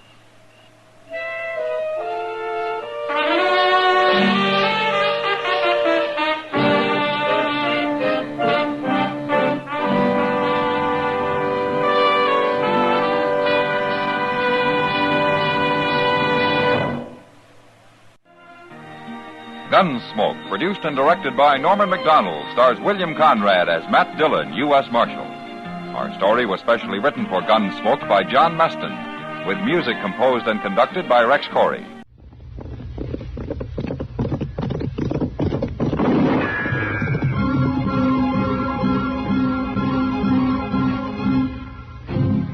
Around Dodge City and in the territory on West, there's just one way to handle the killers and the spoilers, and that's with a U.S. Marshal and the smell of Gunsmoke.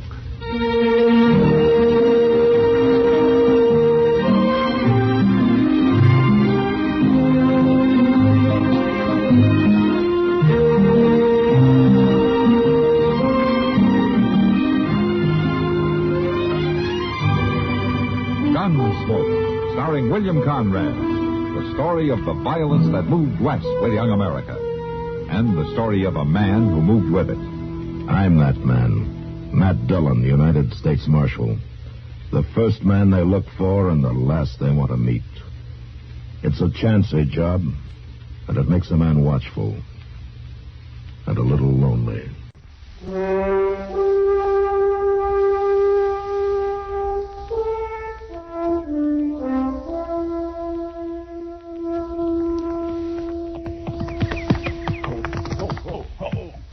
Mr. Dillon! Oh, Mr. Dillon! Yeah, what is it, Chester? Come on out here, Mind. I got something to show you. Why couldn't you bring it in the office and show me? Well, because the door ain't big enough. What? Looky, I just bought me a new horse. This? Yes, sir. Here, calm down. I'll quit that. He's kindly edgy. He ain't been rid much the last couple months. Is that so? Well, I practically stole him, Mr. Dillon, the bargain I got him for. I see. I bought him off Moss Grimmick for $11. $11. And Moss paid $14 for him just last week to one of them Texas trail drivers.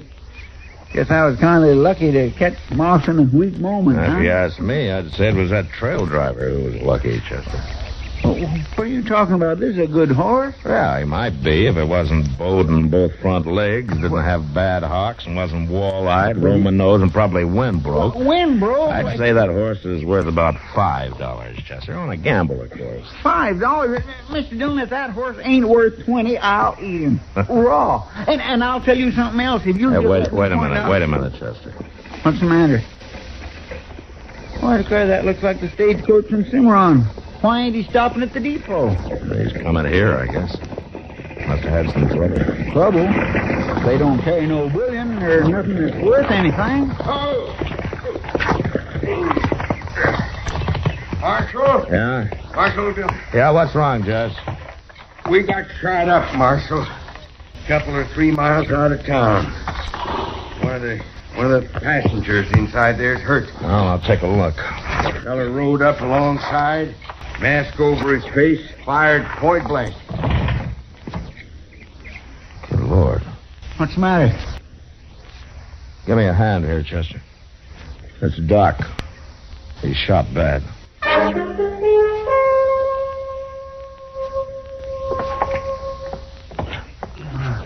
He's all right there. Here, let's put him down on the couch. Easy enough. Matt? That's you? He's coming too. Matt? Now, don't try to talk, Doc. You're going to be all right. Chester, you see if you can find Kitty, will you? All right, sir. I'll get her over here right away.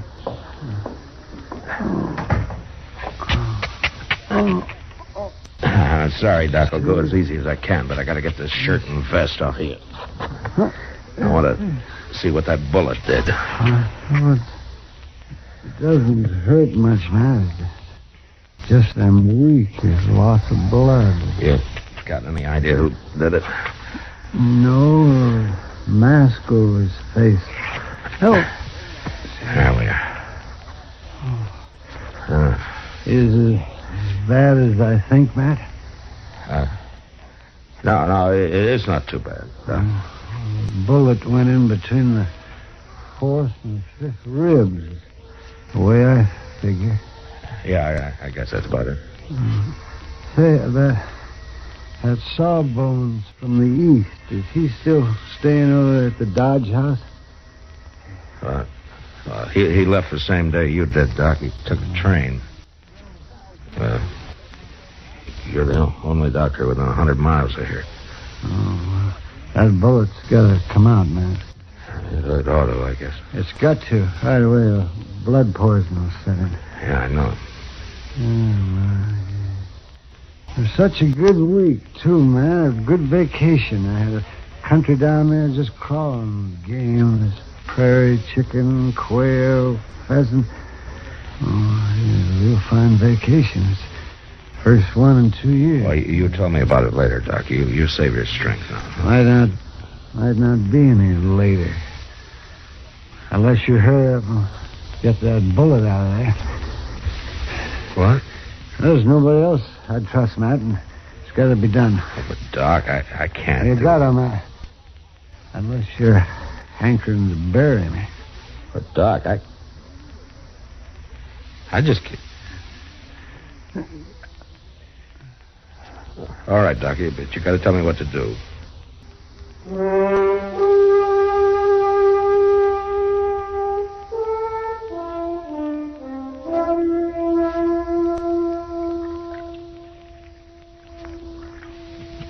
Matt? Yeah, Doc. You scrubbing your hands real good? If I go much further, the bones are going to be showing. You use plenty of that yellow soap? Yeah. Mm-hmm. I got her, Mr. Dillon. Oh, thanks, Chester. How about Kitty? Matt. Doc, I'm sorry. How do you feel? Oh, terrible, Kitty. I don't suppose you thought to bring a bottle. Well, knowing you, that's the first thing I thought of. Kitty, you're an angel. How much? Well, half a glass for a start. Doc, don't you think maybe you ought to take it kind of easy? That stuff might not go too good with chloroform. Chloroform? The bullet's got to be cut out before it starts blood poisoning, Kitty. But, Matt, you don't know anything about operation. I'm not any happier about this than you are, but it's got to be done. Kitty, will you please hand me that whiskey? Oh, yeah, I'm sorry. Here you are. Oh, thank you. Doc's going to tell me every move to make. Hey, Doc, how are you going to tell me when you're unconscious? Well, I wondered how long before you figured that out. Say, Kitty, fill that up again. No, wait a minute, Doc. Now, don't you worry about mixing whiskey and chloroform. There's not going to be any chloroform. Doc, I can't. I know what I'm doing now. That bullet, man, it's going to be tricky getting it out. Oh, Doc, isn't there something I can do? Yes, will you pour me that drink, please? And Matt, you bring that bag of instruments over here and spread them out there on the table. And I'll show you show you what you're going to need. Look, Doc, I don't... Go on now. You hurry up. All right. Kitty. Here you are. Oh, thank you, Kitty. Oh. Well, what are we going to need here, Doc? Well, let me see now. Let's see that turn over. Oh, that thing there looks like blacksmith's nippers. Oh, these? Yes, that's right. They're forceps. Yeah. Now, and then those two things right there, you see? They're probes. Uh-huh. And then that hook probe, too. We'll need that to get hold of the bullet. Yeah. And then a couple of them little knife things right there. Lancets. You mean these? That's right. I guess that ought to do it, so.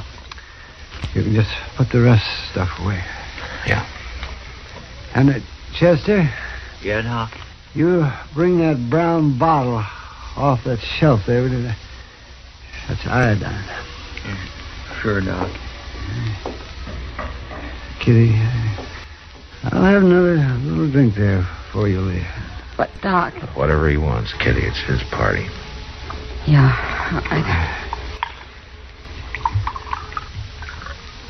Here, Doc. Oh, thank you, yes. I'll be back when you need me. Oh, thank you, Kitty. Good luck, Doc.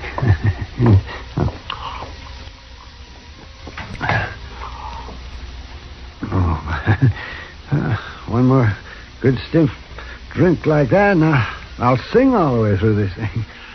It's more than I'll do. Oh, now, Matt, I'm surprised. You put enough bullets into people. You hadn't out of mind taking one out for a change. Well, that's no help. Matt, I know how rough this is on you. But, here, let me get a good grip on the sides of this couch here. Chester, I wonder if you could steady me a little bit here. You bet. I got you. Well, Doc, Forget it. Just hurry up and get on now while I still got my nerve. Now then, Matt, you listen to me. You listen close. The very first thing you do...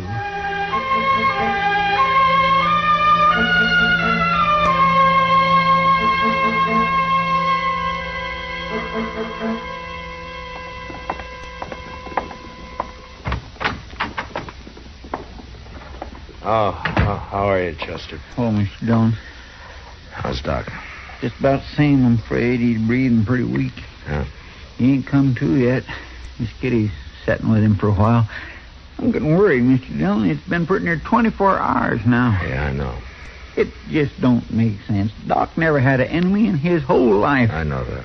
It couldn't have been somebody trying to rob the stage, or they'd have shot the driver. Oh, it wasn't a holdup, Chester. Say, look, maybe they mistook Doc for somebody else. No, I thought of that too, but it just doesn't make sense. The only other passenger was a salesman from the east, and he doesn't look anything like Doc, and he doesn't know a soul in this part of the country. No, it was Doc that the gunman was after. But why? There ain't a person in this town that ain't beholden to Doc. It seems like there's one who isn't. First vacation Doc's took in 2 years and has to end up like this. Why, if Doc was to die, this town would be in a real trouble. Forget it, Chester. There's no use jumping at things. As long as I live, I won't never forget Doc laying there, gritting his teeth, turning white, and still trying to grin while you dug that bullet out of him. Whoever done that must have been crazy. I thought of that, too. Or maybe a stranger in town who didn't know Doc, but that still doesn't help. Come in. Anything I can do for you? You sure can, Marshal. You can get your hands up. You two. Well, I'll take that gun of yours, Marshal. There. That's better. What's on your mind, mister? You've been talking all over town, telling what you was going to do with that fellow that shot that doctor. Well, Marshal, you're looking at him.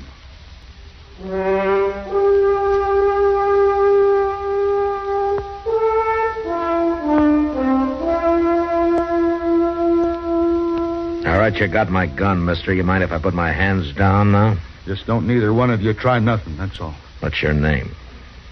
What difference does it make? I kind of like to know who's pointing a gun at me. The name's Bricker. Hod Bricker. You're new in Dodge, aren't you? You've been here a couple of months. We? You asked too many questions, Marshal. I'm going to ask one more. Why did you shoot Doc? Because he had it coming, that's why. And if he... Oh, you hold it there. Take it easy, Chester. Well, I was just shifting my feet around. You two know what's good for you. You won't know more than breathe. What did Doc do to you, Bricker? Plenty. Something bad enough that you wanted to kill him? 10 times over. Doc never hurt nobody in his whole life. You shut up. That's what the marshal's been saying all over town. That doctor never done nobody any harm. That whoever shot him was a dirty skunk and hanging was too good for him. And you don't agree with that, huh? I said he had it coming, didn't I? And I had plenty of reason. Is that why you came here, to tell me about your reason? Well, I just wanted you to know, that's all. But you try to make a move, and I'll shoot you, Marshal. I didn't come here to, but I will if I have to. Yeah, you said that. All right, Bricker, what about your reason? What did Doc do to you? He killed my young'un. That's a gall dang lie. Shut up and stay back there. You're like he says, Chester. 6 years old. Our only young'un. And he killed her just as sure as if he had pointed a gun at her head. But he didn't point a gun at her, did he? It was just the same as. She was took sick sudden like with the chokes. And I come for the doctor. And he was gone out of town on a hunting trip. The only doctor here, and he was gone. He's got no right to, when he's the only doctor in town. That was the only vacation Doc's had in over 2 years. And there wasn't nothing we could do for her. I sat with her for 2 days and 2 nights, watching her fight for her breath, all the time getting weaker. And finally, she died. And day before yesterday, I buried her. So you got a gun and went after Doc, huh? I heard he was coming back to town yesterday, so I rode out and met the stage and shot him. And he had it coming. You figure killing Doc would bring your daughter back? Well, if he had been here like he ought to, she'd still be alive. Maybe, and maybe he couldn't have saved her anyway. He ought to have been here. Now, you shut up and listen to me. I seen Doc work 72 hours straight without sleep during epidemics. There's a whole lot of people walking around Dodge today who wouldn't be if it weren't for Doc, and some of them are young'uns, the same as yours. Doc would have been the sorriest man in town if he'd known about your daughter, but he didn't know. Because of something he didn't even know, you lost your head. And you went out like a mad dog and you shot him down. And now you're sorry about it. What are you talking about? That's what it is, isn't it? You come to your senses now. That's why you come in here, to give yourself up, isn't it? I told you, I know what you told me, but that wasn't your reason for coming, was it? Now, you hand over that gun, Bricker. You stay back. I'll kill you. You won't pull that trigger, and we both know it. You hand over that gun.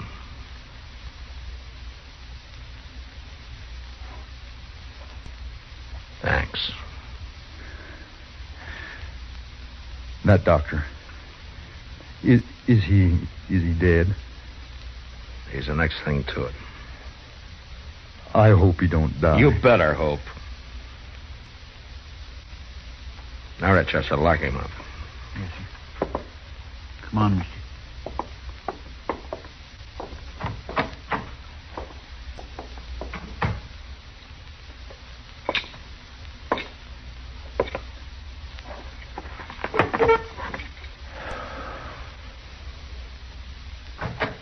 Matt? Huh? Oh, Matt. What is it, Kitty? Matt, I think Doc's going to be all right.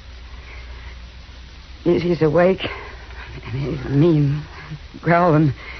That's a good sign. He says if he's not out of bed in 3 days, you'll probably take over his practice. Now that you've had a try at it. You know something, Kitty? No. What, Matt? I think I'm going to send that miserable old goat a bill.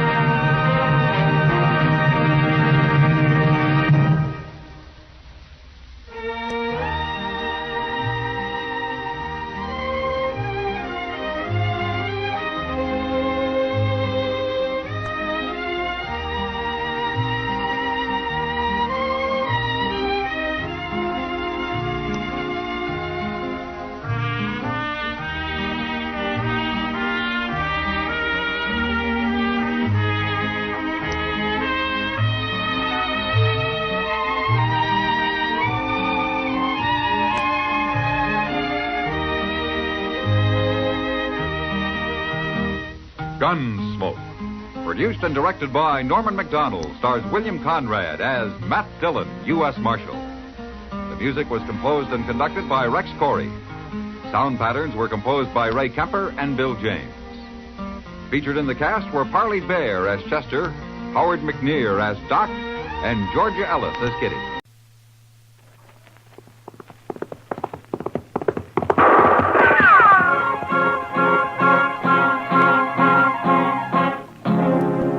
Around Dodge City and in the territory on West, there's just one way to handle the killers and the spoilers, and that's with a U.S. Marshal and the smell of Gunsmoke.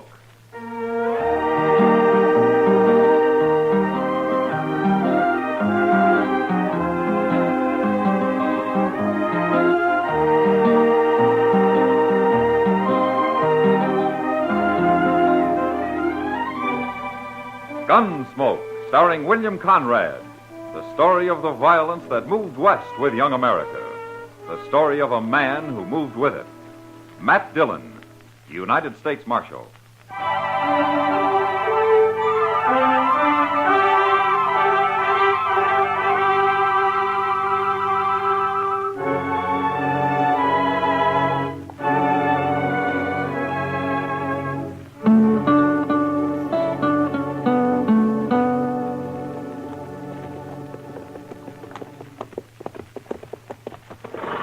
Dodge hasn't changed much I can see, Mr. Dillon. We only been gone a week, Chester. Seems like a year to me. Hard ride now and then won't hurt you. It ain't the riding so much, it's the shooting that unnerves a man. Yeah, that reminds me. I think I'll stop at the store here. I need some ammunition. Oh, look. Take my horse onto the stable, will you, huh? All right, sir. I'll see you at the office. Good.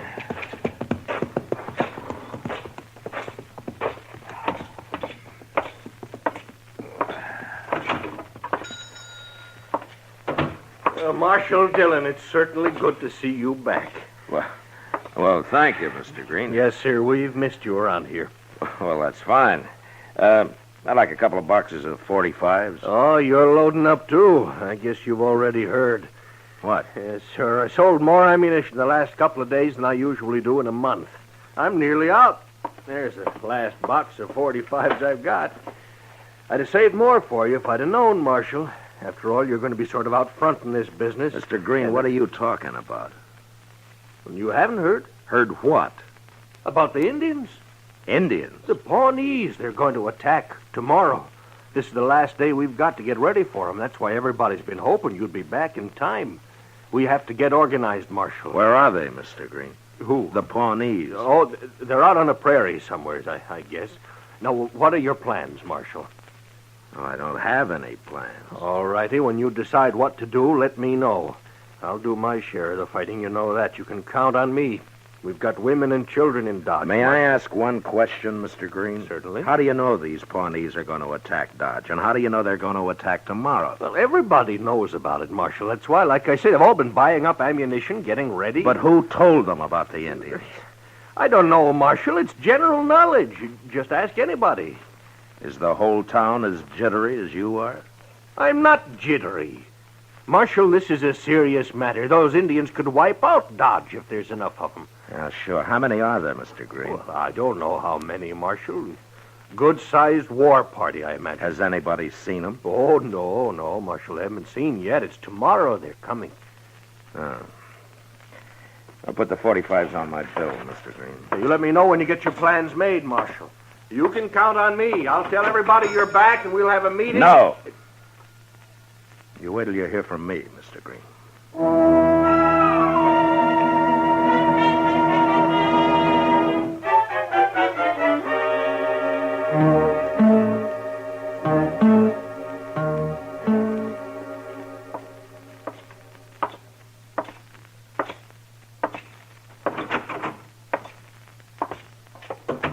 Hello, Doc. Oh, hi, Matt.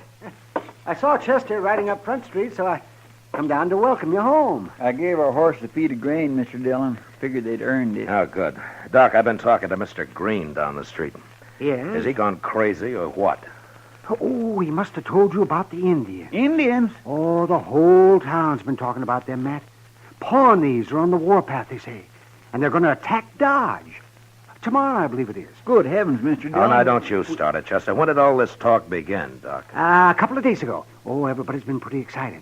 Especially Green and Hank Risling at the Dodge House. Oh, they sure been hoping you'd get back in time to take charge of everything. Well, what do we do, Mr. Dillon? Nothing, Chester. Well, everybody seems pretty sure about it, Matt. They'll expect you to do something. Who started all this talk, Doc? Well, I haven't heard anybody mention that. Some drunk, probably, or some greenhorn. The rumor spreads, and pretty soon everybody takes it for a fact, and then a panic begins. Well, there might be Indians, Matt. Has anybody seen them or any sign of them? Well, you're going to have a hard time talking people out of it. Maybe. But first, I got to find out how all this nonsense started. Chester, you go ask Mr. Hightower what he knows, huh? He's got good ears. All right, sir. I'll see what I can find out in the saloons, and we'll meet back here, huh? Yes, sir.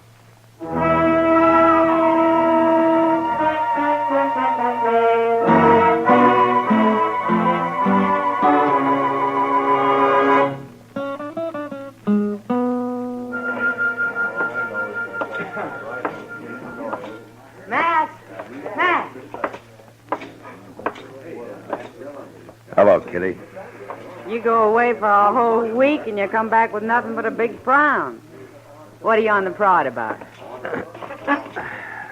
People. Oh, that. How come you're not armed, Kitty? Armed? You're just going to let the Pawnees ride off with you? Aren't you going to struggle a little? Kind of exciting, isn't it, Matt? You don't seem very worried. Why should I be? Dodge is full of heroes these days. Kitty, maybe I never gave you enough credit. For what? You got brains, too. Don't be nasty. You need a drink, beer? No, thanks. Who's the old man at the bar there? The long one with long hair. He's a sight, isn't he? You don't very often see men dressed in buckskin anymore. His name's Tewksbury. He must be 80 years old. Yeah, it's been half that since he's had a bath. Man his age has seen a lot of country, Kitty. Never mind him. What are you going to do about the Indians, Matt? The only thing I can do, try to keep the good citizens of Dodge from getting all triggered up and shooting each other for Pawnees tonight and tomorrow. How are you going to do that? Well, I'd like to know who started all this, for one thing. I think I'll have a talk with Sam there. Bartenders generally know things. Are Pawnee braves as handsome as they say, Matt? You'd be surprised if they really did raid this place, wouldn't you? Maybe. Wouldn't you?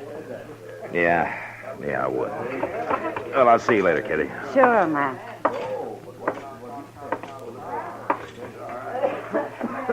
Sam. Hello, Marshal Dillon. Welcome home. Oh, thank you, Sam. What's your pleasure? Nothing right now.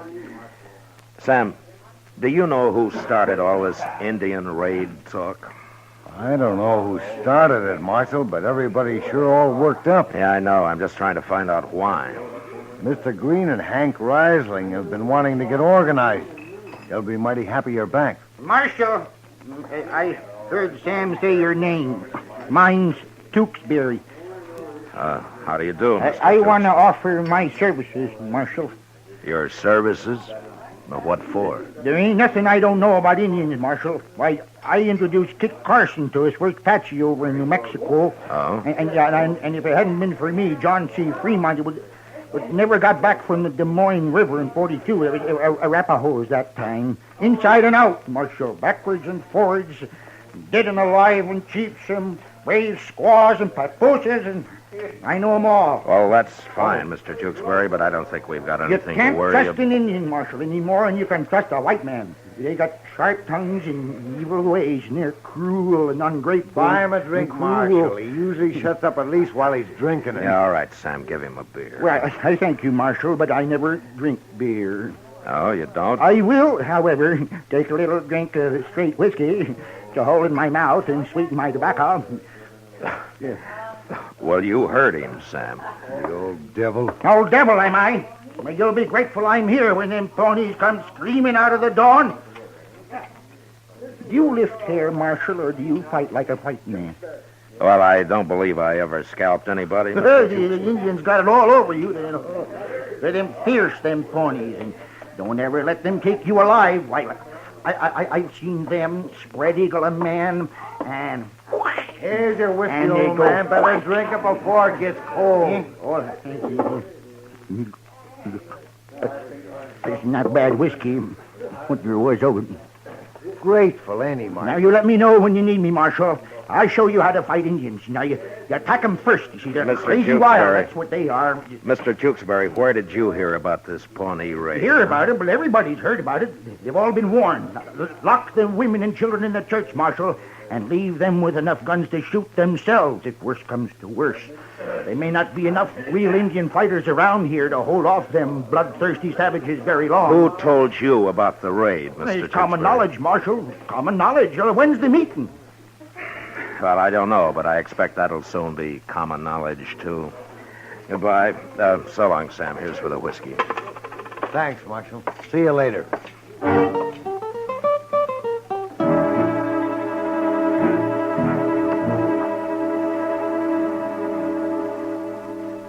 Mr. Hightower didn't know anything, Mr. Dillon, except there will be an attack tomorrow. What'd you find out? Well, I went to all the saloons, Chester, but all they had was the same story.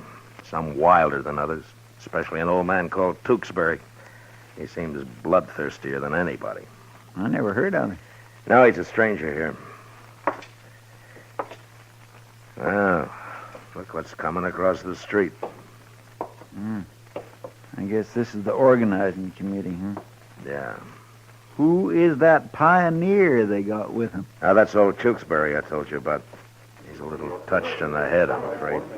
Well, here they are. Gentlemen? Gentlemen? All right, gentlemen. Now, Marshal, there isn't much time left, and we've got to get Dodge organized. Now, Hank Reisling here and I, we've worked out a tentative plan, which we propose Just a minute, Mr. Green. There's something I want to ask before you go on. Yes, Marshal. I'd like to know which one of you men heard about these Indians first. I think Charlie. Me? Well, I don't see that matters. Which All right. heard about it All right, first. all right. Then let's say the rumor just got started somehow, okay? Pretty big for just a rumor, Marshal. Well, my wife's nearly crazy with fear. All the women are. That's why we got to do something. Get things organized. People will feel better then. You know what panic is, Reisling? It's fear, all right, but a man can be afraid and still think. But when he gets panicked, he stops thinking. Like all of you right now. You're acting like cattle in a stampede. That's pretty strong talk, Is Marshal. it? Is it? Then I'll point out something else to you. You're willing to believe the Pawnees are on the warpath, and you don't even know who reported it.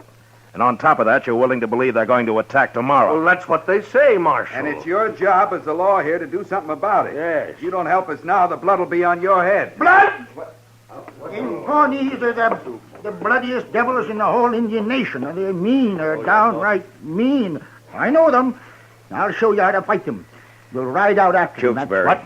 Well, after them first. you see. Tewksbury, let me ask you I'm something. offering my services, Marshal, same as I did with John. Well, listen to me. Fremont. The Pawnees are attacking tomorrow. Is that At right? dawn, Marshal. They always attack at dawn. If they die at night, you see, their spirit wander. They got to die. Yeah, in I the know. But there's See, something else about Indians I want to ask you. I know everything there is to know about Indians. Then did you ever hear of Indians telling anybody just when they were going to attack? They're just like snakes. They never tell nobody nothing. It's just, whoosh, and there you are with an arrow right in your throat. Then how come everybody in Dodge knows when these Pawnees are coming? Now answer me straight, Tewksbury. Well, Marshal, it's just, somebody must have found out. The only person who'd know would be an Indian. Now, gentlemen, have there been some Pawnee warriors in town lately getting drunk at the Alafraganza and talking when they shouldn't? Well, have there? No. No, the marshal makes sense, man. It sure don't sound right somehow. No, it sure don't. Yeah, but if you stop to think about it... Tewksbury, when did you hit Dodge? A while ago, Marshal. When? I don't know when. I don't keep track of time. But the Indians do, though. Oh, they know just how many moons... Oh, shut up, Tewksbury. I don't want to hear any more about Indians out of you. And if you go on talking around Dodge, I'll throw you in jail and you can do your spouting there. Marshal, he's an old man. You shouldn't ought to treat him like that. I've got an idea. He's the one who started this whole thing with his wild talk, and you men have made fools of yourself listening to him. Now go on home and calm down your womenfolk and forget it. Good night, gentlemen.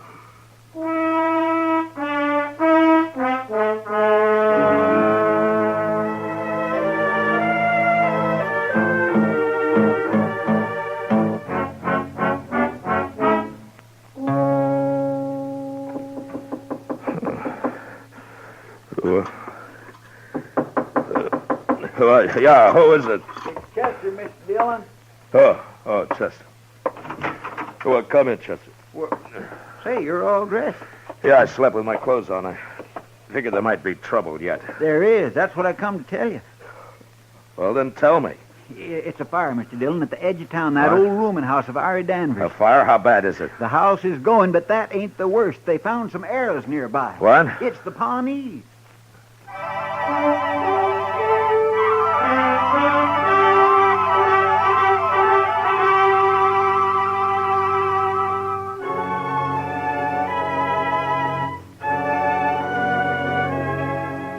The rooming house of Ira Danvers stood at the edge of town. It wasn't much more than a jerry-built shack patronized by a few drunks and an occasional cowboy who had lost his pay at the games. And by the time we got there, it had burned to the ground, and a small crowd had gathered. 2 unidentified men had died in the fire, probably too drunk to save themselves. It was the owner, Danvers, who had discovered the arrows. Look at them, Marshal. I found them sticking in the ground yonder. Yeah. Well, they're Pawnee, all right. And devils stood out there somewhere and fired the place with burning arrows, I figure, and just shot these in to let us know who did it. Well, that could be Danvers, but why would they set fire to only one house? What are you men waiting for? Those Indians could ride in on us any minute. Some of you men get out there and stand guard and get some horses. Now, hold it, you two. Let's don't get all excited. It's still dark, and no Indian's going to attack in the dark. You know that. Look, what about those arrows, Marshal? Ain't that proof enough? It's an hour till daylight, Mr. Green. Nothing's going to happen till then. We've listened to you long enough, Marshal. We've got women to protect. Riesling, you come over here, and the rest of you men. We'll run this fight ourselves. Come on. He doesn't want to do anything. Chester. Yes, sir. See old Tewksbury over there at the edge of the crowd? Yes, sir. He ain't talking so much tonight, is he? Drift back in the dark where he can't see you. And if he leaves here, let me know at once, huh? All right, sir. What do you make of it, Marshal?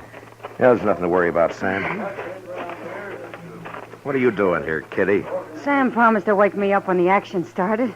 So he did. Well, there's been a fire and 2 men died. The action's over. Now go back to bed. Don't take it out on me, Matt. I didn't start this Indian scare. No, I'm sorry, Kitty, but this is no place for a woman. Where is a good place for a now woman? Don't start that. What are they doing over there, Marshal? Green and Riesling are organizing the defense of Dodge, Sam. They found some arrows, I hear. Yeah, they did. Pawnee arrows. Then they are going to attack. They're right out there in the dark somewhere. No, I don't think so, Sam. But you go look if you want. Sam, come on over here. We'll lead you too. That's Green. He's calling me. Well, then you better go. Sure. I'll go. I'll go with you, Sam. I want to see what's doing. What? Oh, where is he, Chester? He drifted off behind that next shack. Well, let's follow him. Come on.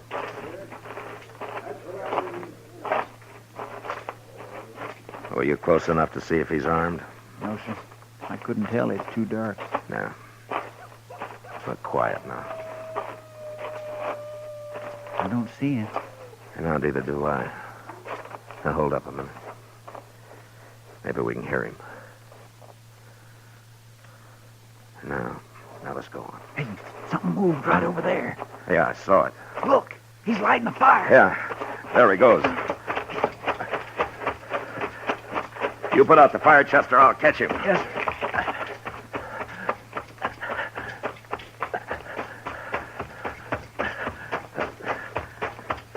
All right, Tewksbury, I've got you. Don't shoot me now. All right, get your hands in the air. I ain't armed. Well, what do you call this Bowie knife? All right, put your hands down. Well, you've been pretty talkative till tonight, Tewksbury. You want to tell me what this is all about? You go eat dirt. Where did you get those Pawnee arrows you planted at Danvers' place? Them Pawnees, they got sharp tongues and evil ways. They're cruel and ungrateful. Tewksbury, what do you really know about the Pawnees? Oh, I know 'em. I know 'em. You men go kill 'em. You write 'em down. Why, Tewksbury? Why do you want them killed? They're savage devils. They treat people mean. Why do you say that? What did they do to you? Let's go drink some whiskey. Tewksbury, 2 men died in that fire you set at Ira Danvers. Do you realize that? White men, let 'em die. You can't trust them. I don't think you understand. You killed 2 men tonight, Tewksbury. Been a long time since I had any whiskey. Years. Are you drunk now? No.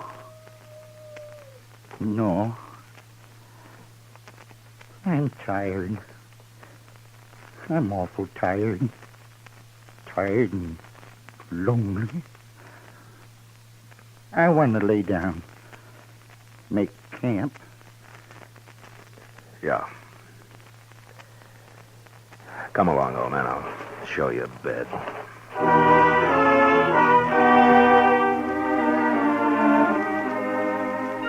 When the citizens of Dodge found out about Tewksbury, they were at first ashamed of their panic. And then because of their shame, they wanted to lynch him. But they didn't. And pretty soon they forgot about him. A week passed, and the old man never said a word. I didn't know who he was or where he came from. And then one day, an Indian woman rode into town and found her way to the jail. She was past 40, but still handsome.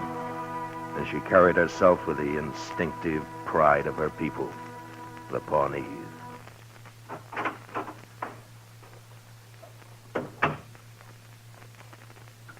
Is this the jail? Yes, it is. You are the marshal? That's right. What can I do for you? Word has been brought that you have an old man here. Tewksbury? Yes. I have come for him. What? I am his daughter, Marshal. Oh, I see. Well, will you sit down? Thank you. So Tewksbury married a Pawnee, huh? Many years ago. My mother is dead. Yeah. Your father taught you English, huh? Yes. But I have lived among white people. Not for long. I like my people better. Of course. I think my father does, too. He has lived with us many years.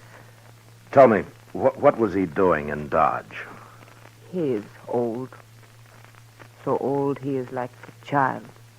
He ran away one night in anger. Why? Our tribe is peaceful, Marshal. We have given up war. But sometimes the young men find it difficult not to fight. My father made some whiskey. He was giving it to the young men, telling them they should kill white people. And he got caught at it? Yes. The chiefs held council. They made very strong talk. My father grew angry. He say he will destroy them. Marshal, he is old. Thoughts are no longer clear in his head. Yes, I understand. He has lived long, seen many things. He does not like being old. He cannot understand why life is peaceful with us. Well, he sure stirred up a lot of trouble here. A hunter told us the story. My father will be more closely watched now. Because he has served the tribe well in the past, chiefs will send you horses. Horses? To let him come back. His fine, huh? His fine, yes. I forgot the word. Well, it's not as simple as that. You see, 2 men died in that fire your father set. I'm afraid he'll have to stand trial. Trial? Oh, your counsel. Yes, It'll be in a few days now, but I've got to warn you that it might not go well with him. 2 men die. I understand, Marshal. I wait. Look, would you be willing to come to the trial to talk for your father? A squaw? We allow women to talk at our trials. Then I will be there. Good. Now I think your father'd like to see you. Come.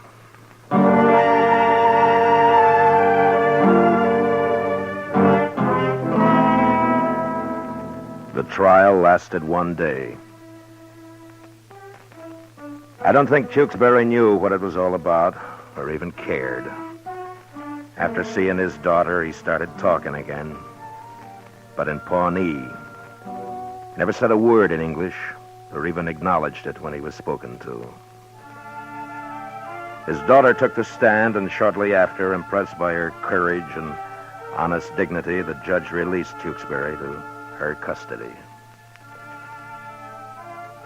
Outside, I said goodbye, and I watched him ride off into the prairie, both mounted on her pony. The old man chattering like a bird, happy to be going home. No longer lonely.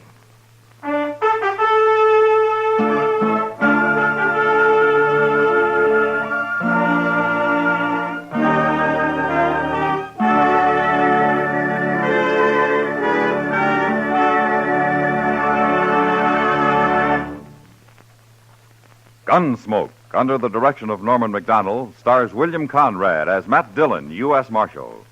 Tonight's story was specially written for Gunsmoke by John Meston, with music composed and conducted by Rex Corey. Featured in the cast were John Daner and Lawrence Dobkin, with James Nusser, Vic Perrin, and Lillian Bayef.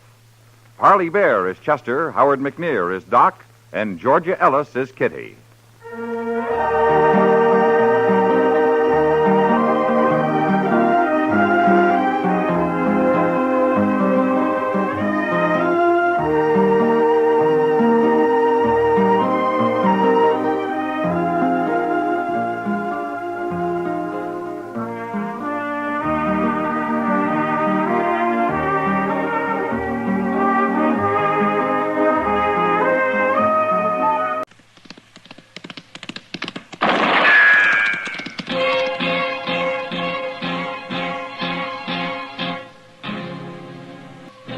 Around Dodge City and in the territory on West, there's just one way to handle the killers and the spoilers, and that's with a U.S. Marshal and the smell of Gunsmoke.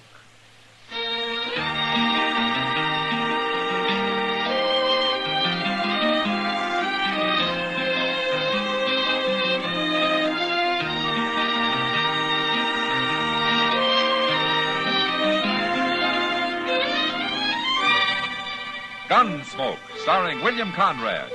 The transcribed story of the violence that moved west with young America. And the story of a man who moved with it. I'm that man. Matt Dillon, United States Marshal. The first man they look for and the last they want to meet. It's a chancy job, and it makes a man watchful and a little lonely.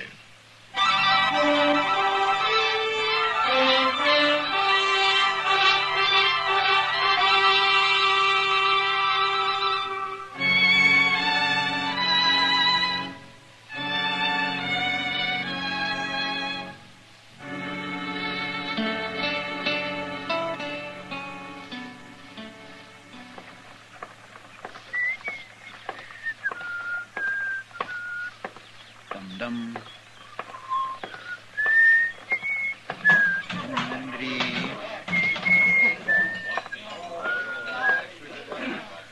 Hello, Chester. Well, hi, Miss Kitty. Hey, look what I got. Oh, what about it? Why, that's a whole $1, Miss Kitty. Well, congratulations, Chester. I borrowed it off Mr. Dillon. He's outside there talking to some fella. Huh? I'd be mighty proud if you'd have a beer with me, Miss Kitty. Well, you know I don't like to drink at the bar, Chester. Well, we can sit down. And I'm tired of sitting. I'll have a beer with you right here. All right, that's fine. Sam? Yeah? Draw a couple beers for me and this lady. Well, sure. Coming up, Chester. Chester, you talk about me like I was a stranger around here. What do you mean? This lady. Why, I always think of you as a lady, Miss Kitty. Well, I mean, I don't never... Thank you, Chester. Here's your beer. Here's your money, Sam. Okay. Oh, my, it looks nice and cold, don't it? You look like you're about to swim in it, Chester. That's right, I'd like to. Hey, Kitty. They told me your name's Kitty. It is. Well, then why don't you say hello? Hello. Let's drink, Chester. Now, that ain't no way to act. All right, now leave her alone, mister. Well, I didn't come over here to leave her alone. Stop that. What do you think? No, Chester, I'll handle this. Get out of the way, Miss Kitty. Chester. Get out of the way, I said. It's all right, Kitty. I'll see you afterwards. I'm going. And I know where, too. Your move, stranger. Well, go ahead. I guess you don't know who I am, do you? Stranger's good enough for me. Don't be a fool. We ain't fighting over me. Wait till you hear my name. It's Shin. Hank Shin. Oh, mine's Chester Proudfoot. You mean you never heard of Hank Shin? No.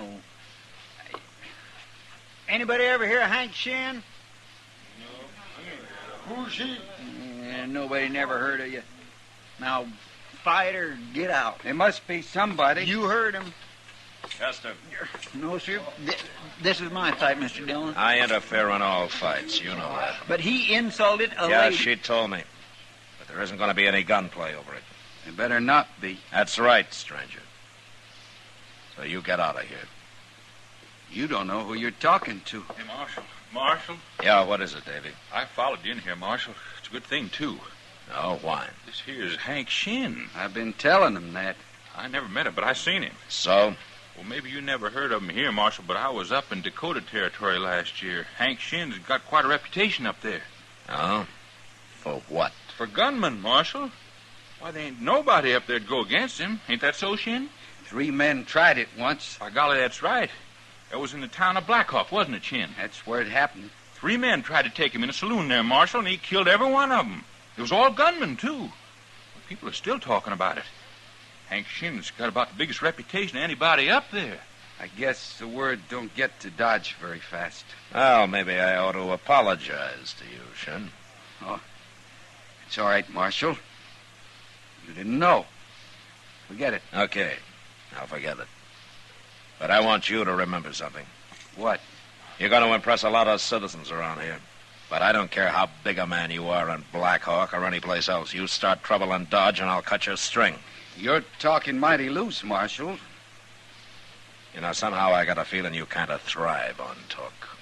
I don't think I like that. Don't you? Come on, Chester. Yes, sir.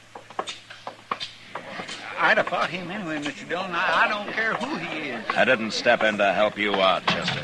I did it to stop a gunfight. Oh, somebody's going to fight him if he keeps going on like that. Maybe. And I hope there's no trouble while I'm gone. Yeah. Say, I plumb forgot. You're taking Santa Fe up to Abilene tonight, ain't you? Yeah, I'll be back in about a week. But if this Hank Shen starts on a killing spree, you telegraph me. Yes, sir, I sure will, Mr. Dillon.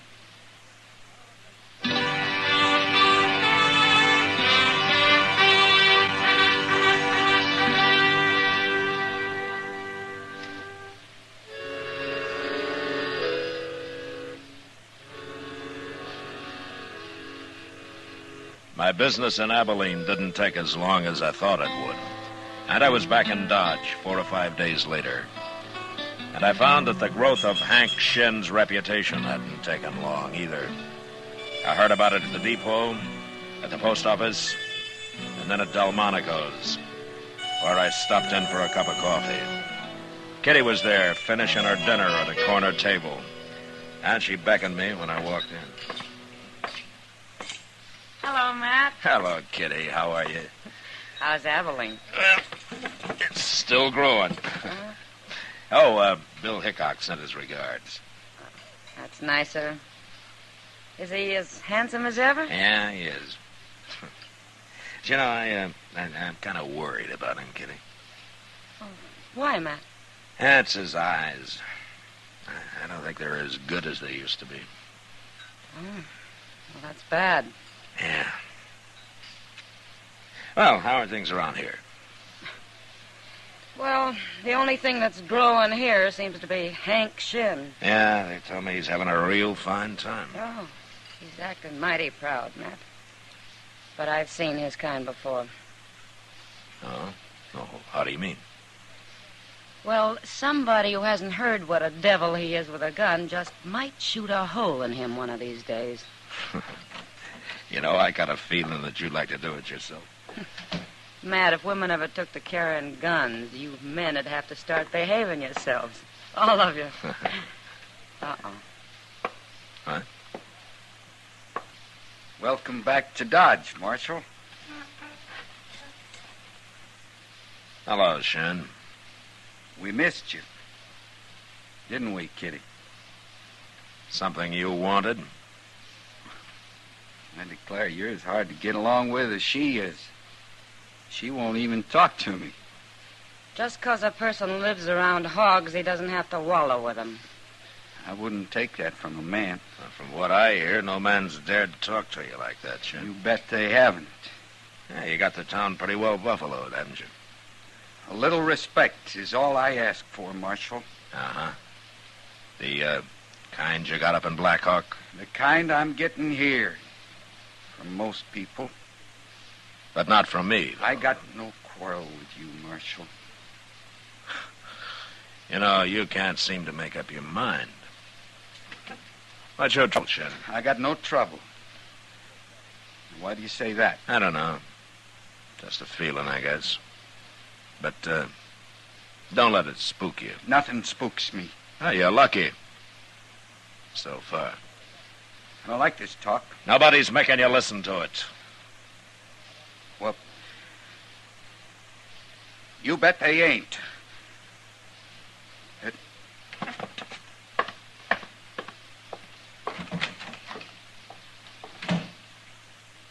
You know what I think, Matt? No, what, Kitty? I think Hank Shin's off center. Way off. Well, we'll find out how far, Kitty. Any day now.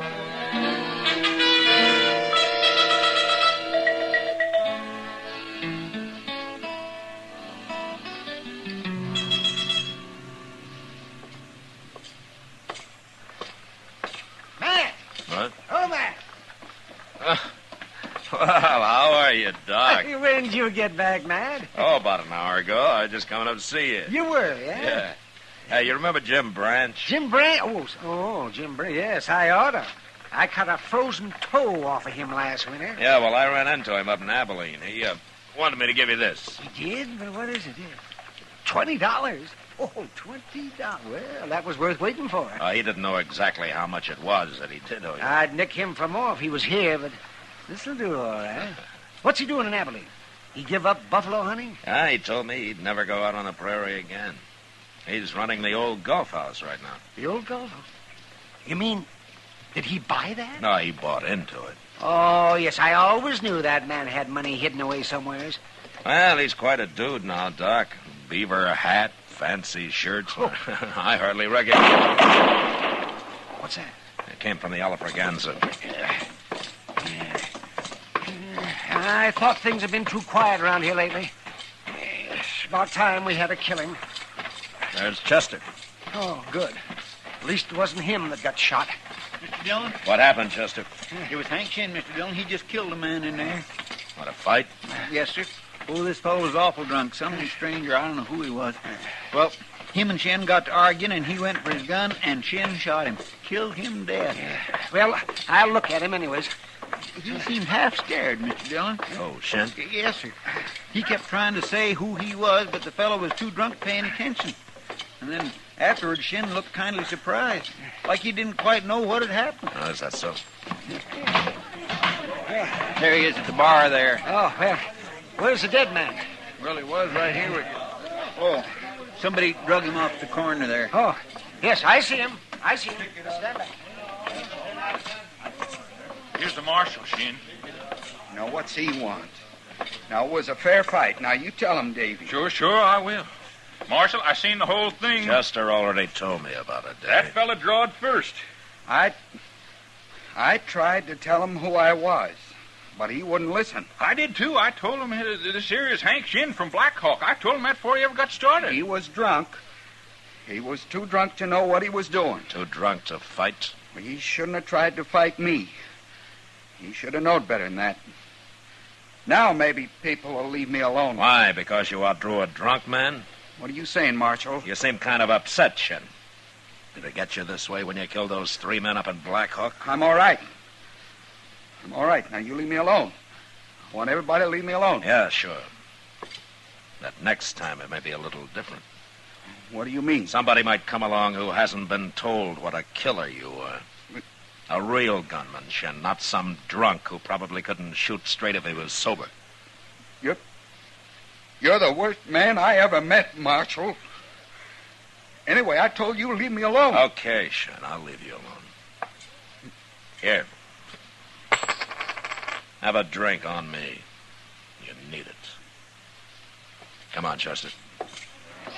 My, he's so mad he can't talk, Mr. Dillon. He's already talked too much. What's wrong with him, anyway?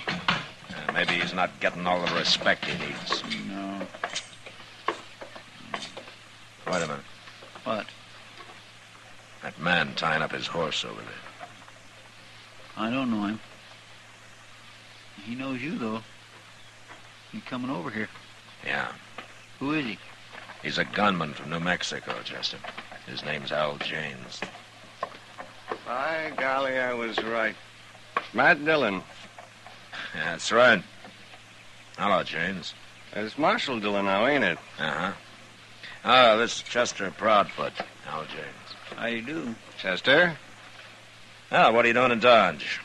Oh, nothing, Marshal. Looking around. Yeah. You never came here before? No. I never did. Man like you's usually got something in his mind, hasn't he? I'm here on pleasure, Marshal.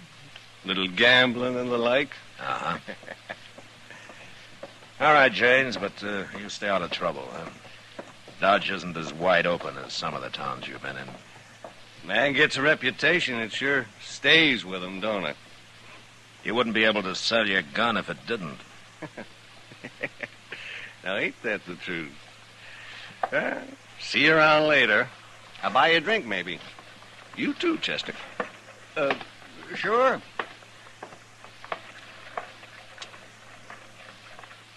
What do you suppose he is doing here, Mr. Dillon? Nothing, Chester. I believe him. He's a paid gunman, but I've never known him to lie. Yeah. Then there ain't nothing so much to worry about, huh? Chester, around a man like Al James, there's always something to worry about.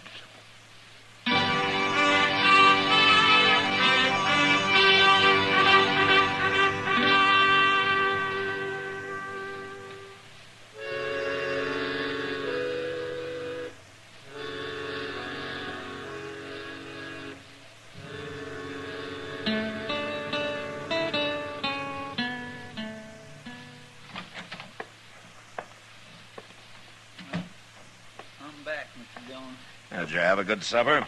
Oh, just terrible. Oh, where'd you eat?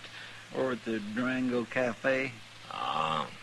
Could have been chili beans. Yes, sir. Oh, I'll never go there again. Not after tonight. Why not? Well, they are sour, Mr. Dillon. Like they'd been cooked a month ago. My, I had an awful time getting them down. Well, you didn't have to eat them, you know, Chester. Well, after putting out 15 cents, of course I had to eat them. Oh. If I wouldn't have been so hungry, I wouldn't have had them. I ain't one to...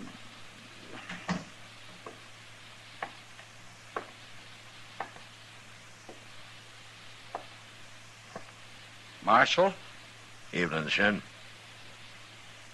Marshal, I've been thinking. What? I've been thinking about this afternoon. Yeah?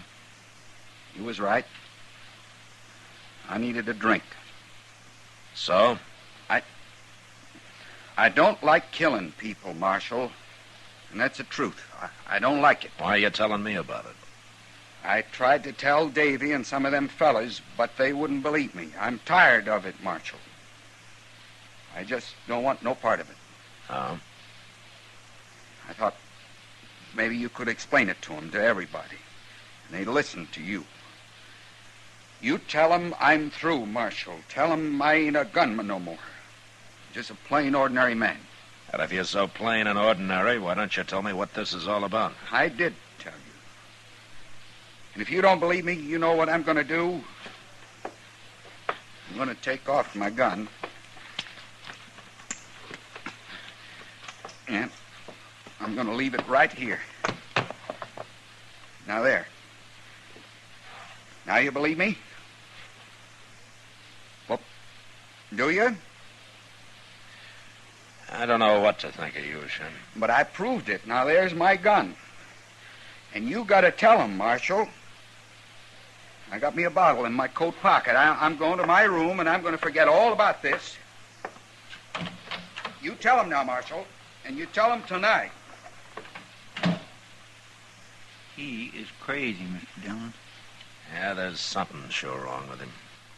I don't believe any of that about him being tired of killing people. No. It's more like he's scared of something, ain't it? Chester. Yes, sir? I think I know what it might be. What? Al James. What's he got to do with it? I don't know. But let's go find him.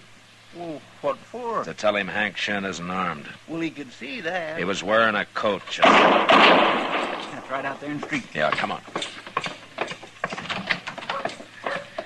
There's some men down there, Mr. Dillon. Yeah. If it was a fight, it sure didn't last long. One bullet can end a fight, Chester. Yes, sir. Well, there's somebody laying there. Looks like Hank Shin. Yeah. Nobody ain't paying any attention to him. They're all crowded around Al James. By golly, that is James. I'm going to go take a look at Shin, Chester. You better go back and get Doc, huh? Yes, Mr. Dillon. I'll hurry.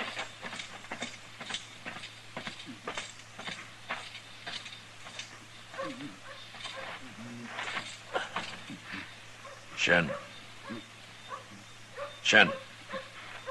He shot me, Marshal. He shot me. Al James. He run into me here. But I was so scared I couldn't say nothing. I tried to open my coat to show him I wasn't armed. And he shot me. Doc will be here in a minute, Shin. Marshal? Yeah. Marshal, I never killed nobody before today. No, I didn't think so. Them fellas up in Blackhawk, they had a fight. I was the only other man there, and I hid out till it was over. They killed themselves. And you took credit for it. Mm-hmm. It made people respect me. All kinds of people. You understand? Yeah, I understand. How's he doing, Marshal?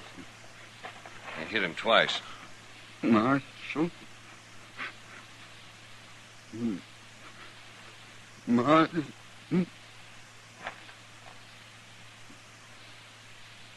Well, he sure died slow. Pretty slow, James. He went for his gun, Marshal. The men over there can tell you they saw it. You heard about his reputation and you had to kill him, didn't you? Self-defense, Marshal. There's nothing to talk about. Hank Shen was a liar, James. His reputation was a fake. What? I don't believe you. It's true. Now, besides, he wasn't even armed. Take a look. He ain't wearing a gun. But he went for it. I saw him. Everybody did. You killed an unarmed man, James. I don't like that. You'll have to stand trial for it. That ain't what's bothering me. No? It was a mistake. I'll get off. But everybody's gonna be laughing at me. Especially if you tell them about him being a liar. He shot a drunk this afternoon, and that nearly scared him to death. You have to tell him that, Marshal? I don't like gunmen, James. What do you mean? After this, your reputation isn't going to be worth much. It won't be worth nothing.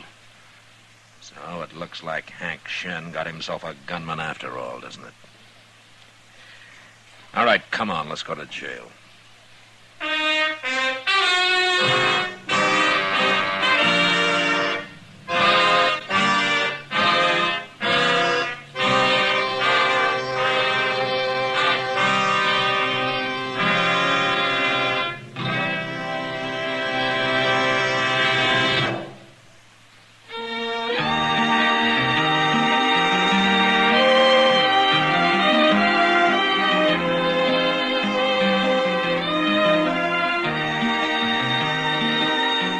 Gunsmoke, produced and directed by Norman Macdonald, stars William Conrad as Matt Dillon, U.S. Marshal. Our story was specially written for Gunsmoke by John Meston, with music composed and conducted by Rex Corey. Sound patterns by Tom Hanley and Bill James. Featured in the cast were Vic Perrin, Paul Dubov, and Barney Phillips. Parley Bear as Chester, Howard McNear as Doc, and Georgia Ellis as Kitty.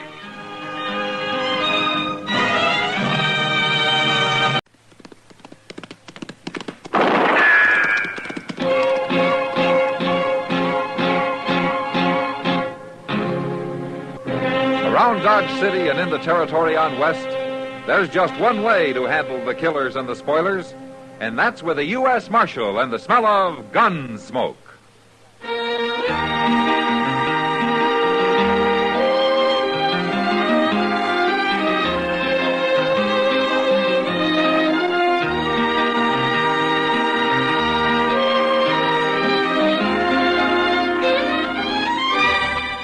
Gunsmoke, starring William Conrad.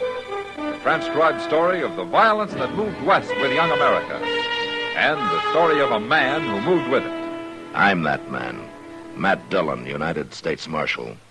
The first man they look for and the last they want to meet. It's a chancy job, and it makes a man watchful. And a little lonely.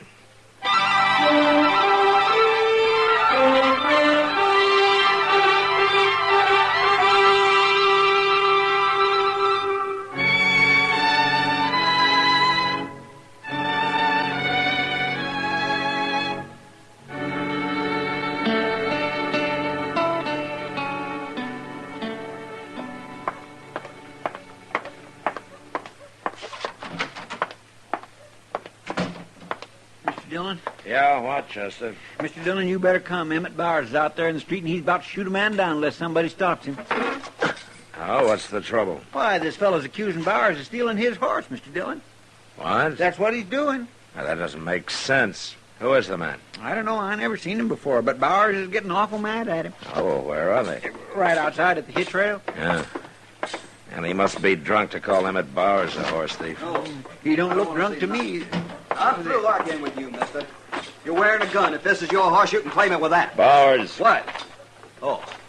Marshal, I'm about to kill this man. Well, I think we can settle this without a killing. Now, what's the trouble? The city has been calling me a horse thief. Now, I won't take that from no man. I'll blast him wide open. Take it easy, Bowers. Now, you say this is your horse, mister? Of course it's mine. And you think Bowers here stole it? What else would he be doing with it? I own over 200 head of horses, you fools. More likely I'd give one away than steal one. Emmett Bowers is one of the biggest ranchers in Kansas, mister. I don't care what he is. That's my horse he's been riding. See the brand? Bar S. That's my brand, and I can prove it. Yeah, it's a Bar S, all right. What difference does it make? I buy horses with all kinds of brands on them. Where'd you buy this one, Bowers? Fella come by the ranch yesterday with half a dozen horses for sale. I bought all of them. Maybe them others is mine, too. He told me he bought them horses from a man named Pringle up in Wyoming. Now, what's your name, mister? Disha. Charlie Disha. Where are you from, Disha? Well, I had a place down on the Canadian River, Marshal, but I went broke. Uh-huh. All I had left was my horses. How many horses? 17. The only one they didn't steal was the one I was riding. Yeah, you're a long way from the Canadian River. I come up here looking for a job. I'm broke, Marshal, plumb broke. Can you prove that the Bar S brand is yours? Well, I got the certificate of registration. It's in my sack over at the stable. All right, why don't you go get it? Then we'll ride out with Bowers and look at those other horses. I'll get it. Right now. I think that man's a liar. Yeah, he might be, Bowers. But if he isn't, you sure got stuck. And I'd hate to be the man that stuck me, Marshal.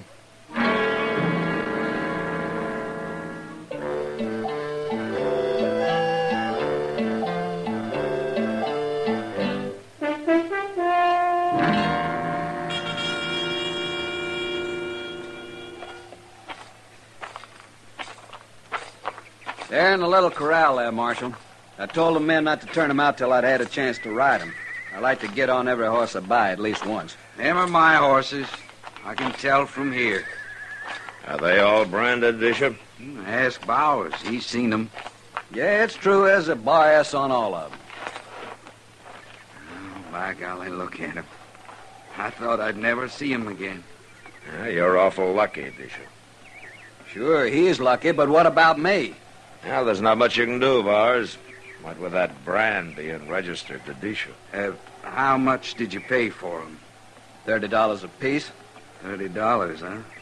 You sold them cheap. They're worth more than that. I bought them because they were cheap. Tell me something, Bowers. How come you didn't buy the rest of them? According to Disha, there must have been 10 more. I picked out the best 6. I didn't want the other. Now, you say the man was alone, Bowers. Did he give you a name? Yeah. Vic Laurie. Vic Laurie. Well, did you ever hear that name, Disha? Vic Laurie? No, huh? What do you look like, Bowers? Tall, thin fella. Black hair, kind of sharp-faced. Uh-huh. Well, does that mean anything to you, Disha? Can't think of anybody in particular. Well, he's gone now. He probably cleared out of the country. He'll sell the rest a long way from here. You ain't going after him, Marshal? Which way would I start riding, Mr. Bowers? It's mighty big land. Well, he's got to be caught. I'm real sorry about it, Bowers, but... Well, you can't blame me for... I ain't blaming you, Dish. It's the idea of a horse thief going unhung that don't set with me. He's probably 100 miles from here by now, Bowers. You might never find him, Marshal, but I got 20 riders working for me, and they cover a lot of territory. I'll get the word to everyone. Now, wait a minute, Bowers. You can't stop me, Marshal. You know there ain't a man in the country won't back up hanging a horse thief. That's not hanging, Bowers. That's lynching. I don't care what you call it. I care, and I'll hold you responsible for whatever happens out here. I'll be responsible for it, Marshal. And you'll go to jail for it, Bowers. Them riders of mine carry guns, too. Maybe I ought to lock you up right now. You'd look fine locking up an honest rancher and letting a horse thief wander loose. Bishop, go get your horses. We'll help you drive them to Dodge.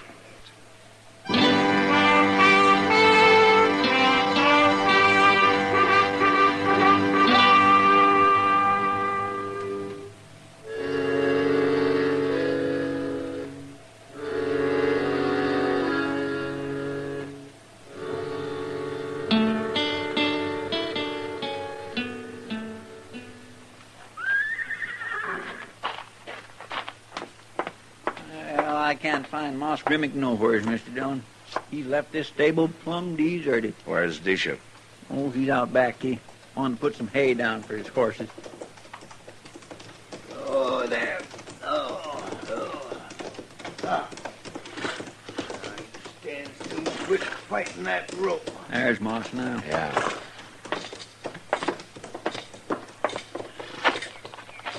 Hey, Moss. Oh, hello there, Marshal. Chester. How are you, Moss? Yeah. What have you been doing here? We brought some horses in with Charlie Disha. Oh, him. He's been keeping one here. Where did he get the others? They were stolen from him down on the Canadian and sold to Emmett Bowers yesterday. That's so? Yeah. Bowers rode into town on one of them this morning, and Disha spotted it. Say, I bet Bowers ain't fit to live with. Well, he's not very happy about it. I was out his way.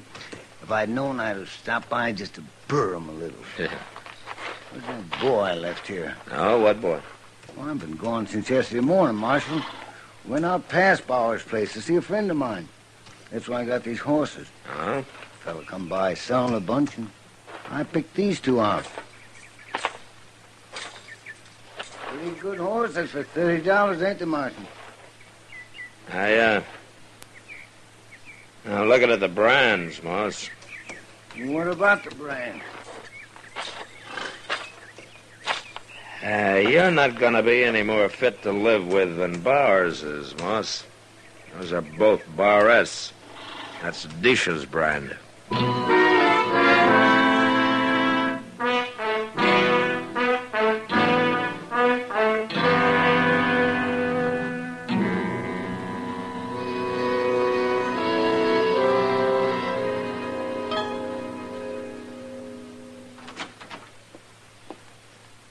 Why, Kitty.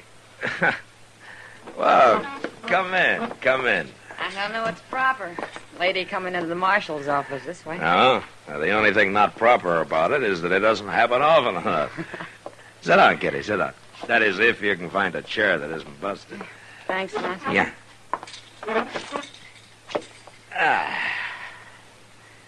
You know, you're the first woman that's been in here since the night I pulled Frogmouth Kate off of that buffalo hunter she was about to cut up. I remember. I've always wondered how you got the nerve to do battle with her. And if I'd have had any sense, I'd have let him take care of himself. Well, what's on your mind, Kitty? Well, it's no business of mine, but I've been hearing a lot of talk about this man who's riding around the country selling the horses he stole from Charlie Disha. Ah. Word sure gets out fast, doesn't it? Mm-hmm. Only started 2 days ago. And, people are wondering why you haven't gone after him. I've even heard him say it's because you're plain lazy. You know something, Kitty? They're about right. I'm going to let somebody else do the work for me. What do you mean, Matt? Well, all I need's a little luck, and everybody's going to be real surprised.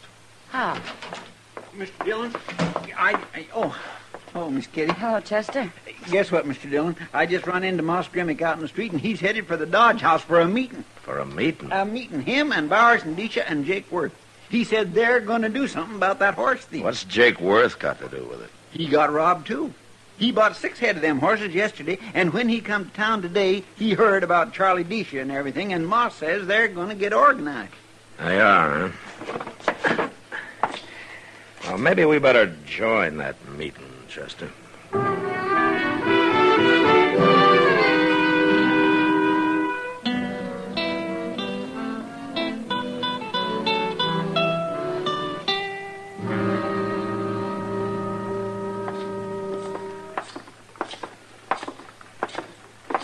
Mr. Dillon, Moss says he ain't never saw Jake Worth so mad. Well, you can't blame him much.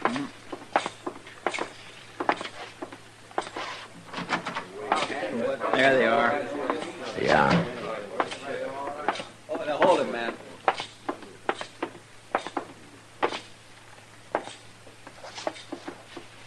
Well, am I interrupting something, gentlemen? What do you want, Marshal? I heard that Jake Worth got stuck with 6 of those bar-ass horses. I'll get my money back, Marshal. No? How you planning on doing that, Jake? We'll handle this, Marshal. Sure. Between you and Bars, you got some 30 cowboys working for you. And Moss Grimmick here and Disha make 2 more riders, so you're going to fan out over the whole country and try to find this man, huh? Okay. Okay, that's what we're going to do. I don't see nothing wrong with it. I do. Why? Because if you do catch him, you'll put a rope on him and hang him. He deserves it. I don't care what he's done, Bowers. That's lynch law. And I'm here to stop it. How are you going to stop it?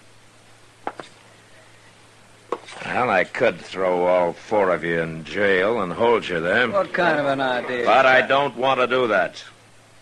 No, it wouldn't help anyway. So I'm going to ask something of you men. Ask what? Give me a few days. Just a few. A week at the most. What are you going to do, Marshal? Nothing. Nothing? That's right. You don't make good sense. Look, Bowers, you've known me for a long time. You and Jake and Moss have. Sure. Of course we have. Well, do you trust me or don't you? Up till now, we have. Now, this isn't over. I'm asking you to give me a chance to let me handle this my own way. All I want is 1 week. Well, I don't know. What do you men think? It's okay with me, as long as I get my money back. Bowers? I ought to know better, but... Go ahead, Marshal. We'll give you a week. No more. Good. Now, do you agree, too, Disha? These fellas know better than I do, Marshal. All I want's the rest of my horse. Now, I'm not making any promises, Disha. It's too long a chance for that. Oh, sure. I understand. All right. Good day, gentlemen. Chester? Yeah, that's a crazy sounding idea. It may as well.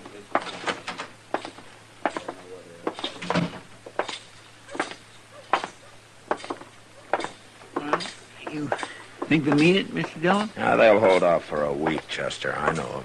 Yeah, but what if you don't have any luck? Well, then there might be a lynching. What are you going to do? Here, Chester. Hmm? Here's $20. $20? Take it. $20? What for? Look, you and Charlie Disha are going to get real friendly. Oh, I want you to keep him out of the way. Get him drunk. Do anything you want with him. But what for? Now, there are only 2 of Disha's horses left to sell. And when it happens, I got to hear about it before Disha does. So you stay with him. And if you run out of money, let me know.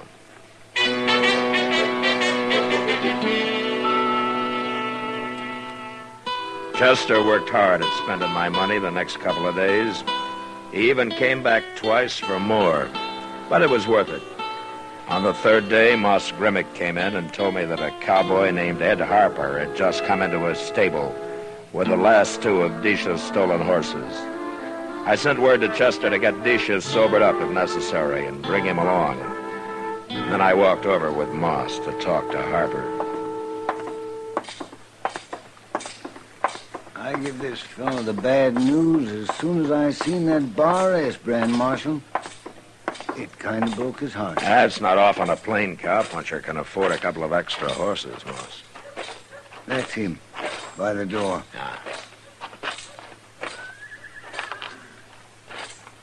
This here's Marshal Dillon, Harper. Marshal? Hello, Harper. That true about them Bar S horses, Marshal? Yeah, I'm afraid so. Who sold them to you? Said his name was Laurie. Hawk-faced fellow. Yeah, that's him. Where was this, Harper? I run into him on the prairie, some 30 miles west of here. Uh-huh. What did you pay for the horses? Only $20 apiece. It's all I had, and he seemed in a hurry to get rid of them. I might have known. Tell me something, Harper. How would you like to get your money back? I worked over 2 months for that money, Marshal. All right. Now, the man they were stolen from will be here directly. Now, I want you to tell him that you paid $90 apiece for them. $90? Tell him that you had a year's wages, that you got drunk. Tell him anything. I don't follow you. Well, just do as I say. Well, I guess somebody must have thought you had brains or they wouldn't have made you a marshal. I'll do it. Here come decent Chester already, Marshal. Oh, good. What did you want us for, Mr. Dillon? We was having a fine sleep out back at the Longhorn. Needed it, too. Disha, this is Ed Harper. Harper? Hello. Harper brought the last 2 of your stolen horses in. We did. Say, I got every one of them back now. Yeah? Oh, but I'm sure sorry for you, Harper. What'd you pay for them? $90. Oh, well, that's not bad. I mean, they're worth that. I paid $90 apiece. A piece? Well, you must be crazy. I got paid off my job, and I'd been drinking. Oh. Oh, well, that's too bad. I'm awful sorry about it. Yeah, but you're rich now, Disha, what with all them horses. Now you can sell them legal. I gotta sell them, Chester. But not here. No? Why not? Oh, 'cause I heard that up in Dakota Territory, horses cost near twice as much as they do here. That's true, Disha. I've heard that myself. I'm going to drive them up there and sell them. But I'll be back, Chester. I promise I'll be back.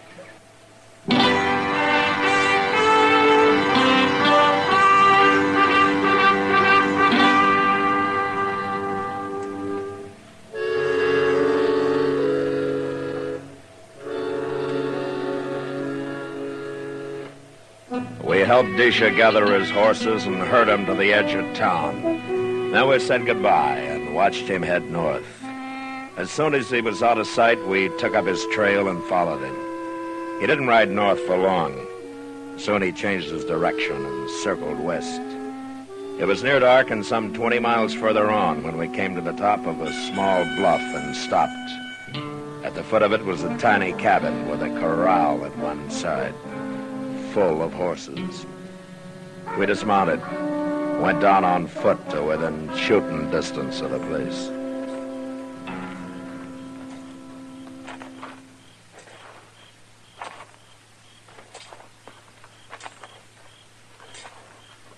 He's got a lamp going in there now, Mr. Dillon. Yeah, well, this is close enough, Chester. We'll just squat down here and wait. What are we waiting for? Why don't we just go on in? There's no reason to bust in there and kill somebody when we don't have to. That's true.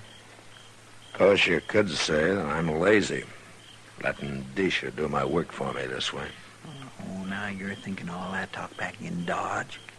What do they know? Bunch of money grabbers. Mr. Dillon? Sit tight, Chester. Look, he's coming out the door. Why, that ain't Disha. That got him. He's through. Yeah. Come on.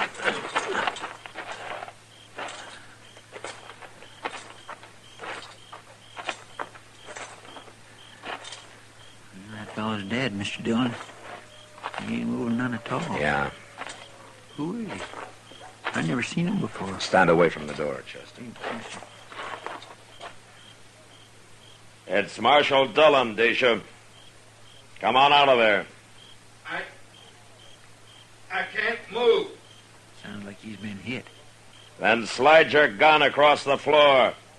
And let me hear it.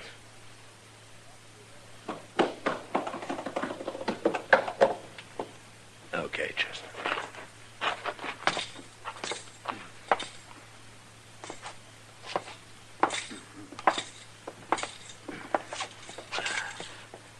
You hit bad, Disha? I don't care. If I killed him. You killed him. Good. He tried to cheat me. You don't believe in cheating, huh? Well, it's different with your partner. He told me that cowboy only give him $20 apiece for them last 2 horses. You heard him yourself. It was 90. Your partner didn't lie to you, Disha. I told that cowboy to say it was 90. You did? It was as easy a way as any to catch a couple of thieves. What were you going to do? Divide the money your partner got and go someplace else to sell and recover the horses all over again? We sold them twice already. But we ain't going to sell them again. We ain't going to do nothing. You can't even put us in jail, Marshal. Smart as you are. I'm going to die now. I feel it coming.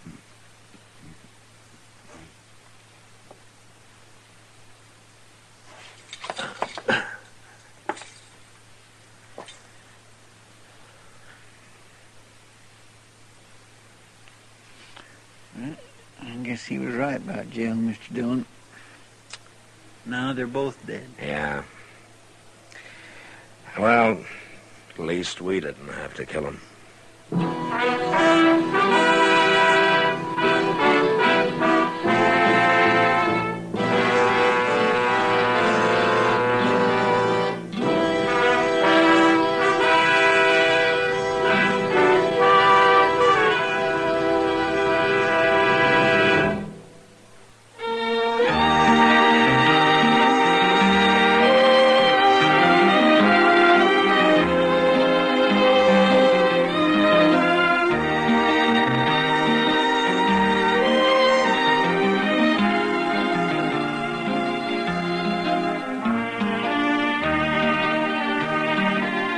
Gunsmoke, produced and directed by Norman Macdonald, stars William Conrad as Matt Dillon, U.S. Marshal. Our story was specially written for Gunsmoke by John Meston, with music composed and conducted by Rex Corey. Sound patterns by Tom Hanley and Ray Kemper. Featured in the cast were Harry Bartell, James Nusser, Vic Perrin, Sam Edwards, and Joe Cranston. Parley Bear is Chester, and Georgia Ellis is Kitty.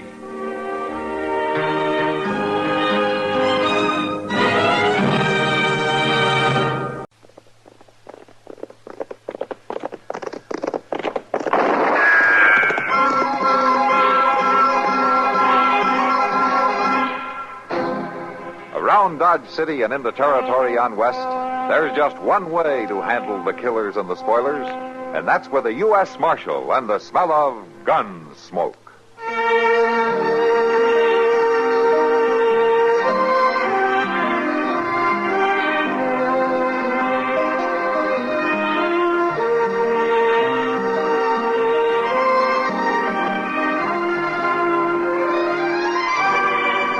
Gunsmoke, starring William Conrad, the story of the violence that moved west with young America, and the story of a man who moved with it.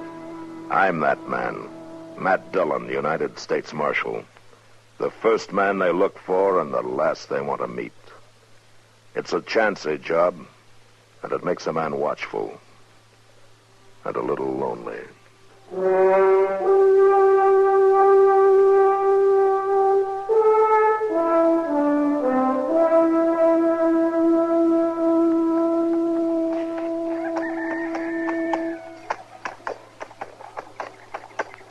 Stokes! Dan Stokes! Stokes, quit your hiding. Come on out. We got business to take care of. You just keep on riding, old Harper. Well, come on out that barn, Stokes. You got to settle up. I ain't doing no business with you, Oak. You lost the right to be choosy when that fire burned your feed crop, and you know it. I can't see how that fire's any affair of yours. You borrowed money in that crop of yours, didn't you? Sure, from your pa. Well, you can just pay it back to me. I ain't going to do it. Your pa's waited a long time, but he'll get his money. He ain't the kind to come riding up here a week after the fire to collect it, neither. You don't have to. I'm doing it for him. Well, you ain't going to get it from me. Oh. Now, you listen here, Stokes. I took over Pa's business. Everything that's coming to him is coming to me now. You mean you foreclosed on your own pa? Yeah. I got a paper here, all stamped legal, says I can collect what's owing to Pa. Right now. Not for me, you can't. I ain't got it. Well, no, ain't that a shame. Guess I'll just take along something, make up for it. Now, you look here, I ain't got much around here, Stokes. Guess I'll take a look around, maybe out back. Out the corral, maybe. Now, you stay away from my horse. You recollect you got yourself a pretty good stud horse. Why, you You miserable... recollect I made you an offer for him about a week back. A good, fair offer. I wouldn't sell you one of my horses if I had to starve for You ain't it. going to worry about selling me nothing. I'm just going to take that horse. You can't and do we'll it. call that dead all square, Stokes. Because I don't want to have to call the law down on you and take over your land. Well, I ain't going to allow it. You ain't going to do nothing but go on in there and lead me out that horse. No, but it ain't right. It's as right as it's going to get. The law is with me, Stokes. Come on, get along now. Well, fetch me that horse. I'll go in there and fetch you myself. I've been wanting to throw a rope on it. Yeah. All right, I'll get him. It's more like it. But don't let me hear about you mistreating him like you do your other horses. What you do about it? I'll come and get him. I'll take him back. Not after he's mine. You hurt him, and I'll come and get him. I'll get him if I have to kill you.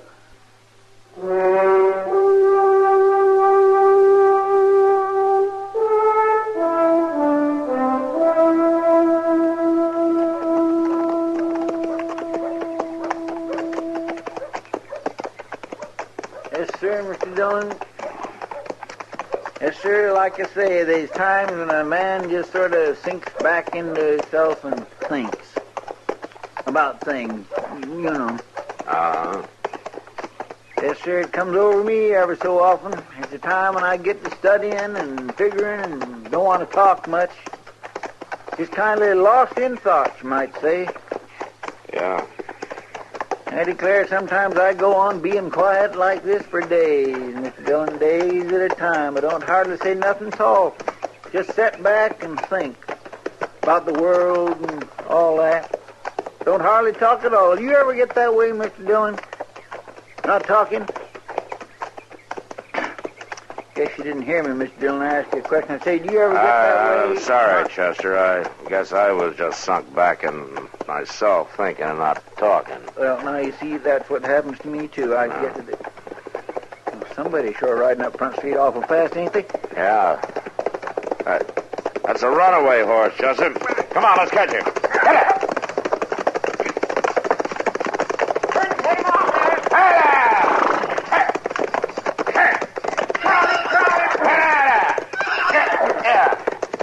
Slow down, boy. Come on. I got him, Chester. Slow down. Well, he sure was heading out of town. Yeah.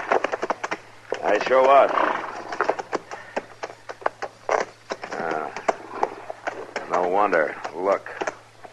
My goodness. He's been beat. Well, somebody'd like to kill him. Yeah. Them quirt marks go right through his hide. Those aren't quirt marks, Chester. This horse has been bullwhipped. Oh, now, who would do a thing like that? I don't know, but I'm sure going to find out. Come on, let's take him over to the livery stable. Yes, sir. Come on. Come on, old man. We'll get you patched up good as new. Oh, my. Hello, man. Chester. Oh, Doc. Doc. What do you got here? Oh. Somebody did quite a job on that horse. You know who it is? No, Doc, I don't. I just found him running. And whoever it is, I think he'd be ashamed to claim him. Are you taking him over to the stable? Yeah, I figured I'd leave him there and see who comes after him. Good, I'll come along. I think I have some stuff that'll make him feel better. Oh, you have? Oh, that's fine, Doc. A man who'd do a thing like that ought to be whipped himself. Yeah, and I wouldn't mind doing the job. I'll take him on over, Chester. You go down after the mail, will you? Yes, sir. I'll meet you back at the office, huh? All right, sir. Come on.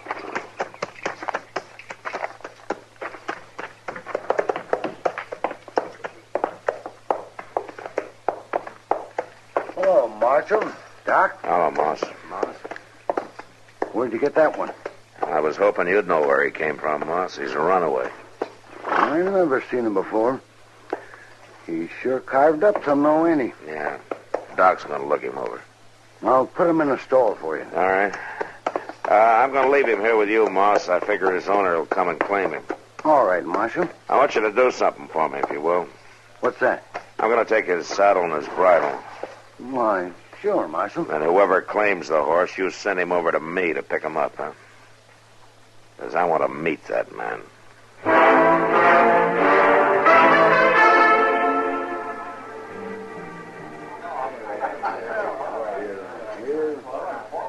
You want another beer, man? No, thanks, Kitty. Besides, at the rate you're selling it tonight, looks like you might run out. The boys are worked up a real good thirst, all right. Now, that doesn't exactly make you mad, does it? No, not as long as they can pay for it. Marshal Dillon. Oh, hello, Dan. Kitty, you know Dan Stokes. Oh, sure. Hello, Dan. Have a chair. Yeah, thank you, ma'am. You want a beer, Dan? Oh, no thanks, Miss Kitty. Marshal, I got something to ask you. What is it, Dan? I want to know something, Marshal, legal-like. Well, I'll help you if I can. I want to know, can a man come up with a paper in his hand and take your horse? Can he do that, Marshal? Well, that depends, Dan. Did you owe him something? No, not him, Marshal. Not ever him.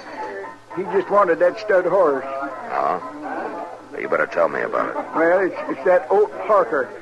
I never owed him nothing, but I did owe his paw.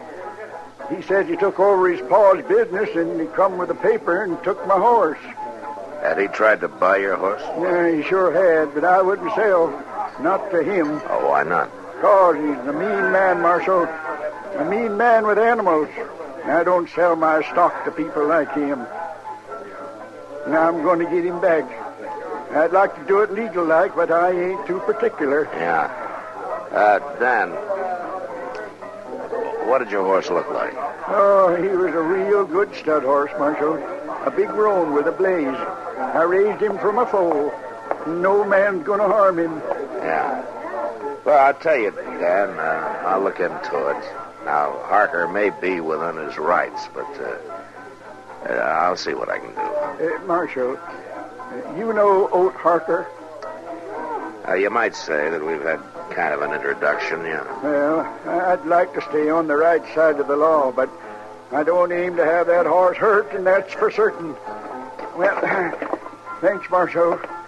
Goodbye, Miss Kitty. Goodbye, Dan. So long, Dan. Matt, was that the horse you told me about? The runaway you found this morning? Yeah. Are you going to tell Dan Stokes about it? I'm going to wait and see if Oat Harker shows up to claim him, Kitty.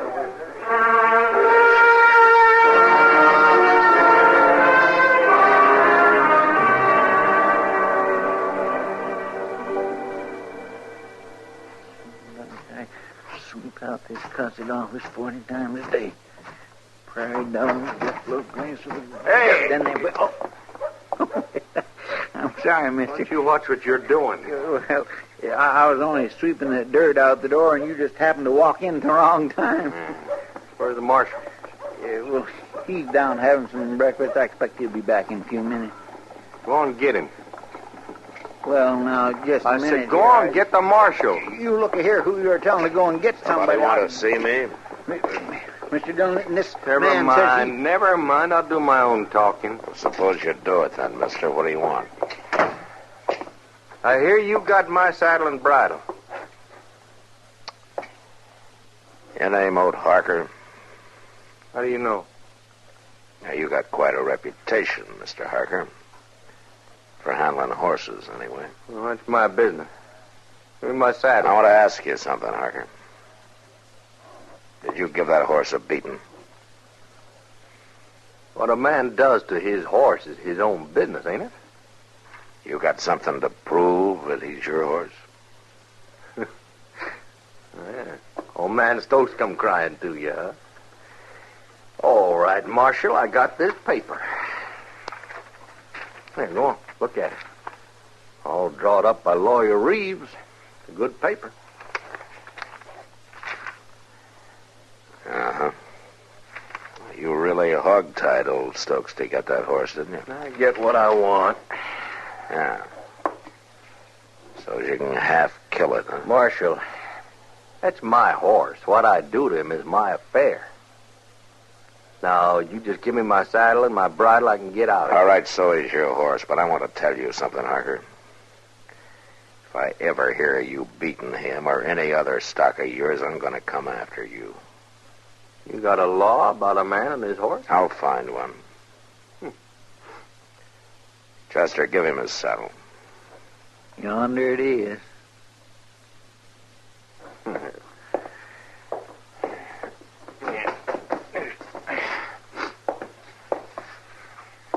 Now, you get out of here.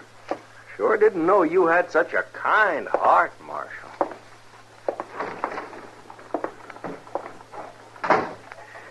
Mr. Dillon, is that horse sure enough his? Well, that's what the paper said, Chester. Oh, morning, Matt. Oh, hold Chester. on. Doc, Say, Matt, who was that fellow that came out of here carrying a saddle and a bridle? that was Old Harker, Doc. He's on his way over to the livery stable to get that runaway. It's his horse. Well, he's too late. What do you mean? The horse is gone. What? I went over there a little while ago to see how he was coming along, and he wasn't there. Well, where is he? Stolen, according to Moss Grimmick. But it seemed to me he didn't care at all. He said he figured the horse would be better off back where he belonged. Yeah. All right, come on, Chester. Get your stuff together. Yes, sir. You know where you're going, Matt? Yeah, Doc, and I just hope I'm not too late.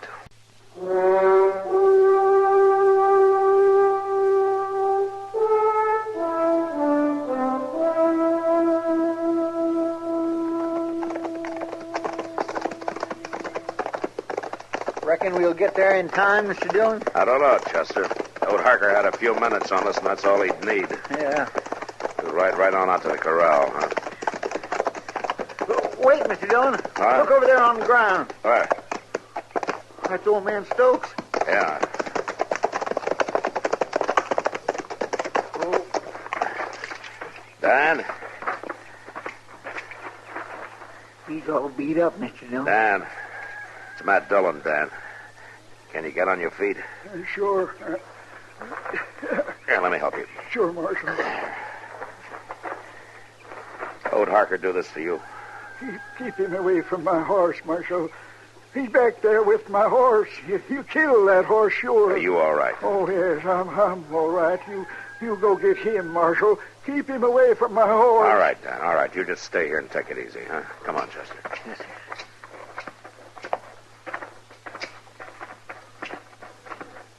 Look there, he was right.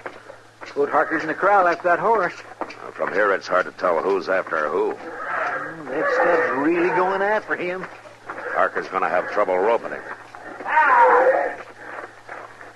That horse has gone plumb crazy, Mr. Dillon. Hey, Harker! He found this, Dillon. He's my horse. I come to get on and go through it. Harker, that horse will kill you. Yeah. No horse living I can't handle. Yeah, you devil. Get back. Get out. Mr. Dillon, he's working him right back into that loose fencing. Yeah. Harker! Look out, Harker! They're down, Mr. Dillon. They're both down. Oh, come on. Looks like the horse got a broke leg. try to drag Harker out from under him. Yes, sir. You get over on that side. Yeah, here, let me lift up on this. A little more. He's caught on the fence. There. Come on. Yeah.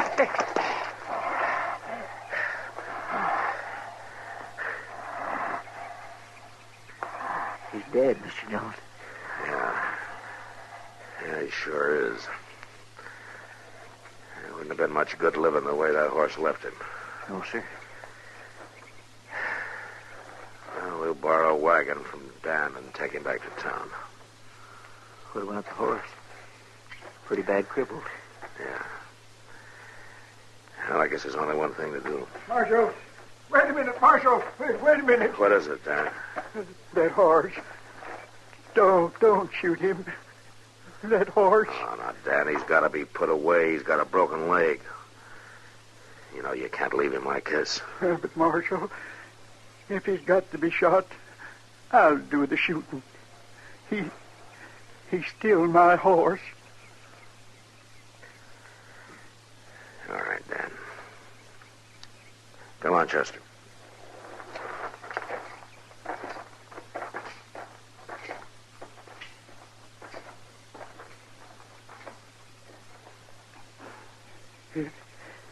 It don't seem fair that you had to suffer. I'm awful sorry, boy.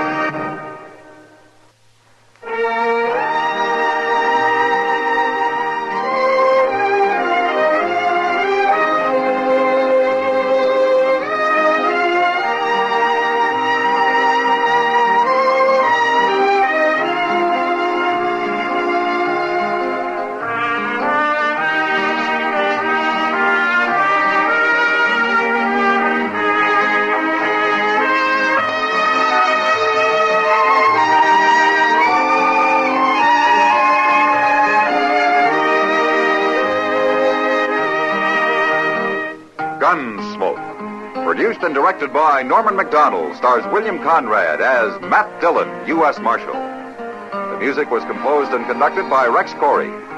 Sound patterns were composed by Ray Kemper and Bill James. Featured in the cast were Parley Bear as Chester, Howard McNear as Doc, and Georgia Ellis as Kitty.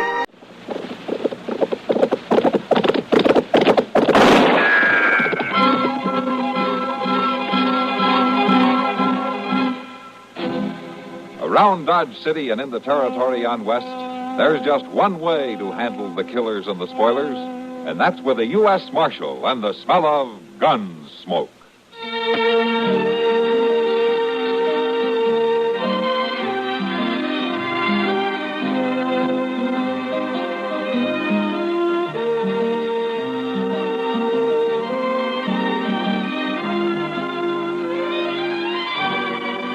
Gunsmoke, starring William Conrad, the story of the violence that moved west with young America, and the story of a man who moved with it.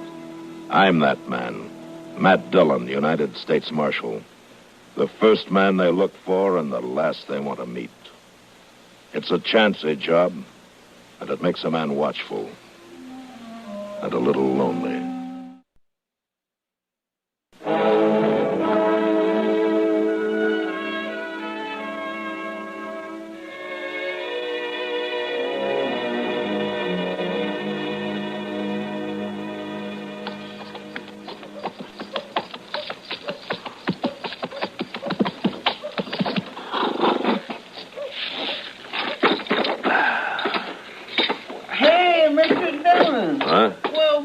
Dillon, how are you? I sure am glad to see you back. It's good to be back, Chester. My land, you've been gone over a month. Yeah, 6 weeks to be exact. I declare. You sure must have covered a lot of territory. And I'll tell you all about it later, Chester, but what's been going on here?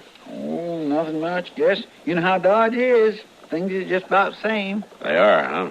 Now, what about that new sign over the Long Branch there? Oh, my goodness, Mr. Dillon, I plumb forgot that. That happened the week after you left. Kitty Russell, proprietor. Ain't that the doggonest thing you ever heard of? Miss Kitty bought the place. Where'd she get the money? Well, now, you know Miss Kitty, she don't never spend much, and she's been saving it for years and years. Well, I guess it mounts up. You save it that way. You ought to go in and say hello, Mr. Dillon. Miss Kitty's been waiting real proud for you to get back. Yeah, I'd like to, if you put my horse up for me. Oh, sure. I'll see you in the office later, Chester. Hey.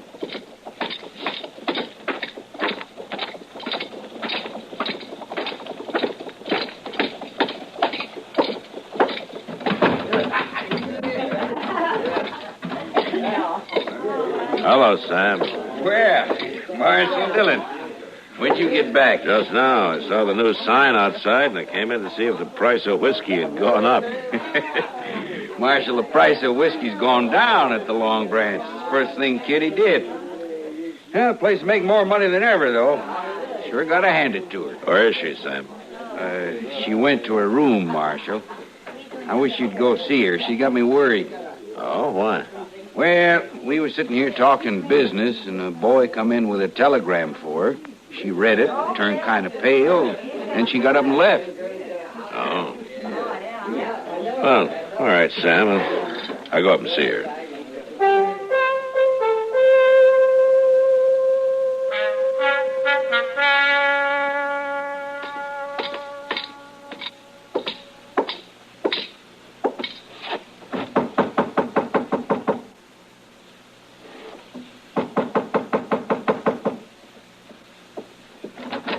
Matt.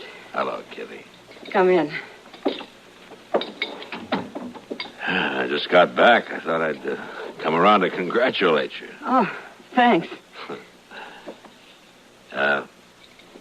Kitty, Sam told me about the telegram. If there's anything I can do to help. Oh, Matt, you got it all wrong.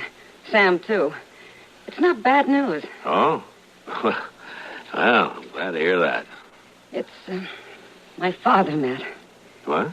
My father, Wayne Russell. He's coming here to Dodge tomorrow. Well, I thought your father was, well, lost. Well, he has been. I've never even seen him. He left my mother in New Orleans a few months after I was born. Yeah, I know. He was a gambler, Matt. Worked the riverboats. Mother always said he was a very charming man. Funny thing is, she never held it against him, his deserting her. She just accepted it as the way he was. Well, how do you feel about him, Kitty? Same as my mother, I guess. He's coming tomorrow, you say, huh? Matt, will you go to the depot with me to meet him? Like I say, I'm real happy about it, but I feel kind of scared.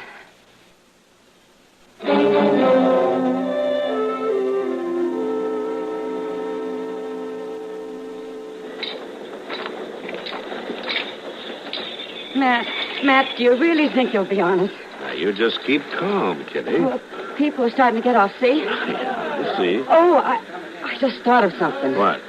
Oh, I recognize him. I don't even know what he looks like. Matt, what'll I do? Wait a minute. Here comes Chester with somebody now.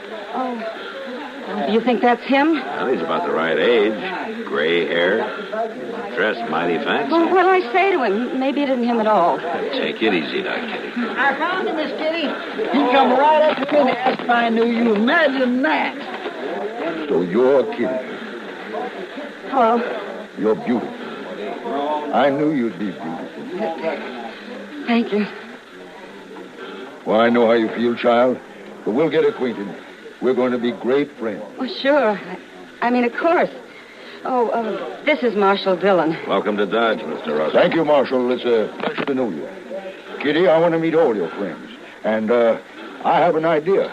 Yeah? I'd like to give a dinner tonight. I trust there's a restaurant here that could accommodate us. Oh, sure they are, Mr. Russell. That's a fine idea. There's Delmonico's. It's the best. We could go there right now and tell them to get started cooking. Chester. Well, I'm only trying to help. Oh, that'd be pretty expensive, wouldn't it? Kitty, my child, the expense doesn't matter. I own a very prosperous freighting business in New Orleans now.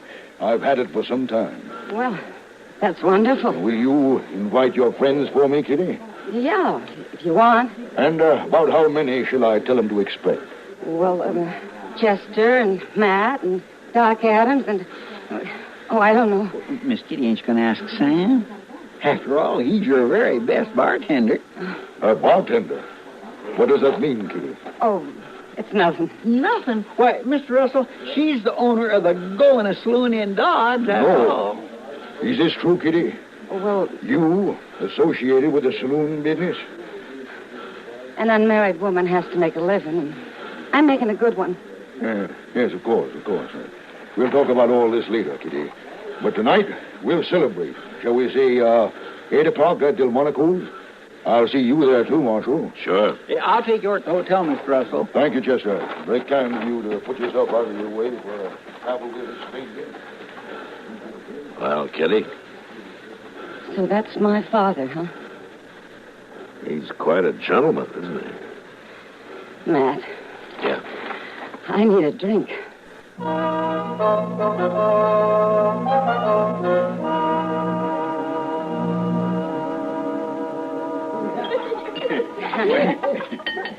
Well, sir, it was a pretty good meal, wasn't it, Mr. Russell? I want to thank you for recommending the place, Chester. Of course, I guess it ain't nothing like what you're used to down in New Orleans. Miss Kitty told me about how good they eat down there, ain't you, Miss Kitty? Yeah, I guess so, Chester. Pretty good here. What's the matter with you, Kitty? I don't know, Doc. What do you mean? Well, you sure don't have much to say. Maybe she's kind of shy, Doc. Kitty? Oh, nonsense. Here, let me fill your glass, Doc. What? Sam Noonan's getting ory-eyed. I think he's about to propose a toast. Oh, that's all we need. Watch him. Ladies and gentlemen, What'd I tell you? let's drink. Let's drink a toast to my new employer, Kitty Russell. Thank you, Sam. To her old man, her father, and to their happy reunion. A very happy reunion. And to more of them, forever and ever and forever. We're getting thirsty, Sam. Oh, thank you. Thank you, gentlemen. Thank you. This is the happiest day of my life. Now, here's to you, Kitty. Hooray! Hooray for just everybody! Oh, look at Chester there. So you better lock Chester and Sam in the same cell tonight, Matt. That's a good idea, Doc. I'm afraid I gotta go now. Okay, come, Kitty. The evening just started. Well, it started at the Long Branch, too. I'm in business, remember? Yes, I know. I don't think Sam's gonna be much help tonight. I'd better get down there and take over. You know, I ain't gonna be no help at all, Kitty. Don't you worry, Sam. You stay. Have a good time. No, Kitty, you can't go out in that street this time of night. It's all right, Mr. Russell. I'll go with her. Well, if she must leave, I'll stop in later and say good night, Kitty.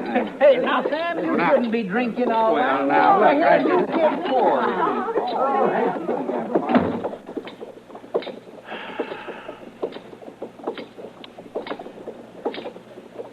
Well, that's a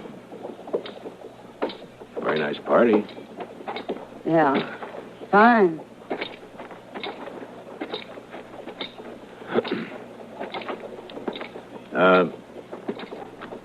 What is it, Kitty? Because he disapproves of your being in the saloon business? Mm-hmm. You'll get used to it, Matt. Maybe I gotta get used to having a father, that's all. Now, you haven't made him feel very welcome. I haven't decided yet whether he's welcome or not. Well, I didn't mean to interfere, Kitty. It's no business of mine. No, I understand, Matt. But we'll see soon enough.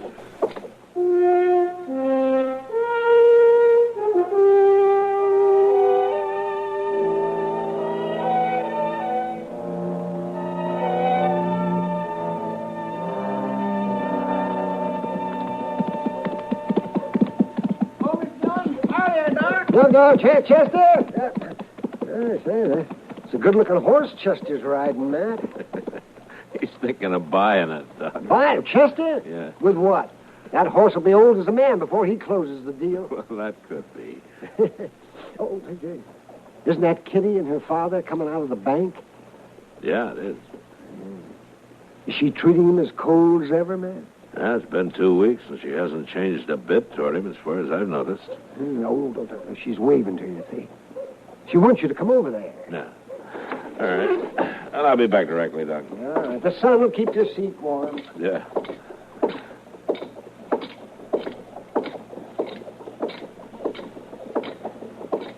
Good morning, Marshal. Mr. Russell. Good morning, Kitty. We got some news for you, Matt. Oh? It's good news, Marshal. We've been talking to Mr. Botkin, and he'll buy the Long Branch anytime, for cash.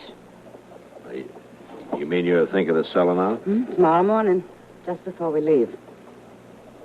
Before you leave? I'm going back to New Orleans, Matt. I'm going to take my money and put it into my father's freight business there. It makes sense, Marshal. Kitty and I should be together. And besides, the saloon business is no place for a lady. I can see that now. I've had to learn a lot in the last couple of weeks, Matt.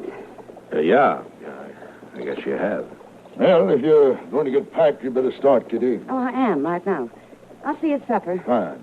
I'll go over to the depot and see the train agent about our tickets. Oh, I'm a proud man today, Marshal. A proud and happy man. Now, if you'll excuse me.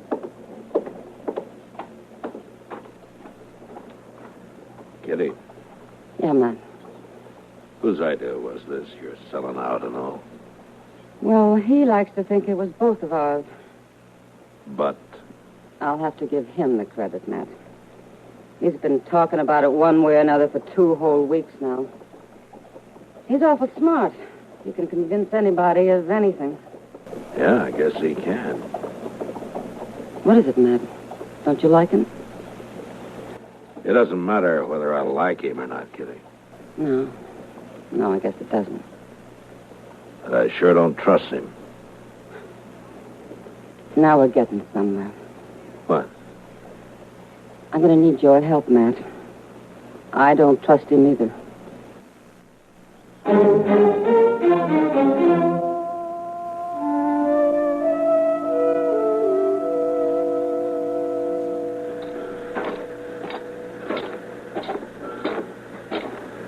Good morning, Mr. Russell. Good morning, Marshal. I see the train's ready. Where's Kitty? And she insisted on meeting me here. She wanted to do her business at the bank alone for some reason. Well, maybe it's because this is the last time she'll be doing any business on her own. Yes, I hope so. No woman should be in business anyway. Yeah, especially Kitty. She trusts people too much. They take advantage of her. Not anymore, I can assure you. I only hope she gets here with that money. Well, nobody's likely to hold up a woman in broad daylight, Mr. Russell. Yeah. But they would at night. Oh, there are some men who'll do anything for $1, day or night. Yes. Oh, there she comes. I told you she'd be all right. Nobody'd bother Kitty anyway. She's awfully well liked around here, Mr. Russell, by an awful lot of people. Yes, of course. And they'd take it mighty personal if anything happened to her. Yeah. No matter who did it, Mr. Russell. Morning, Kitty. Morning, Matt. Father. You're late, Kitty. Oh, the train hasn't left. No, but we'd better be getting aboard. All right. Do you have a bag of some kind? Oh, my luggage is all taken care of. No, I mean a handbag. You're not carrying anything. I know. But where's the money, Kitty? Didn't you get it? No, Father, I didn't. What? I changed my mind the last minute. What do you mean? Well, I decided to leave it here in the Long Branch with Sam Noonan. It's a good investment I can always come back for. Now, look here, Kitty. I'm deciding things for you from now on. Oh, we'll talk about it on the train. Come on. No, we're not leaving until you get that money. Which is it you want, Father? Me or the money? Now, it isn't a question of that. Now, you do as I say. You haven't changed a bit. What? Mother always said you'd never change, and she was right. Don't tell me you're running a freight business in New Orleans, you liar. That's enough. Take it easy, Mr. You Russell. stay out of this, Marshal. You're just another man to me, Father. And a crook to boot. Kitty, you're going to be sorry for this. I'd be a whole lot more sorry if I let you steal my money. All right, Kitty, all right. I think he understands. Now, you're in this together. I'll fix you both. Huh? Now, Mr. Russell, you played it pretty smart so far. Don't disappoint us now. What? Why don't you see it through? Don't come apart at the last minute. Don't make me throw you in jail. Why don't you play it all the way, Mr. Russell? You can do it. Please, Father, do it. Get on the train and go. Leave me at least that pride. Father, please. Goodbye, Kitty. Goodbye. Marshal? Bye.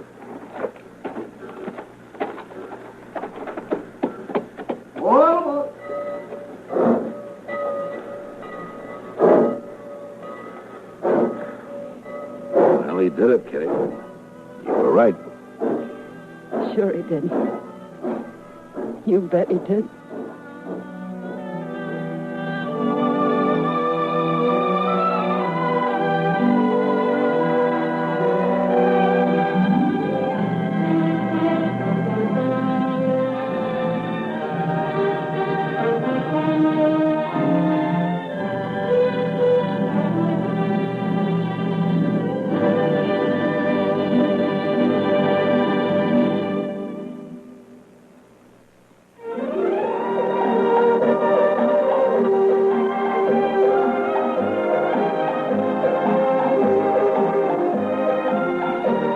Gunsmoke.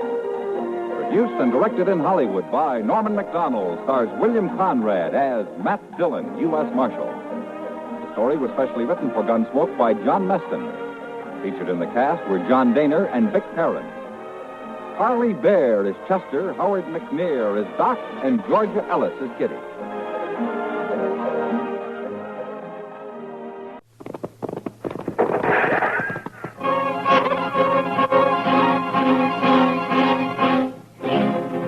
Around Dodge City and in the territory on west, there's just one way to handle the killers and the spoilers. And that's with a U.S. Marshal and the smell of gun smoke.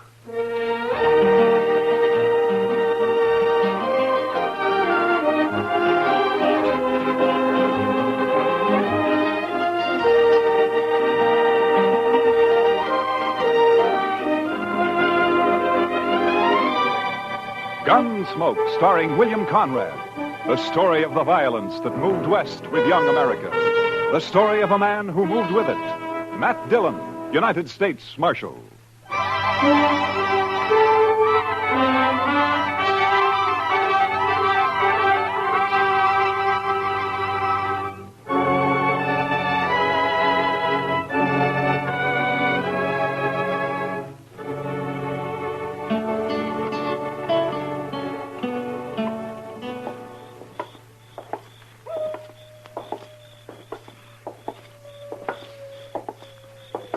Quiet night, Mr. Dillon. Yeah. Except for that coyote. He's wailing his head off out there. Mad at the moon, I guess. Or in love, maybe. Oh? Yes, sir. The way I've noticed it, any time you find a man or an animal out squalling around in the dark, it's usually love. Yeah, but this one sounds kind of mournful, Chester. Well, sir, love is mournful sometimes, Mr. Dillon. Yeah, so I've heard. Matt? Uh, Is that you? Oh, good evening, Miss Morley. How have you been, Matt? Oh, fine. Fine, thank you. You, down here on Front Street this time of night alone? I'm looking for Red Lawson. He's a new man, works for Al. Al's meeting him sometime after midnight, and they're going out on a cattle buying trip. I want to talk to him first. You satisfied? Well, it's just that this is no place for a woman alone, Miss Morley. Maybe you better go home. There are other women down here. They belong here, Miss Morley. They work here. Oh, don't be so stuffy, Matt. And call me Ava for once. Everybody else does. Well, your husband might take exception to that, Miss Morley. Now, you're blaming me for what happened before, aren't you? I'm not blaming you for anything, Miss Morley. I didn't tell him to get into a gunfight over me. It wasn't my fault. I didn't say it was. Chester, you better see that Miss Morley gets home, all right? Yes, sir. I can get home by myself. My, she's pretty as a picture. It makes you wonder. Yeah, maybe you were right, Chester. With a woman like that, love might be kind of mournful.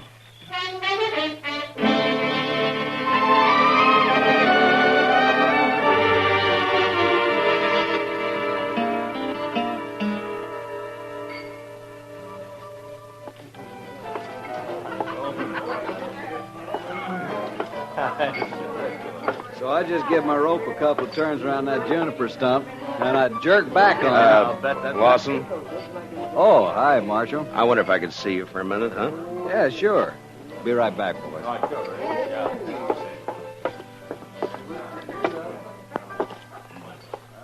What's on your mind, Marshal? Lawson, I just ran into Miss Morley in the street outside. You did? Yeah, I suggested she go home. She's got no business being down here this time of night. It might be a good idea if you'd tell her that, huh? Seems to me that's up to her husband. Look, you're new here, Lawson. I guess you didn't know Fred Curtis and the Santa Fe Kid. I heard about it. A couple of fools, as far as I can see. Yeah, I guess they were. After they met Miss Morley. Hey, look, Marshal. What's your stake in this? I got no stake. What Miss Morley does is her own business, as long as it doesn't cause any trouble. I'm just trying to keep her peace, that's all. I feel kind of sorry for her, that's all. Al treats her like a dog. Uh-huh. Fred and the kid used to talk the same way. Like I said, a couple of fools. I'm not. I hope not. See you around, Marshal. Yeah, sure. Oh, I would think so. Sure. Hi, Kitty. Could I speak to you? Oh, sure, Matt. Excuse me, boys. I'll be back. All right. You hurry back now. What, Matt? Kitty, has Al Morley been in tonight? Oh, no. I haven't seen him, Matt. Should he have been around? Oh, not necessarily. He and Lawson are riding out around midnight on a cattle buying trip. I just thought they might be meeting here. Oh, well, not yet anyway. Jesse Wells would know what their plans are, though. Jesse Wells? Yeah, the bartender down there at the end, the young one. You know him. Oh, yeah, sure. Why would he know? Well, he's going along. Al asked him to help out. They're going to follow the Lazy Bee roundup. Try to get in ahead of the buyers from Chicago. Oh, yeah.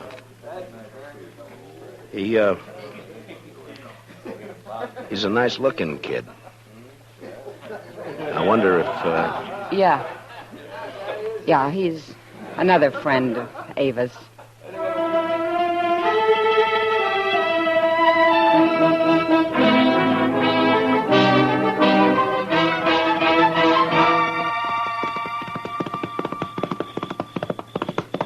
Oh, boy. Hold it.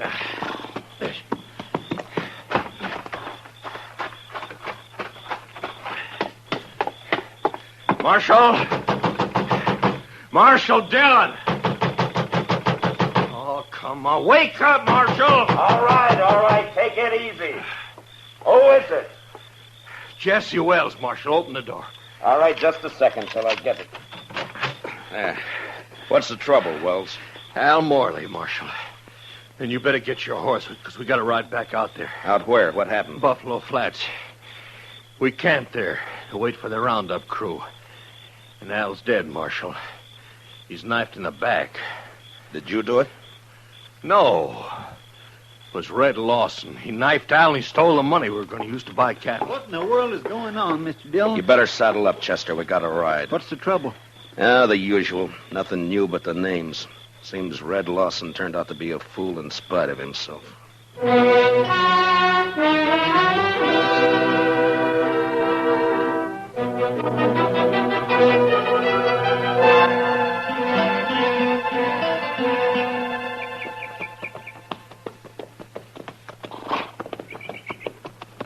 Over this way, Marshal. Camp is right there by that plum thicket. Right. Be daylight in another 20 minutes. Hello, boy. Oh. He's laying over there by the bushes. Yeah, I see him.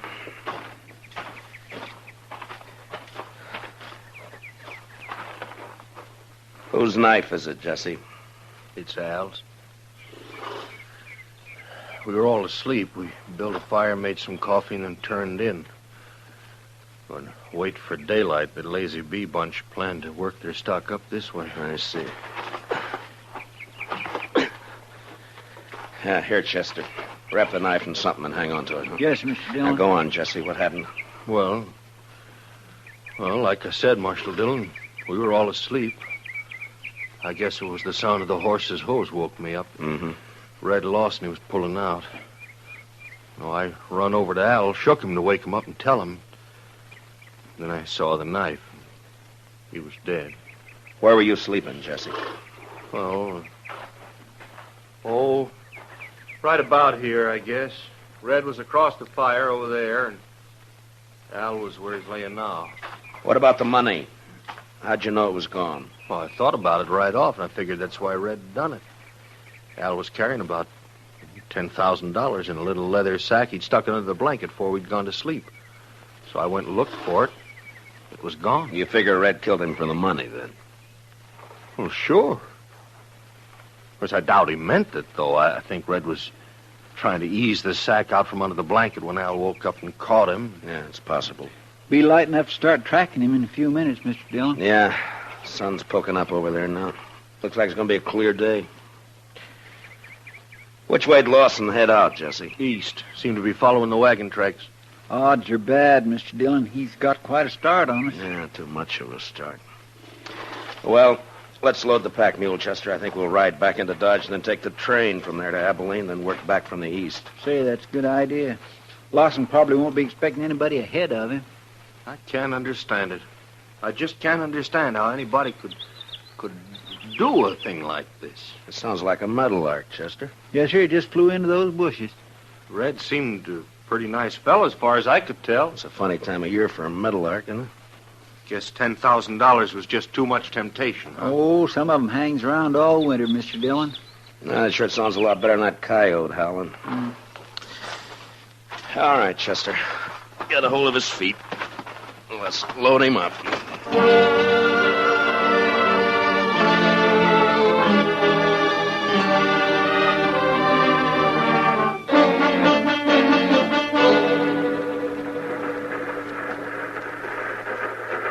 Sumac Creek water tank's right around the bend up ahead of us there. How long we stop here? Oh, about 5 minutes. Just long enough to take on water. Might as well relax, Marshal. It's a long ways yet to Abilene. Why, we ain't but 24 miles from Dodge City. Feels more like 100. These seats are harder than a saddle. Yeah. Say, this here fella you boys looking for, I guess he's a real mean enough. What? Oh, yeah. Mean enough. Well, it's just like I always say. This prairie country ain't never gonna be a law-abiding place to live. Well, every time I pull out of Kansas City on the run west, I'm expecting every minute to be shot or hung or scalped. Chester. What's the matter, Mr. Dillon? Look out the window here. Around the bend there by the water tank. Looks like we don't have to go to Abilene. Oh, yeah, there's some fella waiting to catch a train, I guess. You boys recognize... Is he the one? Yeah. His horse is tied there by the tank. Must have decided on a quicker way of traveling. Yeah, it looks that way. All right, Chester, he won't be expecting us. Let's get out in the vestibule and then drop off and take him as soon as the train stops. Yes, sir. Hey, Marshal, whatever you do, don't let him get on this train. Just keep the passengers away from the windows. In a way, it's too bad, Mr. Dillon. Miss Morley would have really enjoyed that $10,000. You're guessing, Chester. Well, he hasn't seen us yet. All right, let's go. Lawson, get your hands up. Bill. You're under arrest. Get your hands up. No. He's running for his horse, Mr. Dillon. Lawson! He's going to fight. You can't get away on foot. Lawson! Come on, Chester. That's a cutting it awful thin, Mr. Dillon. Giving a man 3 chances before you haul down on him. Well, we're still on our feet. He's not. Yeah, but it's a pushing the odds, though. Yeah, I guess.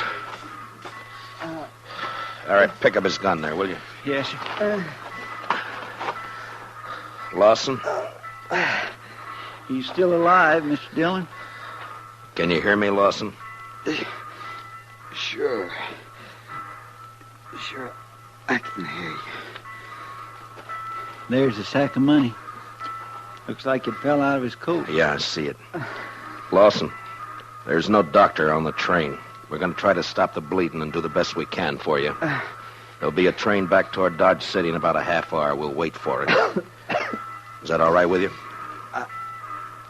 I don't have any choice, do I? No, I guess you don't. You made your choice last night. Was she worth it?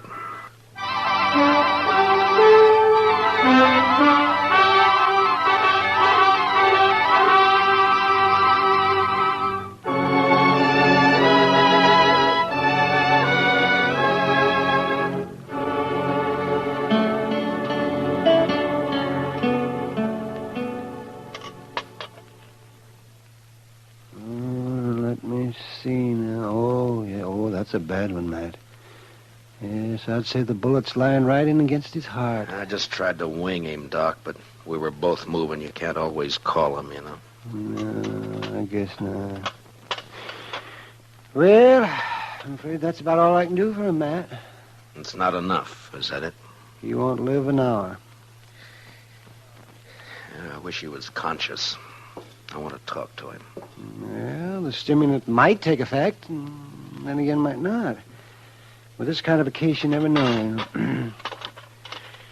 What is it you're after, Matt?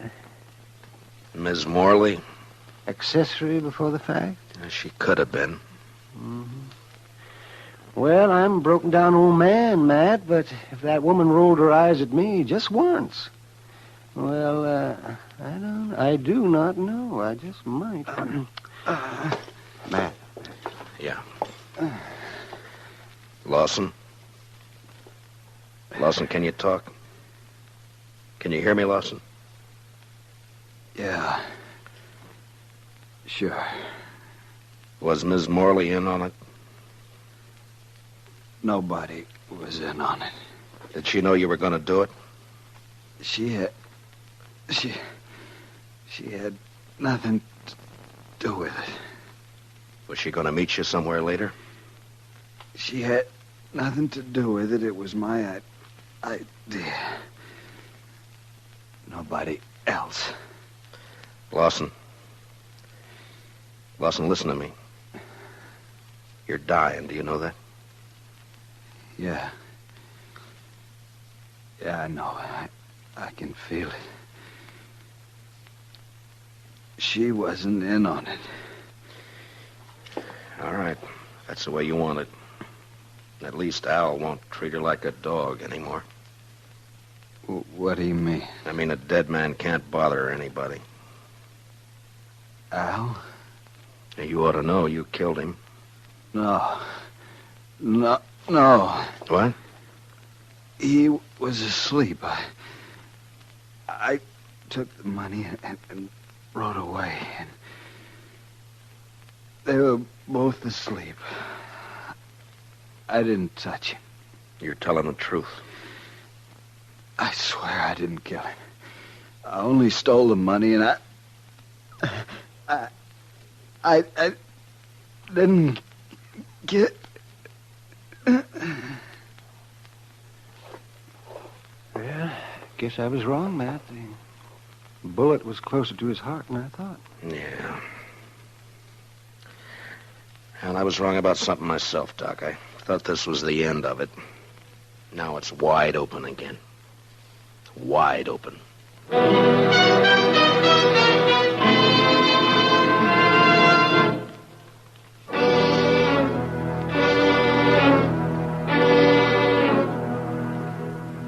I don't see why you got me here just to ask the same things all over again, Marshal, because I told you how it happened. Yeah, I know, Jesse. You caught Red Lawson with the money on him. Now, what more proof do you need? It only proves he took the money, Jesse. It doesn't prove he killed Al. What do you mean?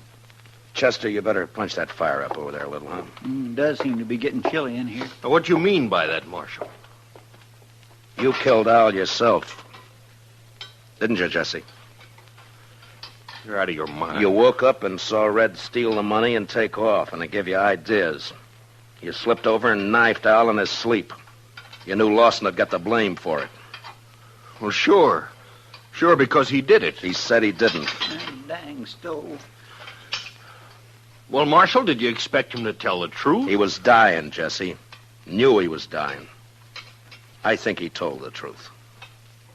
I see. His word against mine. Word of a thief. I didn't say I could prove it, Jesse. But you did it, though. We both know that. And sooner or later, I'm going to get you for it. Chester, I think it'd draw better if you'd open the damper.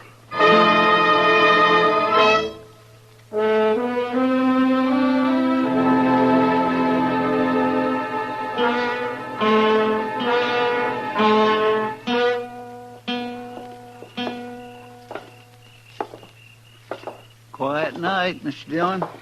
It was a quiet night last night. And 2 men who were alive last night are gone tonight. Sure makes you stop and wonder. Well, at least one thing hasn't changed. That coyote's still there. I guess there'll always be coyotes around, Mr. Dillon. What are you going to do about Jesse Wells? Oh, I don't know, Chester. He's guilty. You can see it written all over him, but there'd be no use bringing him in. I haven't got one piece of evidence. I don't know. Yes, sir. She's quite a woman. Mercy. Quite a woman. Yeah, she is that, all right. Matt? Is that you? Good evening, Miss Morley. Who are you looking for tonight? Can't be Red Lawson. He's dead. So is my husband. You forgotten? My deepest sympathy. Don't bother. You know better. I am sorry about Red, though. He was nice. You're the one who did it, aren't you, Matt? Yeah. Yeah, I killed him. For you. I couldn't do anything else. I don't know why you say for me. It wasn't my fault. Yeah, sure, I know. You know. You don't know anything. You don't know how it feels to sit in a house alone with your husband dead. No one in town coming near you. Like he was poisoned or something. Sure, I don't feel sorry about Al, but I would have once. He's the one who changed me, made me feel different. I know it wasn't your fault. And you didn't even come to tell me he was dead. Why not? It's part of your job, isn't it? I didn't come and tell you, Miss Morley, because I figured that you'd... Chester? Yes, sir? Would you mind walking on ahead? I'll meet you on the Texas Trail in a few minutes. Well, All right, Mr. Dillon, if you say so. Well, I get some of that every time. Why'd you send him away, Matt? I was just wondering if you were going to be home later tonight. Well, I could be. Around 10 o'clock, say? Sure, Matt. I'll be there.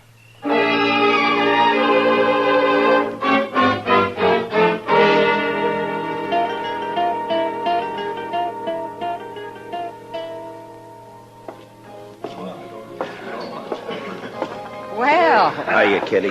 Chester and I were trying to think of some way to rescue you from Ava's clutches. Only one thing, though, Mr. Dillon. I wasn't sure you wanted to be rescued. Kitty, has Doc been in tonight? Oh, I haven't seen him, Matt. Chester, will you see if you can find him and have him meet me here? Yes, sir. Right away, Mr. Dillon. Kitty, Yeah. I wonder if you'd help me with something. Well, sure, Matt. What? Drop a hint to that bartender, Jesse Wells, that it might be smart to slip out of here and pay a visit to Ms. Morley's around, say, 9:45 tonight. All right. Is it anything you can talk about? I don't exactly know how to talk about it, Kitty. I got a murder on my hands. I know who the killer is, and I can't touch him. So? So I'm going to try to make him touch me.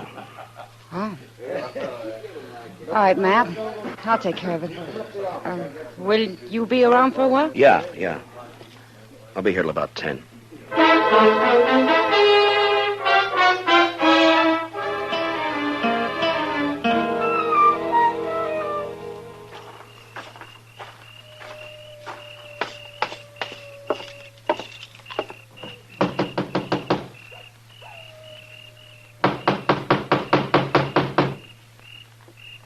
Who is it? It's Matt Dillon. Who'd you think?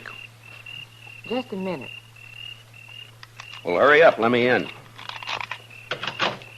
All right, Dillon, come on in. Well, Jesse, I thought you were working. I was, till just a few minutes ago. Well, what's on your mind?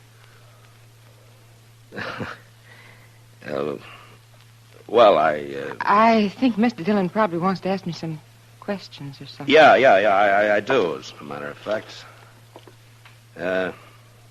Jesse Wells, for instance. What? You didn't tell me he was going to be here, Ava. Well, What do you mean she didn't tell you? Wait, Ava, what about this? You were expecting him. You knew he was coming. Of course you knew I was coming. You and Matt Dillon. For how long? And what kind of a fool does that make me? I'm afraid you were born a fool, Jesse. That's why she picked you. She's so wonderful you said if only Al didn't stand in our way. I didn't tell you to kill him. I didn't mention it once. You didn't have to. Just kept dropping hints, leading me on. And all the time you and Matt Dillon. She's too smart for you, Jesse. You should have realized that.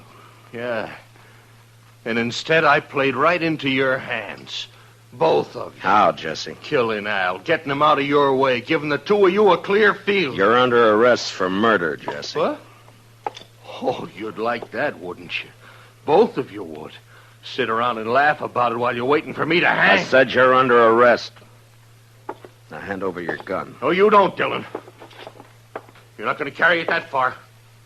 You're not taking me in for something both of you wanted me to do. Hand over your gun, Jesse. You want my gun, you got to take it away from me. Get away from the door. Oh, sure, I'll get away from it. Hold it, Mr. Whelp!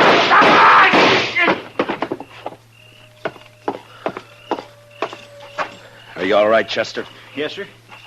It was close, but he missed me. Well, you two didn't miss him.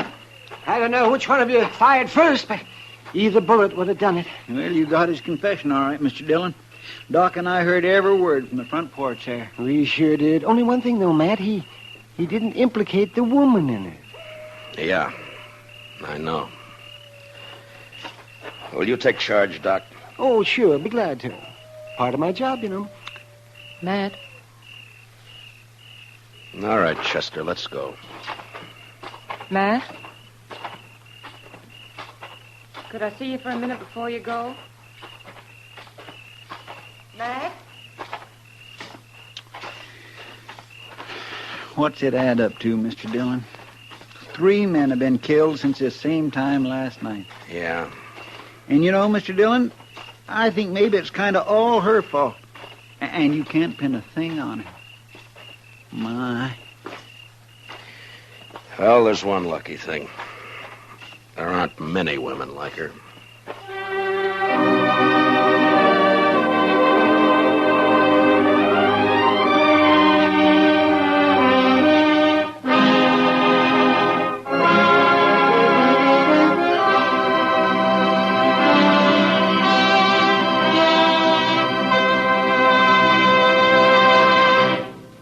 Gunsmoke, under the direction of Norman Macdonald, stars William Conrad as Matt Dillon, U.S. Marshal.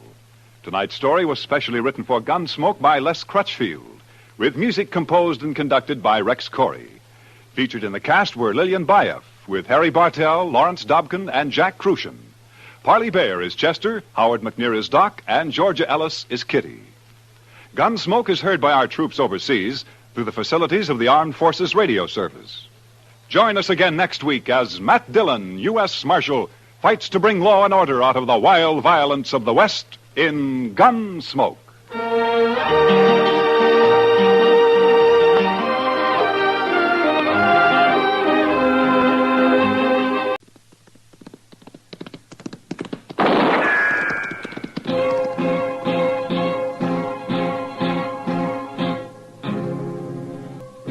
Around Dodge City and in the territory on West, there's just one way to handle the killers and the spoilers, and that's with a U.S. Marshal and the smell of gun smoke.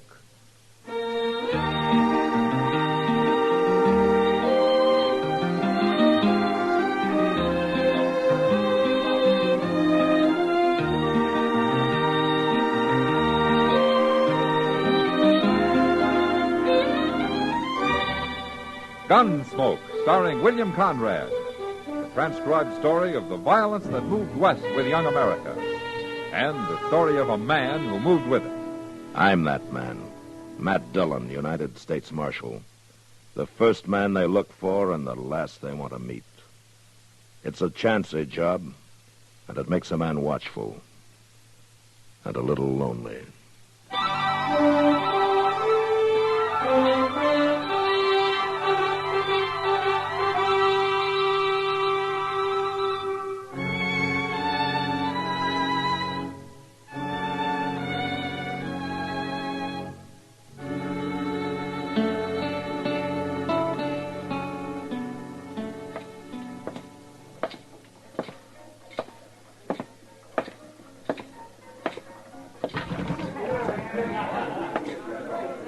Matt? What? Over here, Matt. Oh, right.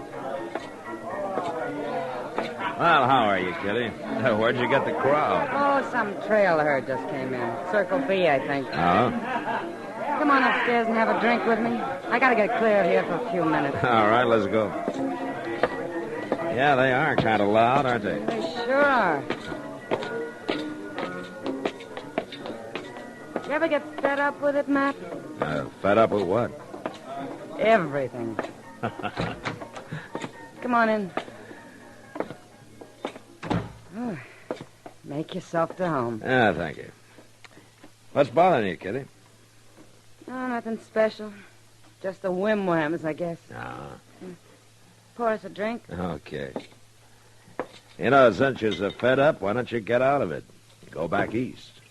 Get married and settle down. Nice, quiet bank clerk, a tub of wash, and a cook stove.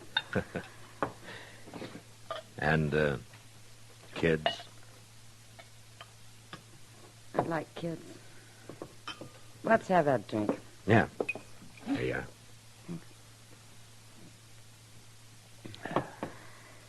I'm not getting out, and neither are you. So let's live while we still... Oh, if that's some drunken herder, so help me out. Yes? You sit downstairs. The marshal was up here. Well, come in. Matt?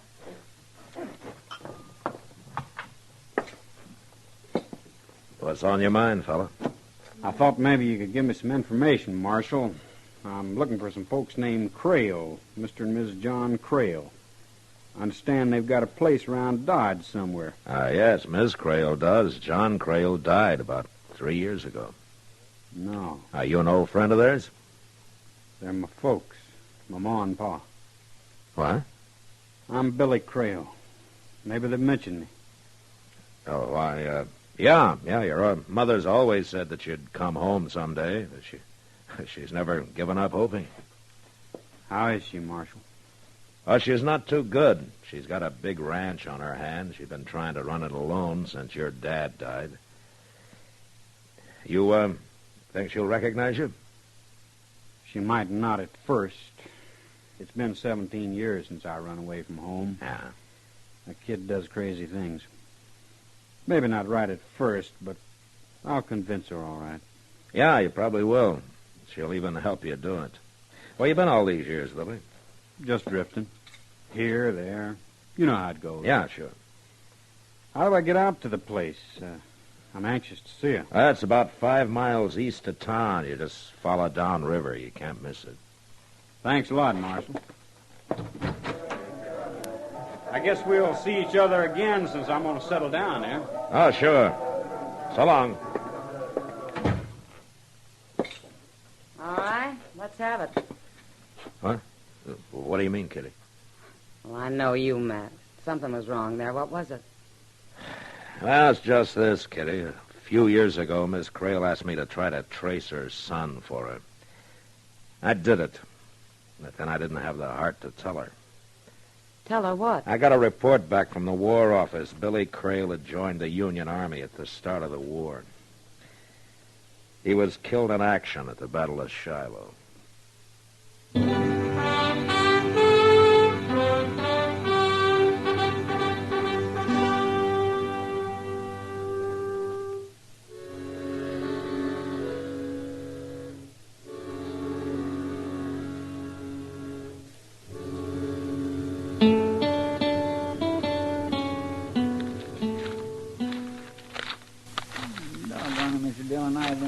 his circlers till I'm blue in the face. They cutthroats, cattle rustlers, horse thieves, bank robbers, anything you can think of.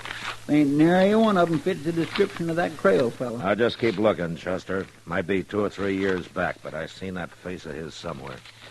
And it had to be in one of these circulars. Well, I just don't understand how he figures to get away with it. You can't fool a man's own ma. I might in this case. She hasn't seen him since he was a boy, and she's pretty old now. Her eyesight's failing her, and her memory's none too good. Well, with that ranch and all the money she's got put away, he sure stands... Wait a minute, Chester. You find something, Mr. Jones?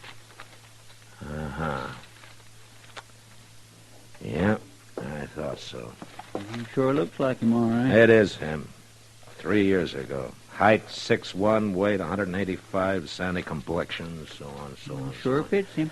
Wanted in Lubbock for questioning in connection with the holdup of the Lone Star Bank. Previous arrest, Pecos Crossing, cattle theft, acquitted for lack of evidence. Convicted San Antone 8 years ago, armed robbery, served 4 years, paroled. Known associates, Nate Barger and Ponca City Kid. Reward $1,000. Calls himself Johnny Red. Well, Chester. Yes, sir? Let's go get him.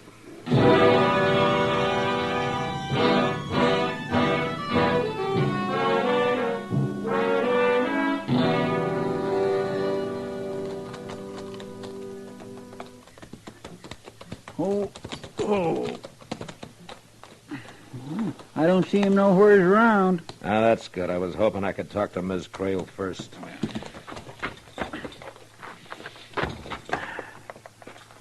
Think you'll put up a fight, Mr. Dillon? I don't know, Chester. Who is it? It's Marshal Dillon, ma'am. Well, if this ain't a surprise now, come on in and set a spell, Marshal. Oh, thank you, Ms. Crail. It's good to see you, Marshal. And you, too, Mr. Proudfoot, isn't it? Yes, ma'am, please. I wasn't too sure. My eyes ain't quite... Well, come on in, gentlemen. Oh, land sakes, I do like company, and seems like nobody ever comes out this way no more. Now, set yourselves down there now. Oh, thank you. Rest your feet, and I'll get you a cup of coffee. Oh, don't bother, Miss Crail. We don't have much time. Time? Well, it won't take no time. I got it already made. I'm just fixing to have some myself. You might take your hat off, Chester. Land alive. If a body can't do a little something for a company, she ain't fit to have none. Well, I guess it does get pretty lonesome out here at that. Well, it did. Oh, I've got a big surprise to tell you about, Marshal. Your, son? Oh, shucks. The way gossip flies around Dodge City, a body couldn't have a chance to get ahead of it. Oh, here you are. Thank you. Yes, Thank sir. you. He's come home. Just like I always knew he would. Has he changed much, Miss Crail? Oh, good heavens, yes. Well, he was just a boy when he went away, and now he's a grown-up man. He's fine and strong. Uh-huh. Then there's no doubt in your mind that this really is Billy, huh? That's downright silly, Marshal. But you can't fool a mother. She can always tell her own. Why, the second Billy walked up on that porch and said, "How are you, Ma?" I knew him just like that. I see. You know, I'd been sort of going downhill since John passed on. The work was hard, and seemed like I'd kind of lost my reason for living. I don't think I'd have lasted, Marshal. Well, now, Miss Oh, Crail... but it's different now. The minute Billy put his arm around me, I started feeling like a young woman again. And I still do. Well, I'm happier than I've been in years. Yes, ma'am, you sure seem to be. My son's come home. Could a mother ask for more?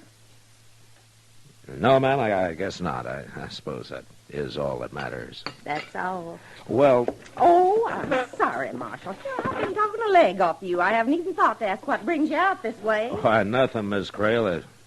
Matter of fact, we just rode out for a friendly visit. Oh, well, I'm mighty glad you did, Marshal. You stop by just any time.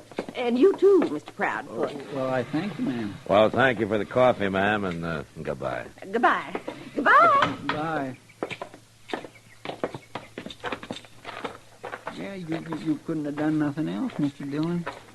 Oh, it would have broke her heart if you'd have told her. Yeah, I guess so, but she's going to find out anyway, sooner or later, when he steals her blind and then runs out on her. That's a bad deal, Chester, any way you look at it. Marshal? Well, Kind of sets you a problem, don't it?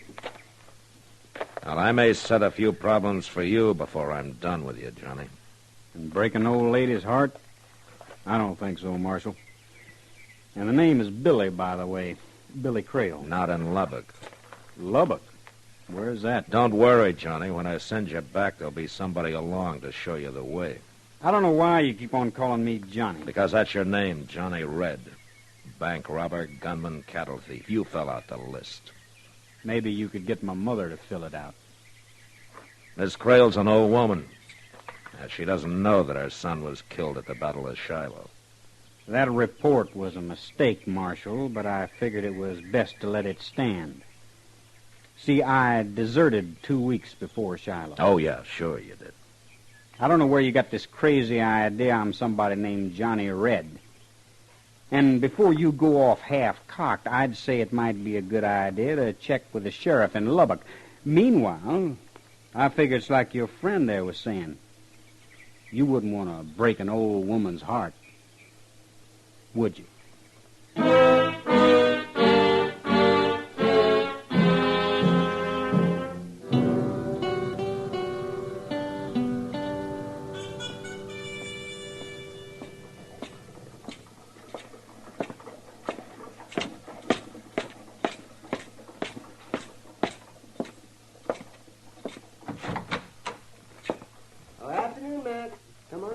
Oh, how are you, Doc? Oh, terrible, Matt. Oh, what's the matter?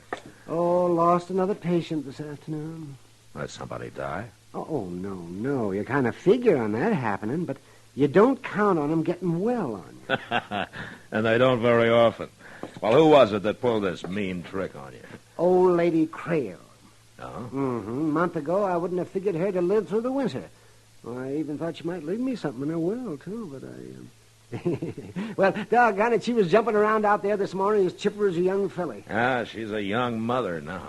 Well, that's no joke, Matt. That's exactly what it is. That boy of hers has been home 3 weeks now, and it's made a new woman out of her. Yeah. Only he's not really her boy, Doc. Huh? Well, no, what do you mean by that? He's an ex-convict from Texas. I had a reward circular on him from Lubbock. Oh, now, wait a minute, Matt. He might be able to fool other people, but I his own mother... I know. A mother can always tell her own, huh? That's right, yeah. Well, maybe this is the exception that proves the rule.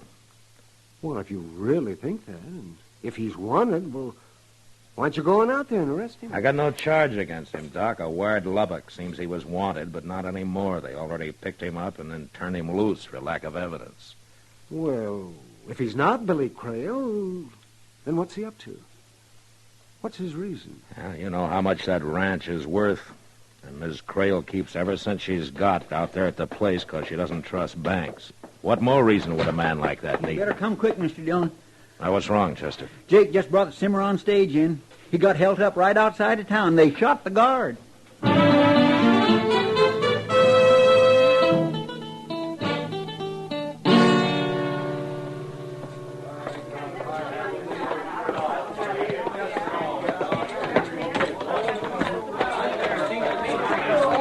Will you let me through here, please? Please, will you stand aside and let Doc get in there? Please. Well, they finally got to me, Marshal. How'd it happen, Jake? The boldest thing I ever seen. It was about 3 miles out of town. They throwed some cottonwood limbs across the trail, so I'd have to pull up, and that's when they jumped me. How many of them? Just 2. A couple I never seen before. Brassy as sin. Didn't even bother to wear masks. And they hauled off and shot Barney there without even giving him a chance. What did they get, Jake? The cash box. I don't know how much was in it. Oh, Matt. Yeah, Doc. There's nothing I can do for him, Matt. 2 bullets right under the ribs. I doubt if he even knew what hit him. Well, take charge of it, will you, Doc? Matt, somebody said Barney got shot. Yeah, he's dead, Kitty. Oh. Jake, would you recognize either of those men? Oh, sure. Like I say, they didn't worry none about being seen. One of them was a tall, skinny fella, and the other one was a kind of a kid. The tall one called him Ponca. Ponca? They was strangers, though. They ain't from around here. Well, sounds like a couple of fellas I saw on the Long Branch today, talking to Billy Crail. Oh? Billy finally left, but they stayed for another hour or so, talking real serious together. Those two gunmen, Jake, where'd they head for when they left you, huh? Well, it was a funny thing. I figured they'd make a run south. Instead, they rode east, downriver. That trail don't lead nowhere. Yeah, except to the Crail Ranch.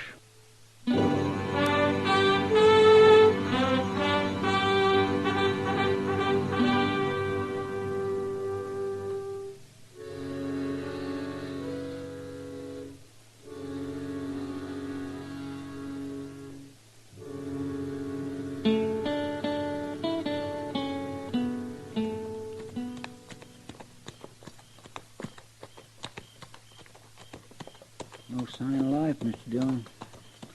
Looks real quiet. Yeah, too quiet, maybe. No lights, neither. Pull up, Chester. Let's walk from here.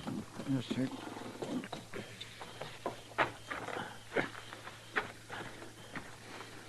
All right, now watch yourself. I am.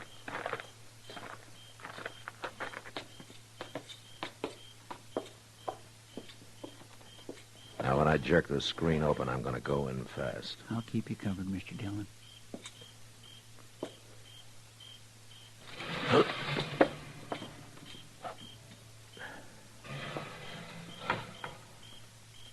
All right, Chester, come on in.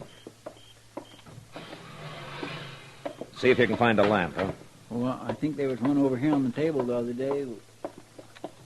Yeah, here it is. Well, light it and bring it over here. Yes, sir. Come on, come on. Here you are, Mr. Dillon. Oh, my. Hold the lamp down. Mr. Dillon? Yeah, she's dead. She's been beat bad, too. Well, it's not questioning he's wanted for now. It's murder. Reach. Both of you. Oh, it's you, Marshal. Who are you expecting, Johnny? Nate Barger and the Ponca City Kid? That's right. They're down there. They're digging by the riverbank, but they'll be back. They won't find what they were. Oh. Johnny, who shot you? I don't know which one of them it was. It don't matter, though. How last till they get back. But not long enough for a murder charge, Marshal. Don't try for your gun, Marshal. I'm not that much of a fool. Not with yours on my back. I wouldn't want to shoot you. I got nothing personal against you, but your way of handling this ain't the way I... Put out that lamp. They're coming back. Oh, they're out there now. Stay where you are and stay quiet. I gotta get to a window. All right, Chester, let's ease out the back way. Come on. Yes, sir.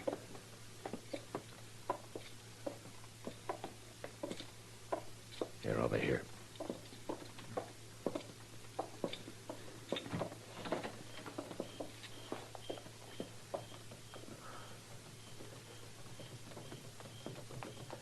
Now stay close to the house.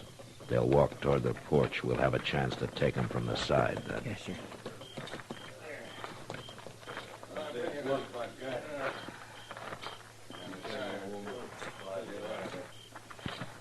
Tell you one thing. Yeah. She's still alive. She's sure ain't gonna lie about this time. Hot branding iron might help. All right, hold it. You're covered. Right over there at the corner, Bunker. I'll get him. I warned you, Punka. All right, drop the gun, Barger. Go on, drop it. All right, I did. I dropped it. I give up. Don't shoot. You keep your hands high.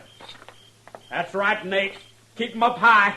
Johnny, no. Say hello to Ponca for me. No, Johnny, just no. Johnny, I had my hand.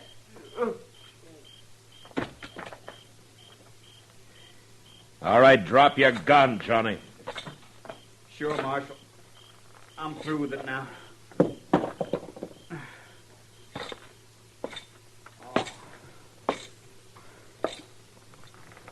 had his hands in the air. You had no call to shoot him. You would have took him in alive. He might have got out of it. This way it works out better. More sure. Oh.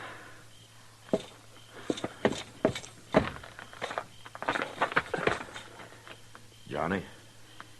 Yeah, Marshal.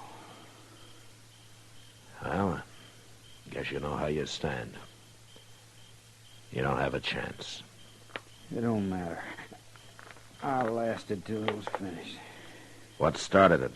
An argument over the split? No split. I wasn't in with them.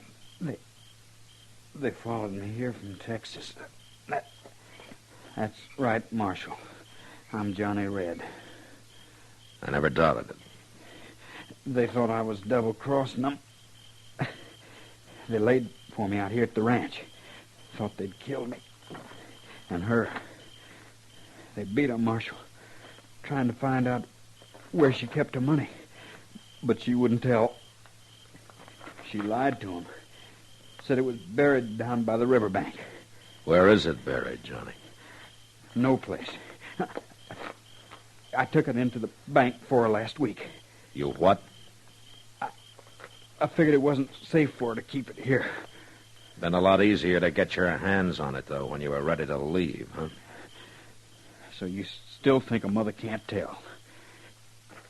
Sure, Marshal. I've been called Johnny Red for years now. But my real name is Billy Crail. I wasn't lying about that. She was my mother. She was Mom.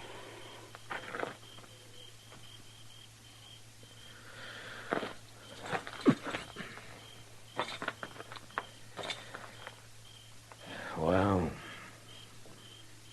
he was Billy Crail after all. Yeah. If he'd have just stayed away, hadn't come back home, she'd still be alive. It was her own son, you might say, that caused her death. Doc says she wouldn't have lived through the winter anyway. And Billy made her happy for a month at least. I don't know, Chester. I don't know.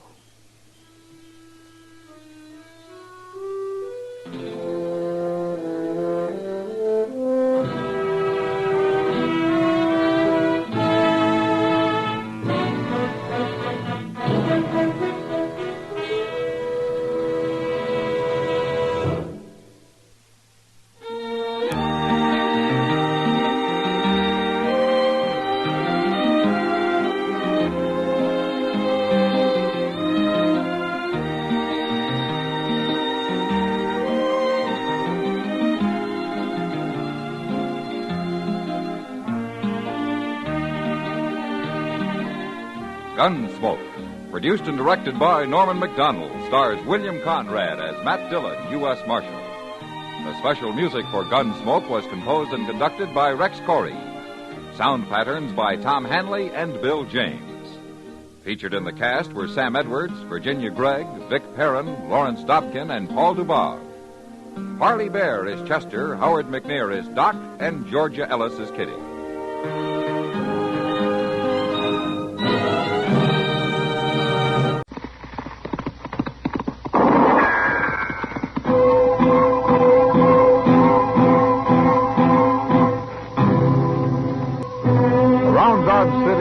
Territory on West, there's just one way to handle the killers and the spoilers, and that's with a U.S. Marshal and the smell of Gunsmoke.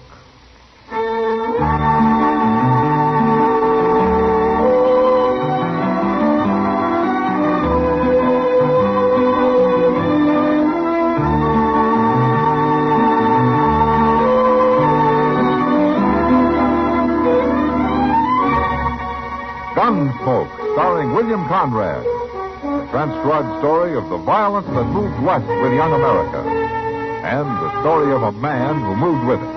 I'm that man, Matt Dillon, United States Marshal. The first man they look for and the last they want to meet. It's a chancy job, and it makes a man watchful and a little lonely.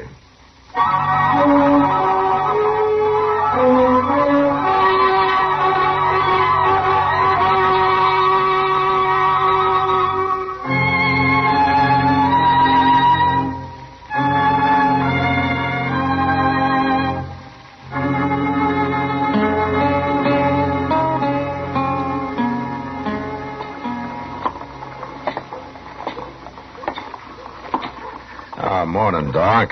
Chester. Hello, Matt. Hey, we've been waiting for you, Mr. Dillon. Oh, is there something wrong? Yes, it's Mr. Dobie. He's at the desk in the hotel there. He's real upset about something. He wants to see you. All right. You both wait here for me. I'll be right out. Yes, sir. All right.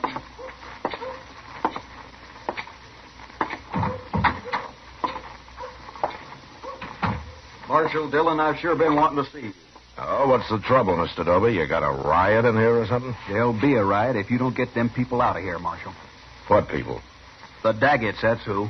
Well, who are the Daggett? Big Dan Daggett, he calls himself.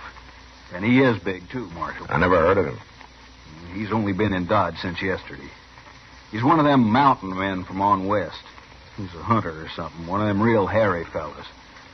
Shouldn't be allowed around other white men. Oh, why not? What's he doing? He's sitting in my hotel. I let him in before he told me. Before he told you what? It's better you see for yourself, Marshal. Room's right at the top of the stairs there. Well, okay, Dobie, let's go. It's true, ain't it, Marshal, that I don't have to let nobody stay in my hotel I don't want. I guess so, if you got a good reason. I've got plenty of reason. 3 men have moved out already.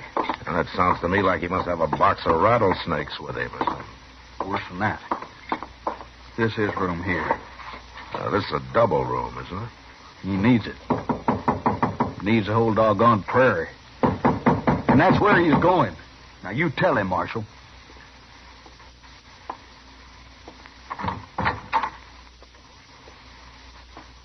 Hello? I got the U.S. Marshal with me this time, Daggett. Oh? I'm Marshal Dillon, Daggett. Dobie wanted me to come over here and meet you. Come on in. Well, you were right about his being big, Dobie. Man can't help being big. It's no offense. It's all right. There've been times I wished I was smaller. Not that I can't move as fast as any man. I'm easier to see is the only bad part. Tell me, Daggett, what's the trouble between you and Dobie here? It ain't my trouble, Marshal. All right, Dobie, I guess you better explain. There's nothing wrong here that I can see. It ain't him. It's his wife. What? You don't like my wife because she's an Indian, Marshal. That's a lie. What do I care if she's an Indian? I don't understand. Where is she, Daggett? In another room? We'll bring her in here. Dobie, you know what I could do to you with the fingers of this one hand? Just the fingers? Don't forget I got the Marshal with me. I use the other hand on him. He starts ordering me around, too. Now, wait a minute. This kind of talk isn't doing any good. You're probably pretty good with that gun, Marshal. But I've killed mountain lion with this knife. I ain't afraid of anything alive and not many ghosts. Ghosts? You even talk like a savage. All right, that's enough, Dobie. Daggett, I didn't come here for a fight. I came to see what all the trouble's about. Now, if it's something that has to do with your wife, tell me. It has to do with Dobie, not with my wife. That's a lie. Dan? There she is. Look, Marshal. If it is me they are talking about, Dan, why didn't you call me? It's nothing to do with you. He was trying to order me around. At least he was, Dobie there. I only told you to get her in here so the Marshal could see her. Well, now he's seen her. Now, what's all the fuss about? You're playing dumb, ain't you, Daggett? Wait a minute. I don't think he is. Tell me something. Where did you and Miss Daggett meet? Near Denver? Near Denver? Well, I'm a mountain man, Marshal. Never been on the prairie before. But what were you doing near Denver, Miss Daggett? I was sent there 4 years ago to complete my education. My father was a chief, Marshal. A chief? What chief? His name was Yellowhorse. Yellowhorse? That's worse. That's the worst yet. I don't understand either of you men. What are you talking about? Well, Dobie could tell that your wife was a Kiowa by the way she dressed. Well, she got to come from some tribe, don't she? Yeah, but being the daughter of Yellowhorse makes it even worse. Why? 2 years ago, the Kiowas killed some 18 settlers on raids through the country near here. Yellowhorse led them until he was killed. You never told me that. Is that true? I only heard my father was dead. They told me nothing else. Well, what difference does it make anyway? You wasn't on them raids. The feeling's still high against Kiowas around here, Daggett, but you're right. She had nothing to do with them. A Kiowa's a Kiowa, and we won't stand for him and die. Oh, don't be a fool, Dobie. How can you blame her for what somebody else did? I blame that whole tribe, and especially her father. And I won't stand for her being here. She's probably as murdering as he was. Don't be. All right, hold it, Daggett.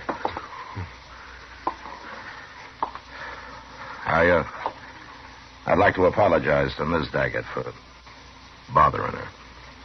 Apologize? Let's get out of here, Dobie. Now. No. You come here to throw him out, and you're going to do it. Dobie, I guess I'm a little like Dan Daggett here. I don't like taking orders very well either. All right, Marshal. If the law won't help me... The law won't help you. Now, don't you try anything else. Now, come on, we're getting out of here.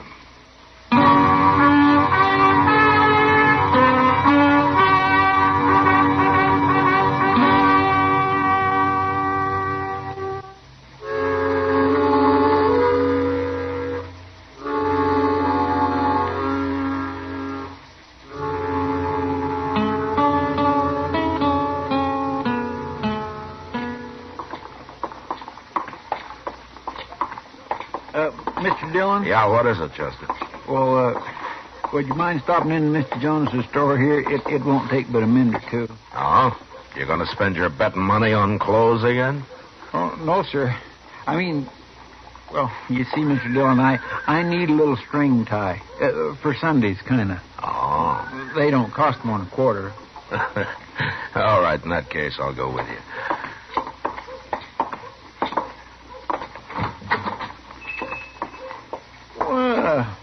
There's Miss Kitty. Hi, Miss Kitty. Hello, Chester. The ties is hanging back over there, Mr. Dillon. I won't be long. All right, Joe. Well, you're as bad as Chester, Kitty. Always buying clothes. As Chester? Matt, if Chester's always buying clothes, how come ever since I've known him he's worn that same pair of striped pants? Well, he's careful with them, I guess. He never gets them torn. You'd have to go to bed if he ever did. Where's Mr. Jonas? Out back. He's showing Dan Daggett and his wife something. Oh, are they here? Sure. He introduced me to him. Big Dan Daggett. Like you said last night, Matt, he earned the name. He's a buffalo, that man. Yeah, he sure is. His wife's name's Rose. Said you couldn't pronounce it in Indian, so he made it English. She's a beautiful little thing. Yeah, she's prettier than most women around here. Thanks. Oh, no, Kitty. No, you're right. She really is. I guess Dan Daggett can't be all brute, or a girl like that would never have married him. Yeah, it's too bad Dobie over at the Dodge House can't see it your way, Kitty. No, Dobie's just not thinking very straight. Where's Jonas? Oh, he's out back, Roden. Oh, hello, Marshal. I didn't recognize you. Oh, here he comes. How do you like it, Rose? Who's that, Matt? His name's Roden. He works over at one of the stables. Oh, that explains why he's too poor ever to come into the Long Branch. Jonas. Hey, Jonas. I'll be right with you, Roden. Well, I'm in a hurry. Won't be but a minute. Well, I ain't waiting while you sell beads to her. Hey, wait a minute. What's she doing in here anyway? You stay here, Kitty. Yeah. She's got as much right to be here as you have, Roden. Kiowa woman, you gone crazy? Well, no. Then throw her out of here, or I will. The woman is my wife, mister. Your wife? Your wife? You'll have to throw me out, too. What? Now, look here, I didn't mean nothing. If you don't mean nothing, then don't talk. Sure. What do I care? It's your business. I don't care. And even if you do care, you shouldn't say nothing about it out loud. Well, I ain't saying nothing. I gotta go now. I gotta go.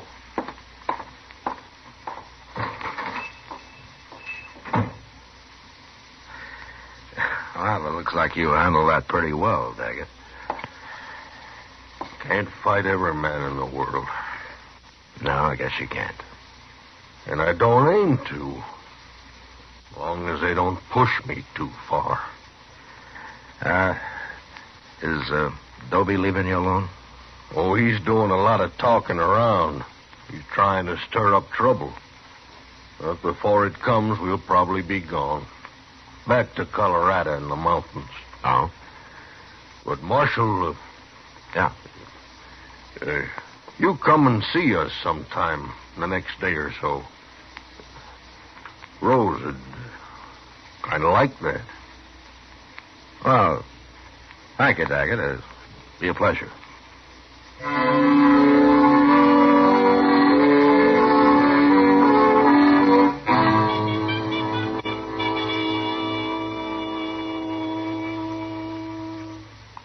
Where's Doc at this morning, Mr. Dillon? I've been up to his office twice, and he ain't there. Well, he was called out to the Duke place last night, Chester. Oh, somebody sick? Well, Doc doesn't get many social calls, you know. I was calling on him social. Huh? Oh, well, he'll appreciate that, I'm sure. Well, I think I'll go up to the Dodge House and make a call on Jim Dobie. More trouble, Mr. Dillon? Well, there will be if somebody doesn't stop him. He's been talking to everybody who'll listen about Rose Daggett being Yellow Horse's daughter. How they ought to run her out of town. It's like he's looking for help, ain't it? Yeah. He ought to know better than that, a man like Dobie. Well, that's what I'm going to try to explain to him, Chester. Marshal? Hello, Daggett. Marshal, I'm kind of worried. Why, what's the matter? It's Rose. I can't find her nowhere. You can't find her? No. Well, maybe you and Chester will help look for her. I've been everywhere. Of course we'll help you. Now, where did you see her last? Oh, right in our room. Let me tell you, I woke up real early. Couldn't get back to sleep. I didn't want to bother Rose, so I got dressed. I went out in the street and I walked around. I wasn't gone more than 1 hour, Marshal. Shouldn't never have left her. Well, did you ask him at the hotel? Did anybody see her leave? Well, there wasn't nobody at the hotel. Not when I went out, not when I come back. Nobody could have seen her. Well, where could she have gone to that hour in the morning? She wouldn't have gone nowheres, Chester, not Rose. What I can't understand. Well, all right, let's start looking for her. Oh, come on.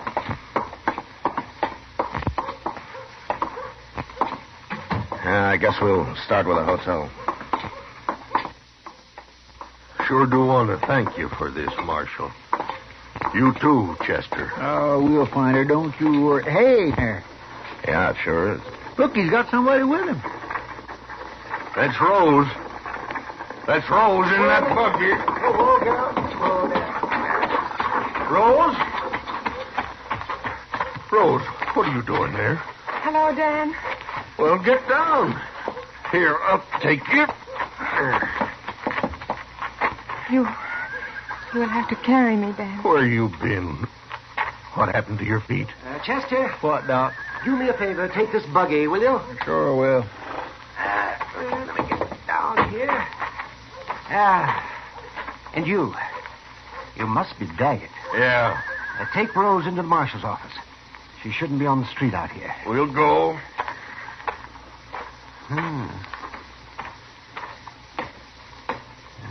She told me about her husband, Matt, but she didn't tell me that he was that big. Come on, let's follow him. Yeah. Tell me, Doc, what was Rose doing with you? I found her out in the prairie, about 10 miles east of here. Well, what was she doing out there? I'll let her tell you that. Just you stay and sit right there, Rose. I'm all right there. Oh, Doctor, This is my husband, Dan. Well, I kind of gathered that, Rose. Glad to know you, Dan. Yeah. Good thing you come along, Doc. You feel up to telling the whole story, Rose? Mm-hmm. I expect the marshal here will be interested, too. Yes, all right. Good. And then I want you to come up to my office with me. Yes, Doctor. Has she been hurt, Doc? Go ahead, Rose. Tell me. Well, early this morning, I woke up when somebody tied a bandana over my face. Never should have left you alone. Oh, that is foolish talk, Dan. It was not your fault. Go on, Rose. Well, it was two men. They never said a word the whole time. They never talked once. But they carried me out the back way. And then they tied me onto a horse and led it way out into the prairie. They finally stopped and took me off and untied me. And then they took my shoes away. And they rode off. Finally got the blindfold off, and I walked and walked till I saw the doctor's buggy coming. I could not have walked much farther. Rose? Now, wait a minute, Dan. Rose, you never saw these men. No. And you never heard their voices. No, but I heard them walk. Everybody has a different walk. Or did you recognize either of them from hearing them walk? No. It was not Dobie or that man in the store. We'll find them, Rose. We'll sit on the street. We'll listen until we find them. When we do, I'll cut them. I'll cut them awful before I kill them. No, Daggett. You let Rose find them if she can, and then I'll take them. They're mine, Marshal.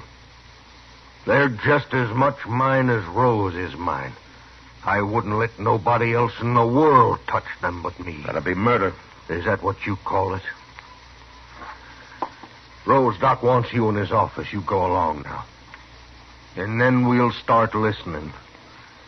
It's as good a way to hunt as any.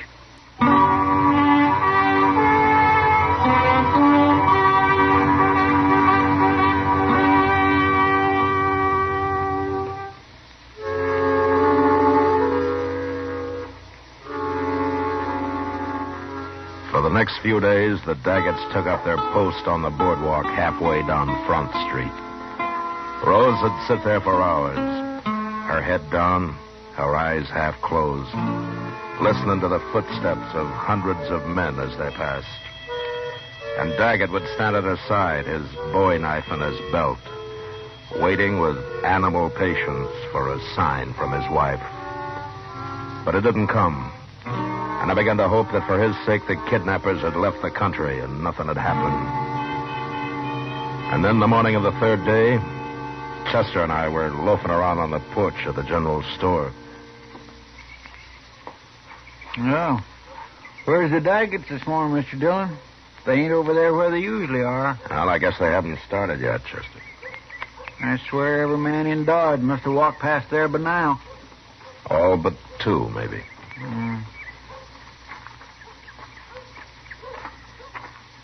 Morning, Marshal. Chester. Hello, Mr. Dobie. Dobie? I'm looking for the Daggets, Marshal. You seen them? No, I haven't, Dobie. But Dan Daggett isn't taking things as easy as he was. If I were you, I'd stop looking right now. Doc told me what happened, Marshal. Doc did, huh? Well, he knew nobody else would, so he took it on himself. What for? For my own good, the way he put it. Well, did it do you any good? Made me mad. Mad at myself, mostly. Marshal, I've been a fool. Hey, Mr. Dillon, there's Rose now. What? In the street there. She's got a shotgun. Hey, what's she doing? Looks like she's following those two men. Oh, she sure is. Come on. She stopped them. She's got them turned around, but she's going to shoot them. Oh, they ain't making any move. How do you know it was us? What if it was? Guess you ain't learned nothing. Maybe we'll have to do it again. Don't shoot, Rose. I'll take him.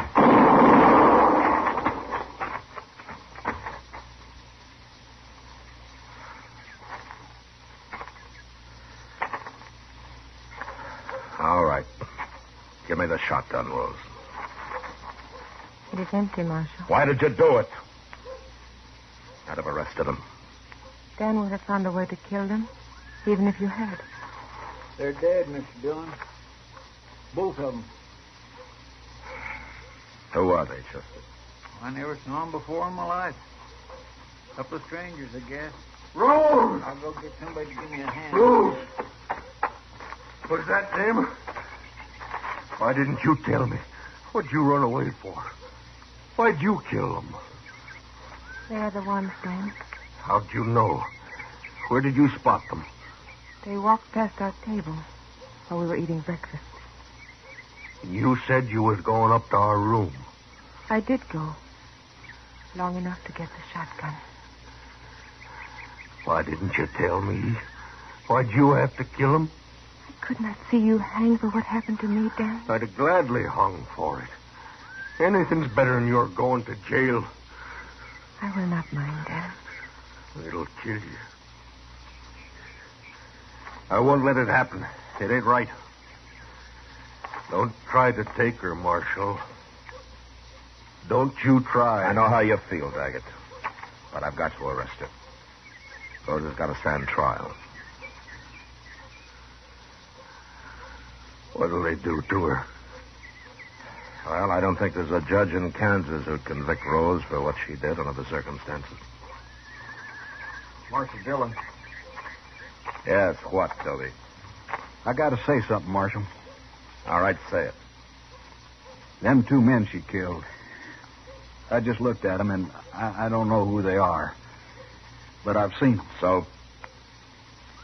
I seen them the other day when I was talking the way I was. They heard me. They was listening. Go ahead. Well, I just had to tell you that. I don't feel very proud. You're the one that ought to go to jail, Dooley. That's what I'm trying to tell you, Marshal. It's mostly my fault. What happened to her and this killing and all. Well, you've learned something now, anyway. Well, there's nothing I can do about it. Too late. I feel like hiding. Mr. Doby. Yes, ma'am. Would you walk back to the hotel with me and my husband? Thank you. I'd be proud to.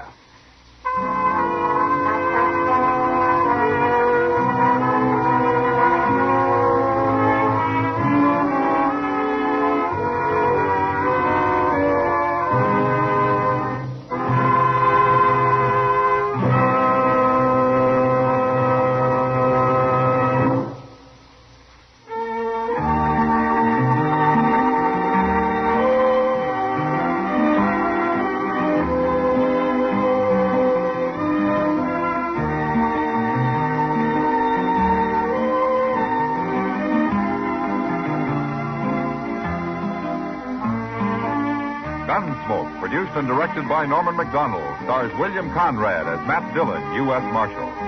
Our story was specially written for Gunsmoke by John Meston, with music composed and conducted by Rex Corey. Sound patterns by Tom Hanley and Ray Kemper. Featured in the cast were Lawrence Dobkin, Harry Bartell, Lillian Bias, Clayton Post, and Joe Duval. Harley Bear is Chester, Howard McNear is Doc, and Georgia Ellis is Kitty.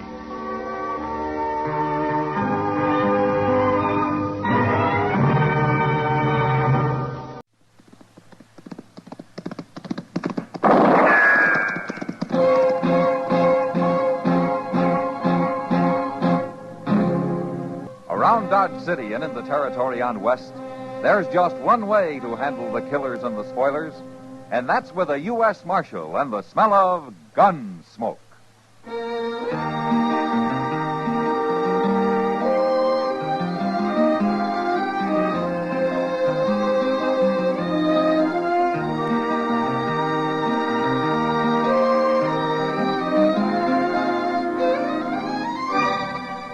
Gunsmoke, starring William Conrad, the transcribed story of the violence that moved west with young America, and the story of a man who moved with it.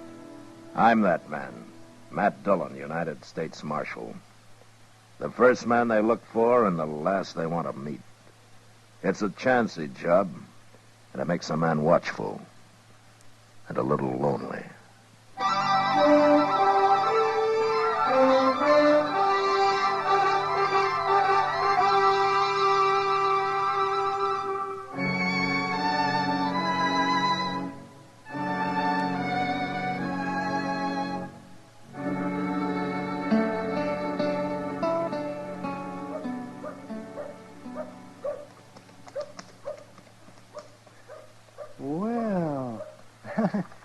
Well, for heaven's sake. Matt. Yeah, what, Doc? Look at that coming. It's a Surrey. What? A 4-passenger Surrey. Oh, well, that's the first one of those I've seen west of St. Louis. What? That's Kitty up there with the driver, isn't it, Doc? Kitty? Oh, why, so it is. But who is the driver? I don't know. I don't know the one sitting in back either. Gee, that's pretty fancy for Dodge. Yeah. Those are a couple of dudes, if I ever saw any. Green as squash. Hi, Matt. Hello, Doc. Hi, Kitty. Hello, Kitty. Haven't met either one? Haven't even seen them, Kitty. There they are. Marshal Dillon, Doc Adams, Sir Samuel Sprague, and Clifton Bunker. Hello. How do you do, Mr. Bunker? Quite a wagon you gentlemen have. We brought it with us, Doctor, on the train. We've been all over the country around here in that Surrey, haven't we, Bunker? What are you, prospectors? No, Doc. We're writers, Doctor, from New York. Writers? Did you ever read anything by Ned Buntline?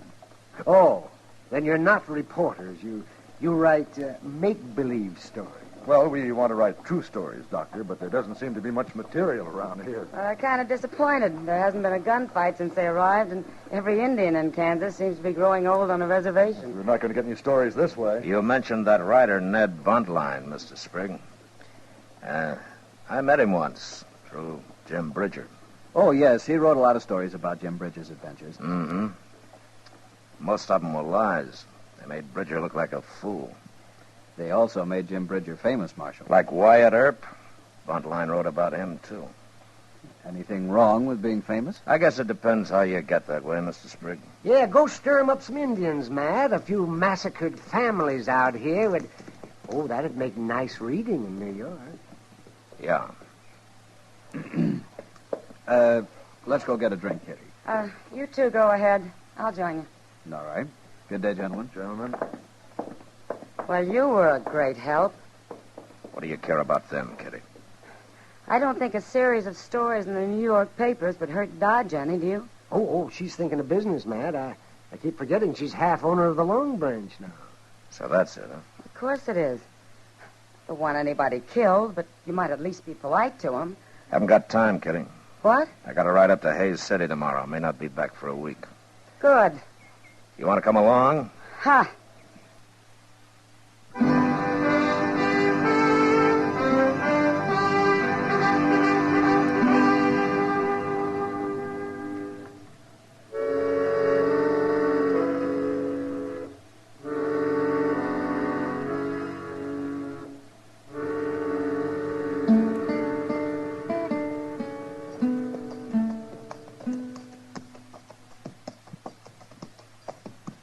Look, that's cavalry up ahead there, Mr. Dillon. Yeah. Pretty sloppy looking, ain't they? Half of them ain't even setting their saddles straight. Uh-huh. Yeah, not that I blame them, none. Riding them terrible McClellan saddles. I think they've been hit, Chester. They must have had a fight. Hey, by golly, I think you're right. Let's pull up. Some of them boys is wounded. And look there. A couple of them tied across their saddles. They're dead. I think I know that lieutenant, Chester. Yeah, it's Lieutenant Bain. What in the world do you suppose has happened? Company! Company! Up!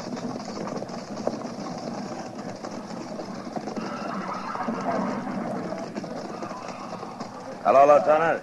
Can we give you any help? Might have this morning, Marshal. Indians? Chief Little Hawk.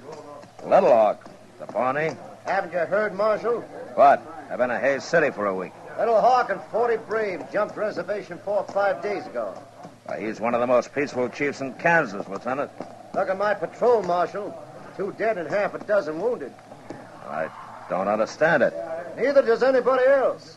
He wiped out a family over on Walnut Creek yesterday, and he hit us this morning. You're the only cavalry in the field? Yeah. Funny thing, we picked up Little Hawk's trail right here, Marshal. Right out of that grove of trees. Oh?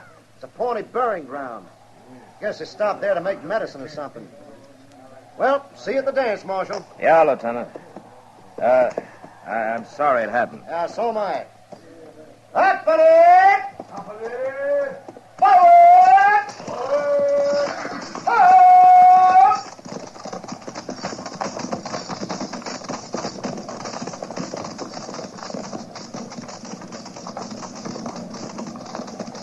Come on, Chester.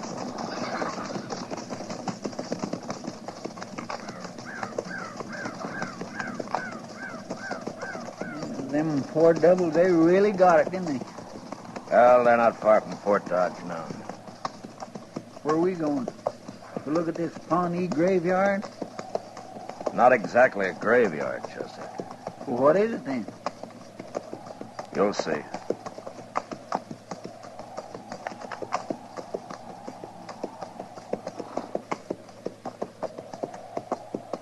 Mr. Dillon, what's all them poles sticking up over there? With them platforms on them? Graves, Chester. Oh, yeah. I've heard of that. They bury people up in the air on them platforms, don't they? Yeah, that's right.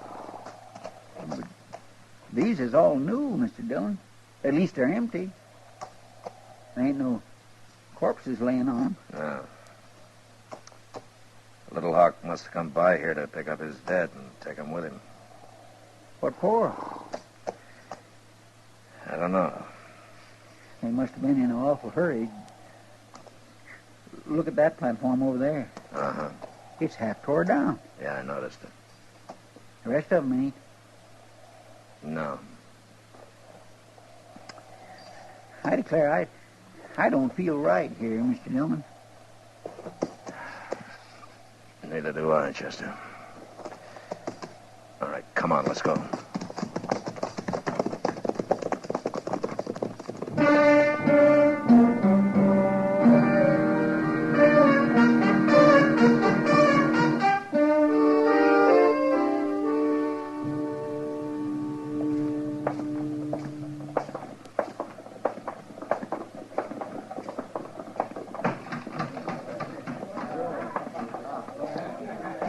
I'll buy us the first drinks, Mr. Dillon. All right, Chester. I swear my throat's solid alkali. Yeah, so's Matt? my... Hey, Kitty. Yeah, she wants you, Mr. Dillon. I'll join you at the bar, Chester. All right, sir. How long have you been back, Matt? Oh, since noon, Kitty. I had a lot of business at the bank. Oh? Well, not personal business, you understand. Matt, you remember Sprague and Bunker? No. Are those dudes still in town? Matt, they want to talk to you. Now, Kitty, their stories aren't going to put Dodge on the map. It's already there. Texas cattle did it, not New York writers. Please, Matt, I'm asking you.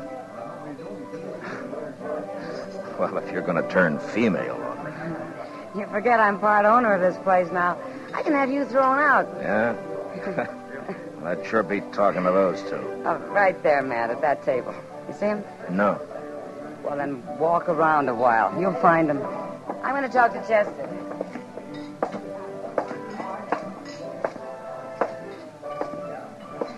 Good evening, gentlemen.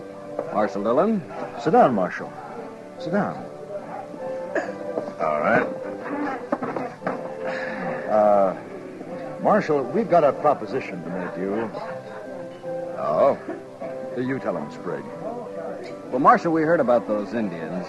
Some soldiers from Fort Dodge were in here a while ago. And? We want to find them. What are you talking about, Sprague? Well, I don't mean find them exactly, but the next time they attack some settler, we want to be the first to get there. That way we'd really see what it's like, Marshal. Maybe we could even talk to the survivors, if there are any. We'll pay you well. Pay me for what? For guiding us, for taking us there. What do you say, Marshal? You want me to guide a couple of vultures like you? That's uncalled for, Marshal. Why don't you go back to New York, huh? They got plenty of corpses there. And they're a whole lot prettier than anything the Indians might leave for you. Now, look here, Marshal. Just no getting along with him at all, Sprig. Well, you certainly didn't talk to them very long, Matt. Is that my drink, Chester? No, sir, it ain't. No, it ain't. It ain't. It's yours now. Pour yourself another one. I'll buy it. Well, thank you. I don't mind if I do. Oh, Mr. Dillon, look at this little dido Miss Kitty's been showing me. Huh? Well, they had it hung up behind the bar there. See, it's all carved out of bone. Here, let me see that, Chester. Interesting, isn't it, Matt? Where'd this come from, Kitty? Well, it's an Indian totem of some kind. Sprigg and Bunker brought it in. Sprigg and Bunker? But they were just lending it to us to hang behind the bar. Now what? I'll go with him, Chester. Well, I'll go. Where did you men get this totem? We've had enough of you for tonight, Marshal. Well, I want to know where you got this totem, Sprigg. You're choking me. Then tell me. We got it from a soldier. A soldier? What soldier? A private from Fort Dodge. His name was Roger Harlow. We bought it.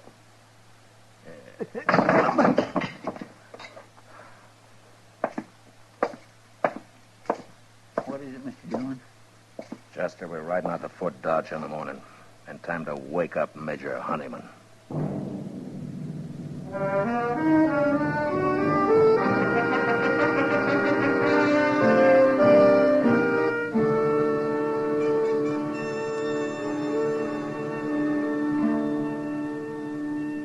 All right, Marshal. B Company moved out yesterday. My judgment of the situation is that they'll make almost immediate contact. I see, Major. But I don't like your insinuation that the cavalry is responsible for Little Hawk jumping reservation. Well, I'll admit garrison life's dull, but no soldier in my command would want action that badly. Where's your proof, Marshal? Right here, Major. Why, this is a Pawnee totem. It's more than that, Major. It's a Fox clan totem. Little Hawk's clan. Yeah. Well, I've told you where I think it came from. Now let's get that private in here and settle this, huh? Marshal, I'll feed him to Little Hawk if this is true. Oh, Sergeant Grimes. Oh, what'd you say his name is? Harlow. Roger Harlow. Yes, Major? Now, Sergeant, you pride yourself on knowing every man at Fort Dodge. As regimental sergeant, I consider it my duty, sir. What company is Private Roger Harlow assigned to? Private Roger Harlow? Yes, that's right. There ain't no Roger Harlow on this post, Major. There never had been.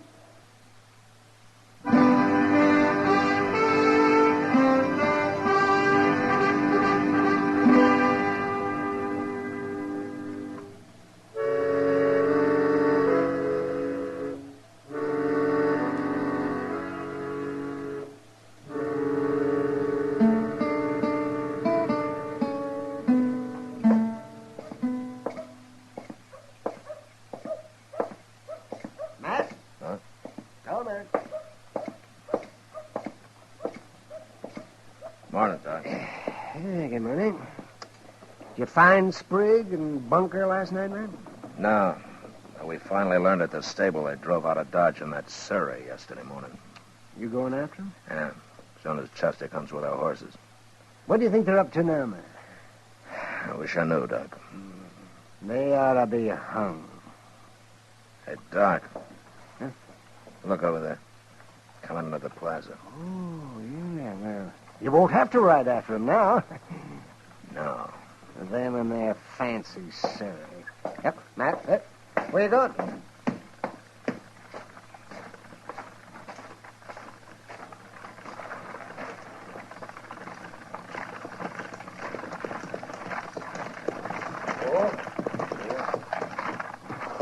Hello, Marshal.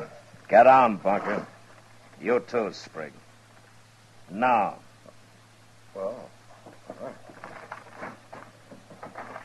We saw it, Marshal. We saw practically all of it. It was exciting. And with no help from you either. Oh, it was magnificent. The cavalry really got their own back this time. What are you talking about, Bunker? The Indians. The cavalry practically wiped them out. What? Yesterday, Marshal, just before dark. We were driving along the Arkansas and heard all that gunfire and commotion up ahead. And we got there just in time to see what few Indians were left running for their lives. They killed all but half a dozen of them, and they got that Chief Little Hawk, too. You saw this, huh? Oh, now, Marshal, we wouldn't be making it up, would we? And I might add that it's about time we saw something around here. You know, Sprig, I was talking to Doc Adams over there when you drove in. You know what he'd like to see? No. He'd like to see you and Bunker hung. What? And so would I. What's the matter with you, Marshal? Why did you tell me a soldier gave you that totem? Oh, you found out. Why did you lie about it? Because you were choking me and because I didn't know what you'd do next. Or why. Why? You men robbed a Pawnee grave. You stole a totem of Little Hawk's clan. Well, that's all we took. Who cares about a savage idol anyway? Little Hawk did. He went on the warpath. Oh, nonsense, Marshal. Over a fool thing like that? Marshal, you're not standing up for a bloodthirsty redskin, are you? I knew Little Hawk, Sprig. He was a good chief. He was a brave man and a peaceful one.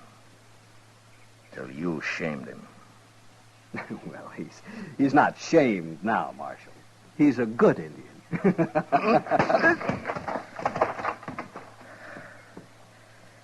Now, you get out, both of you. You get out today. Enough men have died because of you. And you go back to New York.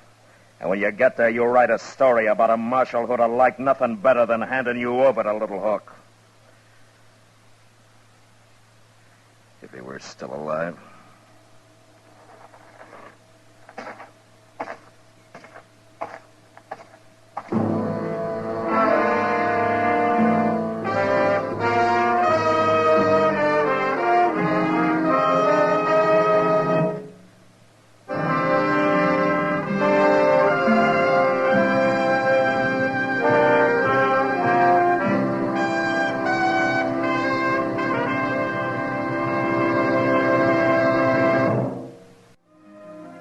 Gunsmoke.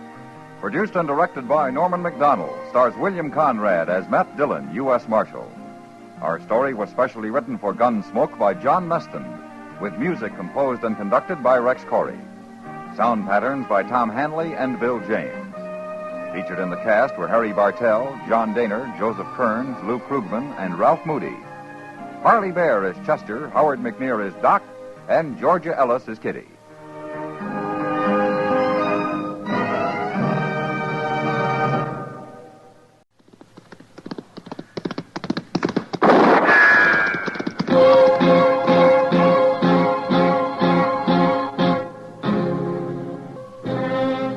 Around Dodge City and in the territory on West, there's just one way to handle the killers and the spoilers, and that's with a U.S. Marshal and the smell of Gunsmoke.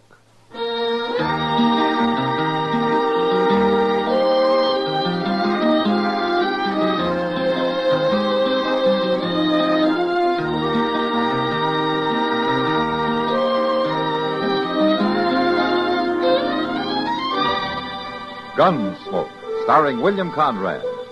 The story of the violence that moved west with young America. And the story of a man who moved with it. I'm that man. Matt Dillon, United States Marshal. The first man they look for and the last they want to meet.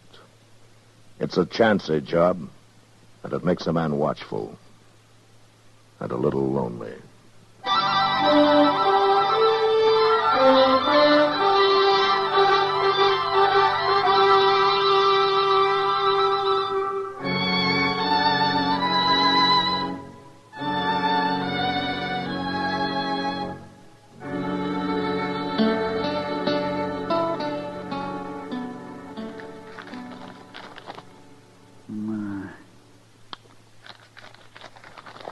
I do declare. Oh, forever. You know, Mr. Dillon, a man can get a whole lot out of books if he just puts his mind to it. Yeah, I guess he can at that, Chester. Did you know they got books on everything? Man takes the time to read them. There's books on politics, history, geography, hog raising. Which one are you working on now? Well, this here book ain't exactly one of them top ones, but it's still mighty valuable, Mr. John. Oh, what's it called? Advanced Theories in the Art of Draw Poker. Well, you know, there you could stand some improving, Chester, if that game last night was any sample. I'll get it back. That's why Doc loaned me this book of his. Doc loaned you? Chester, Doc lost more in that game than you did. Well, yes, but the cards just wasn't with him. But he's got the theories down cold. Why, this book tells you every play there is, Mr. Dillon. Oh, hello, Tessie. Well, come in. He's come back, Marshal. Oh? Who's come back? Stead Rudger. I just saw him ride in. I'm afraid, Marshal. He's been away a long time, Tessie. I know, but he won't have changed any. You know the kind he is. 6 years, a man can calm down an awful lot. Not Stead. A lot of things have changed since he left. I guess that's true enough.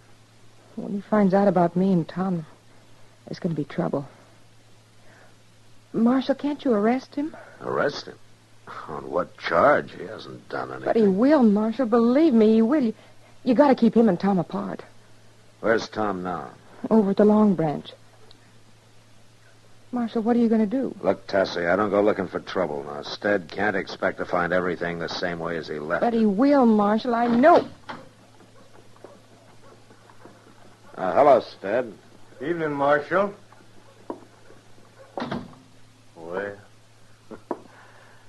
Tessie. Well, hello, Tessie. How are you, Stead? Talk about luck. Come here to ask the marshal where to find you, and right here you are. And prettier than ever. No, Stead. No. Now, what kind of talk is that for a man to hear from his intended? Marshal, please. Stead, wait a minute. You've been away quite a while, haven't you? Long enough. Too long, maybe, Stead. Tassie's married now. Married? That's right. It's been almost 3 years, hasn't it, Tessie? Who'd you marry? Tom. My brother, Tom? That's right, Stead. Sneaking, rotten snake. You've got room to call names riding out of town free. Is there never a word from no you? No good double-crossing brother of mine. Sure, he's so no good he's worked himself half to death trying to save the ranch after your pa died. Well, Pa's dead, huh? 2 years ago. So Tom got the ranch along with my girl. Well, Tom made a clean sweep for himself. Tassie, you better run along now. You leave this to me, will you? All right, Marshal. Goodbye, Stead. Tassie, as far as I'm concerned, you're still my girl. I said goodbye, Stead. She's still my girl. Instead, I'm going to give you some advice. You forget about her. You just ride on. I may just do that, Marshal. But not till after I talk to Brother Tom. All right, let's get it over with. You'll find him at the Long Branch. Thanks. And you'll find me right beside you while you talk. No call for that. I just aim to tell him something. No? Tell him what? Tell him I'm going to kill him.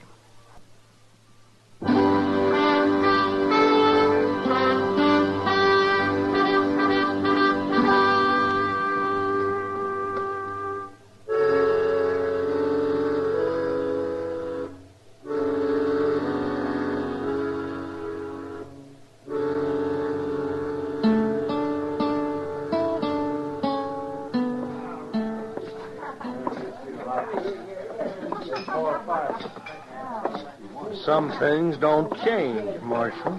Yeah, such as? This here old Long Branch. Just a little noisier is all. Uh-huh. Well, your brother's down there at the end of the bar. So I noticed. Well, now, Stead Rudger. Hello, Miss Kitty. You still look the same. You haven't changed much yourself, Stead. Come on, Marshal, let's go. See you later, Miss Kitty. Yeah, sure. Look, Stead, I hope you got it straight. You go for your gun, and you know what'll happen. Just a little family reunion, Marshal. Don't you worry about a thing.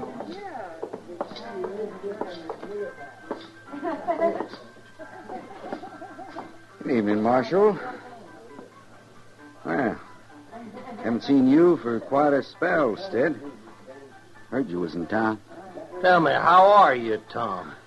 Stead, it's good to see you. What you holding your hand out for? Waiting to rot? I just thought we'd shake for old time's sake. It's for old time's sake I'm going to kill you. Now, wait, Stead, if that's a joke or something. You ran into Tassie in my office, Tom. I don't think it is a joke. But, well, Stead, you got things all wrong. I can explain about things if you just let me. Same way you explained to Tassie, maybe? Look, I didn't mean to do it, Stead. It just happened. You was gone so long. Well, I just fell in love with her, that's all. You're claiming that makes it all right? I thought you'd forget her, Stead, before you'd been gone a month. That's how it was with her. In 6 months, she was all over. I'll just bet she was, with you helping her. I'm telling you, she'd forgot about you. All right, fine. Then she forgets easy, Tom.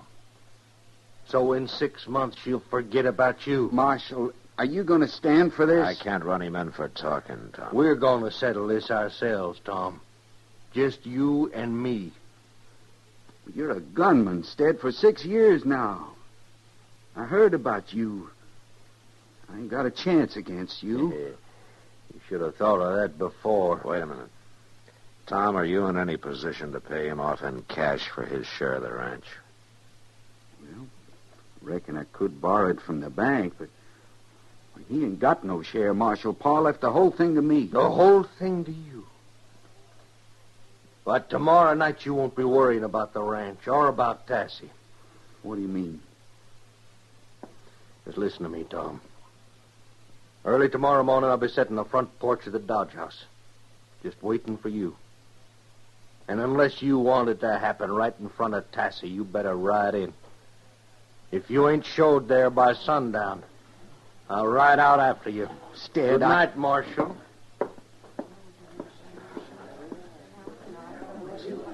What am I going to do? Looks like it's already been done, Tom. The day you married Tassie.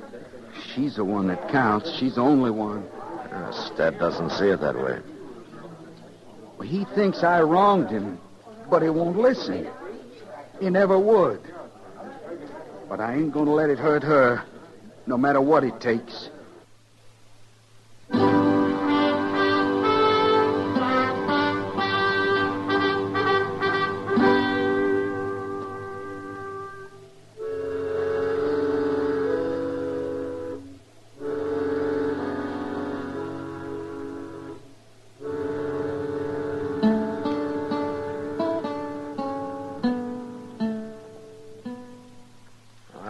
Tell you what, Doc, I'll stay and I'll raise you 50 cents. Yeah, 50. Oh, you will. Yes, well, I'll just go right along with you on that raise, Matt. Yeah, well, I was hoping you would, Doc. Sure you will. How many cards you want?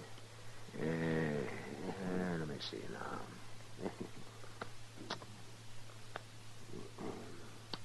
Give me 3. 3? Oh, raised me 50 cents on nothing but a pair. Oh, my. And I'm taking 1. You ought to read that book I loaned to Chester. No? Might keep you from pulling such darn fool moves as that. Well, I'll try to get around to it before the winter's over, Doc. All right, Doc. Here's another $1 at you. $1? Oh, Matt, are you crazy? One way of finding out, Doc. I drew 3 cards, then go right in for $1. Yes, you're aiming to bluff. But you're talking to the fellow who invented bluffing. Is that so? Well, Doc, if you'll just see All right. I'm staying right with you. And I'm upping you 50 cents. Oh, yes, if a man wants to throw his money around like a rum-drunk Comanche, I'm always glad to oblige. Oh, come on in, Chester. How's Stead making out? Well, he's still sitting there on the porch of the Dodge House, but he's getting kindly fidgety if you don't. He is, huh? I reckon he ain't going to wait much longer. It can't be more than a half hour till sundown. Well, I guess we better ride out ourselves, Chester. No, you don't, Matt. No. Not just when I got you over a barrel. Doc, I got some business to attend. It'll keep until we finish this hand. It's your bet, Matt. Oh, you watch this, Chester. It's right out of the book. All right, you raise 50 cents, Doc, and I'll call you. Oh, John, I was hoping you'd raise it some more. You're greedy, Doc. Okay, lay him down. It is a pleasure. Yes, I drew to a flush, and I made it. All blue. Oh, my, that pot looks like it's worth about $5. Doc, wait just a minute. You know that pair I held? Well, they were aces, and I drew 3 cards. Pair of deuces, and another ace. Well, I declare. A full house? Oh, but the book says the odds against you... I never read the book, Doc. Let's see, that comes to $5.25. Thank you, Doc. Guess we better head out, Chester. All right, Mr. Yeah, but, Matt, it's against all theory. Yeah, you're probably right, Doc. It was a hunch, that's all. Doc, I ain't got much time for reading anymore. I'll get that book back to you first thing in the morning. Keep it, Chester. Keep it!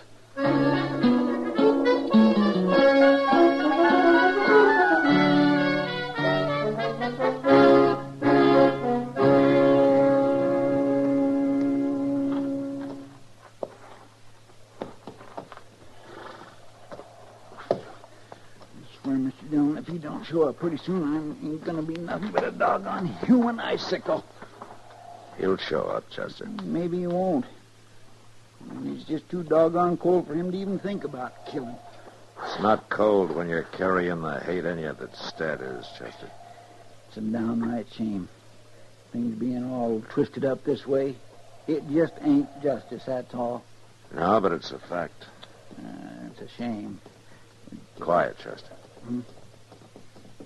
Well, it must be him, all right. Yeah. He sure don't care who hears him. Well, he told Tom what he was going to do.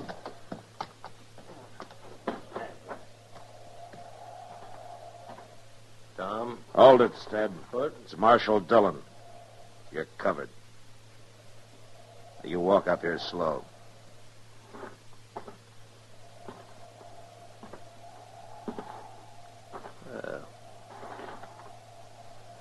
So it is the Marshal, and still riding herd. Yeah. Tom's not here. The light in the house. Tassie's there. Well, she don't need no protection. Maybe she does, in a way. I want to ask you something, Ted. How do you feel about Tassie? You know how I feel. Maybe. But do you love her enough to put her ahead of yourself? It ain't a matter of that the way I look at it. No, I'm afraid it is, Ted. Marshal, you know you're taking quite a bit onto yourself, ain't you? I'm just trying to stop a killing, Stead. I know you could get him to draw on you and claim self-defense, and you'd probably go free. But it won't get you what you want, Stead. It will get me what I want. And she'll forget him in 6 months. She'll never forget him. And neither will you. Oh, Tassie! Here, wait a minute. What you doing? I could have told you this, but I figured it was better to get you out here and show you. Is that you, Marshal? Yeah. Could you come out a minute, Tassie? Stead's here. All right. Look, Stead, if you love her, you think it over before you go on trying to kill your brother. No, Marshal. Tassie? Stead may be riding on tonight, and I figured that he ought to have a look at his nephew first. What? Can you hold a match here, Chester? Yes, sir. Oh, look at... Well, now, careful. Shh. Don't wake him up. Nephew? Tassie, you mean you and Tom... He's 6 months old now. I supposed you'd heard. Here, let me look. Well, what's his name? Stedman Rutger. Stedman? It's Tom's idea. He wanted to name him for you. It's awful cold for him out here. Oh, yeah.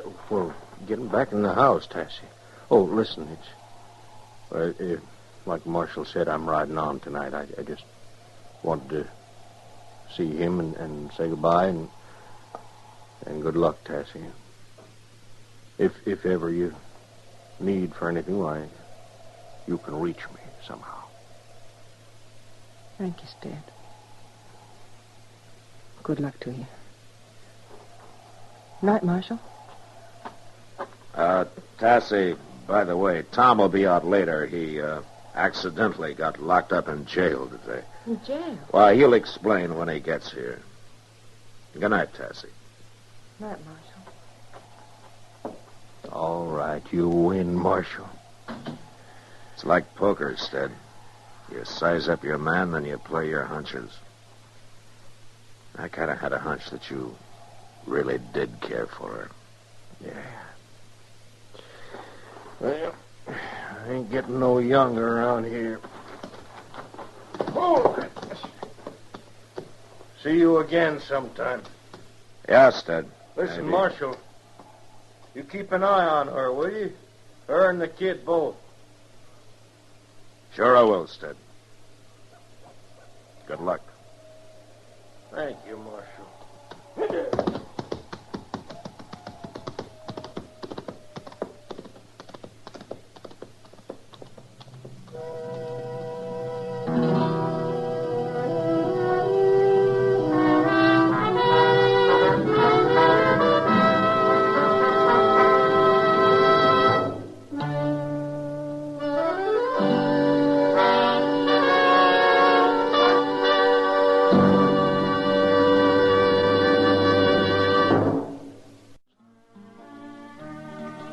Gunsmoke. Produced and directed by Norman McDonald, stars William Conrad as Matt Dillon, U.S. Marshal.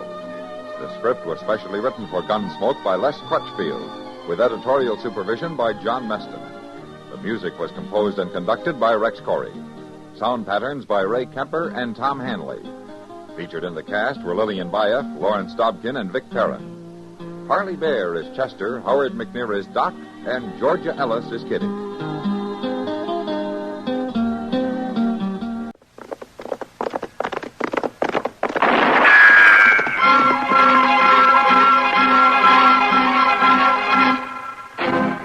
Around Dodge City and in the territory on West, there's just one way to handle the killers and the spoilers, and that's with a U.S. Marshal and the smell of gun smoke.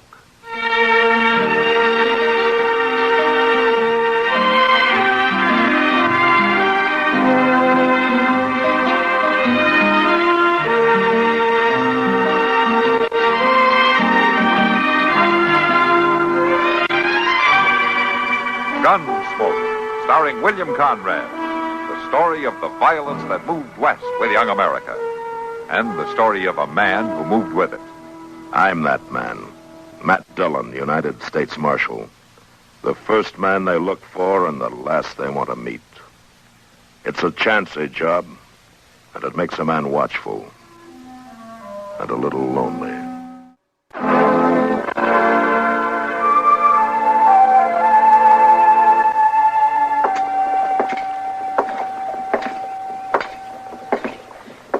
Well, hello, Matt. Hello, Kitty. Something the matter? You look like you've lost your last friend. And I could use a drink. Come on in.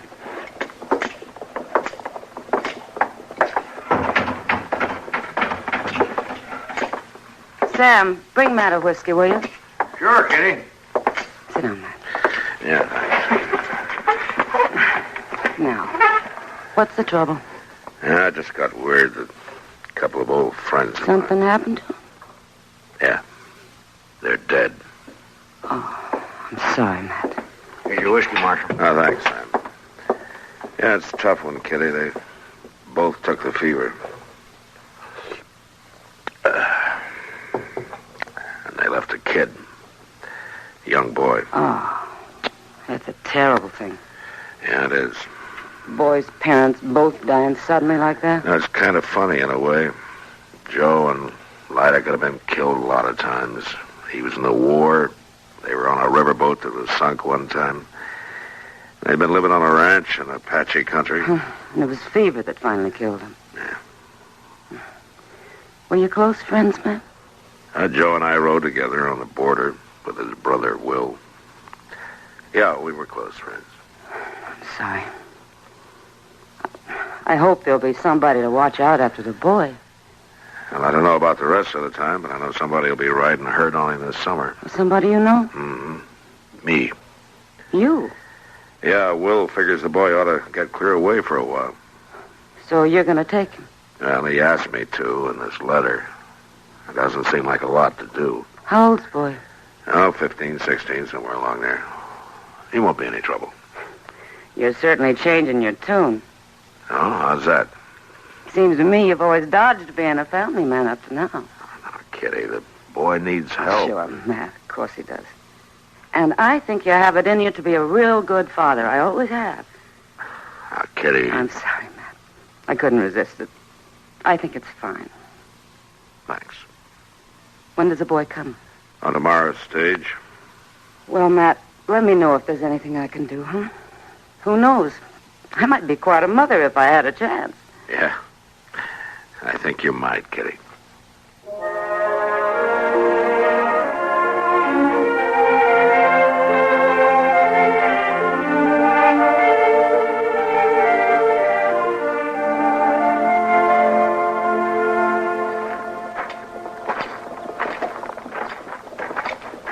How'd you have a good trip, Dave?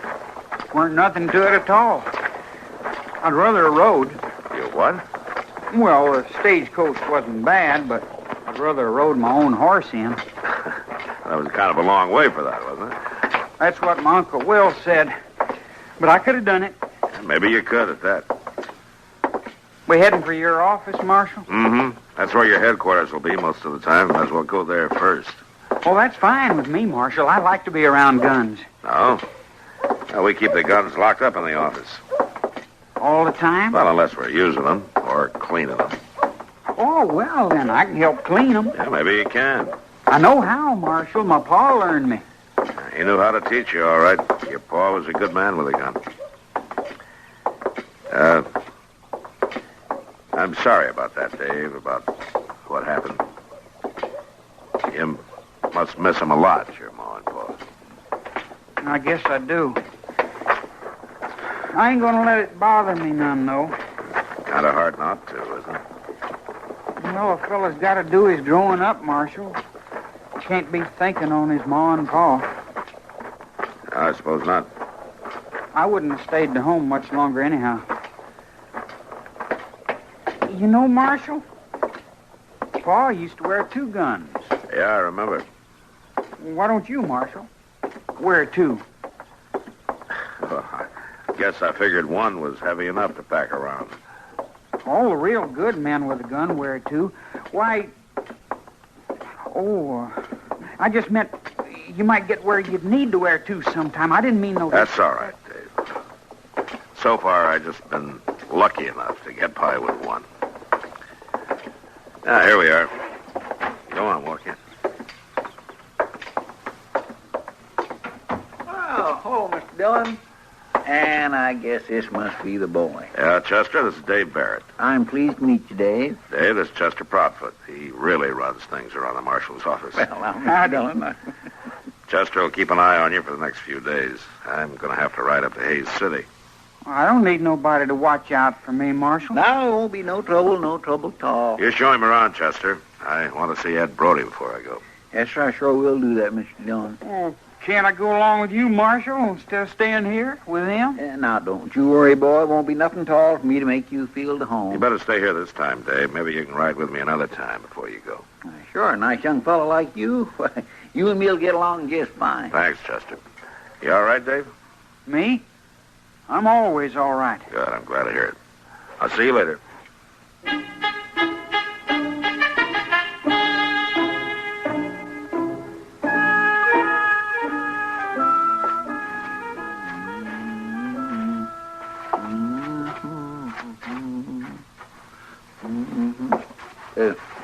Excuse me, boy, I gotta sweep under that chair you're sitting in. Just scoot your feet out there.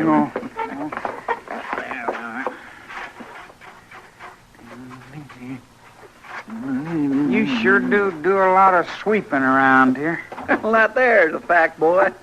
Seems like folks brings mud on their boots all the way from Texas and the Territory just so as I can sweep up after them. That ain't no job for a lawman. Well, a lawman's got a right to live clean just like anybody else. Well, if I was helping the marshal, I'd do better things than that. Well, now, Dave, I guess you do just about what Marshal wanted you to do. Well, I reckon a body has to do what he's fit for. Now, just hold on a minute there. I mean, it ain't like you could be no help in the gunfighting or nothing like that. Now, listen here to me, Dave. You're a nice young fella, but you need a little straightening out on the way things is around here. The marshal needs somebody around him that can shoot. I can shoot. Don't you worry none about that. Well, you don't even wear a gun. A man don't need to wear a gun all the time to know how to shoot. Besides, them guns on the wall ain't the wearing kind. These ways they look mighty comical on a man's hip. I know how to wear a gun. Ain't no cause for you to show off to me. Somebody around this office ought to be wearing one. Now, see here. I don't want to catch you parading around wearing no gun. I'll bet the marshal will let me wear one. Ain't likely. He see how good I can shoot, he'll let me. Well, just don't let me catch you wearing one. Well, you ain't the marshal. No, I ain't, but he left me in charge of things for the next couple days, and one of the things he left me in charge of is you. I can draw real fast. I don't want to hear no more about it. I don't want to see you wearing no gun, and that's all there are to it. Now move away from them windows so that I can red up the rest of this office.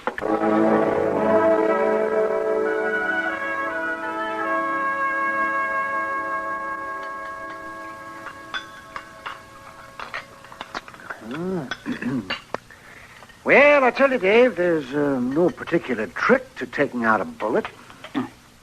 That's so, Doc? Nope. The trick is keeping the man alive afterwards. Well, how you do that?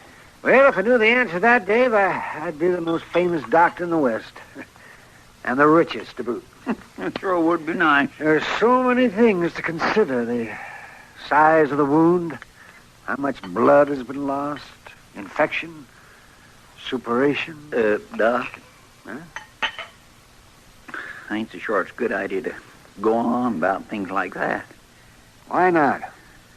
Well, we're eating our dinner, Doc. Oh, what's the matter, Chester? You getting squeamish? Me? Why, I'm as unsqueamish as they come, Doc. I can listen to your talk even though I am eating rhubarb pie. Oh, what's the trouble then? Well, Doc, it's the boy. He ain't used to hearing that kind of loose talk. Oh, well, yes, you may be right. Ain't no cause to worry about me. I ain't squeamish. Oh, no, of course you're not, but Chester's right. It's a matter of good manners. Yeah, that ain't no bother to me. It ought to be, boy. It ought to be. Chester, where in tarnation have you been? Well, I've been right here eating my dinner, Mortrees. I ain't exactly hiding out, you know. Well, seems there ought to be somebody taking care of things in the marshal's office. Oh, just ease off, Mort. I'm taking care of things.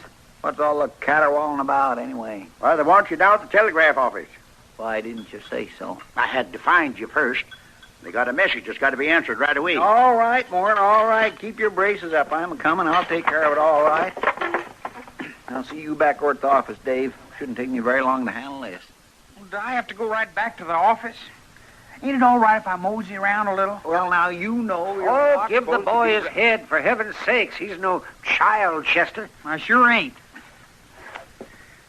Well, I guess it'll be all right. Come on, Chester. I'm a-coming.